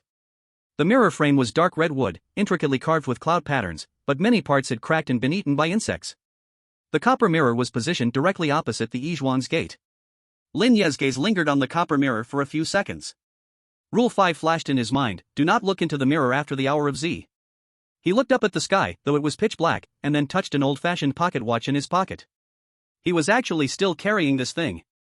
On the dial, the hour hand was approaching the Z hour mark, from 11 p.m. to 1 a.m. "It's almost time," Lin Ye mumbled, and instead of stepping away from the mirror, he walked toward it. The global audience tensed instantly. "You can't look into the mirror at the Z hour. Big boss, don't go over there. The rule is very clear." Lin Ye reached the copper mirror but didn't look into it immediately. Instead, he carefully examined the mirror's surface with the flashlight. The dust was so thick that no reflection could be seen. He looked at the wooden frame and the carvings, even wiping some dust off the frame with his finger and sniffing it. Old redwood, the carving work is decent, but the maintenance is terrible. What a waste, he gave a professional evaluation. At this moment, ding, a distant, muffled bell sound came from an unknown corner of the ancient town, piercing the dead silence of the night sky. The Z hour had arrived. Almost the moment the bell rang, the dusty copper mirror in front of Lin Ye underwent a bizarre change. The dust on the mirror surface seemed to be swept away by an invisible hand, quickly becoming clean and new, clearly reflecting Lin Ye's figure, as well as the empty, eerie long street behind him. But the reflection in the mirror had an inexplicable strangeness. In the mirror, Lin Ye had an unnaturally pale face, hollow eyes, and a stiff, eerie smile on his lips. And behind him, the long street was no longer empty. In the mirror, the street was filled with shadowy figures dressed in various ancient clothing, walking with their heads lowered, silently marching as if in a silent parade. What was even more terrifying was that the Yizhuang's half-open door was fully wide open in the mirror, with red light flickering inside, as if something was squirming. The mirrored world formed a terrifying contrast to reality. Rule 5 was triggered. Looking into the mirror at the Z hour, an omen of great disaster. The global audience felt their scalp tingle. There's something in the mirror. Big Boss has been reflected in. Get away from the mirror. In the mirror, Lin Ye stretched his stiff smile even wider, almost to his ears, revealing his pale white teeth. He slowly raised his hand, pointed at the Lin Ye in reality, then made a come here gesture. A powerful, cold, sucking force came from the mirror, trying to pull Lin Ye into it. The crisis struck suddenly. However, the Lin Ye in reality looked at the strange version of himself in the mirror, and instead of fear, his face showed a look of disdain. This mirror's beauty filter is way too much, huh? My face is so white, and that smile looks so fake, 1 star. He complained to the self in the mirror, and what's with this blurred background, why so many extras? The special effects are a 5-cent job. The pulling force acted on him, as if a clay bowl had fallen into the sea, utterly ineffective. Lin Ye even had the leisure to fix his collar, which had been messed up by the cold wind. The eerie shadow in the mirror seemed stunned by his reaction, its gesture frozen in midair. At that moment, Lin Ye made a move that left everyone speechless. Not only did he not step back, he instead pulled out a peachwood comb from the side pocket of his backpack. The comb had fine teeth and looked a bit old. Image management is very important, especially in front of a mirror, Lin Ye said seriously to the shadow in the mirror. Look at yourself, your hair is all messy, your smile is crooked, you have no spirit at all. Come on, let me help you comb your hair and tidy up your appearance. Saying that, he raised the peachwood comb and actually combed it against the smooth mirror surface. The comb glided over the mirror surface without making a harsh sound, instead, it felt as if it had combed something substantial. The Lin Ye in the mirror let out a sharp, inhuman scream. Cracks appeared on its pale face, its rigid smile twisted and deformed, and the entire image began to shake violently, like a poorly tuned television signal. Don't move, let me comb it neatly, Lin Ye said, his hands never stopping as he combed a few more times. With each stroke, the shadow in the mirror became a little more blurry, and those shadowy figures in the background began to wail in pain, starting to disperse. The red light in the columbarium flickered rapidly, then with a poof, it was extinguished. In just a few seconds, the terrifying scene in the mirror receded like a tide, returning to a normal reflection, showing Lin Ye's slightly lazy face, along with the empty real street behind him. Only the mirror seemed a bit dimmer than before. Lin Ye put away the comb, looked at the mirror that had returned to normal, and nodded with satisfaction, much more pleasing to the eye now. Remember to keep smiling next time, be natural, understand? He seemed to be teaching a disobedient student. The global livestream was in a complete uproar. Peachwood comb for the mirror? Physical exorcism plus image management? Big shot, mirror at midnight? Just right, let me use it as a dressing mirror. This wave of beauty anxiety crushed the eerie. The mirror crisis was resolved in such an absurd way. Lin Ye no longer paid attention to that mirror, turning his gaze towards the slightly ajar door of the columbarium. The strange phenomenon in the mirror indicated that there was a red light inside the columbarium, showing that something was wrong there. He stroked his chin, seemingly weighing whether or not to go inside and take a look. Just then, a slight rustling sound came from the crack of the columbarium door, as if something was dragging along the ground. Then, several pieces of charred paper money, as if burned at the edges, floated out from the crack and landed on the steps at the door. Paper money? Lin Ye squatted down, still using a tissue to avoid touching it directly, and picked up a piece to take a look. The paper money was made of yellow paper, with twisted runes drawn in cinnabar on it, and at the center was a blurred character with burn marks on the edges. Rough craftsmanship, blurry printing, has the underworld's currency inflated? The quality is so poor. He casually tossed the paper money back to where it came from. But he noticed that the direction from which the paper money floated out seemed to be deeper within the columbarium's courtyard. He shone his flashlight into the crack, the light only illuminating a small area at the door, with deeper darkness inside, and the rustling sound was gone. Looks like I need to go in and take a look. Lin Ye stood up and patted his hands. He did not push the door recklessly, but first observed the door hinges and the bolt, then took out a small bottle of lubricant carefully and dripped it onto the parts where the door hinge moved. Creak, the painfully grating sound of friction lessened considerably. Global viewers, lubricant? Big shot, maintenance before entering? This preparation is way too thorough. After finishing the preparation, Lin Ye gently pushed open the big door of the columbarium. The door hinge made a slight noise, and a stronger musty smell, incense smell, and a hard-to-describe mix of formaldehyde and decaying wood scent rushed at him. A beam of flashlight swept in, illuminating a spacious and eerie courtyard. In the yard, several broken coffins, paper puppets, mostly incomplete, and some remnants of ceremonial tools were scattered about. Directly across from the gate stood a grand hall, with a plaque reading Hall of the Underworld hanging above the doorframe. Inside the hall, shadows of rows of coffins could be vaguely seen. In the center of the courtyard, near the steps of the hall, grew an old, twisted locust tree with yellowed leaves. Under the locust tree, a small pile of burning paper money ashes smoldered, curling up wisps of blue smoke. The rustling sound seemed to come from behind the locust tree. The locust tree, associated with spirits and folklore, has always held deep connections to matters of the underworld. Lin Ye's gaze fell on the locust tree and the pile of paper money ashes, his eyes subtly moving. He did not immediately walk towards the hall, but instead stood at the entrance of the courtyard, taking out a compass from his bag. However, the compass needle spun wildly, unable to settle down. The magnetic field is chaotic. Poor review. Lin Ye put away the compass, seemingly unfazed. He then took out a small spray bottle filled with a transparent liquid and sprayed it toward the entrance and the courtyard, as if disinfecting. Hygiene is also very important, he murmured to himself, and then stepped into the courtyard, moving lightly to minimize noise. His goal was clear: the old locust tree and the ashes of the paper money beneath it. In the midnight mortuary, deeper rules seemed to be quietly brewing beneath this locust tree. Chapter 66, The Mortuary Locust Tree Swallows Paper. Inside the mortuary courtyard, silence was heavy like ink, the beam of flashlight the only sign of life. The old locust tree twisted, branches coiling, while the blue smoke rising from the ashes of paper money punctured the stagnant air, tracing an eerie path. Rustling sounds came from behind the tree, faint but present. Lin Ye stood at the entrance of the courtyard, not daring to step in recklessly. He squinted his eyes, examining the scene like an experienced detective at a crime scene. His gaze swept across the dark green moss and the cracks of the bluestone slabs, the deep gouges on the broken coffins not caused by sharp tools, and the blood-like spreads of cinnabar on the paper doll remains. He took a deep breath. The smell of mold, incense, and a faint, peculiar scent reminiscent of rusted metal mixed with decaying plants invaded his nostrils. "The smell is wrong," he whispered to himself, his voice unusually clear in the quiet. "The incense is too fresh, like it was just lit up to cover up other scents. The mold smell is unevenly distributed, heavier near the locust tree and the hall. Poor ventilation, or something is continuously releasing moisture." He eliminated any supernatural associations, analyzing everything purely from a physical and logical standpoint. Then he carefully observed the ground. The dust in the courtyard was thick, but the ground near the locust tree showed subtle differences in dust distribution. Some areas seemed to have been swept frequently, leaving faint traces pointing towards behind the tree. Something is moving often, with a fixed path, he concluded, and then raised his foot to step into the courtyard. He moved very lightly, not out of fear, but to avoid disturbing his hearing and observation. The closer he got to the locust tree, the colder the air became, but this chill felt more like a tangible low temperature rather than an elusive energy. He rubbed his arms, acclimating to the temperature difference. Global viewers watched breathlessly through the live stream. What's the boss doing? Is he inspecting the scene? Relying on observation and reasoning? This shift in tone feels like a detective drama. When he was 5 steps away from the locust tree, Lin Ye halted. The rustling behind the tree grew clearer. At the same time, he noticed that next to the pile of ashes, there were several brand new, unburned joss papers scattered around. The cinnabar symbols on the paper money were dark and almost brownish.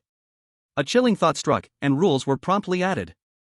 Rule 6, in the underworld mortuary, do not take the underworld riches. Do not pick up the paper money under the locust tree. If you see the paper money spontaneously combust, you must immediately move away and not look directly at the ashes. If you hear unusual sounds from behind the tree, do not respond, do not peek. As the rule was just laid down. The few new paper bills ignited without fire.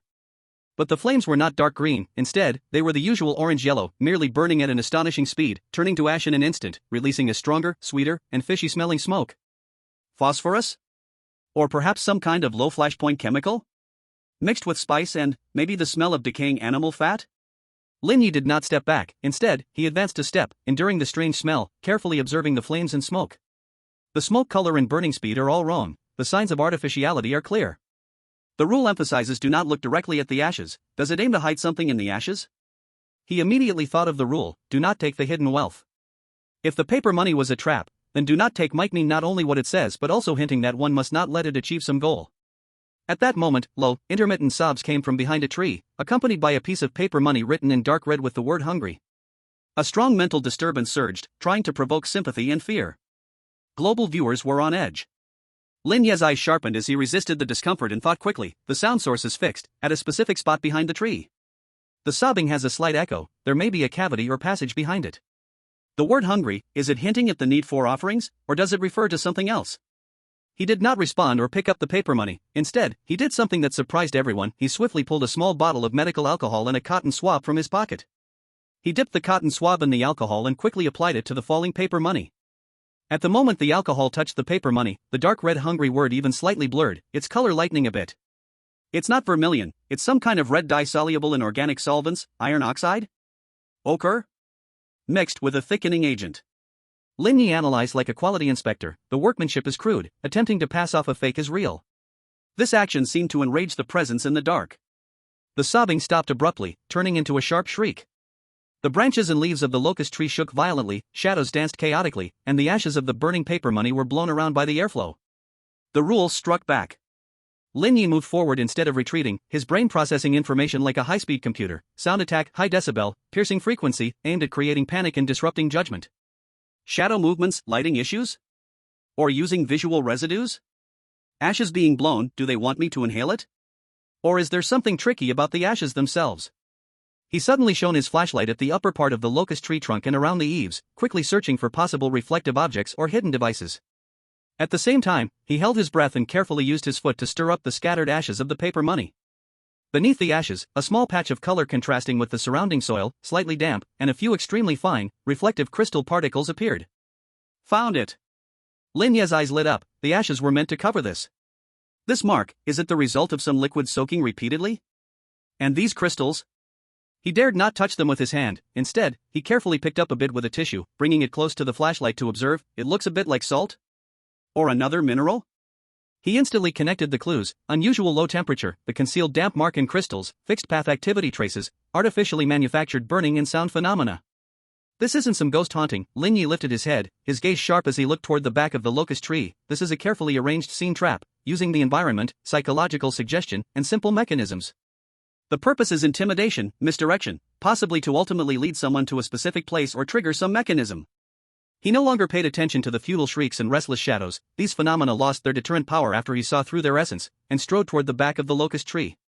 Behind the tree was not solid. There was a narrow gap leading to the side of the hall where the charity home was located. The dirt at the gap showed clear drag marks. The sweet and fishy smell is the strongest here. Lin Ye shone his flashlight inside, the light stretching into the darkness, vaguely revealing what seemed to be some sacks and cans, along with traces of small pipes. Control center? Or a material storage point? He snorted coldly. Just tricks and illusions. He did not enter immediately but withdrew back to the courtyard, his gaze once again falling on that locust tree. This time, he noticed an area of bark near the root that was raised oddly, revealing a deep, smooth-edged groove beneath, not like a natural formation but more like some kind of marking or interface. This tree may not be entirely natural, or it has been modified. He pondered. The entire cemetery is like a large mechanical room. Having unraveled the mystery of the paper money at the locust tree, Lin Ye turned towards the darkening Ming Hall main entrance. The real challenge, perhaps, still lay within. He adjusted his breathing and pushed open the heavy wooden door. Creak! Inside, a stronger stench of decay and dust hit him. Under the flashlight's beam, rows of dusty coffins quietly stood, like silent puzzles. Chapter 67, Coffins of the Yin Ming Hall. The heavy door of the hall slammed shut behind him, the last ray of light swallowed whole. Inside the hall, silence as thick as ink prevailed, with only the flashlight beam cutting through the darkness. The air was filthy, the smell of mildew and rotten wood sharp, mixed with a strange, sweet fishiness. Dozens of black lacquered coffins were neatly lined up, covered in thick dust, tangled in cobwebs. The ground was thick with dust, but a few paths had noticeably lighter dust. Rule 7, coffins are for resting. Do not open coffins, do not lean against them, do not count their number. Must follow specific paths. If you step wrong, you will disturb the long slumber, and you will bear the consequences. Rule 8, within one incense's length of time, find the escape route, otherwise, the hall doors will close forever. The cold rules pressed into his mind with a countdown. The live stream's comments exploded. Can't count the coffins? How to find a way? Only 15 minutes. Life is on the line. Stepping wrong will disturb? That sounds terrifying. Boss, quickly show your skills. Lin Ye stood at the door, not moving. He took a deep breath of the foul air, choking and coughing lightly. The flashlight's light carefully swept across the scene. The coffins looked neatly arranged at first glance, but on closer inspection, their spacing and direction had subtle differences. Some were ancient and damaged, while others were relatively new. Don't count their number? Lin Ye smirked. The more they say no, the more I want to do it. His gaze quickly moved, silently counting in his heart, 30 coffins. After counting, he did not take the obviously less dusty path but did something that stunned the audience. He pulled out a red laser pointer. Let's check the path. He murmured as he pressed the switch, and a red dot shot out. The laser dot jumped between different coffins and ground markings. As the red dot swept over the obvious paths, faint click sounds came from nearby coffins, like mechanisms tightening. Decoy paths? Lin Ye raised an eyebrow, specially designed to trap the honest. The laser turned towards areas of thick dust. Suddenly, under several layers of thick dust, faint footprints appeared, broken and intermittent, pointing out a winding route. The real path is here. Lin Ye put away the pen, stepping cautiously onto the marks. The pressure eased. He swiftly moved along the concealed path, weaving skillfully among the coffins, sidestepping, crouching, and sliding through gaps. The countdown ticked on. The comments kept coming. Laser pointer is scouting. The boss's equipment is amazing. Hidden footprints. What keen eyesight. This path is too tricky. Even needs to crawl under coffins. Time passes so quickly, so tense. At 2/3 of the way, the march suddenly ended. In front were 2 coffins closely pressed together, with a very narrow gap. Dead end? Lin Ye frowned, examining the gap with the flashlight. He discovered that the side wall of one coffin had fresh scratch marks, pointing towards the narrow opening like an arrow. Do I have to squeeze through? He looked at the deep and narrow gap, his corner of the mouth twitching. The designer has a twisted mind. Time was pressing. He sidestepped, held his breath, and cautiously squeezed in. The coffins were cold and rough, their moldy smell overwhelming. Just as his head and shoulders passed through the gap, with most of his body still stuck. Click. The coffin behind him slid open a crack. A dry, pale, and corpse-spotted hand lunged towards his back. The comments instantly exploded. Behind you. The coffin has opened. Hand. Surprise attack. It's over. The boss is stuck. Despicable. In a flash, Lin Ye seemed to have eyes on the back of his head. Hearing the click sound, his whole body tensed up. Not only did he not charge forward, but he also used the gap as a pivot, exploding with strength in his waist, and executed a swift backward kick, the sole of his shoe smashing hard against the side of the coffin. Bang! The coffin shook violently. The ghostly hand shrank back. Clang! The coffin lid was sealed tightly. Using the reaction force, Lin Ye broke free from the gap and landed firmly. He brushed off the dust, turned back to glance at the coffin, and disdainfully said, "Playing surprise attacks? No martial ethics. The coffin lid is of decent quality." The barrage of comments suddenly changed direction. Wow! Kick the coffin lid back. The boss didn't expect, huh? I can kick back. This reaction is non-human. Showing off to the max. With the crisis averted, Lin Ye quickly found the extending footprints and came to a wall at the end of the great hall. At the end of the footprints, there was a brick slightly darker in color, its surface smooth and dust-free. Lin Ye pressed down hard. Click. A mechanism sounded, the wall slid open, revealing a downward stone staircase. A way out. Just as he was about to step in, the entire great hall shook violently. All the coffins rattled, and a heavy door-closing sound came from behind. The hall doors were closing. Lin Ye dashed down the stairs, disappearing into the darkness. Boom! The hall doors were completely sealed. On the stone stairs, Lin Ye stopped, turned to take a glance back, and let out a sigh of relief. He patted his stomach and muttered, "Exceeded my exercise limit, need to get an extra meal later." The barrage filled with laughter and comments like "I bow down." The coffin array of the underworld hall was broken. Chapter 68, Ghosts Knock on Walls. The stone stairs slanted steeply downwards, extending into a thick darkness. The air was damp and cold, the smell of mold mingling with the earthy scent, heavier than that of the underworld hall. Every step on the stone stairs echoed hollowly, amplified in the narrow space, sounding particularly sharp. Lin Ye turned on his flashlight, the beam dancing on the wet, moss-covered stone walls, only illuminating a few steps ahead, with endless darkness lying beyond. After walking for about 3 minutes, the stairs came to an end. Before him opened a more heart-pounding place, a narrow, long alley made of blue stones, with no end in sight.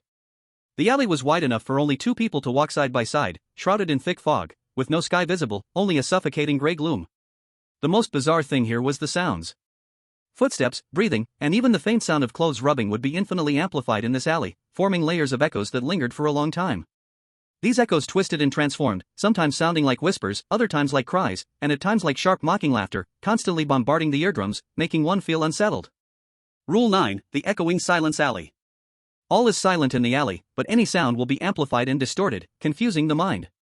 The top priority is to maintain absolute silence. Rule 10, the alley is not a straight path, it loops. If the same mark is seen 3 times, one has fallen into the ghosts knocking on walls, and must find the eye of obstruction to escape.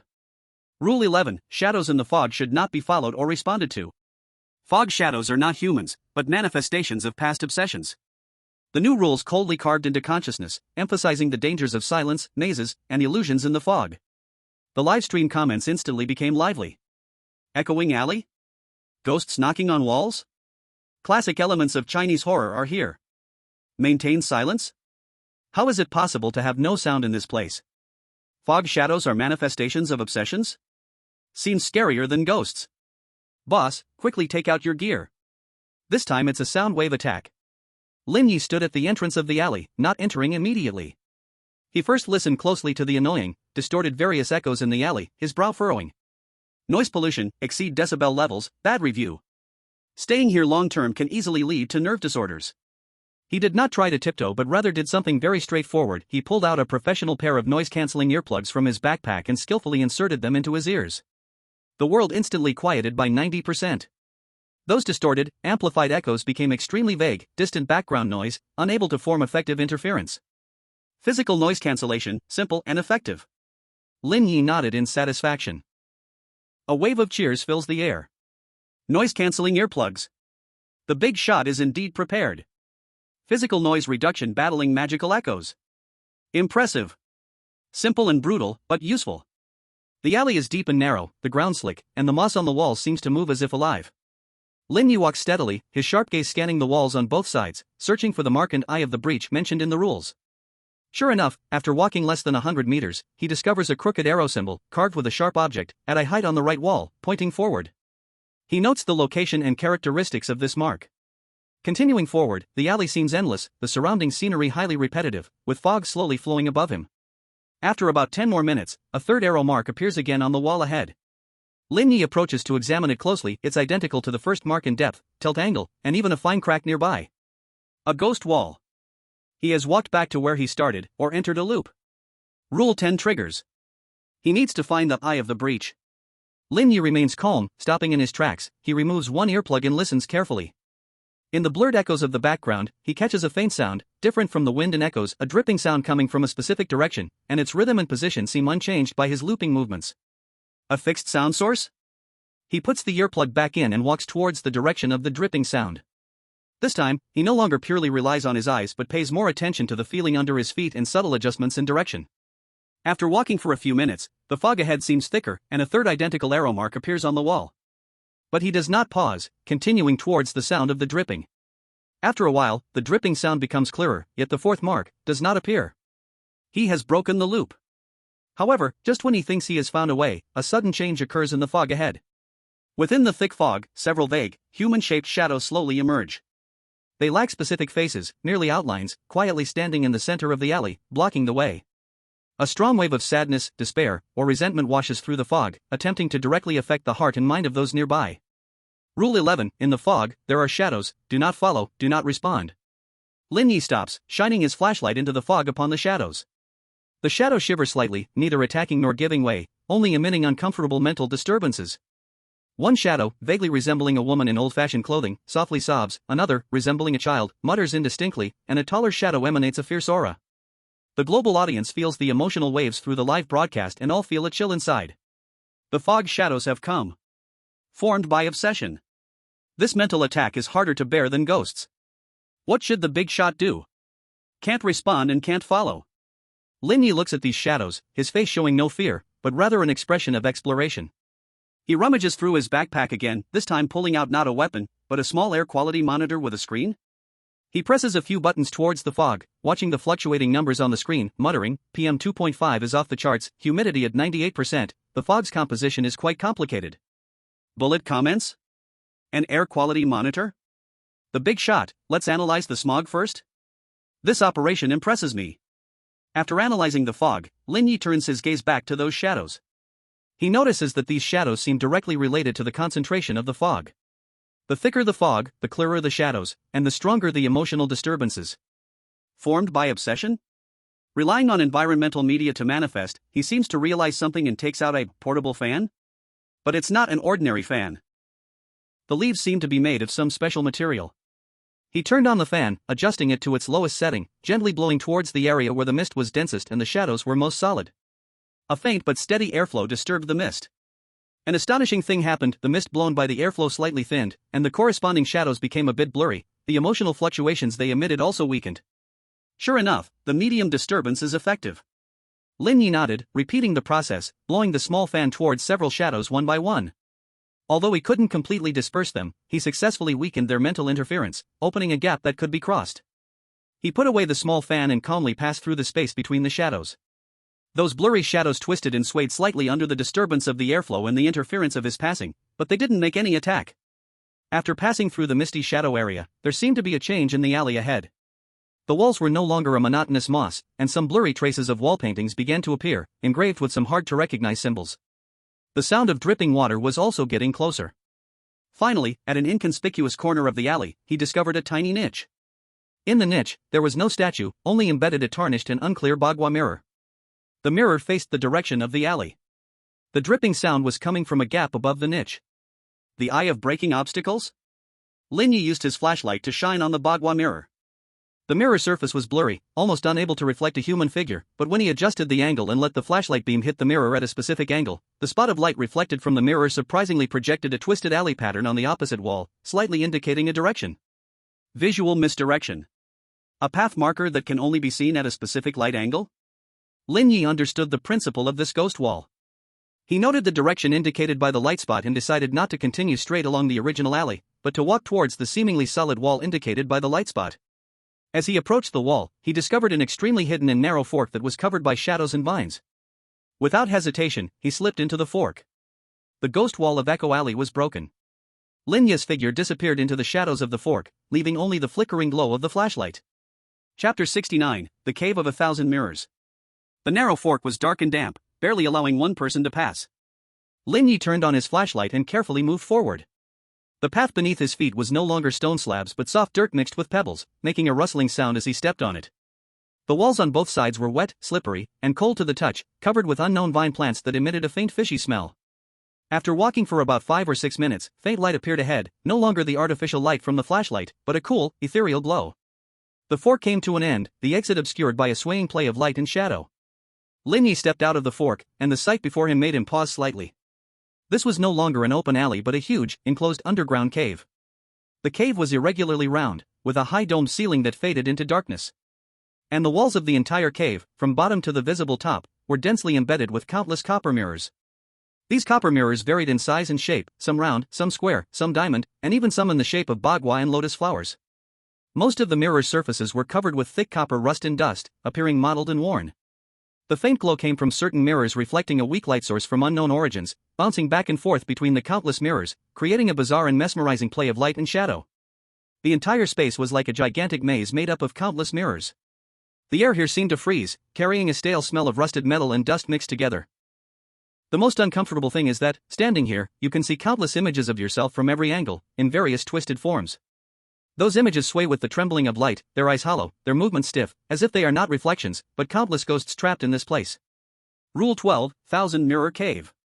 In the cave, countless mirrors reflect the heart. What is seen is not real, what is heard is not true.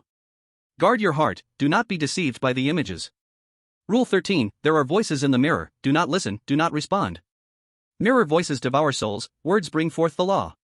Rule 14, find the only clean mirror, see the true self, only then can you break through the barriers. Characteristics of a clean mirror, its surface is smooth, untouched by dust. A new rule with a chilling intent descended, emphasizing the dangers of illusion, seductive sounds, and the search for a key item. The live chat instantly flooded the screen. 1,000 Mirror Cave. Visual pollution. Countless versions of myself? Just looking at it makes my scalp tingle. Voices in the mirror? Will it devour souls? Find the only clean mirror? What's the difference from searching for a needle in a haystack? Big boss, quickly take out your gear. This time it's a mental attack main venue. Lin Ye stood at the cave entrance, not rushing in. He squinted his eyes, quickly scanning the dazzling mirror array. Countless images of himself also turned their eyeballs, all looking at him, an extremely eerie scene. Visual interference, mirror maze, poor rating. Easily triggers a phobia of clusters. Lin Ye complained, not frightened by those twisted images. The first thing he took out from his backpack was not a weapon, but a pair of polarized sunglasses, which he put on. First filter out some stray light, protect my eyesight. He adjusted the arms, looking through the brown lenses, the shaking light and shadow inside the cave indeed softened somewhat. Although it was still eerie, the glaring intensity was greatly reduced. The live chat, polarized glasses? Boss, are you here on vacation? Protecting your eyesight is still okay. Such psychological quality, stable. With his equipment on, Lin Ye began to cautiously move forward. The ground was natural rock, uneven and rugged. He walked slowly, his sharp gaze scanning each of the copper mirrors, searching for the clean mirror mentioned in the rules. But looking around, almost all the mirrors were rusted and covered in dust and dirt. Just as he reached the central area of the cave, the thread of Rule 13 quietly descended. On the left side, a huge bagua mirror with a grotesque face carved around the edge, the image of Lin Ye suddenly spoke. Its voice was hoarse and distorted, as if coming through water. "Stay, and accompany us, here, forever." At the same time, the image in the lotus mirror on the right let out a piercing cry, "Help me, let me out." Behind, an image in a small round mirror issued a malicious curse, "You will become like us too. Trapped here forever." Voices surged from all directions, piercing into the ears, carrying a strong spiritual pollution, trying to evoke fear, pity, and despair from the depths of the heart. Even the global audience, separated by screens, felt a wave of anxiety, their scalps tingling. Lin Ye paused, his brows furrowed beneath the sunglasses. Noise pollution upgraded? And with reverb, poor rating. He paid no attention to those temptations and curses, instead doing something that surprised everyone. Chapter 70, Physical Noise Reduction, Never Outdated. He took out a small white noise generator from his backpack and pressed the switch. Shoo, whoosh. A soothing white noise simulating rain and streams instantly filled the cave, at a moderate volume, steady and continuous. This calm, natural sound formed an extremely stark contrast with the eerie howls, cries, and curses coming from the mirrors, effectively neutralizing and masking those malicious waves of spiritual pollution. The voices in the mirrors seemed confused by this sudden and completely out-of-place background sound, becoming intermittent, distorted, and greatly reducing their tempting power. The live chat became lively in an instant. White noise generator? Rain sounds against the whispers of the mirror demonic? Using calm to counter chaos. The physical noise reduction is amazing. Big shot, sorry, I come with my own BGM. Mirror demon, this isn't the right vibe. Lin Ye adjusted the volume of the generator, ensuring it could effectively disrupt the sound of the mirror demon without impacting his hearing. He listened to the soothing sound of rain while maintaining focus on searching for the clean mirror. The white noise was like an invisible barrier, protecting his mind. He carefully observed each mirror, not just looking at the mirror's surface but also examining the material of the frame, the carved patterns, and how they were inlaid. He noticed that the arrangement of these mirrors did not seem completely chaotic. Certain areas displayed obvious rules in the types and orientations of the mirrors. It's like some kind of formation? Lin Ye pondered. He tried to move along a feeling-based living gate path, avoiding those mirrors that exuded the coldest energy and distorted images. Suddenly, he stopped in front of an ordinary, unremarkable oval dressing mirror. This mirror was very low-key, mixed in with a bunch of gaudy copper mirrors. The frame was dark red wood, slightly cracked, and the mirror surface, exceptionally smooth. It could almost reflect a human figure, and it was spotless. It stood in stark contrast to the surrounding rusted scenery. Clean mirror? Lin Ye felt a stir in his heart and leaned in to observe closely. The reflection in the mirror was also crystal clear. With calm eyes, it was him. However, at the moment he got closer, something bizarre happened. The Lin Ye in the clean mirror suddenly curled its lips into a strange smile, and its gaze turned hollow and evil. It wildly reached out its hand, not towards the outside of the mirror, but grasped at the inside of the mirror as if trying to penetrate the surface and grab reality. At the same time, all the other mirrors in the cave emitted piercing shrieks from the images inside, and the light and shadow in the entire cave began to twist and spin chaotically. A powerful pulling force emanated from the mirrors, attempting to tear Lin Ye's spirit and even soul inside. This was the true trap. The clean mirror was the bait. All the mirrors together formed a deadly array that consumed the mind. The crisis reached its peak in an instant. The hearts of the global audience were in their throats. At this critical moment, Lin Ye not only did not retreat, but a fierce look of "as expected" flashed in his eyes. He seemed to have anticipated that this might be a trap. Almost at the same time the image in the mirror moved, he did something incredibly shocking. He suddenly pulled out another small round mirror from his backpack, then, he precisely aimed the mirror's surface at the clean mirror. The two mirrors stood facing each other, their surfaces reflecting each other, and the light began to infinitely reflect and cycle between them, forming a small but extremely dazzling light pathway loop. "Don't you like reflecting?" Lin Ye coldly said to the evil clean mirror. "Come, reflect enough. Let you taste the experience of being infinitely reflected." A marvelous thing happened. As that infinite reflective light pathway was formed, the evil image in the clean mirror let out a heartbreaking, non-human scream. The hand reaching towards the mirror seemed to be burnt and retracted, and the entire image began to twist and blur violently, as if it could not bear the existence of itself being infinitely reflected. At the same time, the wild phenomena in all the other mirrors in the cave abruptly ceased, as if being choked. The pulling force vanished, the light and shadow returned to normal, and the distorted images transformed back into dazed reflections. the entire thousand mirrors cave instantly fell silent. Only the simulated sound of rain from the noise generator continued to play softly. Lin Ye stepped forward, using the edge of the small mirror in his hand, gently tapping on the now calm clean mirror, which seemed to have dimmed a bit. Crack! A slight crisp sound was heard, and a tiny crack appeared on the mirror surface. The moment the crack appeared, deep in the cave, a seemingly unremarkable wall, covered in green copper, slowly slid open, revealing a passage leading up with natural light streaming in. An exit. Lin Ye turned off the white noise generator, and the cave fell completely silent. He glanced at the copper mirrors filling the cave and shook his head. The quality of the mirrors is poor, they scratch easily. Bad review. After saying this, he put away the small mirror and strode confidently towards the bright passage. The heart-eating demon labyrinth was easily cracked by a small dressing mirror using the principle of infinite reflection. The livestream's comments exploded after an intense tension and sudden twist, filled with exclamations of "Wow, this is possible," and "Kneeling to the Great One." Lin Ye's figure disappeared into the light of the passage. Chapter 71, Let me make some instant noodles first. The upward passage was short and steep, with damp stone steps covered in slippery moss. Natural light filtered in from the exit, bringing a long-lost, though still dim, real skylight. Lin Ye walked up step by step, finally stepping out of the underground space. He stood in a slightly spacious courtyard. The sky was still that eternal, oppressive dusk, with lead gray clouds hanging low. The courtyard was small, with green stone slabs covering the ground, and in the center was a dry well, its stone rim cracked and weathered. Surrounded by crumbling walls, with dead grass waving atop them. Facing the exit of the passage was a tightly shut, peeling red wooden door, with a slanted plaque hanging above, the characters blurred, barely recognizable as town center. The atmosphere here was older and heavier than anywhere before. A kind of indescribable silence filled the air, not silence itself, but a deathly stillness as if even time had frozen. Previous disturbances and strange noises disappeared here, leaving only a heart-stopping, storm-like calm. Final rule, core of the ancient town. Rule 15, do not peek into the dry well, do not throw objects. The bottom of the well is not a well, it is the source of the rules. Rule 16, bow 3 times before the door, and the door will open by itself. Bow sincerely, with a focused heart. Rule 17, those who enter this door must face their true self and answer the reason for the ancient town. Answer right, and the path to life appears, answer wrong, and either sink or be obliterated. Hint, everything you see is a clue to the answer. The cold essence of the rules no longer carried the previous strangeness, but instead radiated an ultimate, unquestionable authority. There was no time limit, yet the invisible pressure was more suffocating than any countdown. After a short silence, the live stream's comments surged madly. Final level. The dry well is the source of the rules? Can't look? Bow. Sincerely? What's this operation? Face my true self? Answer the reason for the ancient town? This question is too profound. Clues are everything I've experienced? How do I summarize that? Great One, think of a way. It's the ultimate test.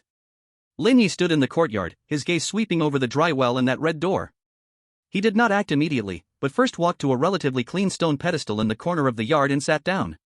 Then, under the stunned gaze of the whole world audience, he leisurely took out a small folding stool from his backpack, opened it, then pulled out his universal thermos, unscrewed the lid, poured out hot water from another sealed bag, and finally, took out a bucket of braised beef instant noodles to start making noodles. The physical activity is too much, energy consumption is excessive, I need to replenish. As he ripped open the seasoning packet, he naturally muttered to himself, it's the final level, I have to maintain my best condition. I have to eat well to solve the problems. The comments instantly erupted with laughter, dissipating the tense atmosphere. Instant noodles? Making noodles before the final level? Great One, even if the sky falls, I must eat first. This mental quality is impressive, like a mountain collapsing before me and still not changing color. And he even brought hot water. I admire this preparation. Braised beef noodles, get the same as the Great One. During the 3 minutes of waiting for the noodles to cook, Lin Ye did not sit idle. He watched the dry well and that door while waiting for the noodles to soften. His gaze was calm, as if he were analyzing two ordinary objects. Rule 15, the well cannot be looked at, nor can things be thrown. The source of the rules. He stirred the noodles and mumbled, does this mean that the well is the root of all these strange tales? Or is it an energy hub? Just a glance could cause trouble? Throwing things could lead to collapse? Rule 16, bow at the door, with sincerity. Is it a physical ritual? Or some kind of spiritual acknowledgement? A clear mind. That's a bit difficult, I'm still wondering if this noodle is softened. Rule 17, answer the cause of the ancient town. The clue is everything that has been experienced. He slurped a mouthful of noodles, chewed, and nodded. The taste is alright, but there's a bit too little beef, not a good review. Global audiences watched as he ate noodles while analyzing the ultimate rules, their emotions tangled to the extreme. This scene was too bizarre. After finishing his noodles and drinking all the soup, Lin Ye wiped his mouth in satisfaction, putting away his utensils. He stood up, stretched his muscles, and looked much more energized. He first walked towards the dry well. He stopped 5 steps away from the well's opening, neither approaching it nor trying to peep into the bottom. Instead, he pulled a piece of fruit-hard candy from his pocket, unwrapped it, and weighed it in his hand. Not allowed to throw things? He tilted his head in thought, then crumpled up the candy wrapper and accurately threw it into the air, 1 foot above the well's opening. The wrapper traced an arc, and at the moment it crossed the edge of the well, it didn't fall but seemed to be shredded by an invisible force, turning into visible, twisted bits of light, instantly disappearing. As expected, Lin Ye nodded. There's a strong rule force field at the well opening, similar to spatial turbulence or energy shattering. Throwing things could cause uncontrollable consequences. Peeping would probably also be reverse eroded. Bullet comments, testing with a candy wrapper. Instant destruction. The source of the rules is terrifying. Big boss, basic operation, don't act overly. Chapter 72 ends. After testing the danger of the dry well, Lin Ye turned to the scarlet wooden door. He walked about 3 meters in front of the door, looking at the rule of 3 bows before the door, rubbing his chin. Bow? How to bow? What's the standard posture? Is it banging my head? He showed a thoughtful expression, then, he didn't kneel down but instead took out a small, portable camera with a tripod from his backpack. He set up the tripod, adjusted the lens to face himself, unlocked it, and pressed the recording button. Then, he took 2 steps back and, very properly, bowed 3 times to the camera. The movements were standard, and the attitude could barely be counted as upright. I can't clear my mind, but I need to have a sense of ritual. After bowing, he spoke to the camera, as if talking to himself. Global audiences, recording with a camera? Bowing instead of a full prostration? Big boss, the ritual process must be followed, but the form can be flexible? Just at the moment he finished his 3rd bow. Creak, the tightly closed scarlet wooden door quietly slid open a crack. Without making any sound, as if the door hinges had been oiled. Inside was pitch darkness, nothing could be seen. Rule 16 was completed in this unexpected way. Bullet comments exclaimed, the door opened. Does bowing count? Has the rule recognized this sincerity? Big boss has encountered another bug. Lin Ye looked at the open crack of the door but did not enter immediately. He put away the camera, turned on his flashlight, and the beam shot into the darkness, like a cow sinking into the sea, revealing nothing. The darkness was thick and oppressive. Face my true heart, answer the cause of the ancient town. He repeated Rule 17, his gaze sharpening. Without hesitation, he stepped into the darkness behind the door. As he stepped in, it was as if he had crossed a boundary. The yard and light behind him instantly vanished, leaving only absolute void and silence around him. Alone, he stood in endless darkness. Suddenly, a faint light appeared in the dark ahead. The light gradually expanded, forming flowing pictures. These were everything he had experienced since entering the ancient town, the desolate long street with red and white lanterns, the maze of coffins in the Phantom Hall. The ghost wall of Echo Alley, the heart-devouring magic trap of Thousand Mirror Cave. All scenes flashed quickly, finally settling at the entrance of the ancient town, on a wooden sign that read, when all smiles become masks, true happiness has been buried. A grand and cold voice echoed in the void, directly questioning his consciousness. Why is there an ancient town? All clues in Lin Ye's mind rapidly connected: forced smiles, false happiness, imprisoned true emotions, the emphasis of rules on true heart and true self, and the hint of that wooden sign. He raised his head, looked into the void, his gaze clear and firm, and provided his answer, his voice calm yet carrying an undeniable power. Because this place rejects real emotions and buries true happiness. The rules are not to protect, but to imprison. All strange tales stem from fear and suppression of reality. As his voice fell, the endless darkness began to violently ripple, like boiling. The scene ahead shattered and reassembled, finally condensing into a light gate radiating warm white light. Beyond the light gate was a blurred image of a modern city. That was the exit. He got it right. The light gate stabilized, the passage opened wide. Lin Ye stood in place, glanced at the collapsing void around him, and his face revealed no ripple. He adjusted his collar, took a leisurely step, and stepped into the light gate. The light swallowed his figure. At the moment his figure disappeared, the entire void, along with the eerie ancient town, completely collapsed and dissolved into nothingness. As the light dissipated, he felt solid ground beneath him. Lin Ye found himself standing next to a familiar, bustling modern city street, the setting sun casting a glow on high-rise glass walls, reflecting dazzling light. The lively voices of people, the honking of cars, the aroma of fast food, everything was real and vibrant. He was back.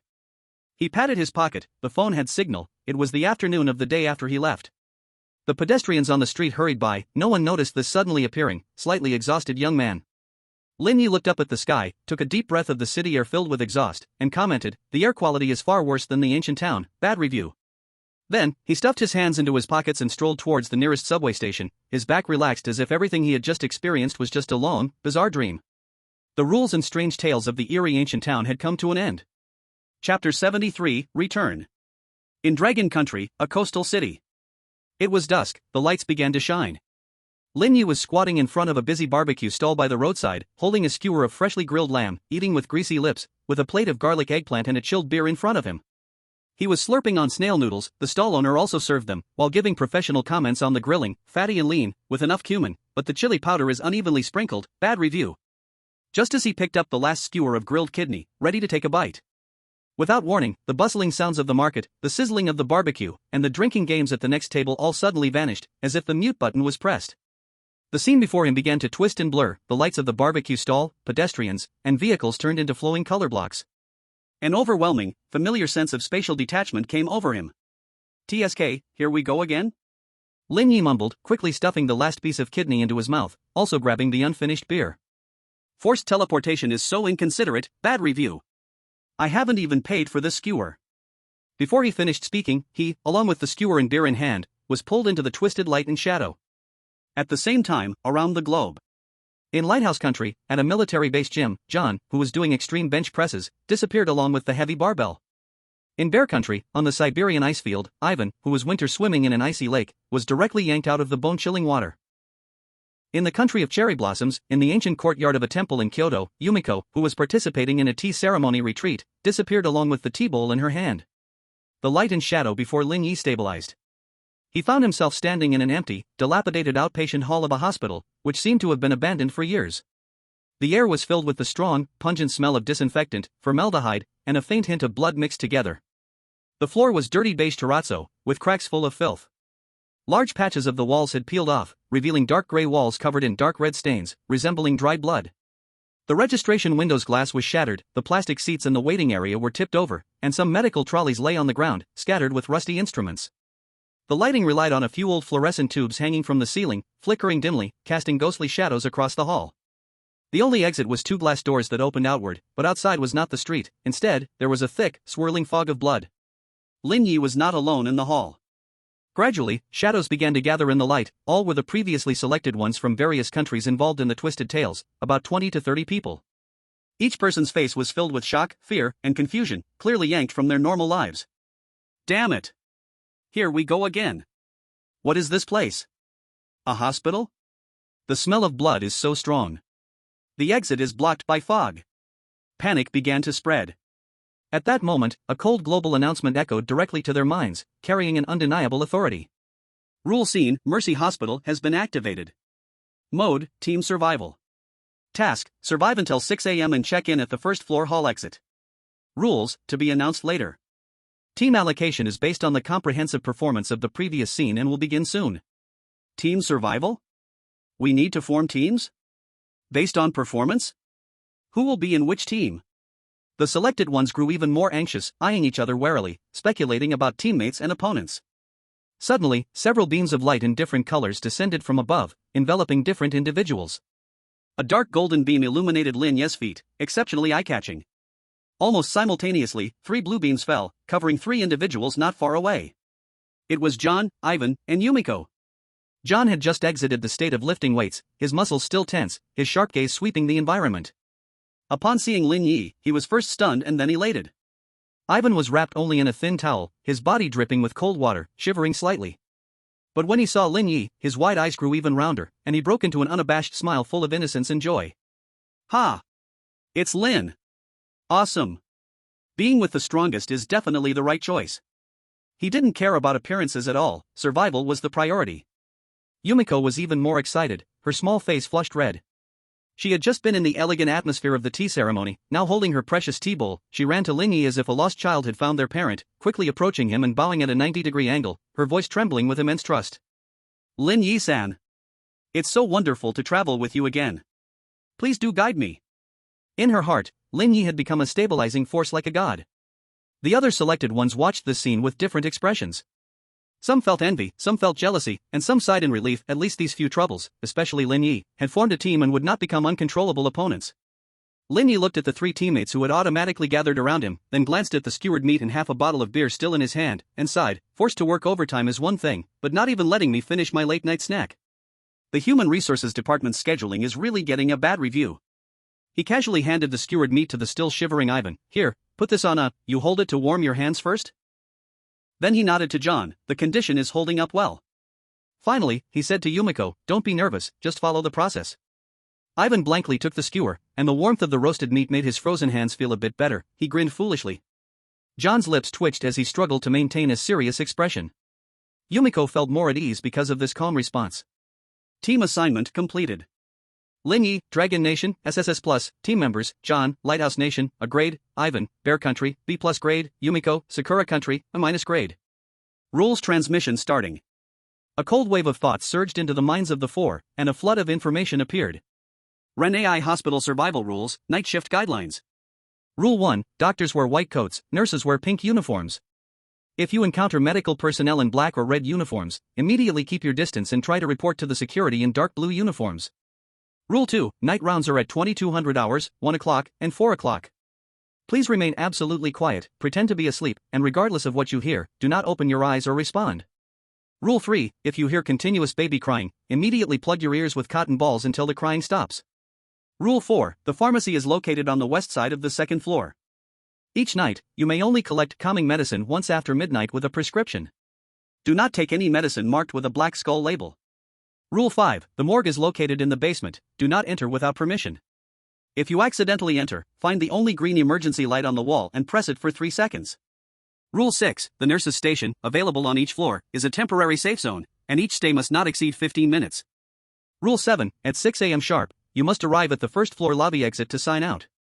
Late arrivals will be held responsible. Wishing all duty personnel a pleasant shift. The amount of rule information was massive, each one strange and deadly. John quickly memorized and analyzed the key points, whispering, color identification is key. Rounds are the biggest threat, absolute discipline is needed. The baby crying is auditory contamination. The pharmacy and morgue are high-risk areas. Ivan tried to understand the rules, shaking his head. No fighting?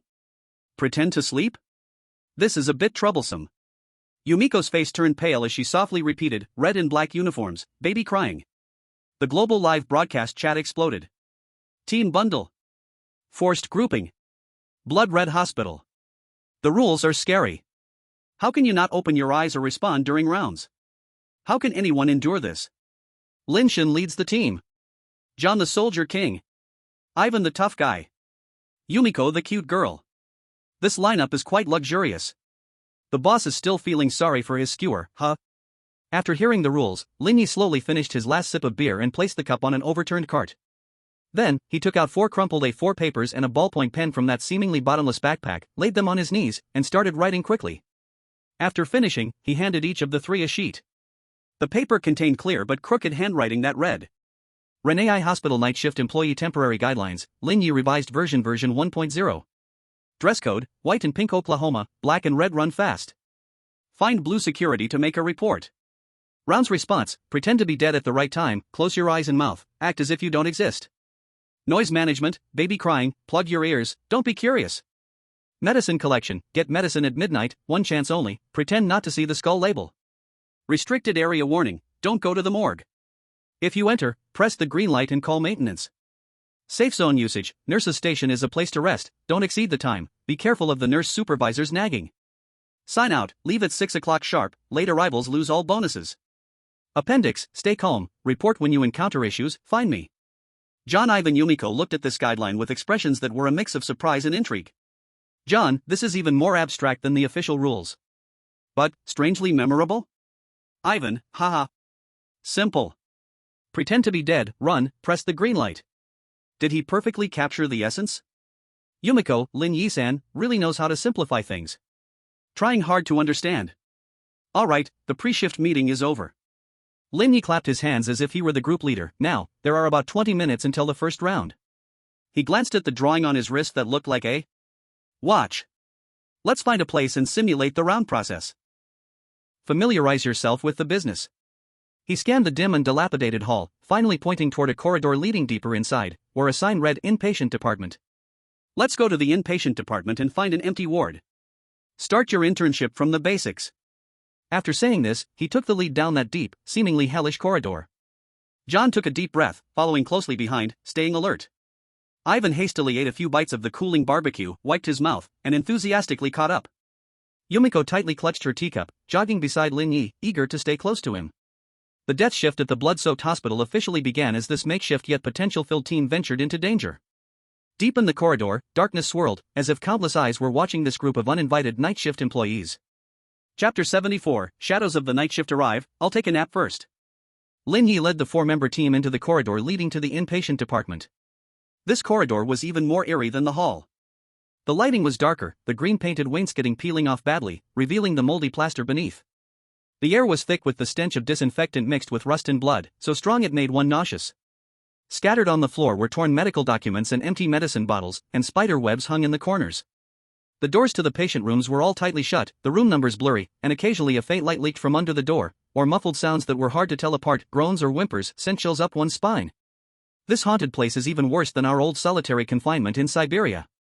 Ivan rubbed his arms in complaint, having found an oversized, old patient gown from a toppled cart, which at least kept him from shivering as much. John said nothing, his eyes scanning each doorknob and ventilation duct like a searchlight, his body slightly hunched, ready to spring into action or retreat at any moment. The instinct of a warrior made him regard this place as enemy territory. Yumiko's face was pale as she clutched her teacup tightly, following Lin Ye closely as if she wanted to grab his clothes. Only Lin Ye walked as if in his own backyard, commenting as he walked, "The walls are damp, the wiring is old, and the cleaning is severely inadequate. The logistics department should be docked their bonuses." Bullet comments. "Boss, let's give this hospital a bad review on hygiene." Ivan, "Got physical warmth square root."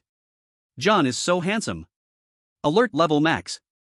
Yumiko seems so scared, want to hug her. Am I the only one who thinks this corridor leads to hell? Soon, they found room 304. The door was ajar. Lin Ye pushed the door open. A musty smell of dust hit them. 4 iron-frame beds were in the room, covered with yellowed white sheets, the nightstands peeling paint, and a half-broken 4-stand leaning in the corner. The curtains were drawn, making the room darker than the corridor. "This will do, simple conditions, just make do." Lin Ye stepped in first, choosing a bed deeper in, and patted the mattress. "Tisk, the springs are almost poking through, bad review." John quickly checked the room, confirming there were no other exits or hidden people. "The window is sealed. The door lock is broken, it can only be ajar." "No problem, it's a ward visit, we have to let them come in and take a look." Lin Ye said nonchalantly, pulling out a U-shaped pillow, a silk eye mask, and a set of noise-canceling earplugs from his backpack. "There are still a few minutes until the 10 o'clock rounds, I'll take a quick nap." "You all do as you please." As he spoke, he actually put the U-shaped pillow around his neck, donned the eye mask and earplugs, leaned back on the bed, and began to cultivate sleepiness. John Ivan Yumiko? Global audience? What the hell? Is he really sleeping? He's all set with the eye mask and earplugs? "Boss, are you here for vacation? The ward visit ghost is coming, bro. How can you sleep like this?" John's mouth twitched, lowering his voice. "Lin. The rules require us to pretend to be asleep, not actually sleep. We need to stay alert." Lin Ye's voice came through the earplugs muffled. "Pretending is too tiring, real sleep is easier. Don't worry, I have light sleep. With a sound, I will naturally wake up." After finishing, he adjusted his position to make himself more comfortable. Ivan scratched his head, imitating him, and found a bed to lie down, but he stared wide-eyed, muscles tense, as if ready to jump up and fight at any moment. Yumiko hesitated for a moment, then chose to sit on the edge of the bed, her hands tightly gripping her tea bowl, as if it could bring her a bit of comfort. John had no choice but to guard by the door, pressing his ear against the crack to listen to the movements outside. Time ticked away, and the hallway was terrifyingly silent, filled only with a few heavy breathing sounds and heartbeat noises. Suddenly, tap, tap, tap. The clear, slow, rhythmic footsteps of leather shoes came from the end of the corridor. Yumiko flinched suddenly, covering her mouth. Ivan instantly clenched his fists. John tensed his whole body, signaling they are coming to the inside. The footsteps, unhurried, grew closer and closer, as if stepping on everyone's heart. Tap, tap, tap. It stopped at the door of room 304. The outside was dead silent. Then, creak. The doorknob was slowly turned. The old door hinge emitted a painful, grating noise. A figure dressed in a glaringly white coat silently slipped in. He was tall and thin, wearing a mask that only revealed a pair of emotionless, overly white eyes, holding an old metal medical folder. Once inside, he stood at the door, those dead fish eyes slowly, unblinking, scanning the 4 people in the room.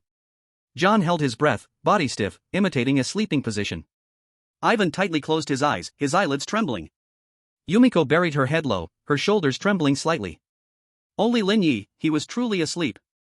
He even emitted a very faint, even breathing sound. The U-shaped pillow and eye mask made him look especially peaceful.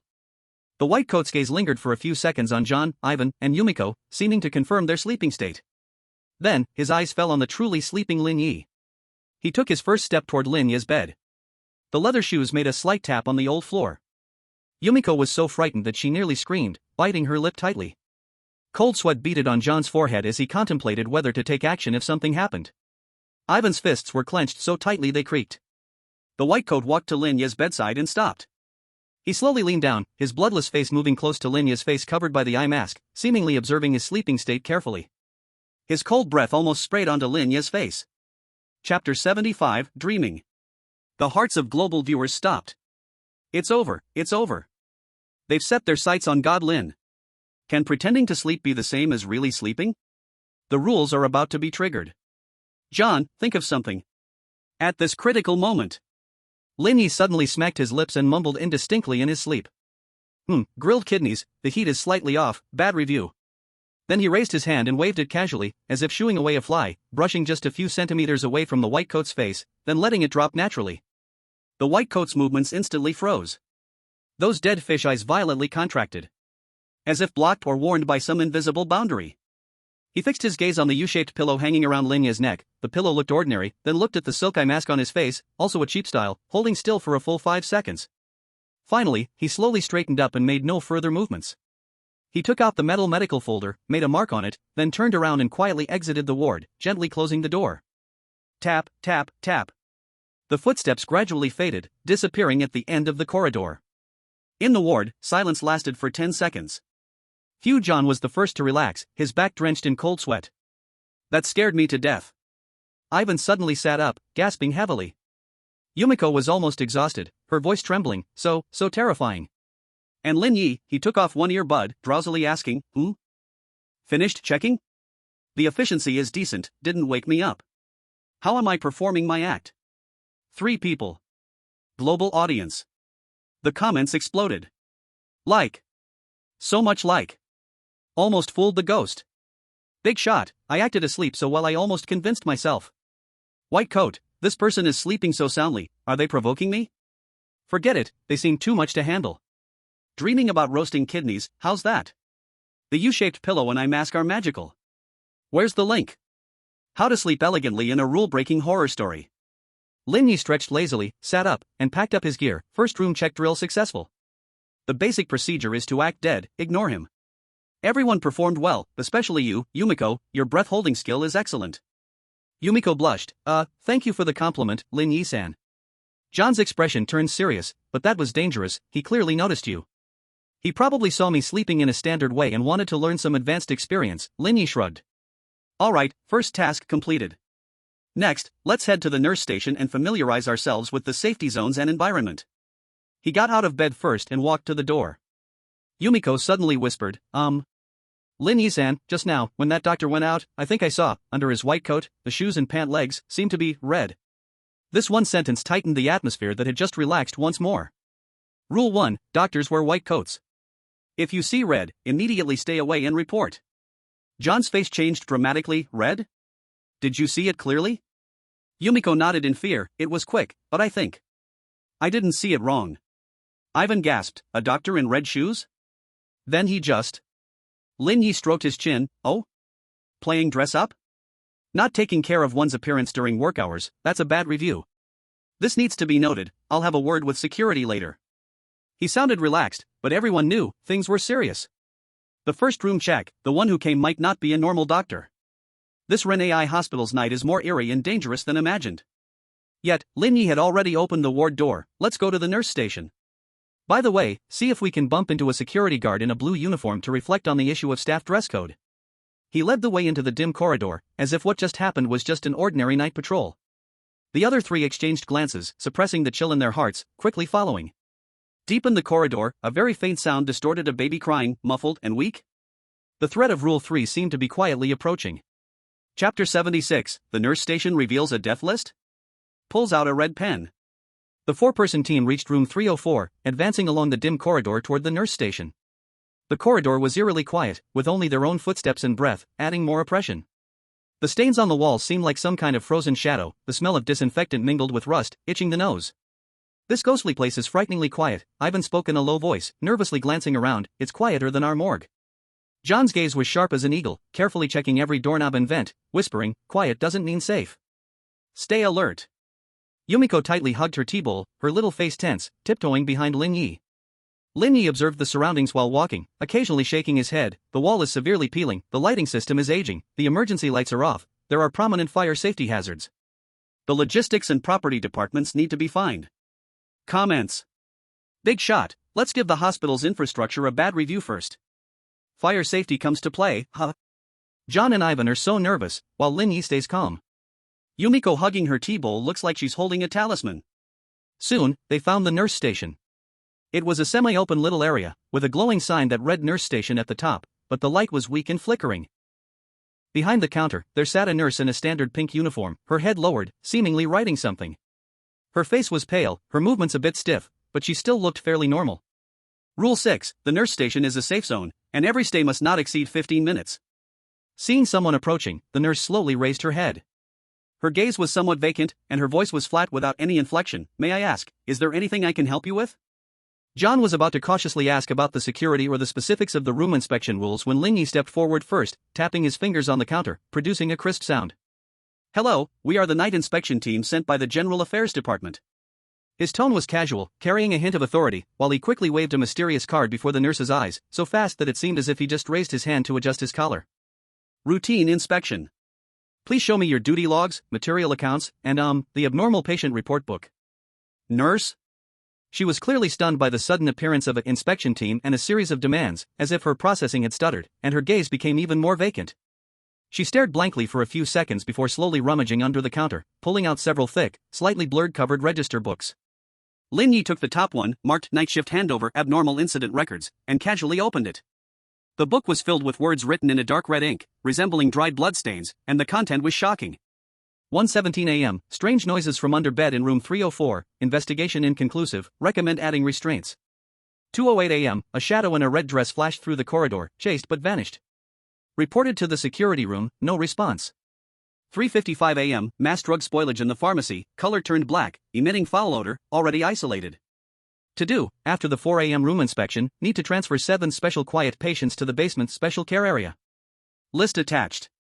The list prominently displayed several room numbers and bed numbers. The handwriting was twisted. Global audiences felt chills running down their spines. What the hell? Death list? Special care area? That sounds terrifying. Red dress shadow. Is it the one in the rules? Transfer? Are they going to get rid of them? John also glimpsed the content, his face grave, his hand quietly reaching towards his lower back, though he had no weapon. Ivan swallowed hard. Yumiko was so scared she closed her eyes. But Lin Ye furrowed his brows tightly, and then he surprisingly pulled out a red ballpoint pen from his pocket. He pointed the pen tip at the record about the red dress shadow, sternly criticizing. Look. The incident description is vague. Red dress shadow? What red? Uniform red? Bloodstained red? The color standards are not uniform. Chased but vanished? Where did it chase to? Where is the point of disappearance? What follow-up measures were taken? The records are extremely unstandardized. Then he pointed at the drug spoilage line. Mass spoilage? Specific quantity? Spoilage rate percentage? Chemical composition changes detection data? Is the isolation area marked? Was a risk assessment report written? None of that. Finally, he pointed at the transfer list and heavily circled it. The most ridiculous part is this. Transfer of patients. Where are the medical orders? Who approved the transfer application? Where is the informed consent from the family? Was there an emergency plan prepared? The process is all wrong. Who is your head nurse? How is this being managed? It's simply chaotic. While he spoke, he was marking crosses, drawing question marks, and writing comments in red pen on the notebook, such as description unclear, return for rewrite. Data missing, supplement. Process error, immediate correction. The nurse was left dumbfounded by his scolding, her stiff face even showing a trace of confusion and grievance. She opened her mouth and let out a dry voice, but it's always been recorded this way. Always? Lin Ye slammed the pen down, raising his voice, is being wrong all the time, right? Where are the rules? Where are the standard operating procedures? Show them to me. This issue must be clarified today. Your work attitude warrants a year-end evaluation veto. The comments section went completely wild with laughter. Ha ha ha. A Grim Reaper's checklist with a red pen? Big boss, no matter how scary the content is, if the format is wrong, rewrite it. On how to crush the strange with workplace bureaucracy. Nurse, the CPU has burned out. Damn year-end evaluation veto. Director Lin, rectify. Must rectify. John, Ivan, and Yumiko looked on, their jaws nearly hitting the ground. Can it be done like this? Chapter 77, Chainsaw Horror from the Clown Security Guard. Under Lin Ye's barrage of righteous and professional workflow inquiries, the nurse seemed to really fall into some kind of logical deadlock, holding her head and murmuring. Workflow, regulations, evaluation. Her cold aura faded quite a bit, resembling an ordinary worker who had been scolded by a boss. Taking this opportunity, Lin Ye quickly flipped to the last few pages of the notebook, browsing the past transfer records and scattered reports from the special care area. Most of the handwriting was chaotic and messy, and he made a preliminary judgment about the danger level of the basement. Finally, he smacked the notebook closed, his tone softening. Considering you are short-handed on the night shift, I will let this slide this time. If I find similar problems during the next inspection, serious handling will follow. Did you hear that? The nurse instinctively stood tall and nodded, though her movements were stiff. Heard you. Lin Ye nodded in satisfaction, as if he had really solved some major management loophole, then casually asked. By the way, how's the response speed over at the security office recently? I just saw a report saying they didn't respond to an incident last night. Is the captain in the blue uniform on duty today?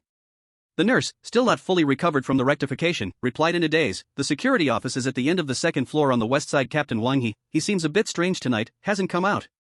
Got it, we'll check in on him. You continue working, and remember to complete the records.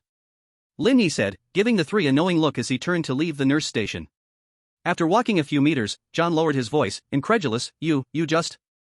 Lin Ye shrugged, a routine management check, found problems, proposed rectifications. Isn't that normal? Plus, I got some intel.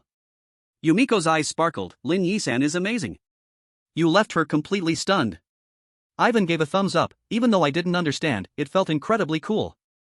That nurse looked like she was about to cry from your scolding. Comments. Routine management is going well. Big boss, I'm just an emotionless quality inspector. Intel +1, the security captain seems strange. On how to train strange NPCs as interns. The four of them headed toward the stairwell based on the nurse's directions, preparing to go to the second-floor security office. However, just as they reached the stairwell, a heavy and dragging sound of footsteps echoed from below. A figure in a dark blue security uniform, tall but extremely stiff in movement, was slowly making its way up the stairs. Rule 1 states, if you see healthcare staff in black or red uniforms, report to the security staff in blue uniforms. The security guard is coming. And he is coming on his own. John's eyes glinted sharply as he prepared to explain the situation. But when the security guard fully stepped onto the third floor, revealing his entire form under the dim light, the four of them instantly felt their hairs stand on end. This guard was indeed in a blue uniform, but his face was not human.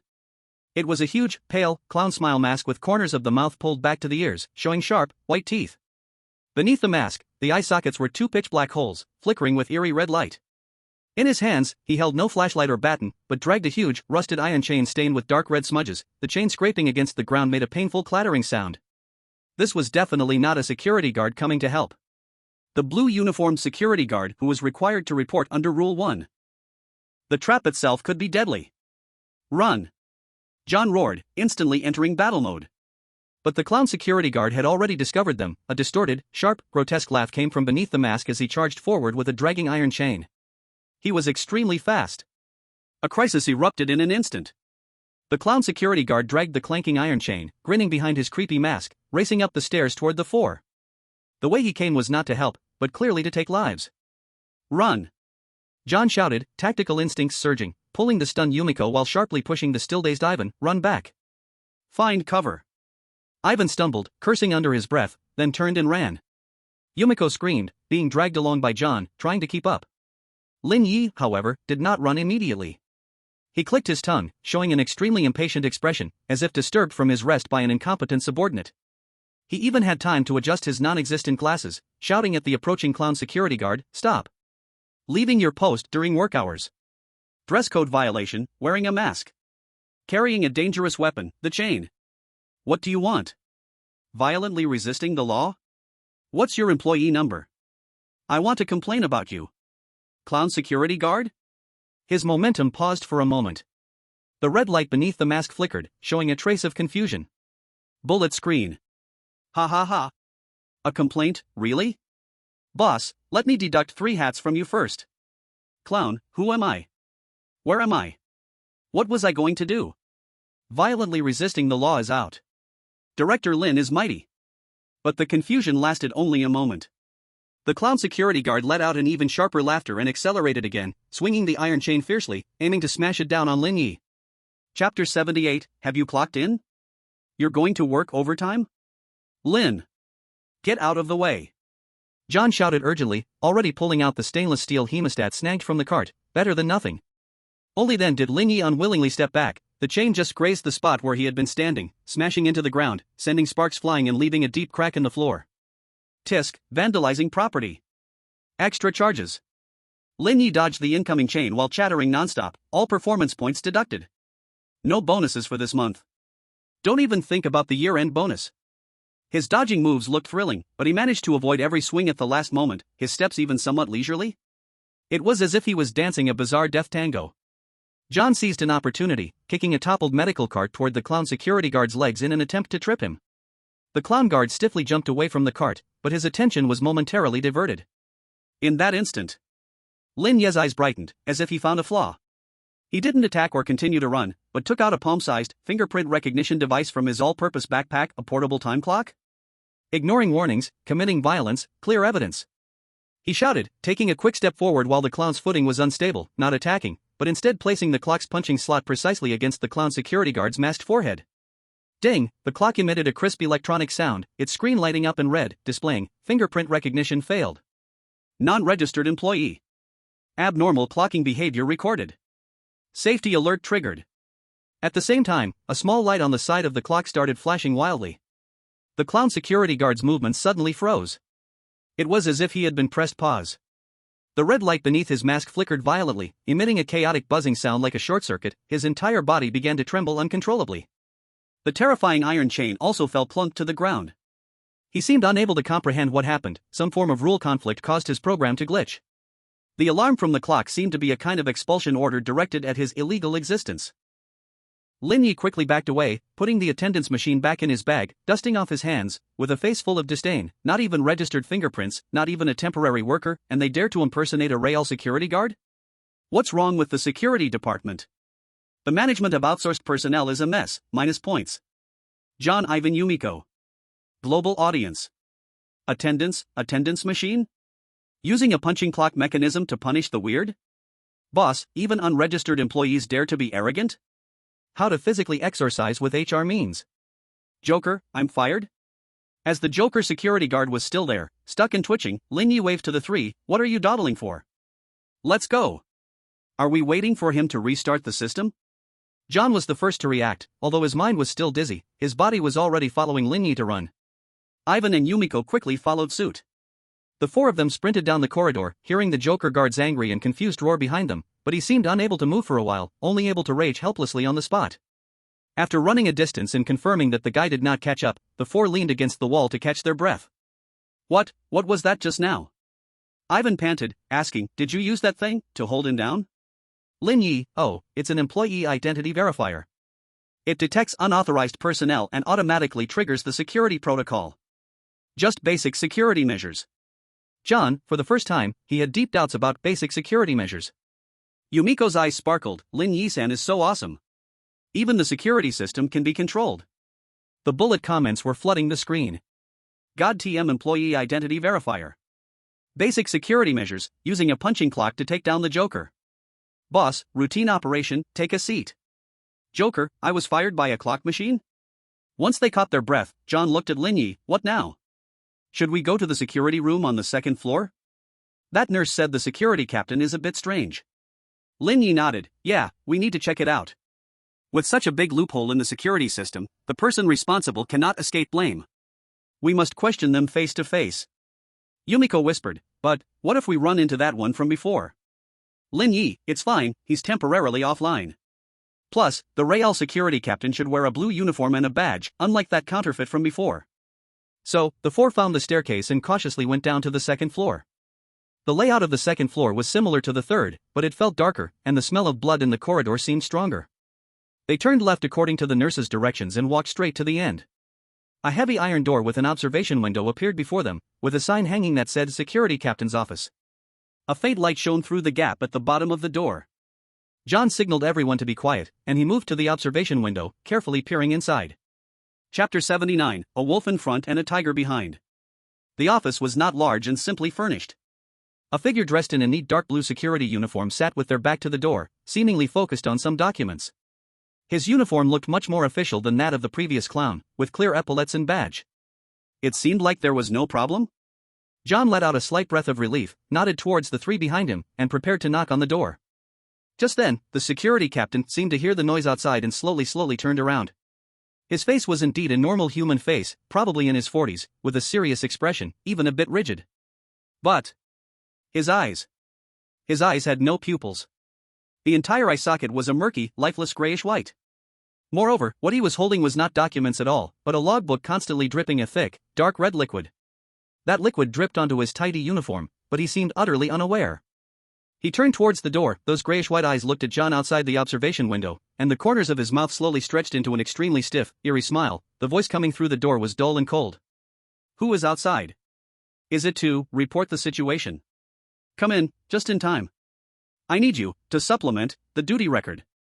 He raised his hand, and those fingers were as dry as chicken claws. Slowly reaching for a button on the table, this button connected to the door access switch.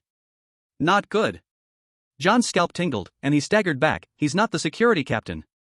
Run. The smile on the gray-eyed security captain's face instantly turned vicious as he pressed the button. Click. The sound of the iron gate locking echoed. At the same time, a piercing alarm rang out in the office. Even worse, on both sides of the corridor, several dark doors suddenly opened on the previously empty walls, and several security guards dressed in black uniforms, wielding rusty machetes and with decayed faces, surged out, blocking their escape. Rule 1, if you see security guards in black uniforms, flee immediately and report to the security guards in blue uniforms. But now, the blue uniform is the terrifying boss.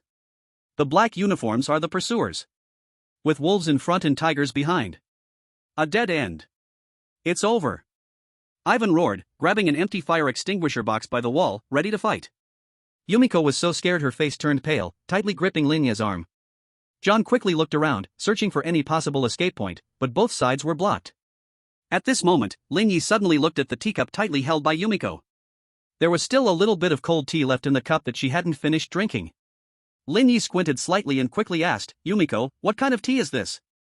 Yumiko was taken aback and instinctively answered, it's matcha from Kyoto. Matcha? The powdered kind? It probably wasn't strained properly, looks like there's some sediment. Lin Ye spoke rapidly. Yumiko? Why care about the quality of the tea at a time like this? But Lin Ye had already snatched the teacup, took a glance at the murky tea with green sediment inside, and nodded, the impurities exceed the standard, and the water hardness is too high. Poor review. Saying this, with everyone watching in disbelief, he raised his arm and precisely splashed the half cup of overnight cold tea through the observation window into the security captain's office. The tea passed through the iron bars of the observation window, most splashed onto the gray-eyed captain's uniform and onto the bloody registration book. Hiss. A very faint, yet clearly audible sound rang out. The part of the bloody registration book that got splashed with tea began to emit faint and pungent white smoke. As if it was being corroded. The parts of the gray-eyed captain's uniform that got wet also quickly turned black, and he let out a piercing scream of pain, falling backward and crashing into a chair.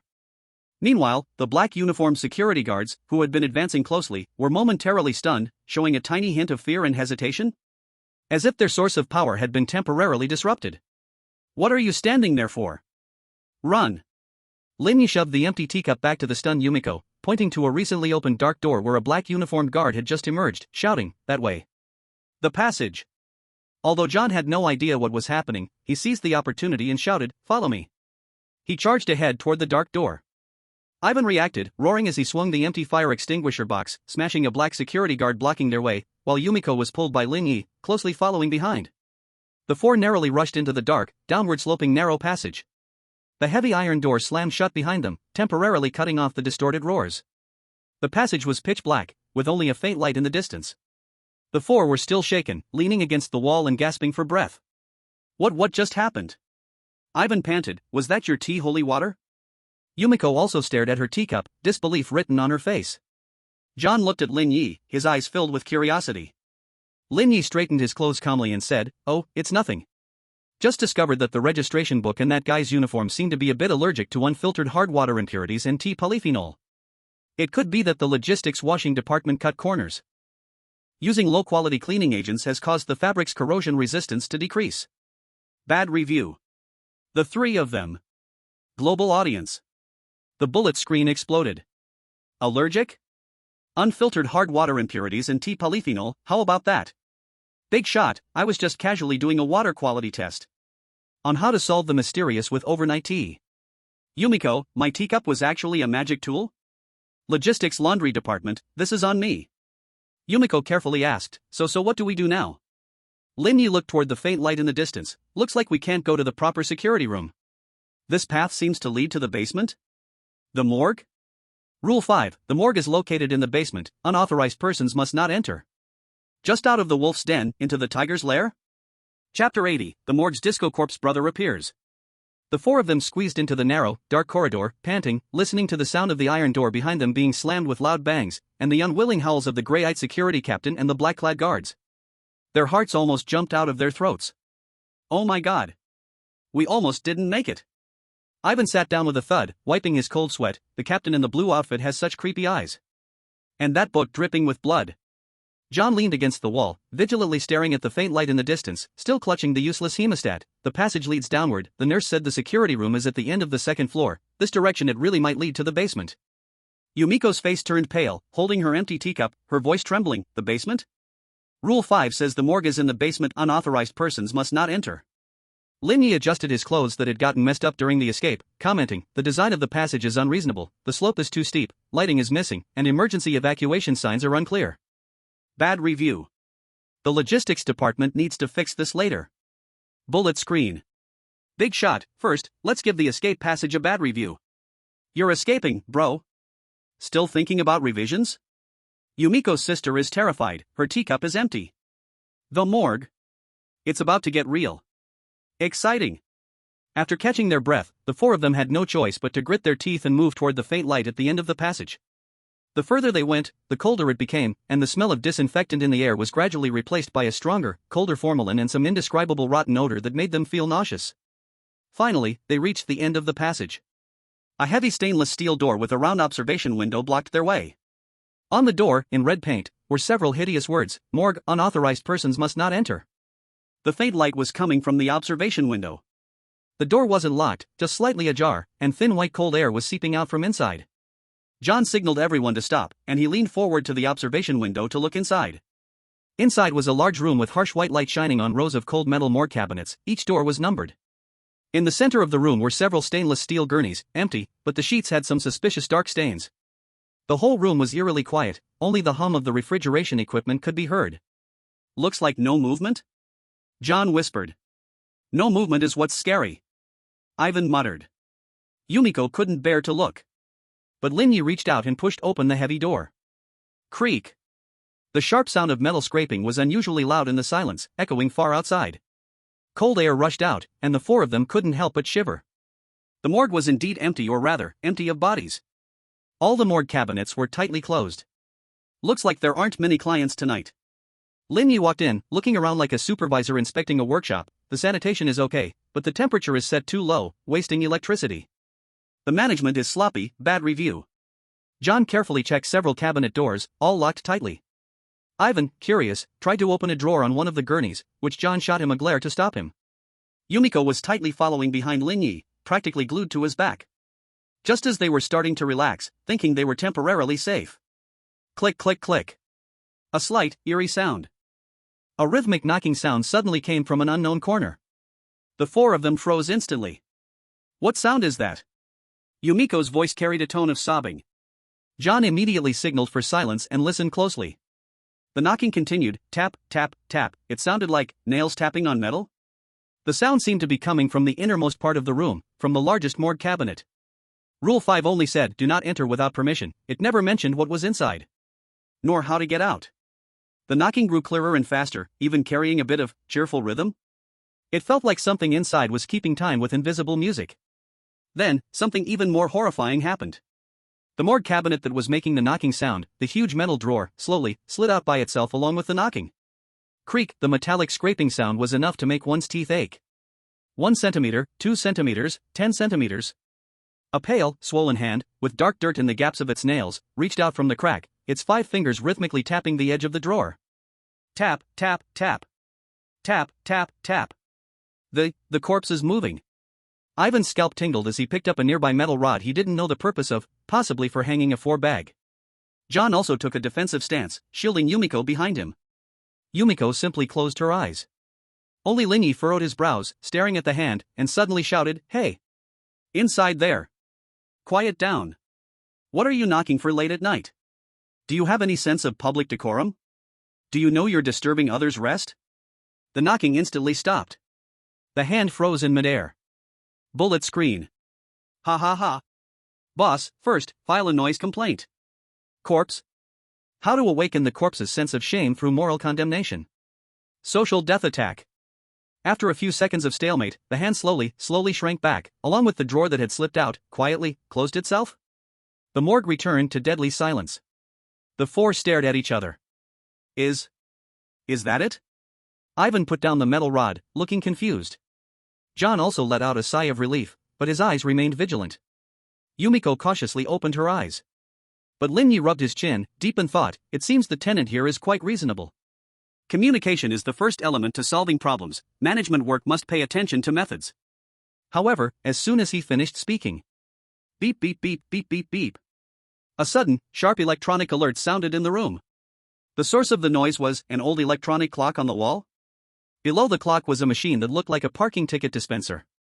The red light on the machine flashed, creaking, and then it spat out a small white slip of paper. The four of them? What on earth is this? Lin Ye walked over and ripped off the slip. He saw 2 lines printed on it. Temporary parking duration, 15 minutes and 3 seconds. Cost, 15 soul fragments, or equivalent yang energy. At the bottom, there was a countdown, 1 minute and 27 seconds quickly decreasing. At the same time, the display screen of the electronic clock turned blood red for the countdown, 1 minute and 26 seconds. A cold thought forcefully invaded their minds. Rule supplement: the morgue is a timed charging area. Non-staff staying more than 15 minutes must pay a parking fee.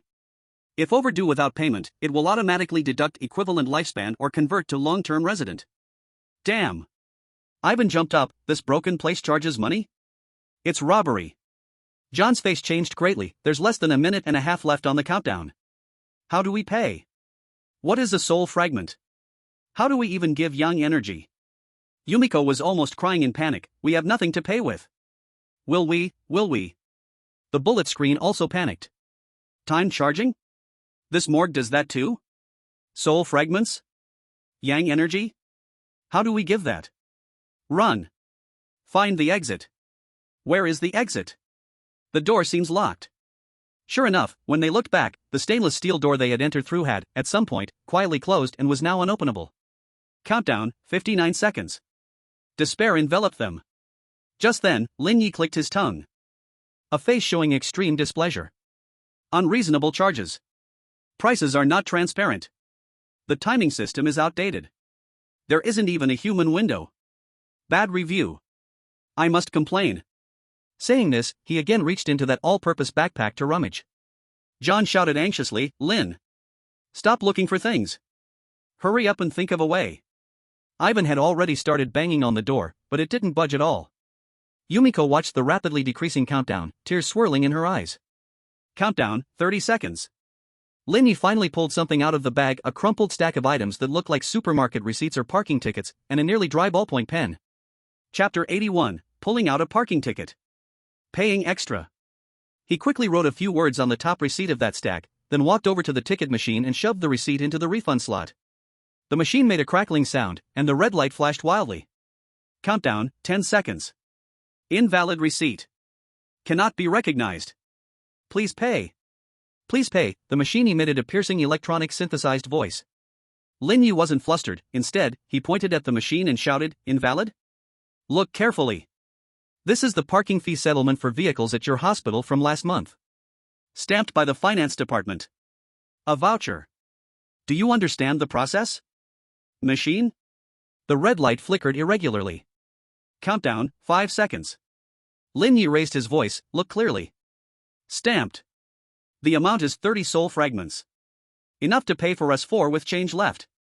Hurry up and settle. Otherwise, I'll complain to your dean about your equipment's recognition barrier, wasting my time." Machine, the red light went out. The countdown stopped at 1 second. Then, the green light lit up. The machine emitted a pleasant beep, detected internal voucher amount confirmed settlement completed, welcome next time. With a creak, the tightly shut stainless steel door behind them slid open automatically. Cold air rushed in. The 4 of them. Global audience. Wait, a parking fee settlement slip? Internal voucher, really?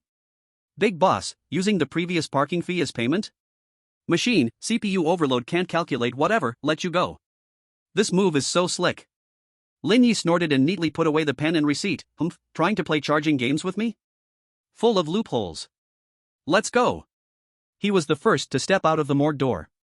John, Ivan, and Yumiko awakened from their daze and hurriedly followed. Outside was a colder hallway, seemingly a hospital's logistics passage, stacked with some discarded medical equipment.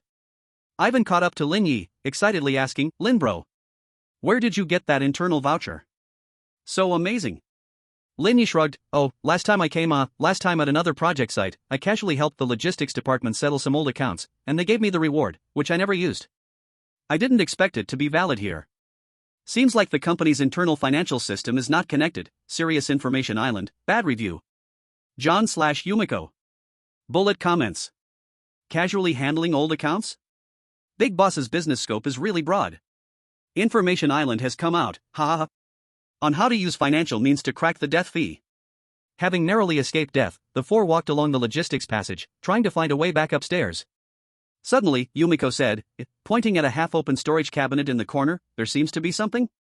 John cautiously approached to check, dragging out a heavy, long canvas bag that had a zipper.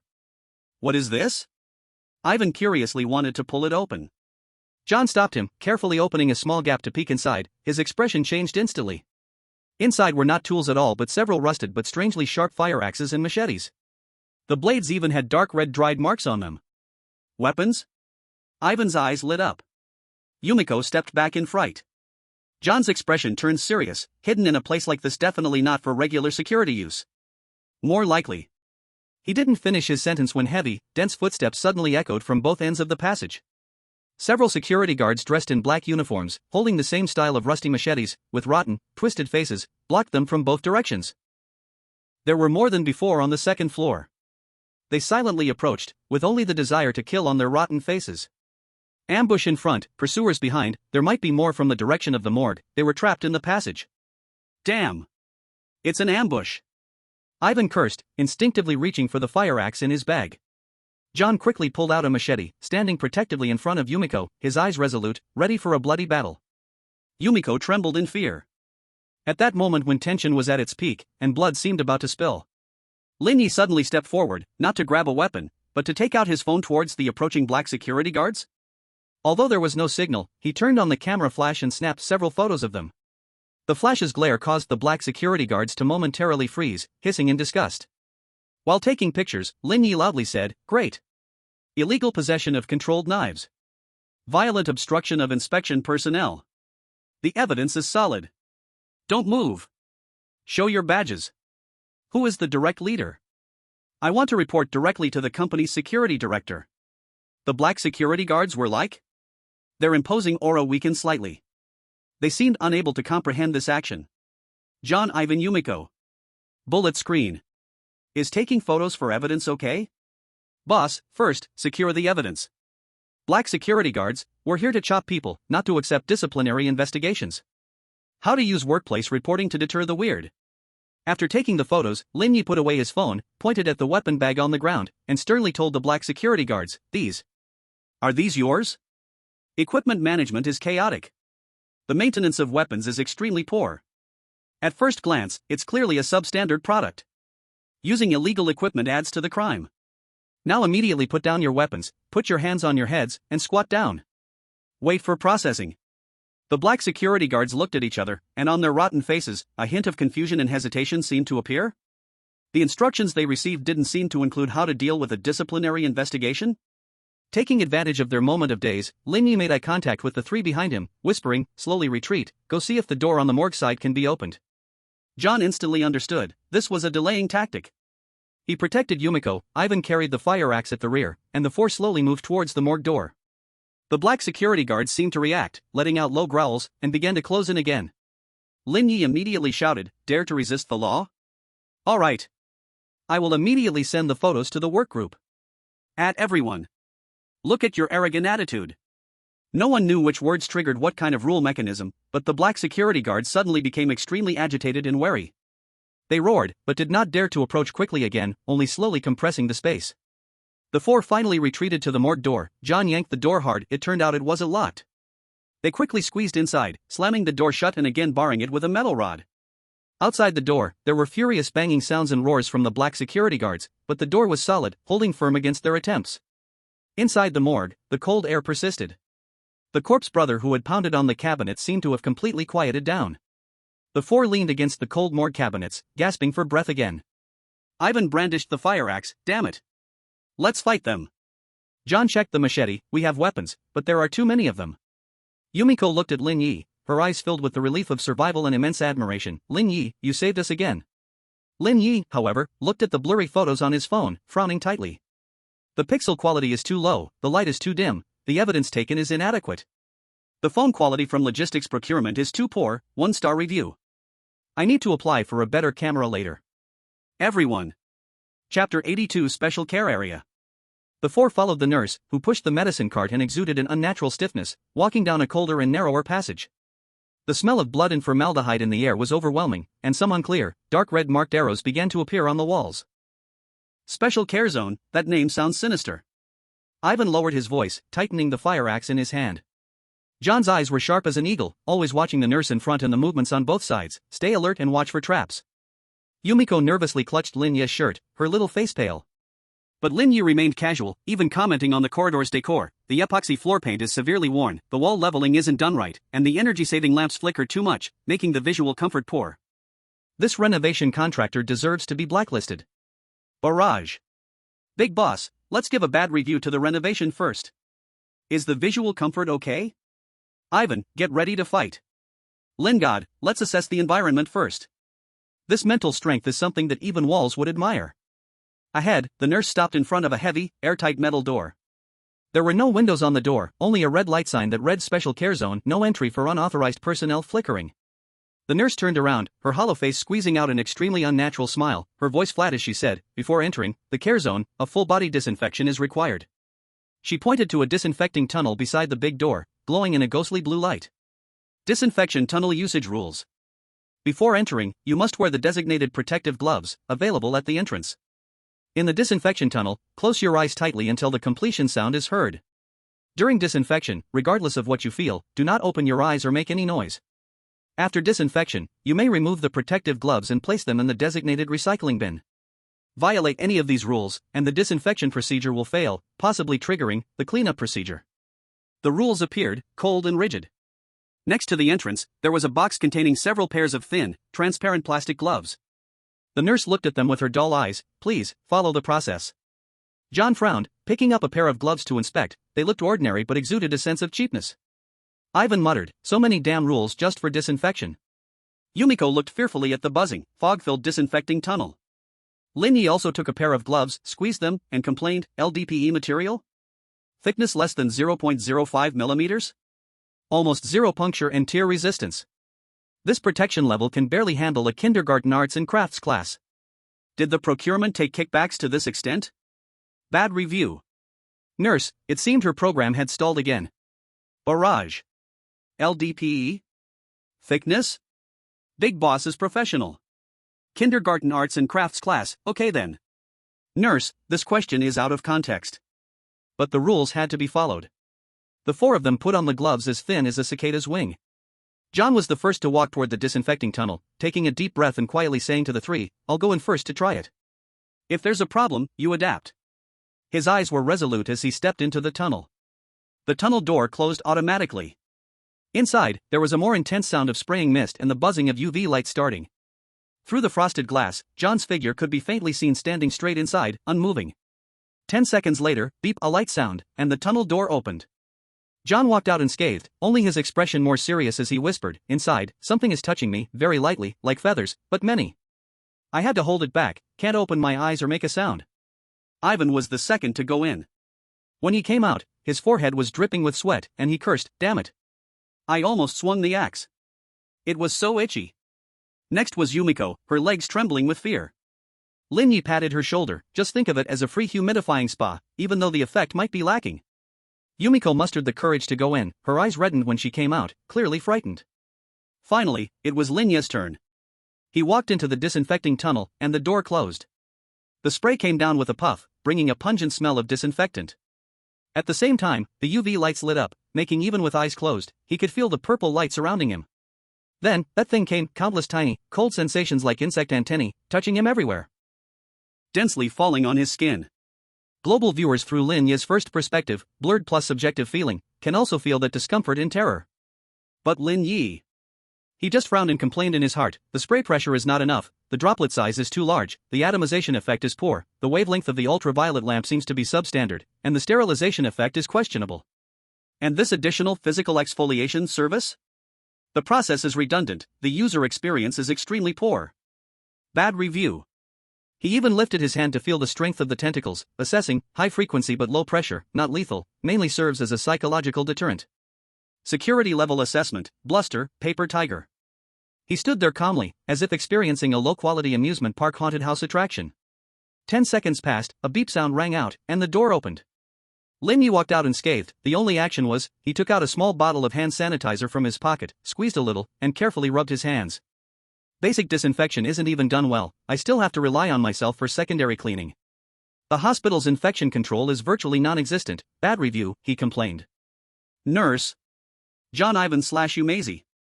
Global audience. Hand sanitizer? Secondary cleaning seems okay.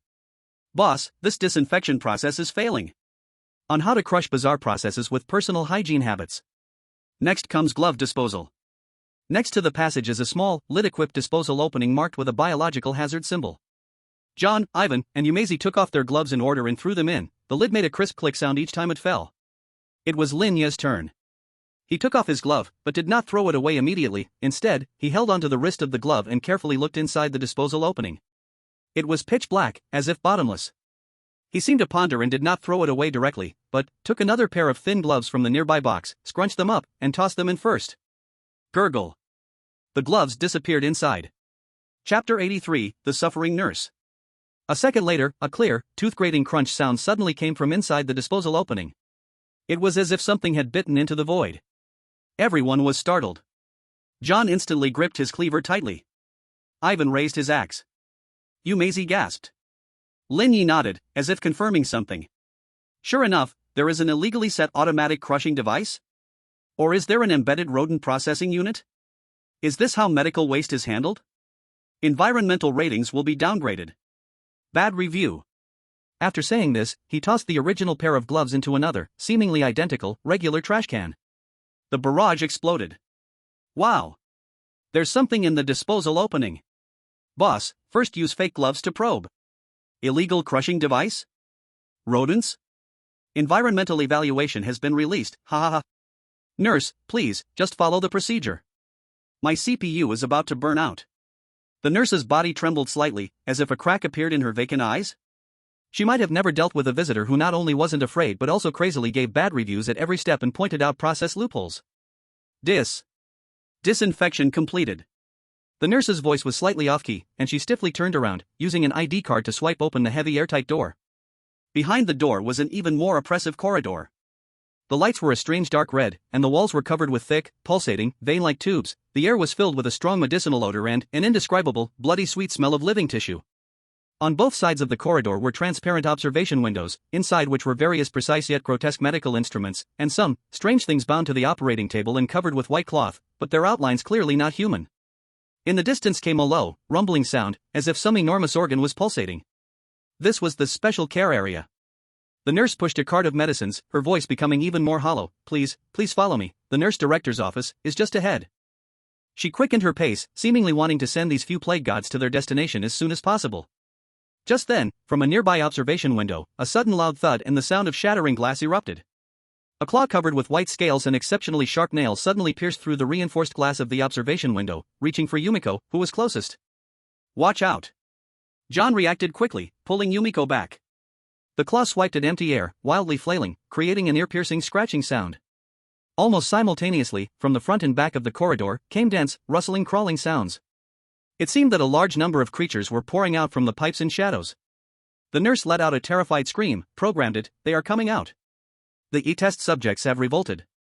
The crisis erupted instantly. John held his machete tightly, Ivan raised his axe, and Yumiko trembled in fear. Lin Ye, however, gazed at the wildly flailing claw, looked at the broken observation window, and frowned tightly. The impact resistance of tempered glass does not meet standards. The supplier has delivered inferior products, posing a serious safety hazard. The procurement and quality inspection departments are fully responsible. Negative feedback. He even stepped forward, dodging the claw's swing, carefully inspecting the broken glass's surface. TSK, the granularity after breaking is uneven, not meeting safety glass standards. How did this project pass inspection? The supervising company must also be investigated. John, Ivan, Lin. This is not the time to talk about engineering quality inspection. Yumiko, Lin Ye. It's dangerous. Bullet comments. Engineering quality inspection is still acceptable. Big boss, let's give the glass a negative review first. Supplier, am I responsible for this? Supervising company, do not cue us. More strange test subjects appeared from the shadows, some resembling multi-legged insects, others like melted flesh, making hissing, bizarre sounds, surrounding them. John and Ivan stood back to back, ready for a bloody battle. Lin Ye finally shifted his gaze from the glass, glanced at the approaching monsters, and sighed. The sanitation is too poor, so many large mobile pollution sources have not been cleaned up in time? The logistics and cleaning department is seriously derelict. As he spoke, he pulled out a small handheld vacuum cleaner from his backpack. And it was the silent type. He turned it on, and the vacuum cleaner made a low hum. He aimed the nozzle at the nearest test subject, which was trying to crawl over and looked like it was made of rotting tentacles. Garbage classification is not done well, wet and dry mixed input can easily breed bacteria. First, collect and then carry out harmless treatment. The moment the test subject came into contact with the vacuum cleaner's nozzle, it let out a sharp shriek, twisting its body as it was pulled by an invisible force, and in an instant, was sucked into that small vacuum cleaner. In the transparent dust chamber of the vacuum, a mass of rolling black mist appeared. Lin Ye patted the vacuum cleaner. The power is good, but the dust capacity is a bit small, negative feedback. Then he repeated the action, holding the vacuum cleaner as if cleaning, targeting the various bizarre test subjects that were rushing in. Swish. Swish. Swish. One suction, one hit. Just like vacuuming dust. John, Ivan, Yumiko. Global audience. Handheld vacuum cleaner? Storage is just fine? Big boss, I'm just doing a big cleanup. Test subject, I don't want to lose face. On how to use household tools for physical exorcism. Minutes later, the corridor was clean. Lin Ye turned off the vacuum cleaner, looked at the swirling black mist in the dust chamber, and said disdainfully, recyclable value is low, hazardous waste, must find a professional institution for treatment later. He turned to the still trembling nurse cowering in the corner, lead the way. Also, note the chaotic management of your special care area, I can no longer describe it in words. Nurse. She probably never wanted to receive inspection teams again in her life. Chapter 84, Nurse Manager Shifts Blame? He does a review in response. The nurse pushed the cart, sliding away faster than a rabbit, disappearing in the blink of an eye. Only Lin Ye and the three others remained in the corridor, facing that thick, eerie dark red wooden door.